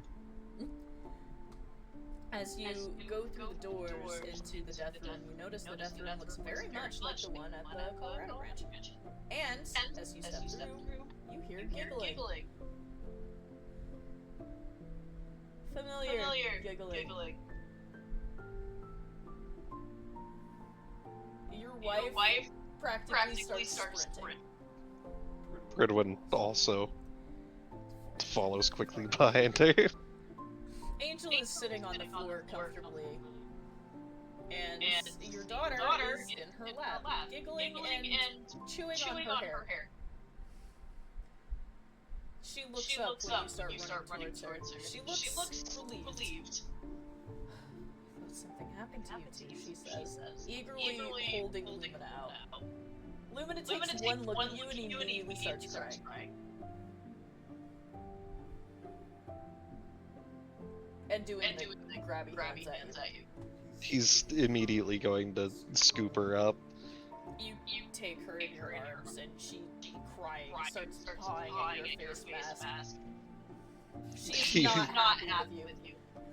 He'll remove his helmet as he holds her close, and he says, "Well, it'll take a lot more than a crashed plane to keep us down." Still, prefer you stop scaring me like this, she says, watching you. Lumina grabs at your cheeks with her little clawed fingers. She's still angry, crying at you. I know, I'm very sorry. We got back as quickly as we could. Your wife is waiting patiently at first, and then less so. He'll hand her over. Lunali immediately takes her and spins in a circle and pulls her close to her chest.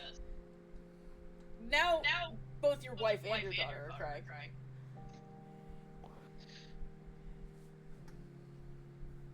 He'll look over to Angel and say, "I hope that she hasn't given you too much trouble." Oh no. She's actually been very well behaved. And the girls have been helping me keep her fed and taken care of for the most part. I do think she broke one of their fingers, but it'll heal. That is a habit we've been trying to break. I'm not sure she can help it. She's still learning her own strength. A lot of the members of my family have had similar issues in their childhood. Lunala sits down next to Angel. It does not seem like your wife is going to be leaving this room for a while.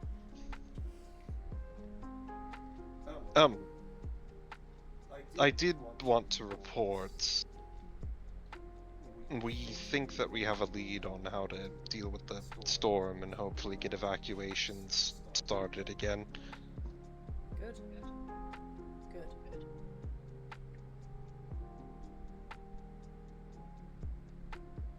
I hope you're successful in that endeavor. There are Navy vessels waiting offshore for a chance to try and come in.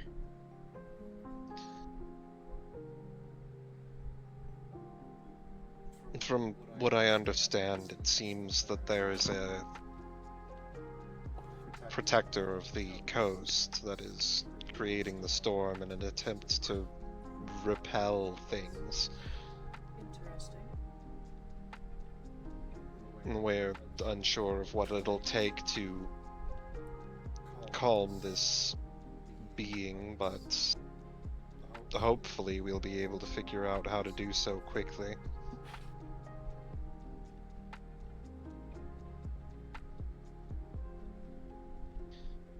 She nods to you.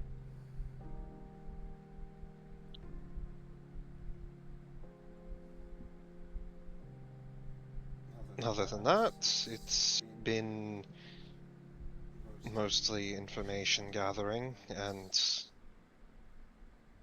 well, dealing with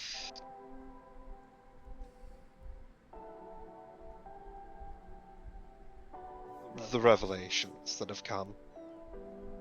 Where is Katya? I thought she'd be with you, Angel says, looking concerned. She's recovering currently. She's unconscious. She nods a bit, a strained look on her face. We retraced her steps through Japan and uncovered what was being removed from our memory. So you remember? Yes. That must be difficult.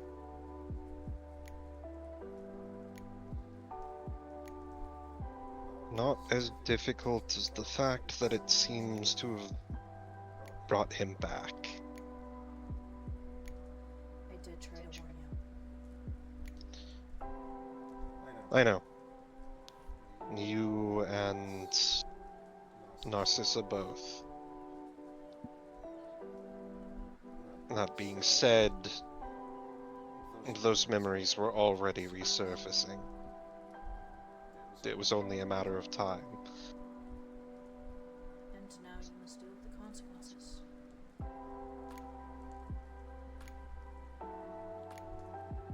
And we will. I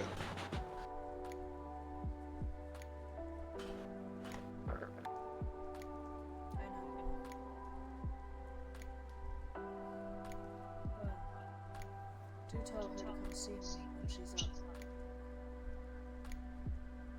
Of course. And stay as long as you like, she says, looking at Lunala, who's swinging Lumina in her arms. I do think that I would like to stay here for a while.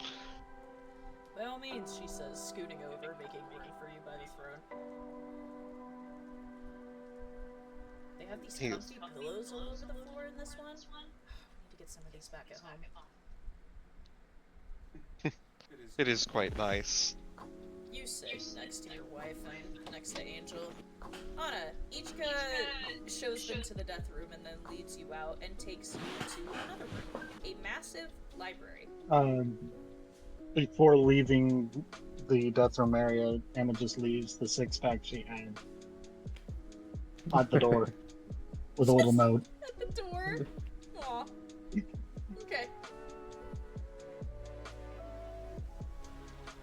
You were led into a very large library, and near a back section, there's an enormous section of scrolls, and much more ancient-looking text. Good thing I'm a Please polyglot. wear these, Ichika says, holding out a pair of delicate silk gloves. Ooh, yes. These are very fragile, so please treat them with respect, She says with a nod. Not with a look that doubts you will, but like something she's had to say many times before. I will do my utmost. Now, she slips on her own pair. I believe I will start over here in this section. Feel free to browse and see what you want to find. Okay. Anna starts with the obvious Ryu section. You start looking in the Ryu section. Apollyon, Uh-huh. it is just you, Olivia, and Gabriel now. The door is closed behind you. Even the boy that was guarding the door is no longer in the room. You're making this No. sound very serious, Apollyon. Yes. Well, based on recent events, I believed it necessary in talking with Death that we discuss the matter of all of the academies that have fallen so far, and those that have been attacked. Security is of utmost importance for me at the moment. I believe it is possible, not guaranteed, that there may be a traitor amongst your midst.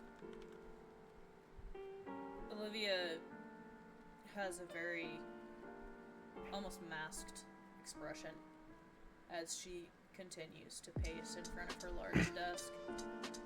I was afraid you were going to tell me this. I have reason to believe as such. We've dealt with it back home, and we've dealt with it in Brazil, with even a death scythe betraying us. If a death scythe is willing to betray us, I don't know what to say for anyone else. And with morale as low as it, it's only a matter of time before there's more. I understand your concern. It is a worry that has been presented to me by several of my katanas before.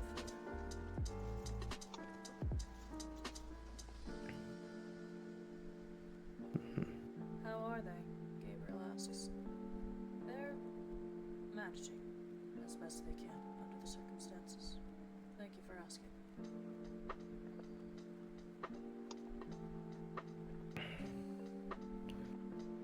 It is, with... Why am I not picking up? There we go. With the knowledge of recent reports, especially coming from Japan, over the last year or so, I believe it's certainly possible. The pack is no stranger to infiltrating, and with the recent reports of replacements, I believe it's something we're going to have to keep a close eye on. I would know if somebody here had been replaced. Believe me. I'll take that into consideration. From that, I discuss another thing. I spoke with Lady Death already, granted me authority. Though, of course, I'll ask you. I'm going to be performing an audit of this branch. And looking into all the paperwork, making sure all of the dots are correct. We were told in advance to expect an audit, so we are prepared. Very well. Well, with my time, being here at the academy, be digging through your storage and your paperwork, but I will be also performing field work with the rest of them, so it won't be the entirety. Any of my katanas will be happy to assist you should you need help. Much obliged. This academy security is most importance, so I'd rather we can iron out any You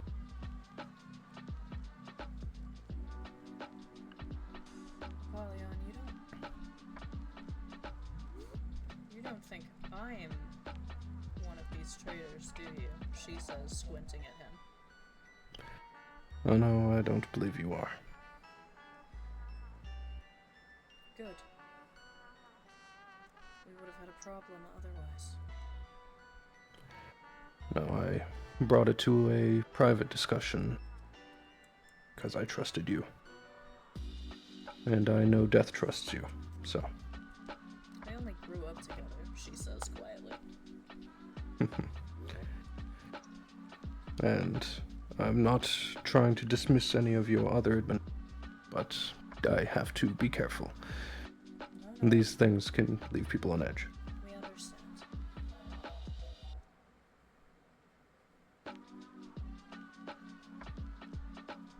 Understood.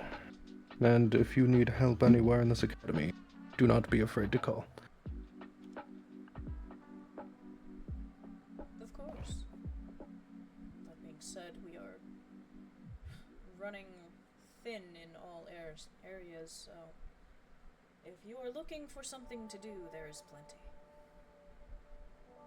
though you will find yourselves hard-pressed to hear my students asking for assistance. It is just not in their nature, she says with a smile. Very well. Good to know. I'll get out of your hair. I'll let time. I will go conduct mine. One more thing, she says as you're walking out. Yes. Am I correct in hearing that one of your team members is good at getting people to talk to them? In what way? In the repressed trauma sort of way? Well, there's Pridwin.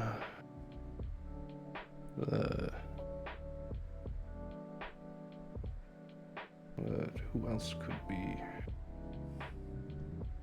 I believe it's mostly Pridwin. Liam's laughing in the background.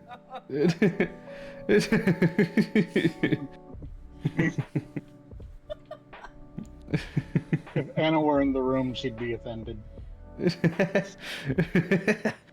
Yes, I suppose there is Anna. bleeding in the background somewhere. Oh yeah, forgot about Isaac. Oh, there's the one with the bronze She would mask. be offended, but he'd be totally right. Should they find themselves with some free time, I have a student I am gravely concerned about.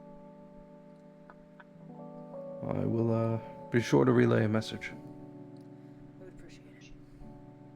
And my office is almost always open, so if you need something, she nods to Gabriel, by all means. He'll do a deep bow and leave the room. If you need me, I will be in the medical area seeing what I can do to help. Gabriel also bows to her and walks out with you.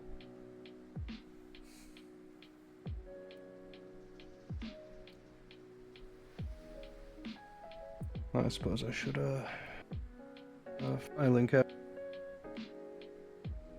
Suppose you should what? Get to the filing cabinets. I can show you where those are. The boy wearing all black with white beneath it is standing at attention outside the door when you leave.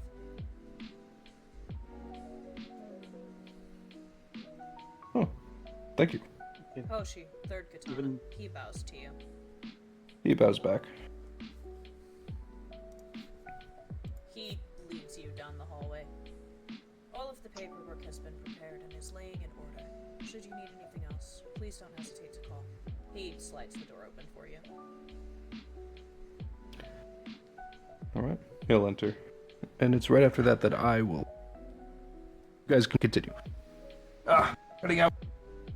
This is where I'll head out, but you guys... Okay. Yes. Have a good night. Good night. Good night. Good night. Anna, you have found, like I said, about a dozen scrolls that refer to water dragons in the immediate area. She's more so trying to find, like, just... I guess... Well, yeah, she's going to be looking through those shrines, and learning as much as she can from them, but she's wanting to know how the people viewed these dragons and what were their shows of respect. It seems like, from what you have learned so far in these scrolls, they viewed these dragons as creatures of great power, protectors, guardians, creatures of beauty, elite. And the offerings to these creatures seems to vary based on each creature's preference. She mumbles, I thought that was going to be the case. This is going to be harder to narrow down. she's also looking at rituals and other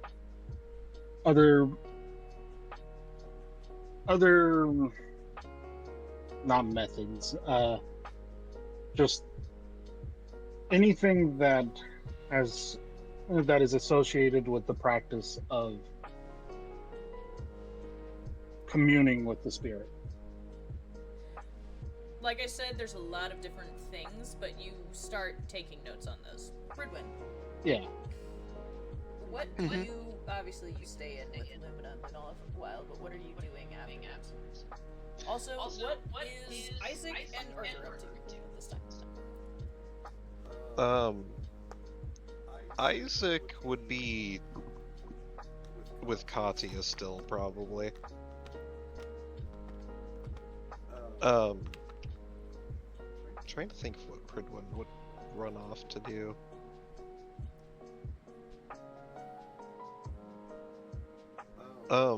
I think you would be going to look into, like, the reports about people going missing. Any sort of information that he could find on where they were last seen or what they were last doing before they left. Fridwin, you step out of the death room, much to your daughter's displeased cries in the background. And immediately, you bump into several people. 4 people, to be specific. And you notice they're all wearing armor. And the second you step out, one of the girls begins bouncing on the balls of her feet excitedly. Oh my god, it's him. It's him. Be cool, Arietta, one of them says. Does he stub his toe on the 6-pack? Fridwin, there's a 6-pack of beer in front of the door also as you're walking out. Oh. Hello? You say hello, and immediately all of them, like, hold their breath and look at each other. There are, from what you can tell, 2 girls and 2 guys. And they're all wearing matching armor. You're the ones from Italy, aren't you? They nod, all of them, excitedly. You can see all of them have 3-star badges, except for one who has 4.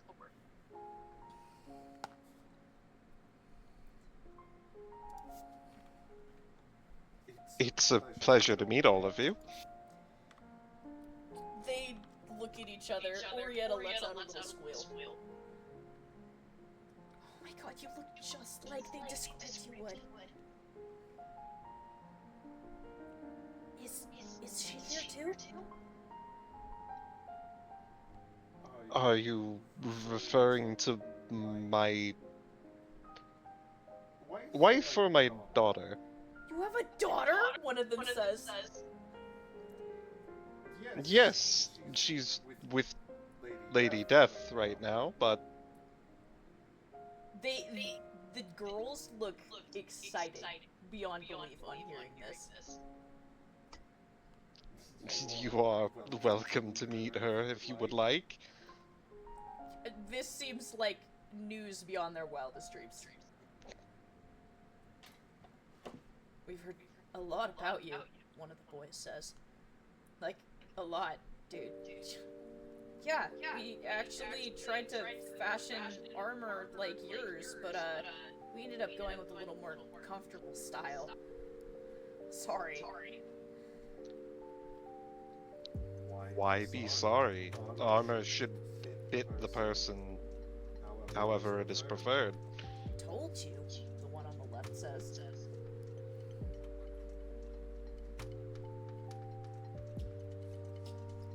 And the work is impressive.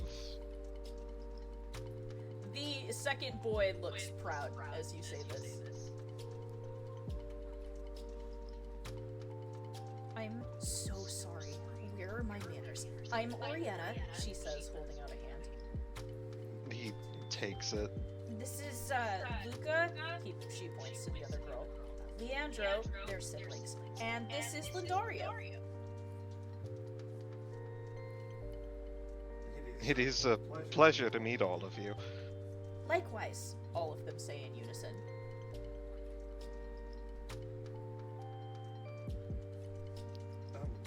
Apologies. Was there something that I could help you with? No, we just wanted to meet you, finally. We've never been in the same place at once, so...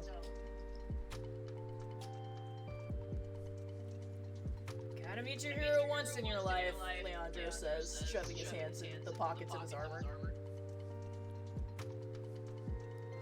Well, I am flattered, but I am not,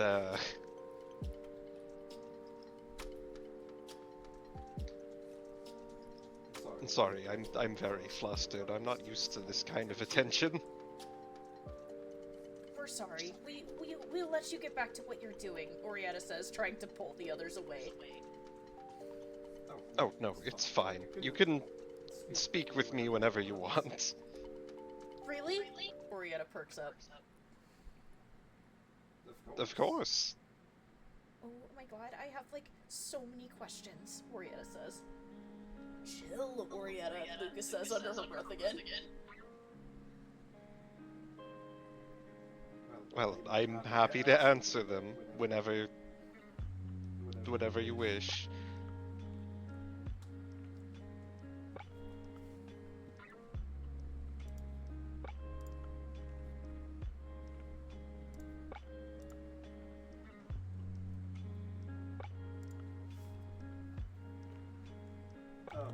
If they wander off, Pridwin's going to inspect that, case of beer.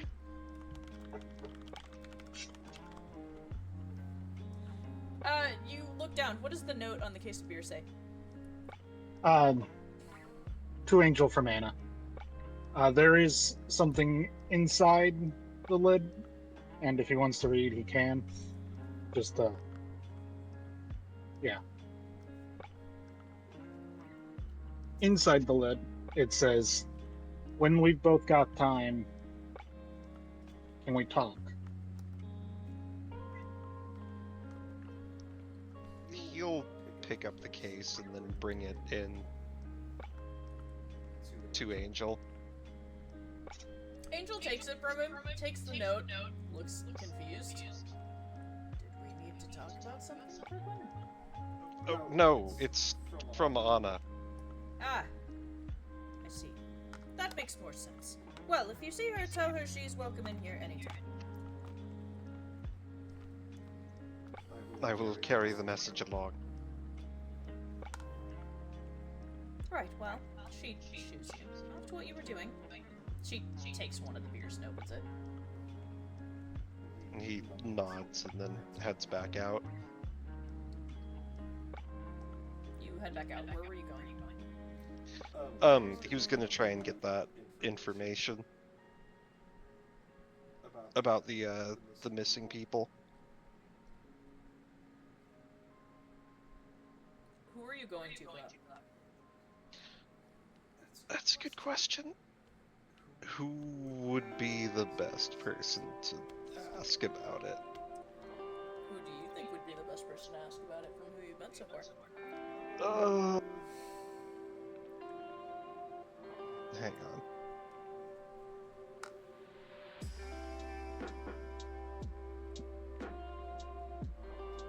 I mean, I feel like probably Olivia. You head back to Olivia's office, which isn't far away. You ask her for the list of missing people, and she tells you she will compile one from her records as soon as the records are updated, which she tells you they are in the process of doing. Which is Thank my you. DM way of saying I don't have the list done, so you're gonna have to figure it out for me. Fair enough.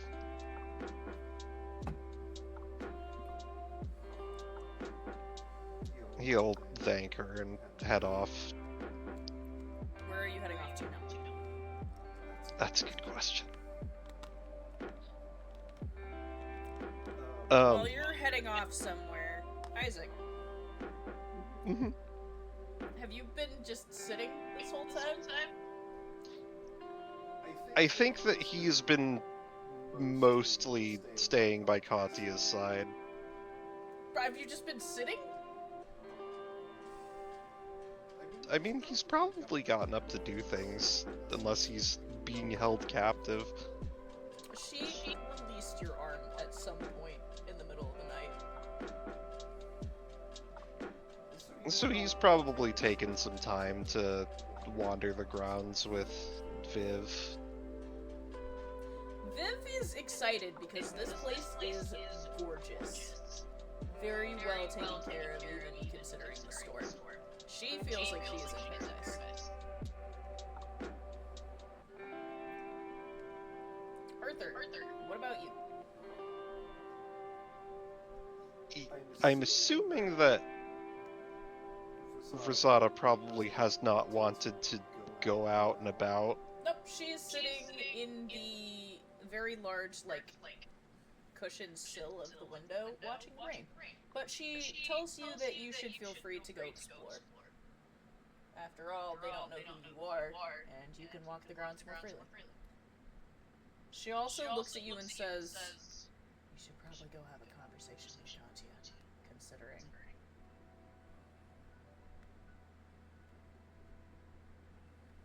Well, I ain't much for wandering around by my own, but would be a good idea if we could check up on her.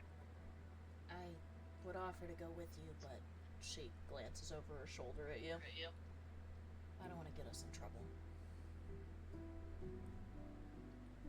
You sure you're gonna be alright in here alone?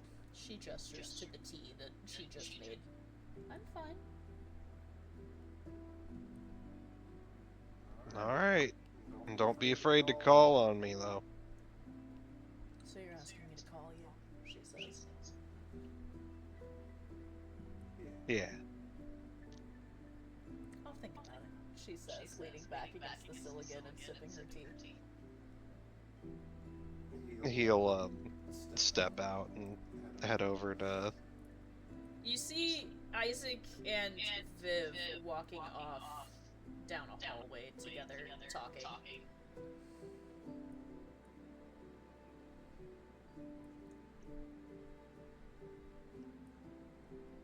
He'll take note of that, and he'll continue heading towards wherever Katya is being I kept. was meaning Isaac came out of Cat's room. Oh, like, okay. Walking is what I meant. He'll head into that room then.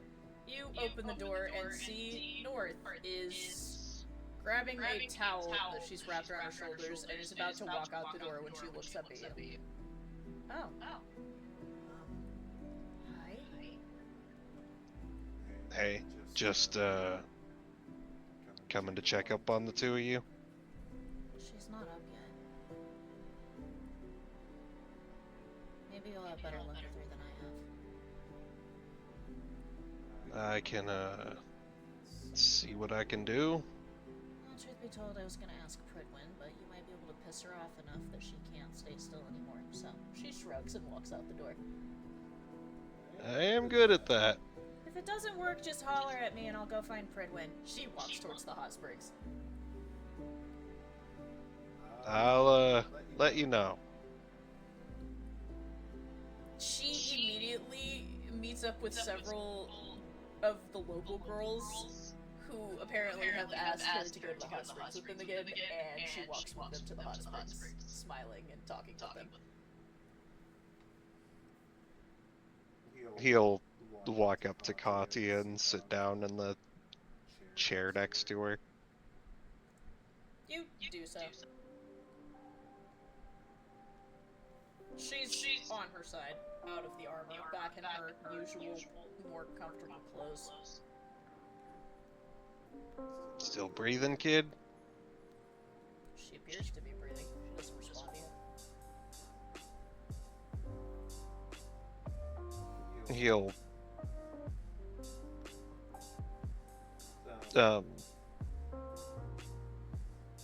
tap her a few times. She's been poking her in the forehead. Yeah. Let me see if that works. Hold on, where'd my dice go?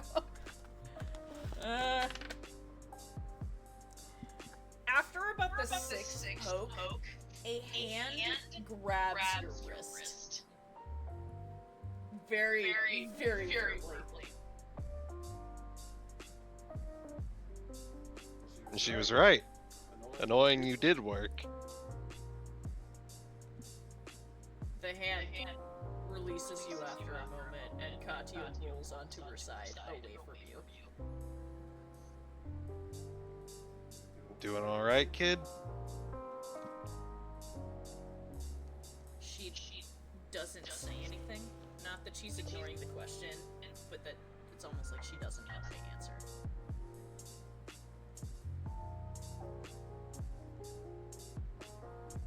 I mean...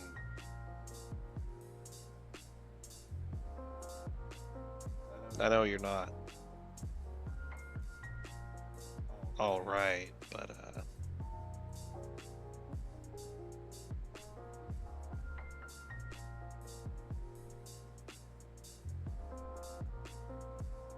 you at least feeling better now that you're not full of glass? It hurts less, I guess, she finally says.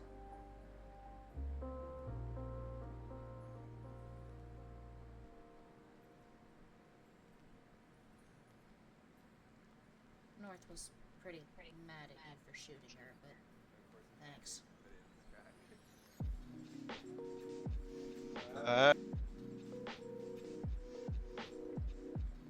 Tried my best.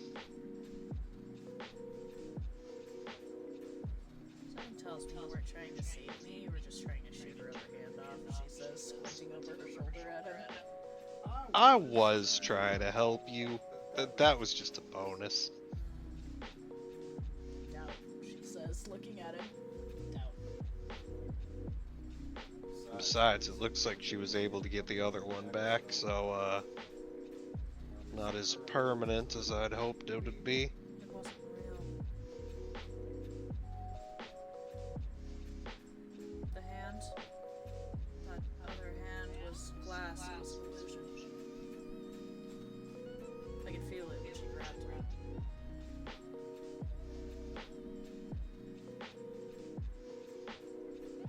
Well, at least I left her with a scar.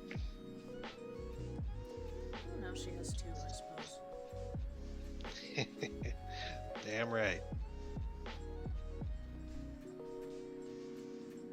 What do you want? She says, rolling back onto her side again. Check in on you. Talk. You never want to talk, she says, skeptically. I'm usually the one making you talk. So what is this?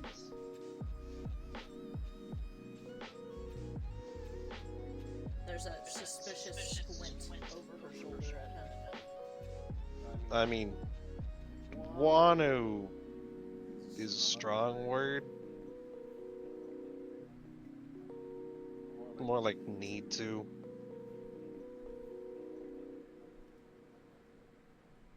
Great, she says. Fine. If you need to talk, then talk. She sits up. You can hear her bones creaking as she does. Well, first I should probably start with making sure you're alright. Do I look alright, Arthur? She says, her voice cracking. No. You don't. Well, here's your answer.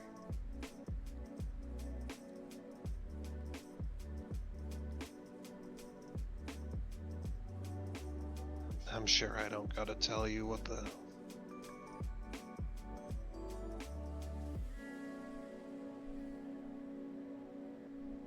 all this means. What's that supposed to mean?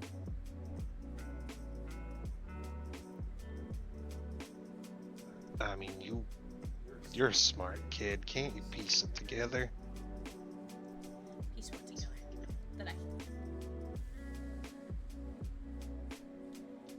That somehow what I said in Russia is what kept him from disappearing completely, and now is the only thing keeping him here.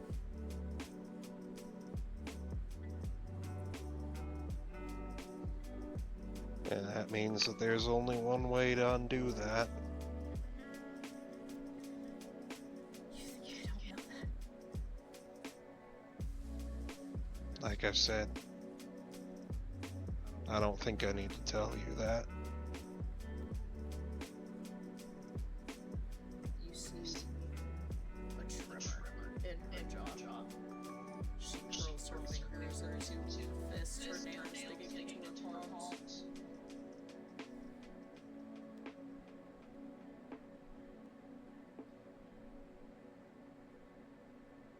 Like I said to you, kid, before, I can't relate. Given my relationship to family, the opportunity to kill him wouldn't have bothered me.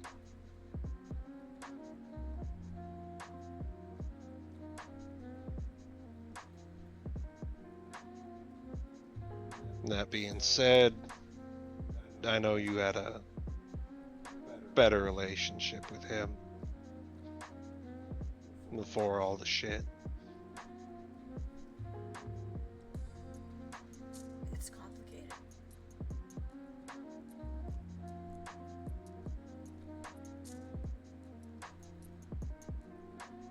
So you got complicated feelings about it.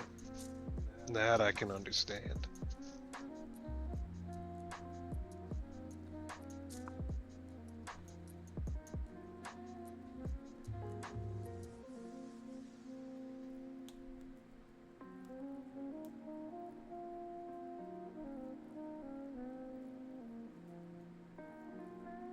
What do you want me to say, Arthur?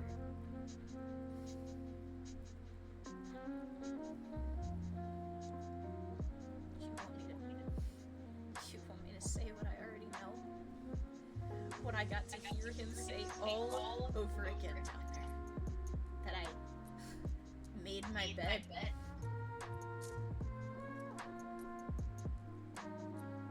You see tears welling up at the corners of her eyes. Kid, this ain't your fault. But it is. But it ain't.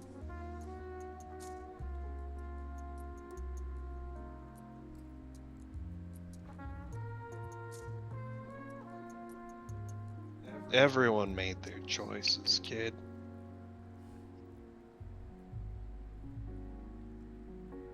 Regardless of how many people grabbed a corner, the bed's me. And I'm the only one who has to lie in it this time. By myself.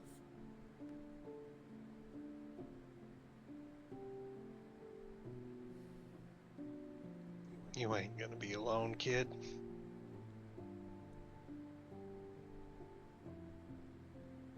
But I will. Maybe not physically. But you heard what I said, Arthur. I know.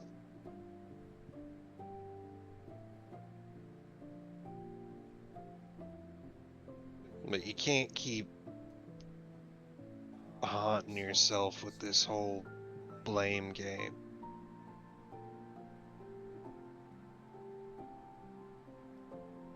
I'm not sitting here blaming myself. I'm sitting here trying to come to terms with the fact that I have to kill somebody who I considered family. And remembering everything that happened that I forgot. And knowing the last little piece of the story that I haven't seen is right out there. And I have to go look at it. And see what Dad and everybody else refused to tell me happened. And knowing that a piece of that is my fault, Arthur. And that's not me playing the blame game. That's the awful truth.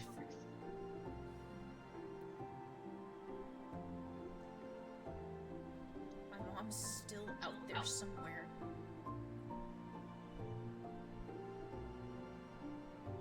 Turned into salt, right? She looks at you.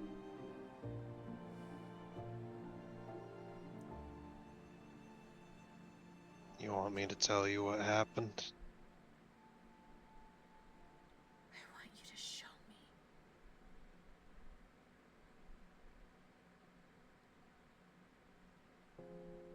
It's gonna be a long walk. Not sure the Tin Man's gonna be happy about us wandering off. Arthur. Please. I hate this. I'm not saying no, kid.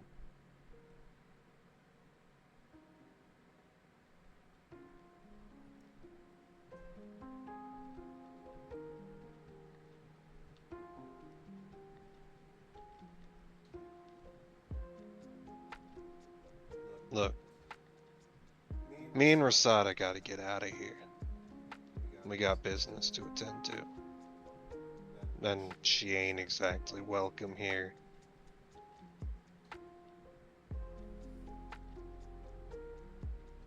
Well, let me help. I promised I would help. I promised Sada I would help. This ain't something you can help us with, kid. Why? Because you think I can't kill somebody?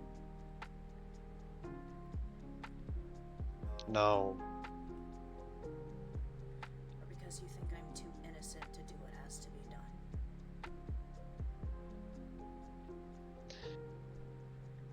Kid, it ain't about getting your hands dirty. It's about this being a real personal mess.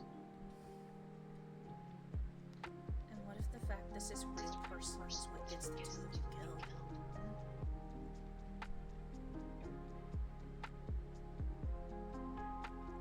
I know she's the Nighthawk. I know she's this badass, scary thing. And the two of you are like a dream together, but you're just two people, Arthur. Kid. Look, Dick. There's something you need to do with your own two hands. They ain't magically bound in the same way, but it's the same situation with her.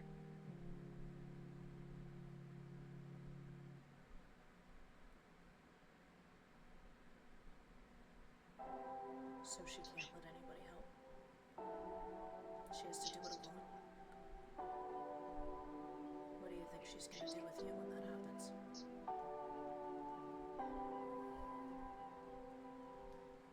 I don't know.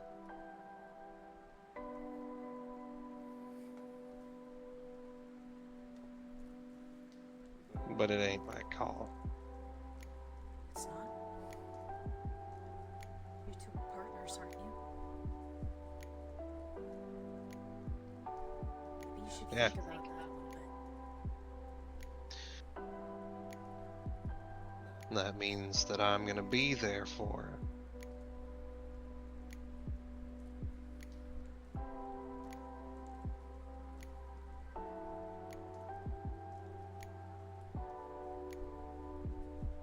To the bitter end. I thought you were done with trying to get yourself killed. Claudius says. Because this sounds like a suicide mission to me. This sounds like the conversation you have when you know you're not gonna come back.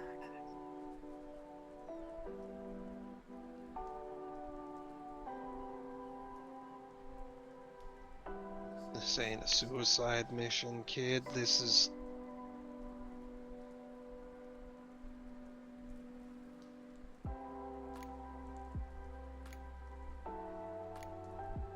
Something we have to deal with.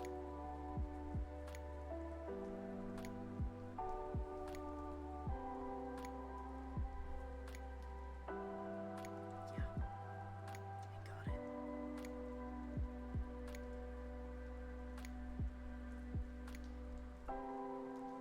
So here's the deal.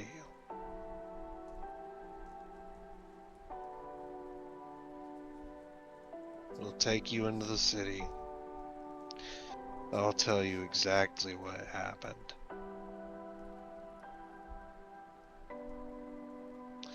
We take you back here, and then we split.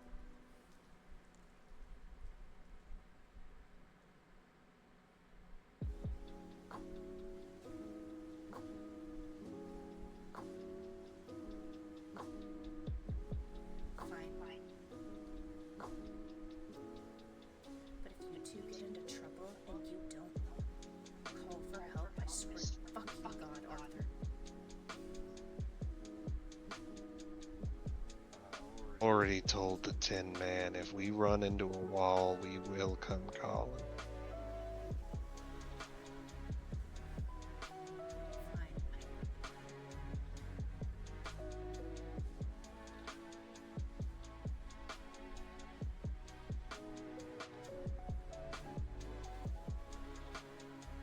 Wanna get my partner, she says, and pushes herself up.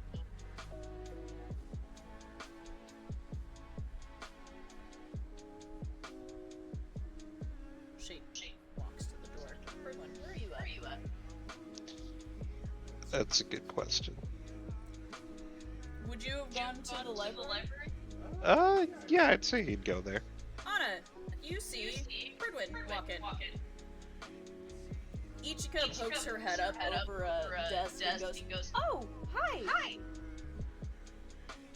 Hello. You're the doctor, right? Yes? Cool," she says, and looks back down at what she's reading. Have we considered koi? Like the fish? Or the restaurant, Well, Judah says. The fish. Like But also, yes. Koi is No, really good, Ichika says. But no, part of what I'm seeing on Rio is that they're based off of koi. Like, a lot of the inspiration comes from koi. Like the dragon? Yeah. That... So it's a fish dragon, Judah says. Fridwin, you start walking towards the back where they're having this conversation. What are we talking about? Do you see scrolls everywhere across these tables? There's a lot We're- of we're- dragons on these scrolls. We're trying to find the origins and rituals that we would have for dragon worship, and specifically the kinds of offerings and rituals we would need for this particular dragon. I see. Problem is, there's a lot of water dragons, Judah says. Like a lot. Yeah. Like a lot. And they all have their own preferences. I mean, most of these spirits are typically bound to a singular location, right? So wouldn't you be able to narrow it down based on the sheer scale of this? Yeah, the problem with that is that we still have gestures to map of Japan. All of Japan. Fair enough. I mean, there are a lot of water dragons, but just how many are related to storms? Anna pulls out a pile of scrolls. These are the ones that are water dragons, that are specifically associated with storms. Pulls out another pile of scrolls. These are for typhoons. These are for Uh, There's thunderstorms. like 6 different These are piles. floodings. Mm. These are for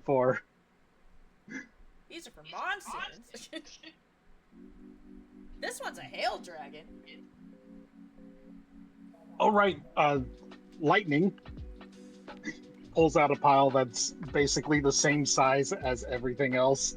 I feel like we're going about this wrong. I mean, sure, I personally am the spiritualism and curse breaking specialist, and yes, I am the caretaker of this library. However, I feel like maybe Hollis or Tomoe would be better at this than me, just because they are the local mythology experts. Yeah. I was just part of what I'm building up right now is like a baseline knowledge of all of these guys because we just don't know which one this guy is. Well, that's what I'm saying. Hollis or Tomoe might know. That could narrow it down, yeah. I'm on it. She says, and disappears around a cabinet. Oh, Yeah. Anna, I delivered that gift of yours. Yeah. Sorry if it seemed awkward. It's just lots been happening. That's understandable. Lady Death said that she was available any time if you wished to speak with her. I've got this right now, and we gotta make sure that Japan's safe. That's understandable, but also there will be time between this and our next mission, so if you wish to speak with her, better to do so while you have the chance. Point taken. But I want to focus on this, right? Of course. You hear It's just footsteps coming up behind you. All of this is so fascinating, though. Like these people, they offer gold because the dragon favors gold. This one offers sake, of all things. The thing's a drunk. And this one, rice.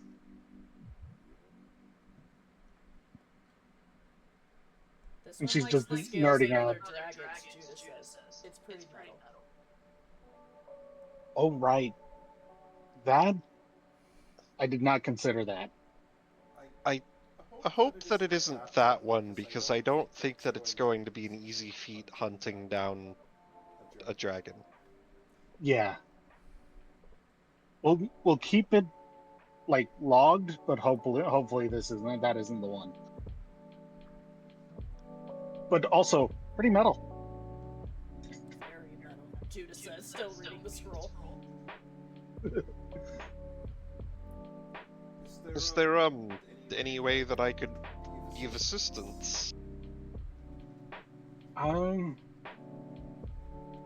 mean, we're reading through a lot. If you want to pick a scroll pile and read through some yourself. I suppose I can lend an extra set of eyes. I'm pretty sure you could. Looks at it. There are several piles of scrolls. What pile do you want to go to? He's just gonna pick the nearest one that isn't already assigned to someone. You pick the nearest pile. This is a pile of dragons that are specifically associated with lightning. The big one. The big one. He's going to start reading. You start perusing through the pile. You hear footsteps about 20 minutes later. Ichika! Ichika pokes her head out from around a bookshelf. I'm here. I brought onigiri! we haven't met yet. You see a male come around the corner with a female in tow. The two of them are holding a plate of onigiri, and they both smile and bow slightly to you. Anna bows her head. Onigiri. They're our special recipe, one of them says, and holds one of the plates out. Onigiri are perfect for when you're trying to study. Guys, this is I always and love a good Mia's. jelly. I always love a good jelly donut. The two of them smile and place the plates very carefully so as not to get them near the scrolls. You called for us? Pridwin would be the one to describe it, but we're trying to locate a specific dragon. A dragon, huh? The female says, looking interested. Oh, yes. We believe that this dragon might be responsible for the storms. Interesting. Do you have more details? From what I saw, it was a massive creature. I only saw about the upper portion of it. Typical large serpentine body, silver scales, lightning. And where was it that you saw this creature? Along the shoreline, beneath the water. Which shoreline, specifically? Tomoe asks. Out near...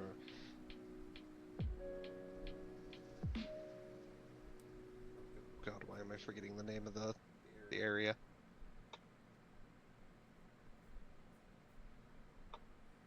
Like where the sewers let out, the big scary ones, Judah says?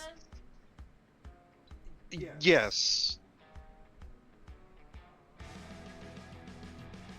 The two of them think for a moment, and then look at each other, their eyes lighting up. Ryunosuke, they both say in unison. They burst past you and start looking through the scrolls. They pull one out very quickly and both look at it and start murmuring to each other.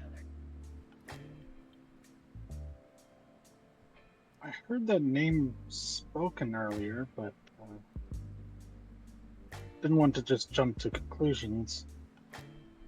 Here, it's gotta be this one. Did he look like this? Tomoe holds the scroll out to you, and you see a silvery dragon with lightning drawn around it. And there appear to be clouds and water in the design. It's a very old scroll, so of course it's artistic. More than realistic, but... Branching horns, lightning along the scales. Yes, that seems like an accurate depiction of what I saw. This is Ryunosuke. He's a legend. Like, a really old dragon. I mean, so old that, like, you know, it's a bedtime story. Ryunosuke is supposed to be the protector of that coastline. They said he was benevolent, she says, looking through the scroll. That he loved children. That he would let them ride on his back when he would swim through the waves.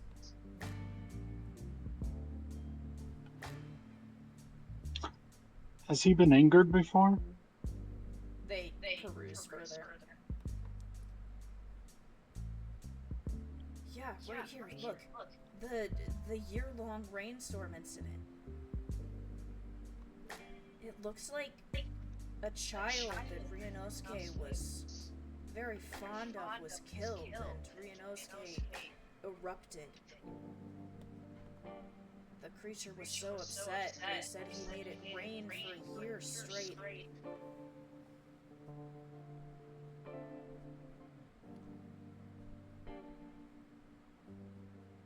Hmm.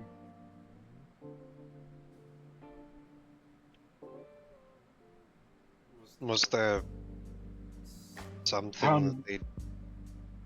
yeah.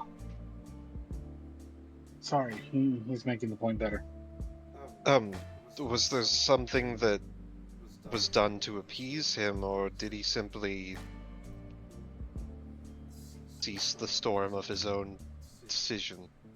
Unfortunately, the scroll doesn't say.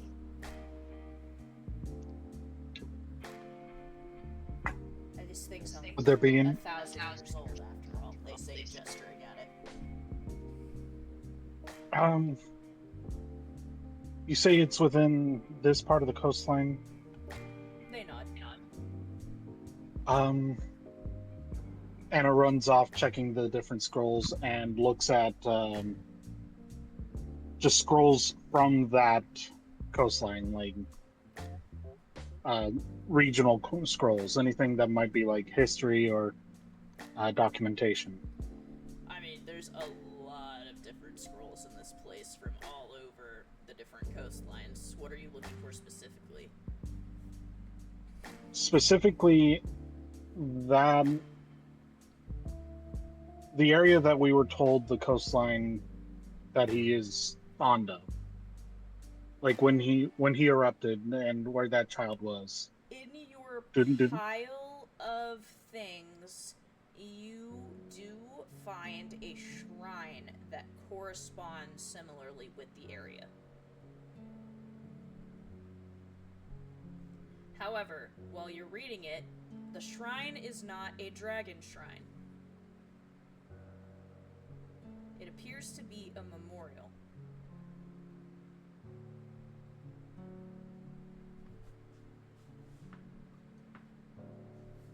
Who's listed as the memorial? Or Person listed shows as an Inako, a 7-year-old girl.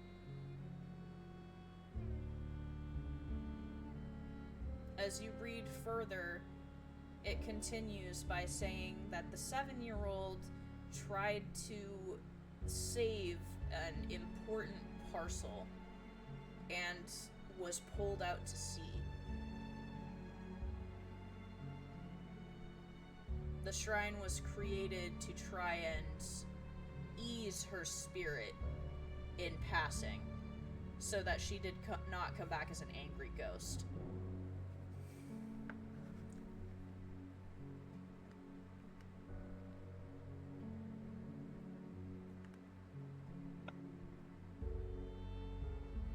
uh-oh.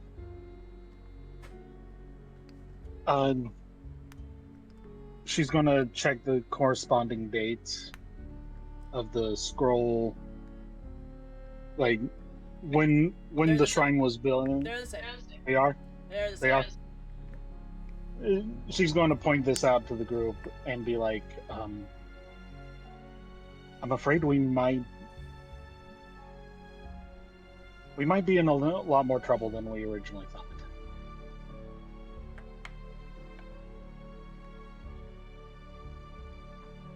Oh? Like, we've posited it a few times already. He is mourning the loss of the children from whatever your incident you've been mentioning. That seems to be what's going on here. He made it and for an entire year when he lost one kid. One kid. And how many children have been killed so far? I don't even know if we have an exact number. We don't, Ichiko whispers. And that's not the worst part here. They mention a known Ryoko, an angry ghost, out for revenge.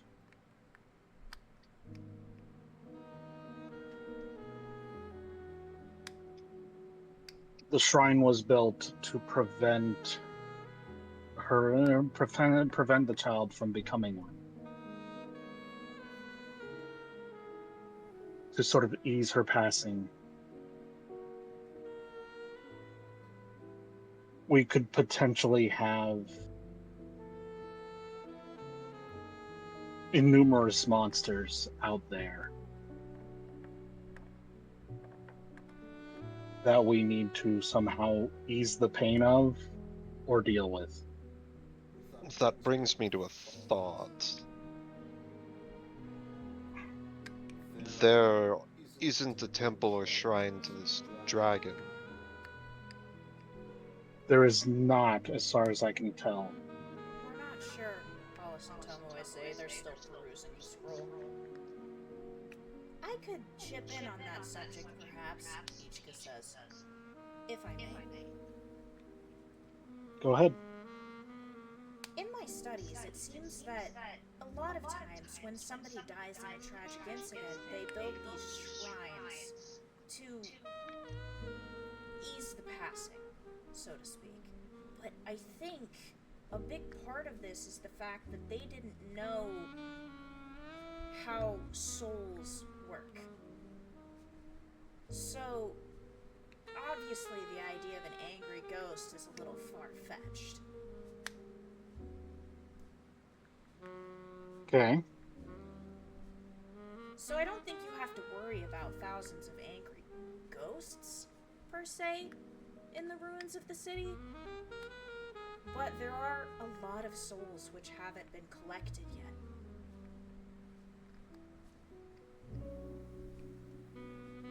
Now, So these are attracting people who want to collect those souls for themselves. I think that's the real danger you should be concerned about.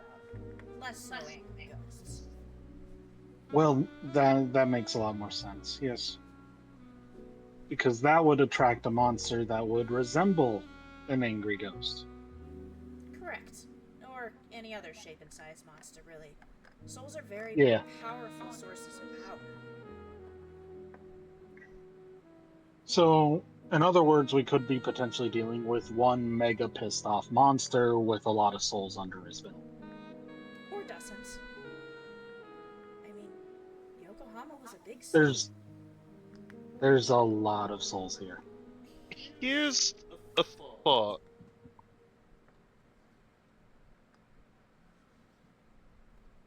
We need to get into contact with this dragon.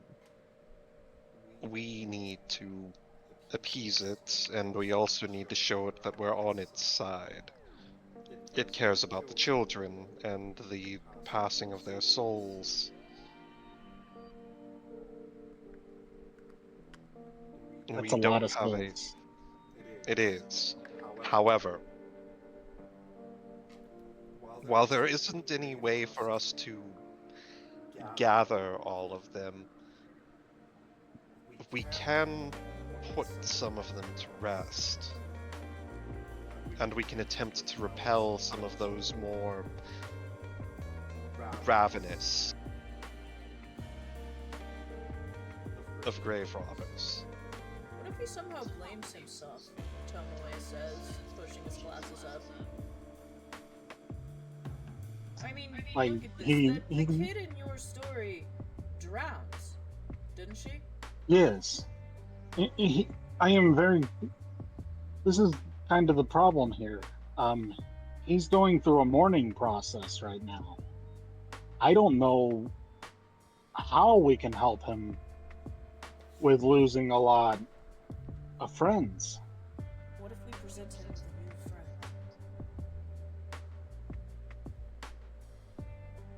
And replace innumerous others? Not so much replace. If he cares so much about the children, and this place is as dangerous as they say, perhaps we would be able to pull him out of his mourning process long enough for us to commune with him in some way. There are still many children on this island, children who need evacuation. If we could reason with him, get him to understand that, He's even been known to give children rides on his back. We could. But we need a place to start. There's gotta be a shrine, Hollis says, leaning over Tumway's shoulder. There has to be. If he's that well I known mean, of a figure, and we know he's that well known of a figure, he has to have a shrine somewhere. Is it would possible that he shares his shrine with this child? An interesting theory. Wouldn't that be considered some sort of slight? To put somebody else's shrine on top of another shrine? Unless he would wish for that shrine to be a part of his. I would be In a okay. way to honor a child that he felt that he'd failed. If it weren't for the fact that the child lost, and I'm not saying that it wasn't important to him, but the child would. And I know this sounds weird, but the consent of the child's spirit. Would the child's spirit allow for Ryunosuke to have his shrine with hers? Let me see that scroll that you have there, Anna. As she hands it over. Hollis takes it from you. She starts perusing, holding it up next to what Tumwa is holding. Here. This section. The parcel that the child was chasing, it looks like it came from the shrine. Look at the wording of this. Oh. Like, the parcel was an offering? That's how I'm reading it. Tumway nods. I think so. So could it be that it was originally his and he allowed it to become hers? Possibly. That would make sense.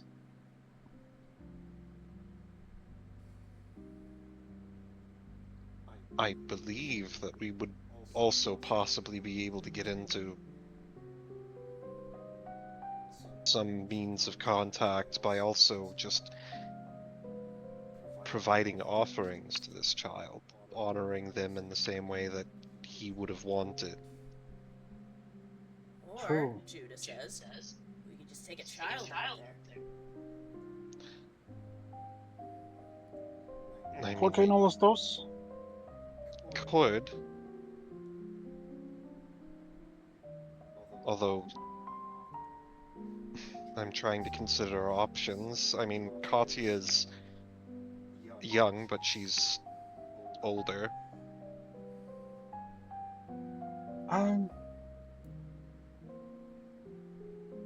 Anna runs off to gather some more scrolls, specifically related to rituals in the surrounding regions that would have similar, like,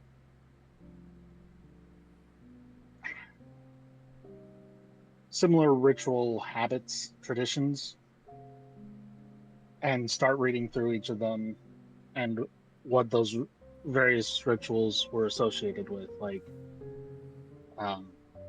asking for help or trying to calm an angry spirit and whatnot. That's a big list. You're gonna be reading that for a while. Anna likes to take on big tasks. So you sit down and start reading an enormous pile of things. If we provide both an offering, we bring a child with us, and do a ritual that he would recognize, maybe he'd be more willing to listen. What if we were talking about the passing of souls earlier, right? Ichika says. What if The fact that the souls haven't been tended to is part. That's why I was considering the idea of trying to attend to them in some way. Katya, Judah says. She's the right hand of death. She handles souls. She transports them for death.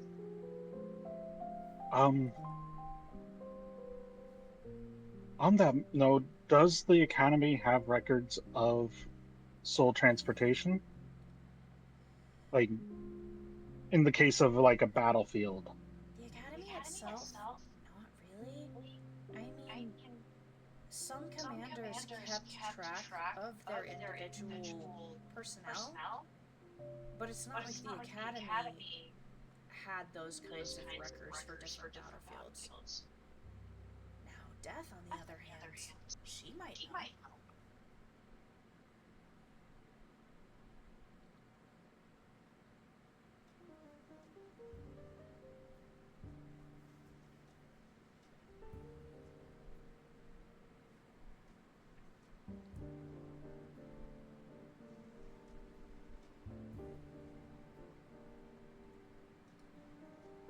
It's just a thought. We have stuff to work with, right? We have a starting point. Yeah. I will continue looking for the various offerings that they would normally bring for the child. And we want to create a connection with him. And I do think transporting the souls would be our best bet. But again, it's a lot of souls. And I was just trying to look into ways to do a massive amounts of souls. Like, transport them. Well, the students have been gathering the souls on each of their trips out and bringing them back.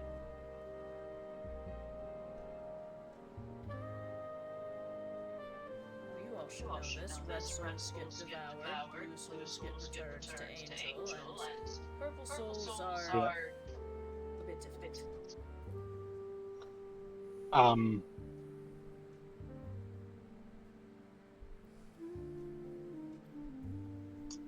What was the standard procedures after Hiroshima and Nagasaki? That I would have to look into, Ichika says. For tragic events, I believe Angel has help? Is the word I would use? Of course, Katya is not the only one who collects souls, and neither are the DWMA students. There are others, couriers.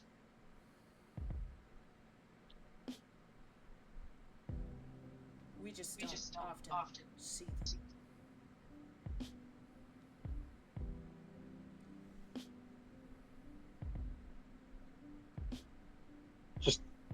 I'm trying to think of ways we can handle this without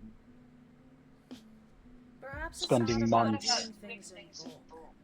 Perhaps it's a small statement that will speak loudly. Like I said, we wouldn't be able to gather all the souls or even a large chunk of them, but being able to bring just a couple in for a passing ceremony would be enough to at least draw attention. Okay. Yeah. We need to show that we're not not only, as you said, students have been bringing in souls when they've come back, right? Like, when they've gone out, they've picked up a few, and he's probably noticed that. If we can have him associate that with us trying to commute the souls, he might recognize what we've been doing and what we're showing him as the same thing. And if we Are can you get getting him what to I'm saying? if we can get him to listen to us too, we can explain that we have the intent and the means to properly pass these souls along when we have the resources.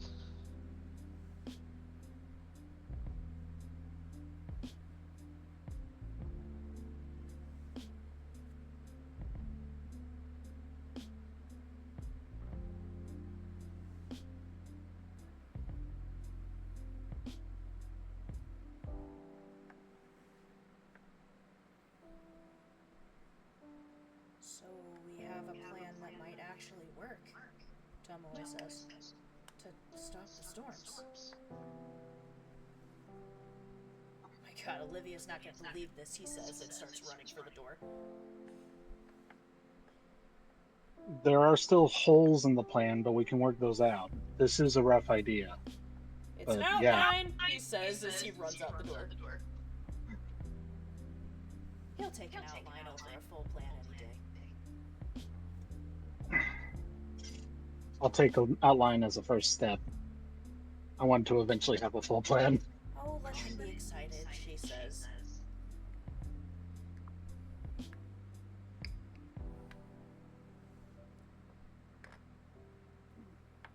It is more than we started with.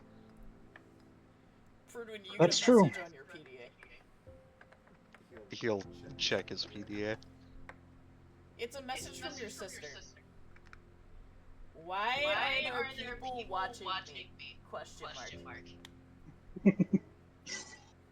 He's going to, he's gonna reply, are they wearing armor? Yes, they're freaking me out.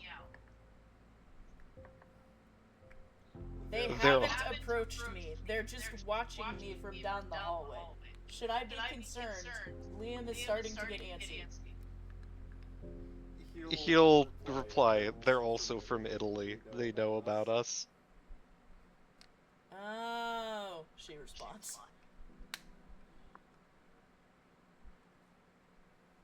They're nice, they're just very shy. That makes more sense, she says.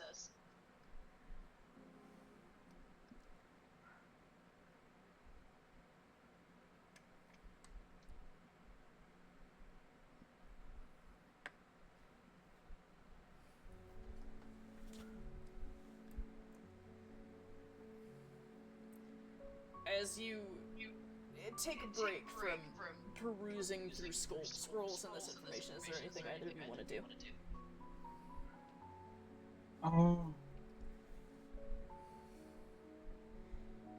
Anna's going to take Pridwin's advice, seeing as they do now have an outline.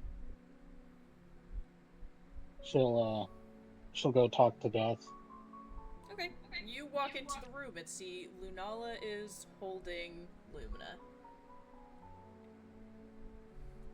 She gives an awkward wave. Lunala smiles big at you. Lumina giggles. I'm sorry, do you need the room? Yes, unfortunately. I'll bring her back, she says to Angel and walks out the door. Ferdwin, you walked out of the library, you see your wife walk out the door, and you hear a faint squealing down the hallway as Orietta sees Lunala and then sees Lumina. Like, Oh my god, they do have a baby, Orietta says. Orietta, chill, Lucas says again. Oh my god, you're embarrassing me. Lunala looks confused. Lumina seems very amused by all of this. Don't worry about them. They're, banned. She gives you a confused nod and hands your daughter to you. Anna, you walk in. It's just you and Angel. Unless you want Judah there. No, not Judah. Judah would have fucked off somewhere then. Yeah.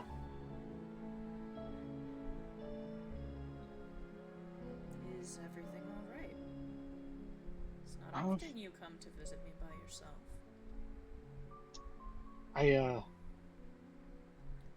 She before she says anything, she walks over, grabs one of the beers, and just downs the whole thing.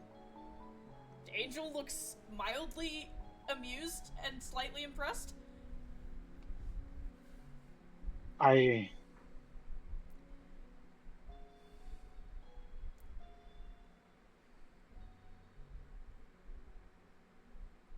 want to apologize. I want to berate you, and I want to say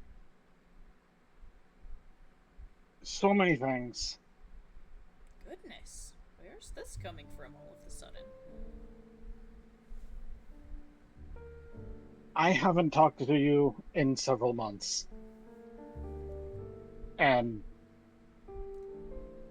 I feel like the more involved I get in this war, the less I spend time with you. Well, my dear, you do have to come into the death room for that to happen, you realize. I know. Angel squints at you. What's going on? I don't know why I'm avoiding you.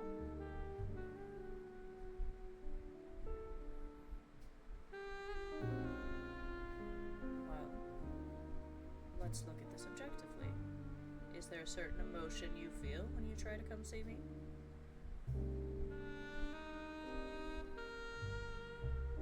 Are you angry with me, Anna? No, I'm... Are you scared of me? I'm ashamed Of me? of me. Why on earth would you say that?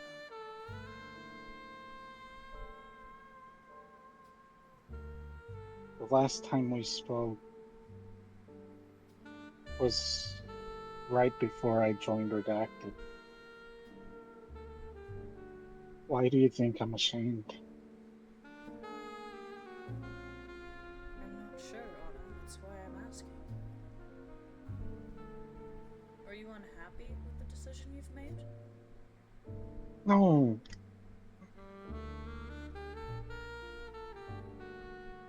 Just... I love it here. I love this group. And I love spending time with you, but... You like spending time with them more. And I also...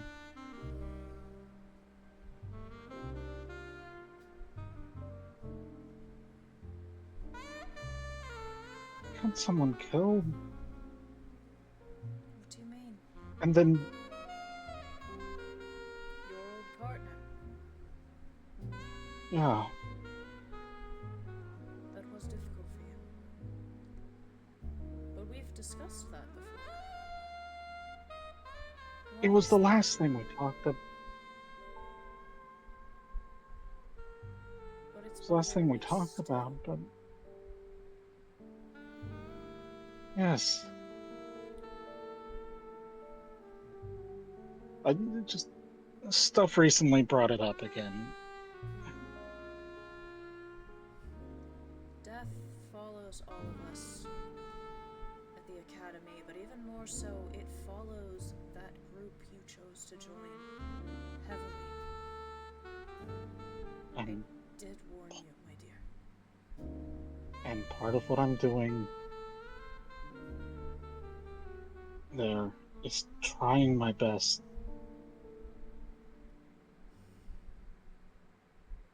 to guide them through that.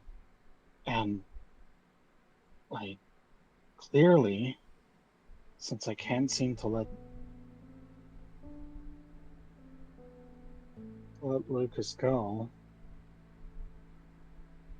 You're wondering how I'm you're not... supposed to guide somebody else through their own loss when you can't get over yours, is this it?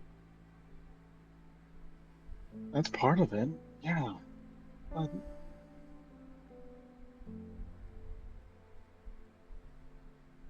I had to find out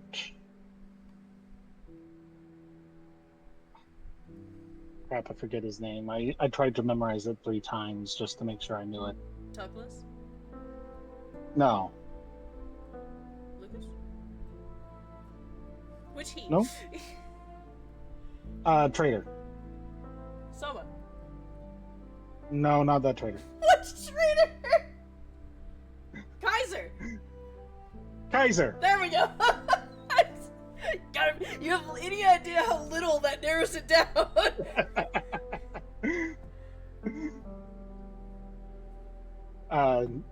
But yeah, I had to find out about Kaiser months later, and I know I was in the middle of a mission, but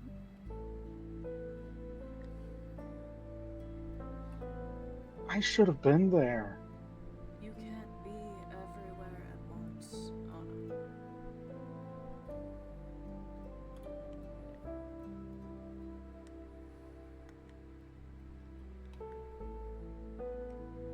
In fact, maybe it was better that you weren't.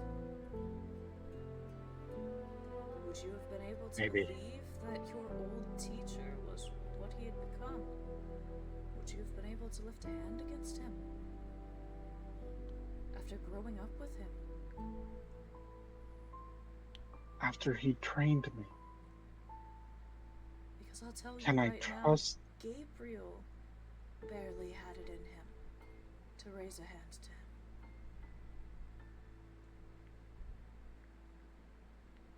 You're not weak because you have these feelings and these questions.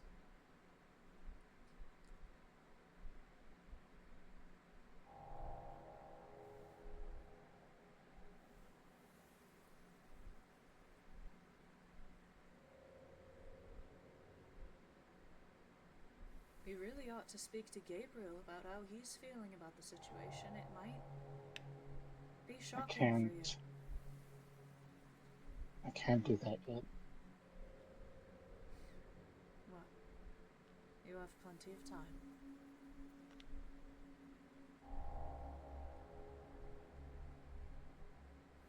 I just...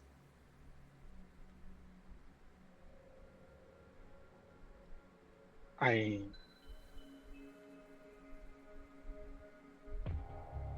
just wanted to tell you I miss you. She smiles. And I miss you. But it's not fair for you to be cooped up in the death room with me for all eternity.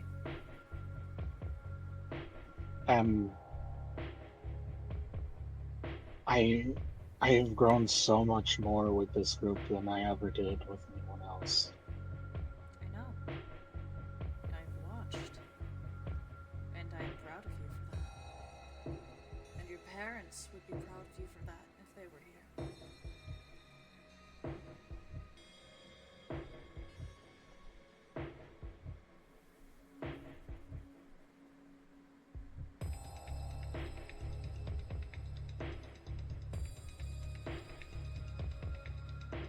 Don't Listen, let there's, that big head of yours get in the way and convince yourself that you are not valuable where you are at. I am valuable wherever I'm at. Thank you very much. There's my girl. But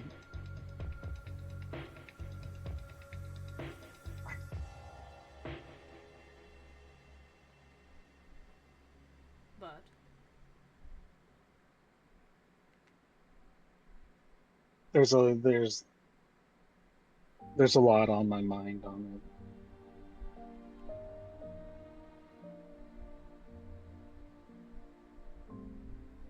I'll tell you more when I'm ready to tell you. But there's someone else I need to tell first.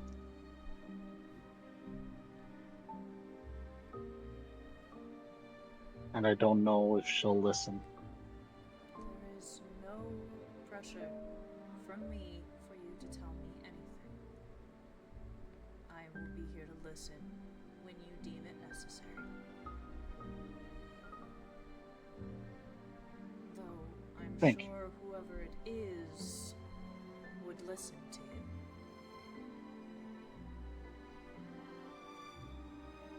It's more of I'm afraid of just how pissed she's going to be while I tell her. Angel cracks a half smile. And which she are we referring to? My partner. Well, not partner, but you know. Judah. Yeah. Well, what I can tell you is that you two have been together since you were, what, 3? And I seriously doubt there's a single thing you could say to her to change that. After all, she has seen you at your worst. And your best.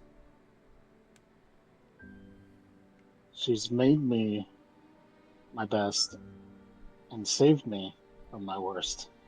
So. So why on earth would she be pissed at you? In fact, I think she'd be more pissed if you didn't tell her whatever it is. That's kind of the problem. Ah, so this is a I've waited so long she's not going to be pleased with me scenario? Yeah. I see. Well, in that case, perhaps sooner rather than later might ease some of the strain. Good point. I'm not going to tell you what to do. I'm not your mother, she says, raising her hands up. Yes, Auntie.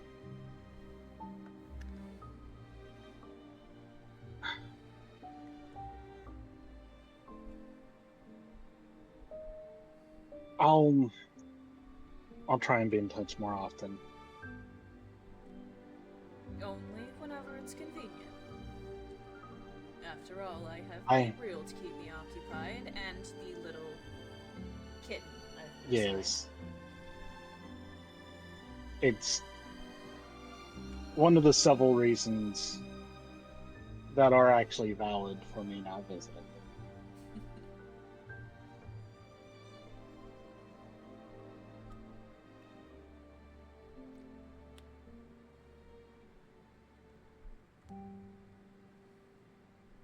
And with that, Anna's going to be like, I should probably go.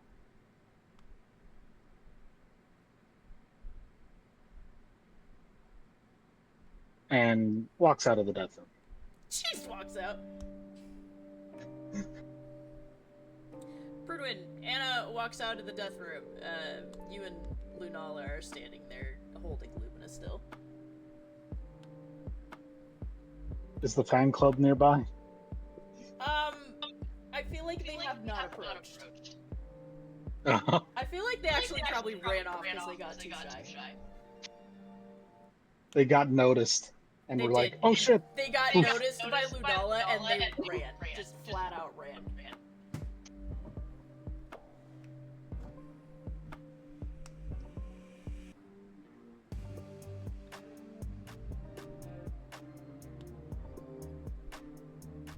I'm going to try their food.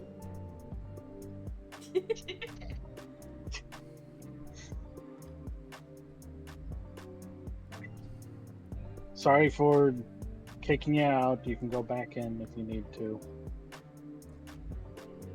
It's perfectly fine.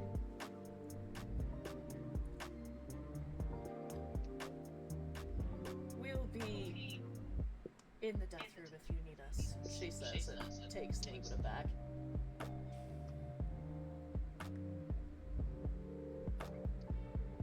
Probably not right now.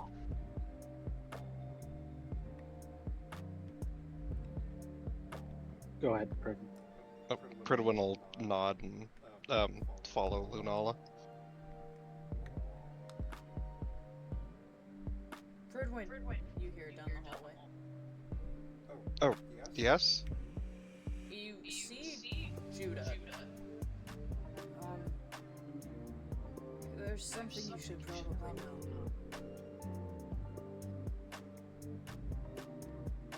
I just saw Kat and North suiting up. Like they were going somewhere. Oh? Did they say what they were doing? I didn't approach them, I was busy, but I figured I should come tell you. She's been acting odd since she woke up.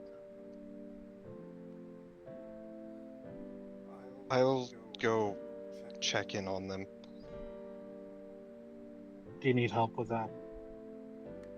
If you'd like to come along, I wouldn't say no. I'll mostly just be there for moral support, but I don't think Kat likes me ever since I beat her. In that sparring match when we first met. I honestly think that winning a fight against her would make her respect you more. She said I cheated. Kinda did. Paralyzed her for most of the fight. Fair enough. I'm sure that she would forgive you, though.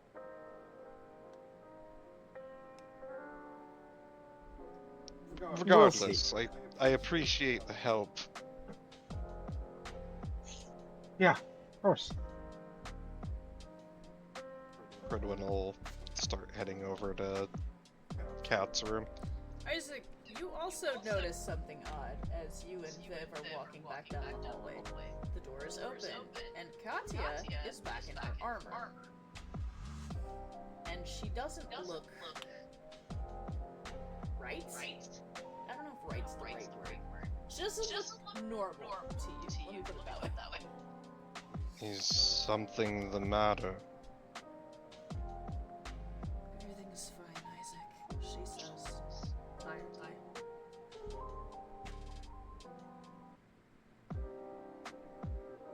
Then why are you suiting up like you're preparing for something? I have something I need to do, she says. Don't worry, I'm not going by myself.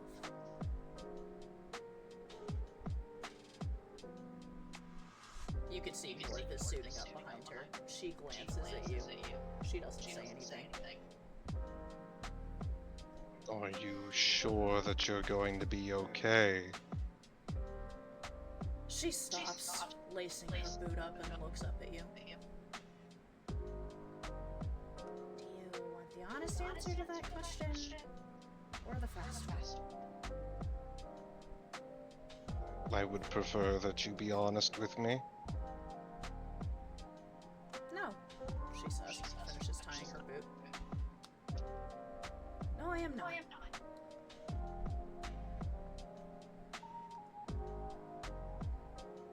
Would you want me to accompany you?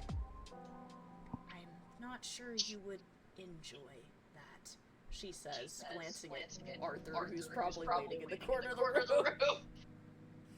My enjoyment is not a factor. I'm not sure your partner would enjoy that, she corrects.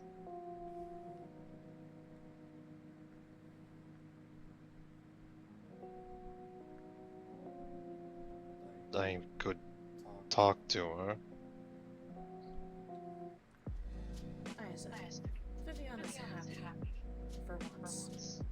Really want to take that away from her? Katya says, giving him a sad smile. Does anyone else know that you're going out? Well, I have no idea where Pridwin is, so I can't exactly tell him right now. Pridwin, you hear this from down the hall. Pridwin's gonna approach. You approach and see Isaac standing in the doorway. Is everything alright? Oh, there you are. I figured you were with Nala somewhere, so... She finishes seating her armor. I was. What are you preparing for? I have something I need to go do. Are you?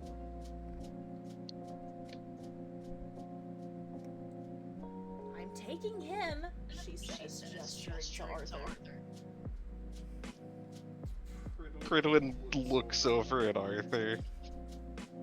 I'm not sure that's more reassuring or less, Rasana says. That does not make me feel better. Are you comfortable with telling me what you're going out to do? Katya glances at Arthur. Arthur glances back.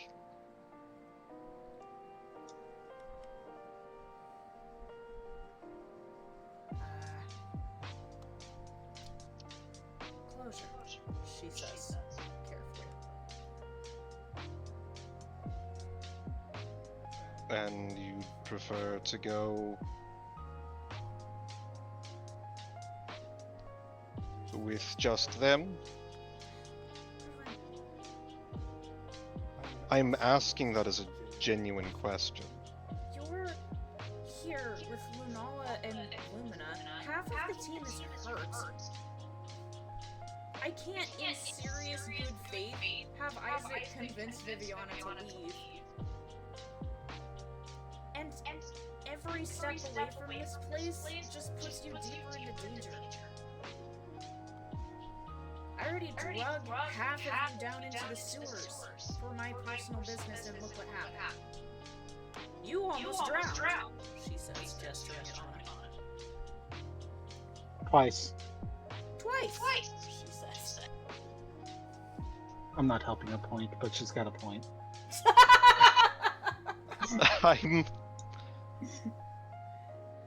I'm not trying to dissuade you. I'm just genuinely concerned. I would give my normal spiel about you don't have to do this alone, but it's clear you're relying on people you trust. I don't want to do this alone, she says, looking at you. I don't know what's gonna happen to me out there. I don't know how I'm gonna react. I've never reacted good to things.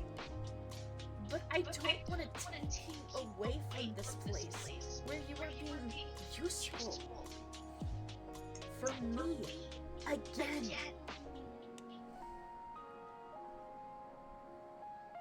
Katya, you are my friend and a member of this team. I know. I'm also your knight. And it's my job to protect you. And Lunala. And Lumina.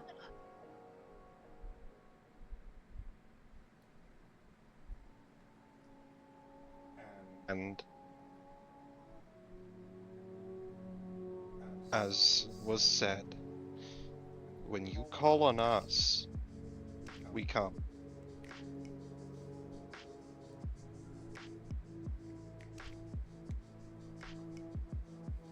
I will stay here if that is what you want.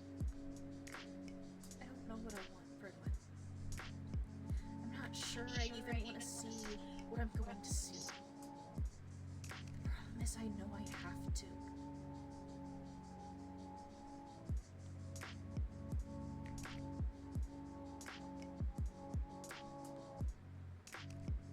I'm falling apart, Bridwin. I didn't even get to say goodbye to her. I understand. And now I have to kill the only other Ashford that still exists.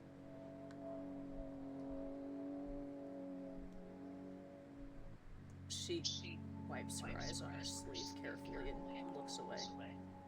It's just like Dad said. I made my bed.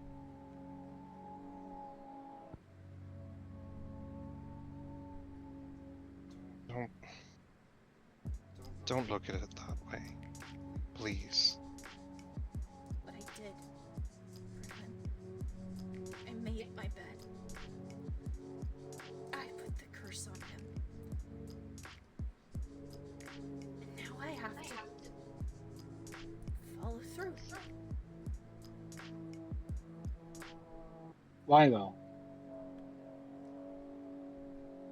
Because if we don't... I'm not saying that it isn't an option. What I'm saying is that if we think we can do it, if we think we can stop this prophecy from happening without killing Soma, do you think that's possible? She shakes her head no. It's not just the prophecy. He should have died.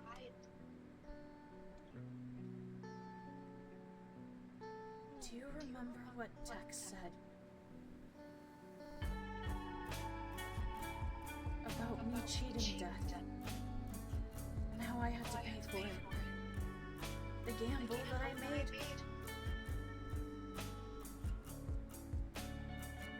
I don't know this. Somebody help, please.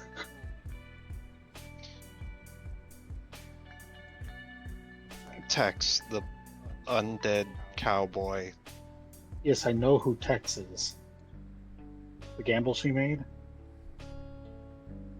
I don't believe I was there for the actual gamble. However, They told you about it. I should have died. A couple different times I should have died. And I didn't.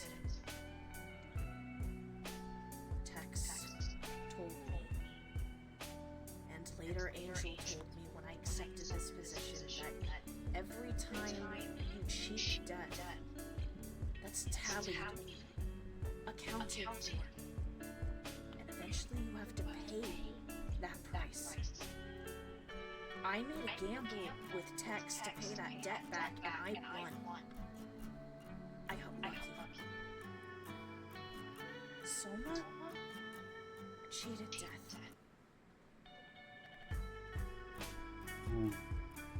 Except this And time, all debts must be gambling due. with Tex isn't going to fix this. There's not a get out of debt free card this time. There's a debt that has to be paid, that he has to pay. And because of the magic that I used, I'm the only one who can make that happen.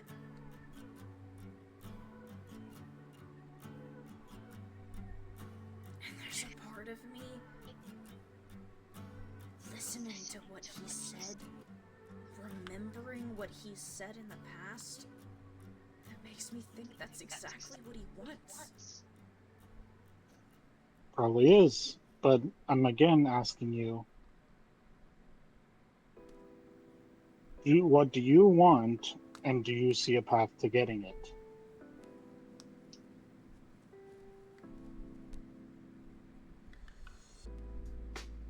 What do you think, you, Katya, what do you think the right thing is to do? My job. Is Finish that- what I started. And you're okay with that burden? I have to be, Lana. I'm asking if you are. I have to be.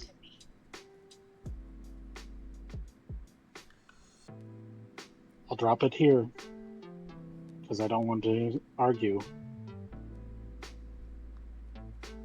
I don't respect your choices. But to hold that burden and not have anyone you're willing to share it with,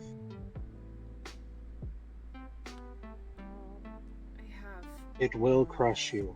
I have people I can share it with, she says, looking at Arthur, looking at Isaac, looking at Britwin. I just can't rely on them to take it from me this time.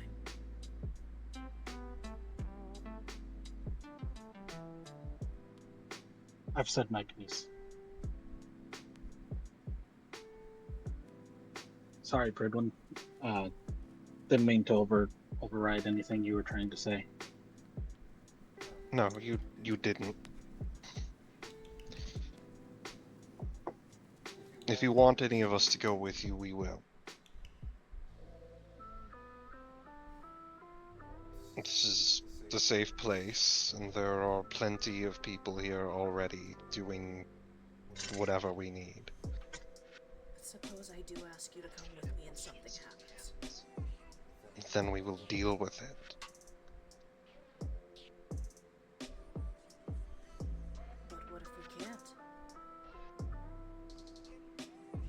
That's the same question that there always is. But at least then it wouldn't be my fault. Would it? You make the decision, something happens to you, and then because of that, something happens to us. You're dreading a possible future simply because you can't deal with the possible blame. The fact is, we don't know what the consequences of our actions are until they come. Foresight can only bring you so far. Didn't I hear Apollyon saying something about that earlier?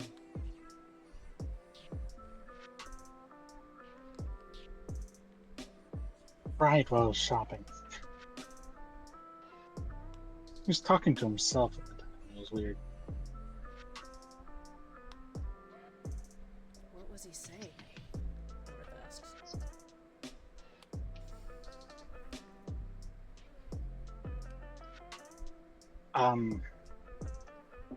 Basically, in one timeline he could do this, and another timeline he could do that, and another timeline he could do this. He should stop worrying about the possible futures and the possible pasts and what could have been, and focus on what we can do now.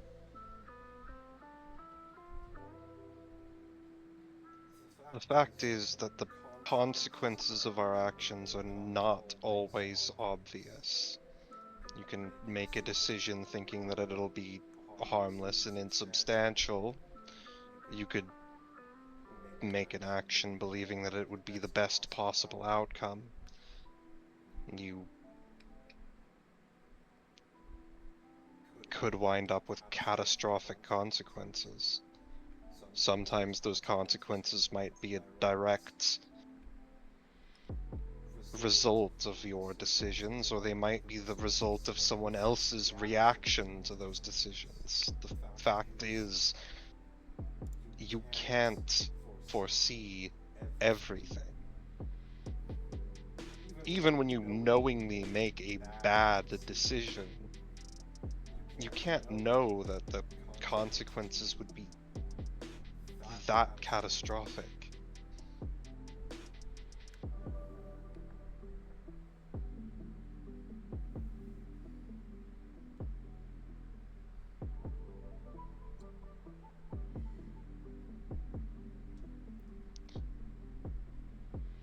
Every time that we go anywhere in this line of work, we put ourselves in danger. We know that there's the possibility that something will go catastrophically wrong. But this isn't work. That's why it's different to me. It's personal. I understand that. Just like it was personal for me when I took us all to my home. And the man who I thought was my father nearly killed all of you. I couldn't have foreseen that.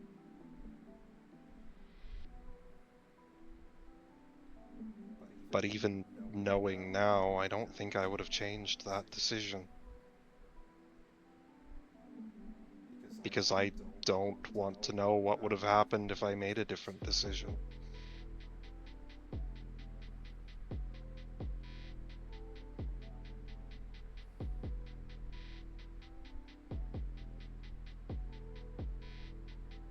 You were all there for me.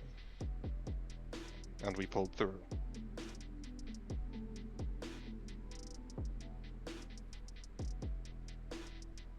That's the best outcome I could have asked for.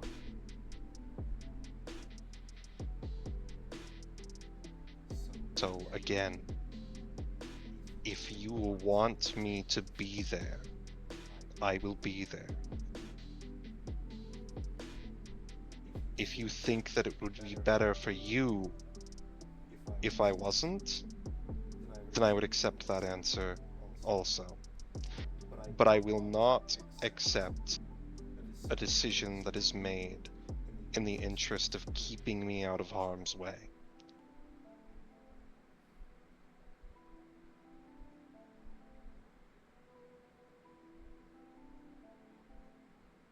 I decide what risks I'm willing to take. I wouldn't make the offer if I wasn't prepared for that.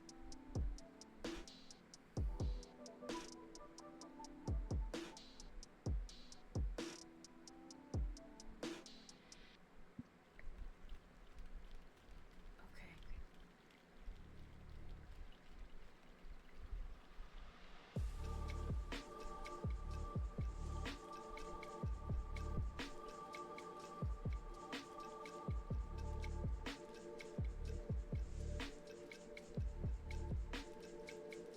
Do you mind the company, Arthur? Arthur shrugs. Do you mind the company? She asks him genuinely, knowing what we're going to do. I mean, it ain't gonna be a great story.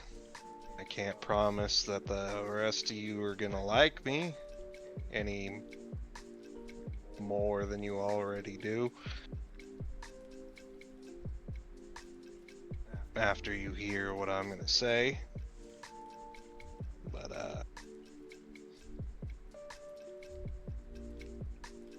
you wanna walk into a shit show and hear a tragic tale, then you're welcome to come with.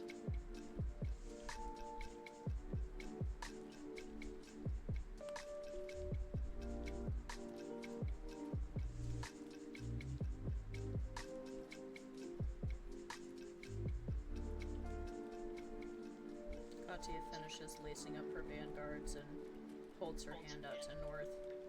North flashes into her dagger, and Katya places her securely in her holster. She looks at Fridwin. Well, are you coming? I'll go get Lunala. She looks at Isaac. You should stay here, just in case. And have all three of our powerhouses gone at once. I will hold the line. I'm going to ignore that. What? You're not coming? I'm trusting Pridwin with this one. Well, The others need me. I suppose there will be extra powerhouses here. You know, considering you beat me and all by cheating, she says, shoving her hands in her pockets. We still need a rematch, don't we? Absolutely not. I'm not rematching you. Okay. I know what you can do with that bow, she says.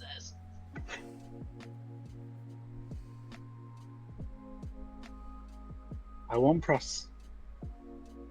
And has this like innocent smile, but it's clearly like smug. Do you really not like me? She says, glancing down at her feet.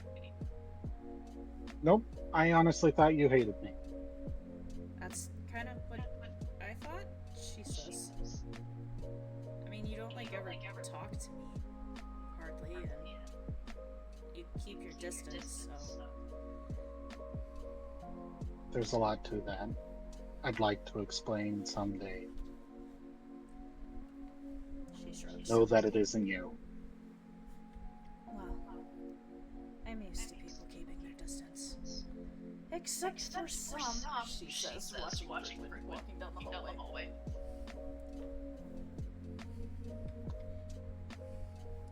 But maybe if you're around later, she says, glancing at Isaac, I might want to borrow you. Of course. I am always happy to talk.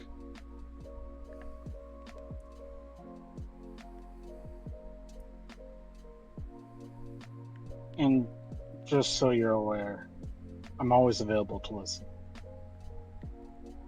I appreciate it. Though like you said, it's me, not you. Not really good at talking to people that haven't forced their way in. And genuinely, I try to respect that. Because I know what forcing my way in can do.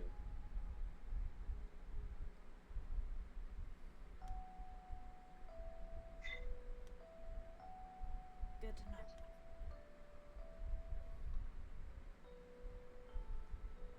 It's kind of nice that you don't hate my guts, though, because I really like being in that band.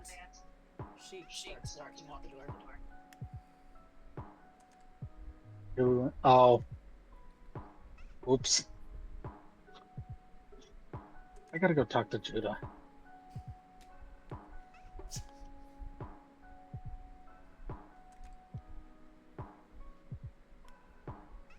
Wait, did Judah say that I didn't like you? She doesn't say anything. She keeps walking.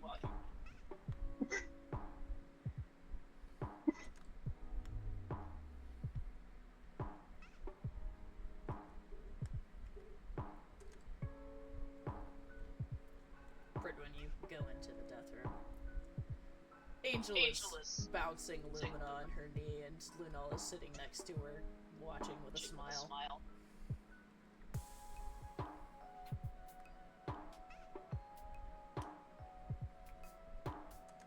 I hate to pull you away, but Katia needs our help with something. Oh? They both say in unison. She's looking to get some closure on some things, and she wanted to have us along. Angel has an odd look on her face. It shifts to concern.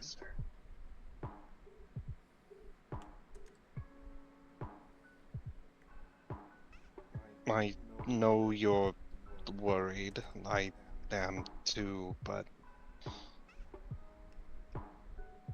And she needs this. Be very careful, Pridwin, Angel says. Extreme emotional output from someone as powerful as her is going to attract a lot of attention. That's why we're going.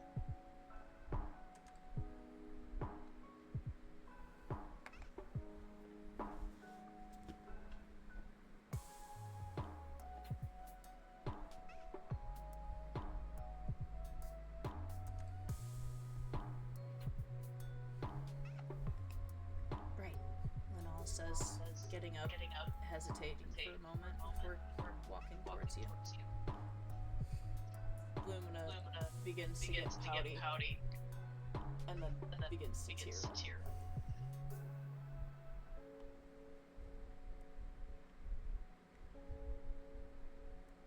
He'll kiss Lumina on the forehead, as he usually does.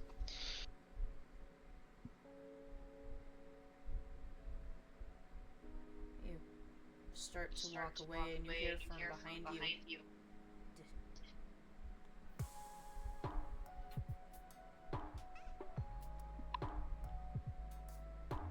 Oh? You hear it again. Would turns around? She's looking at you with tears in her eyes, with her hands in your direction. She says. He's immediately going to go back to her. There is no way she is about to say you first, Lunala says from behind you. She says.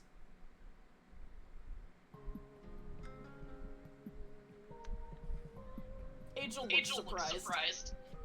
It's not my fault. She says, with more grabby hands. He'll reach out.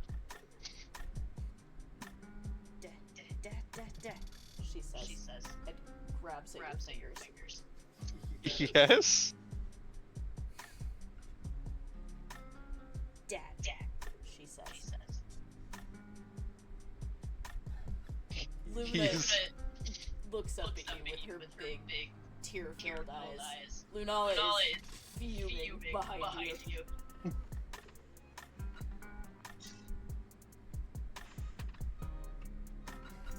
You are so brilliant. This is bullshit, Lunala says. Lunala, Angel says. What? She can't understand me yet. And it is, she says, crossing her arms. She'll be saying your name in no time. She says.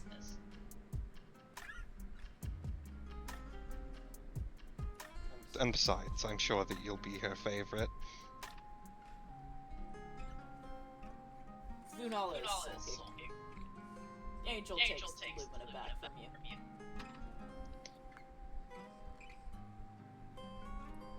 Right.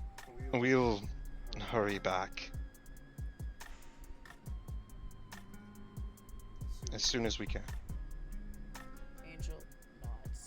She still has that look of concern in her eyes, but she doesn't say anything else. Pridwin will take Lunala's hand and head out. The two of you head out of the death room. You walk beside her as you're going, and you see out of the corner of your eye the Italian team watching you. You'll wave at them. They duck behind whatever they're hiding behind. And he makes his way back to the rest of the group. Is there something I should know? You hear from the side. He looks over. It's Gabriel. Gabriel, He has a plate of fish cubes. You can only assume where he's going. We're... Said his name first. Lunala says angrily from beside you. Gabriel looks confused. She spoke her first words. And I missed it? Gabriel says. This is bullshit, she says. I know, Lunala says.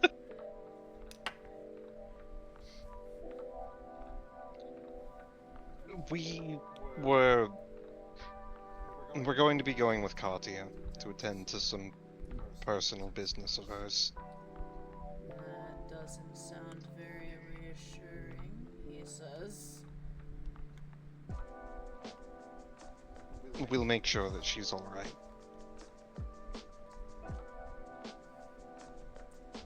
Alright, physically or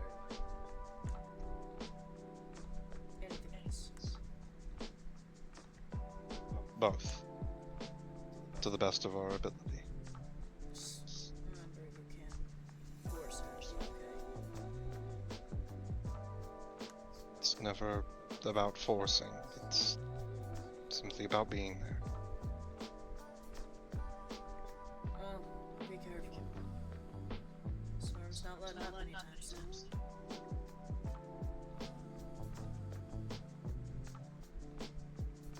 I know.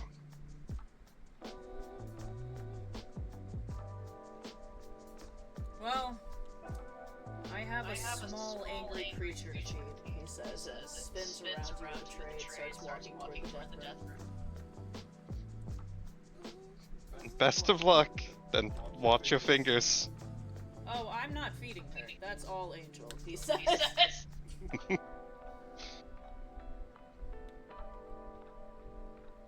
He'll head back to the group. You head back to the group, who is standing near the front entrance.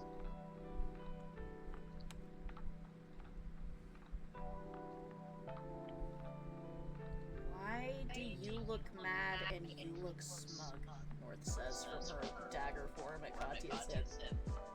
I'm not smug. Debatable, Rasada says. Illumina said her first words. And I missed it, Katya says. That's some bullshit, North says from her hip. I know, Lunala says. Gabriel also missed it. And he said the exact same thing. And you'll never guess what she said, Lunala says, crossing her arms. Judging by the look on Lunala's face, I'm gonna assume it wasn't Mom.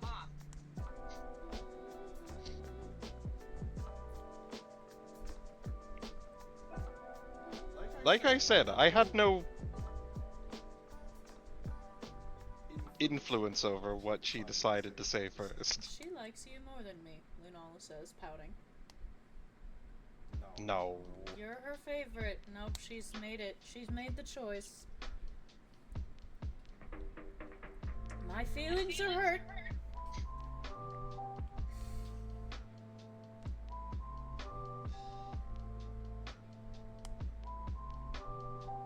Are you going somewhere? You hear a timid voice from off to your right. We'll look over. You glance to your right, and you see a figure wearing a DWMA uniform, but a more work-oriented one. You see they have a professor's star that matches yours. They're very young though. They look maybe 16, 17 at most.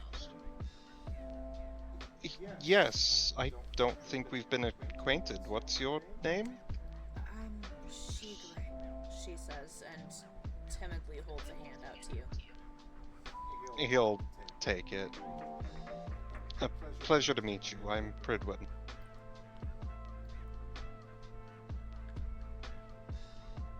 You're not heading out on foot, are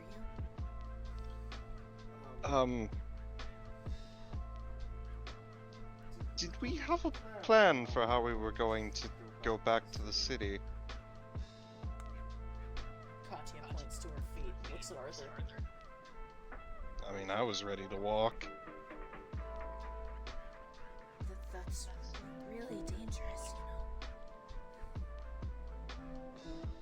know. Yeah, we found that out the hard way. Not to mention, it'll take you a really long time to get wherever you're going.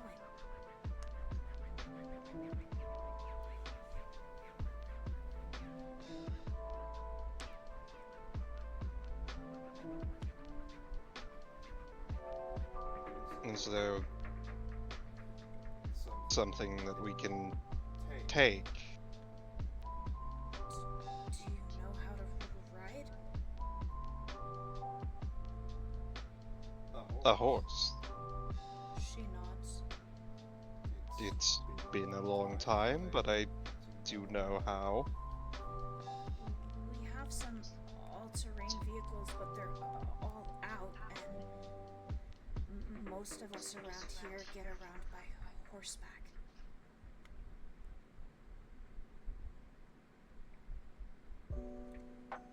If you promise to bring them back, I can loan you a few.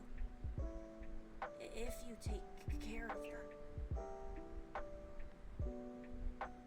Of course, we'd be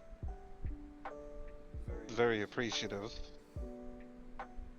And we'd make sure that they get back in perfect health. Do you know how to ride a horse? Rasada says coyly to Arthur as she starts walking towards the stables. I'm trying to think if Arthur would actually know. You're telling me the cowboy doesn't know how to ride a fucking horse? North says. Actually, hang on. Let me...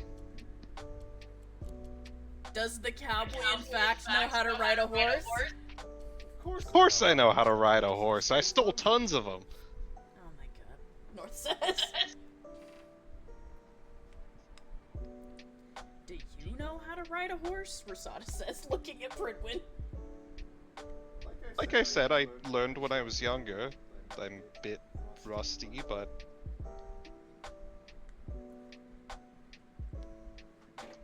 I think that I should be able to pick it back up relatively easily.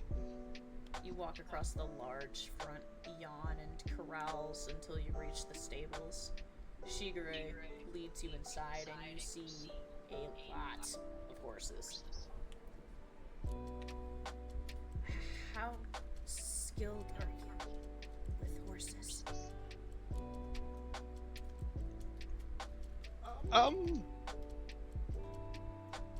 I was 13 the last time that I rode one. So, not a challenge horse for you. She looks at Arthur.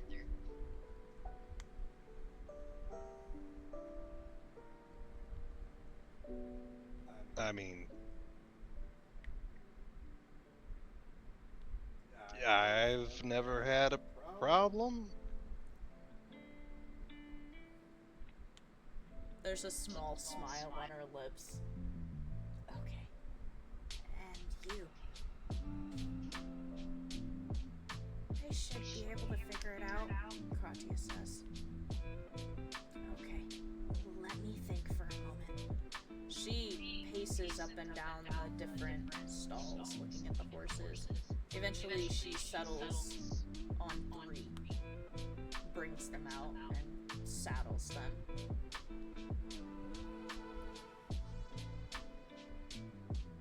Do you all just watch? Yeah. Is Arthur not gonna help? Arthur, I guess Arthur would help. Arthur, you reluctantly go and saddle one of the horses.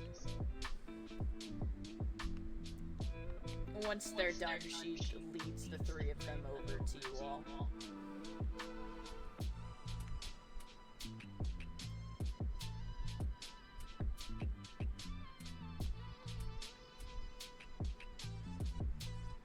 Pridwin will step up.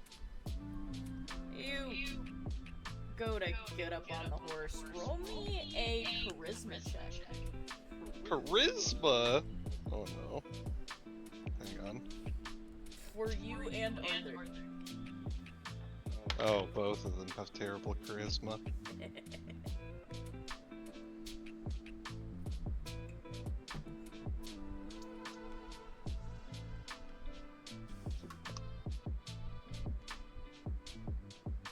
Okay, 15 for Arthur.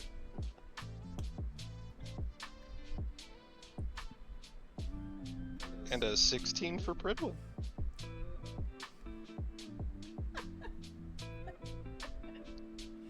Neither of those is high enough. As you get on immediately, Pridwin, the second your armor touches this horse, it rears. Roll me a dex save. Oh no.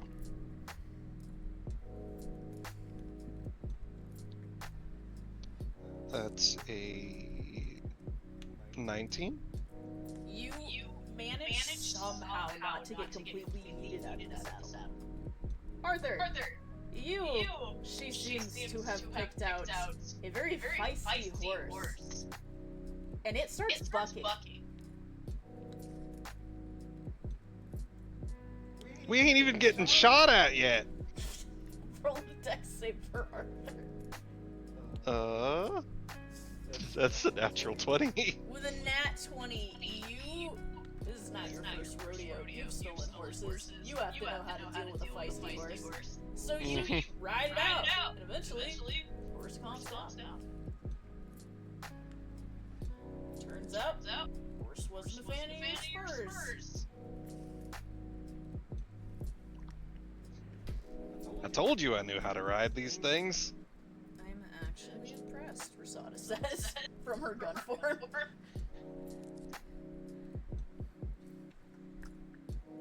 I've been shot at while riding a horse before. I know how to deal with this. Pridwin, you are struggling, trying to get this horse to calm down. Perhaps I should try? Lunala suggests. You're more than welcome to. You get off the horse. Lunala walks up and grabs the reins and strokes the horse's muzzle for a moment, and then climbs up and throws her leg over the horse. Stand still. Ha, she says, patting the horse. Perhaps maybe we should have started this. Perhaps. She holds her hand out to you. He'll take it. You flash it to your shield, and she holds you in her lap. The horse seems perfectly calm. The two of you turn and look over at Katya, who is on her horse, also not having any problems.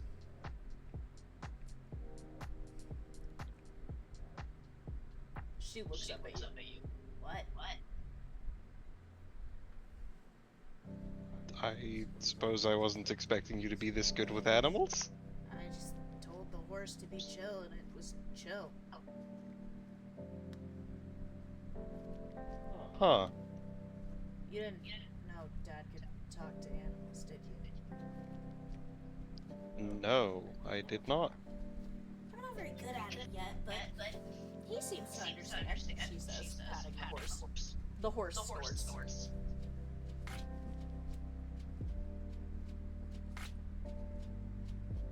Well, if we're ready to go, just take good care of them. She says, rubbing the horse's muzzles. we will. I promise I'll give it back. She squints at you suspiciously. Ain't much money in stealing horses anyways. Not in a city, no, Saw says.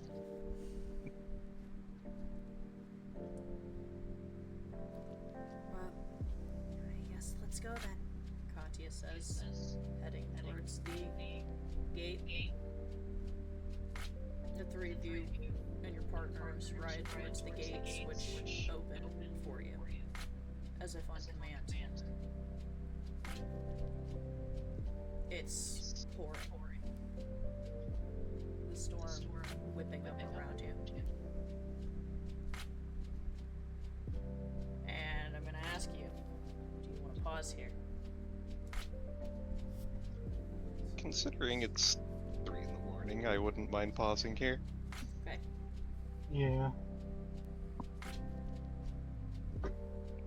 Then we will possibly pick this up tomorrow for a side session. Sounds good.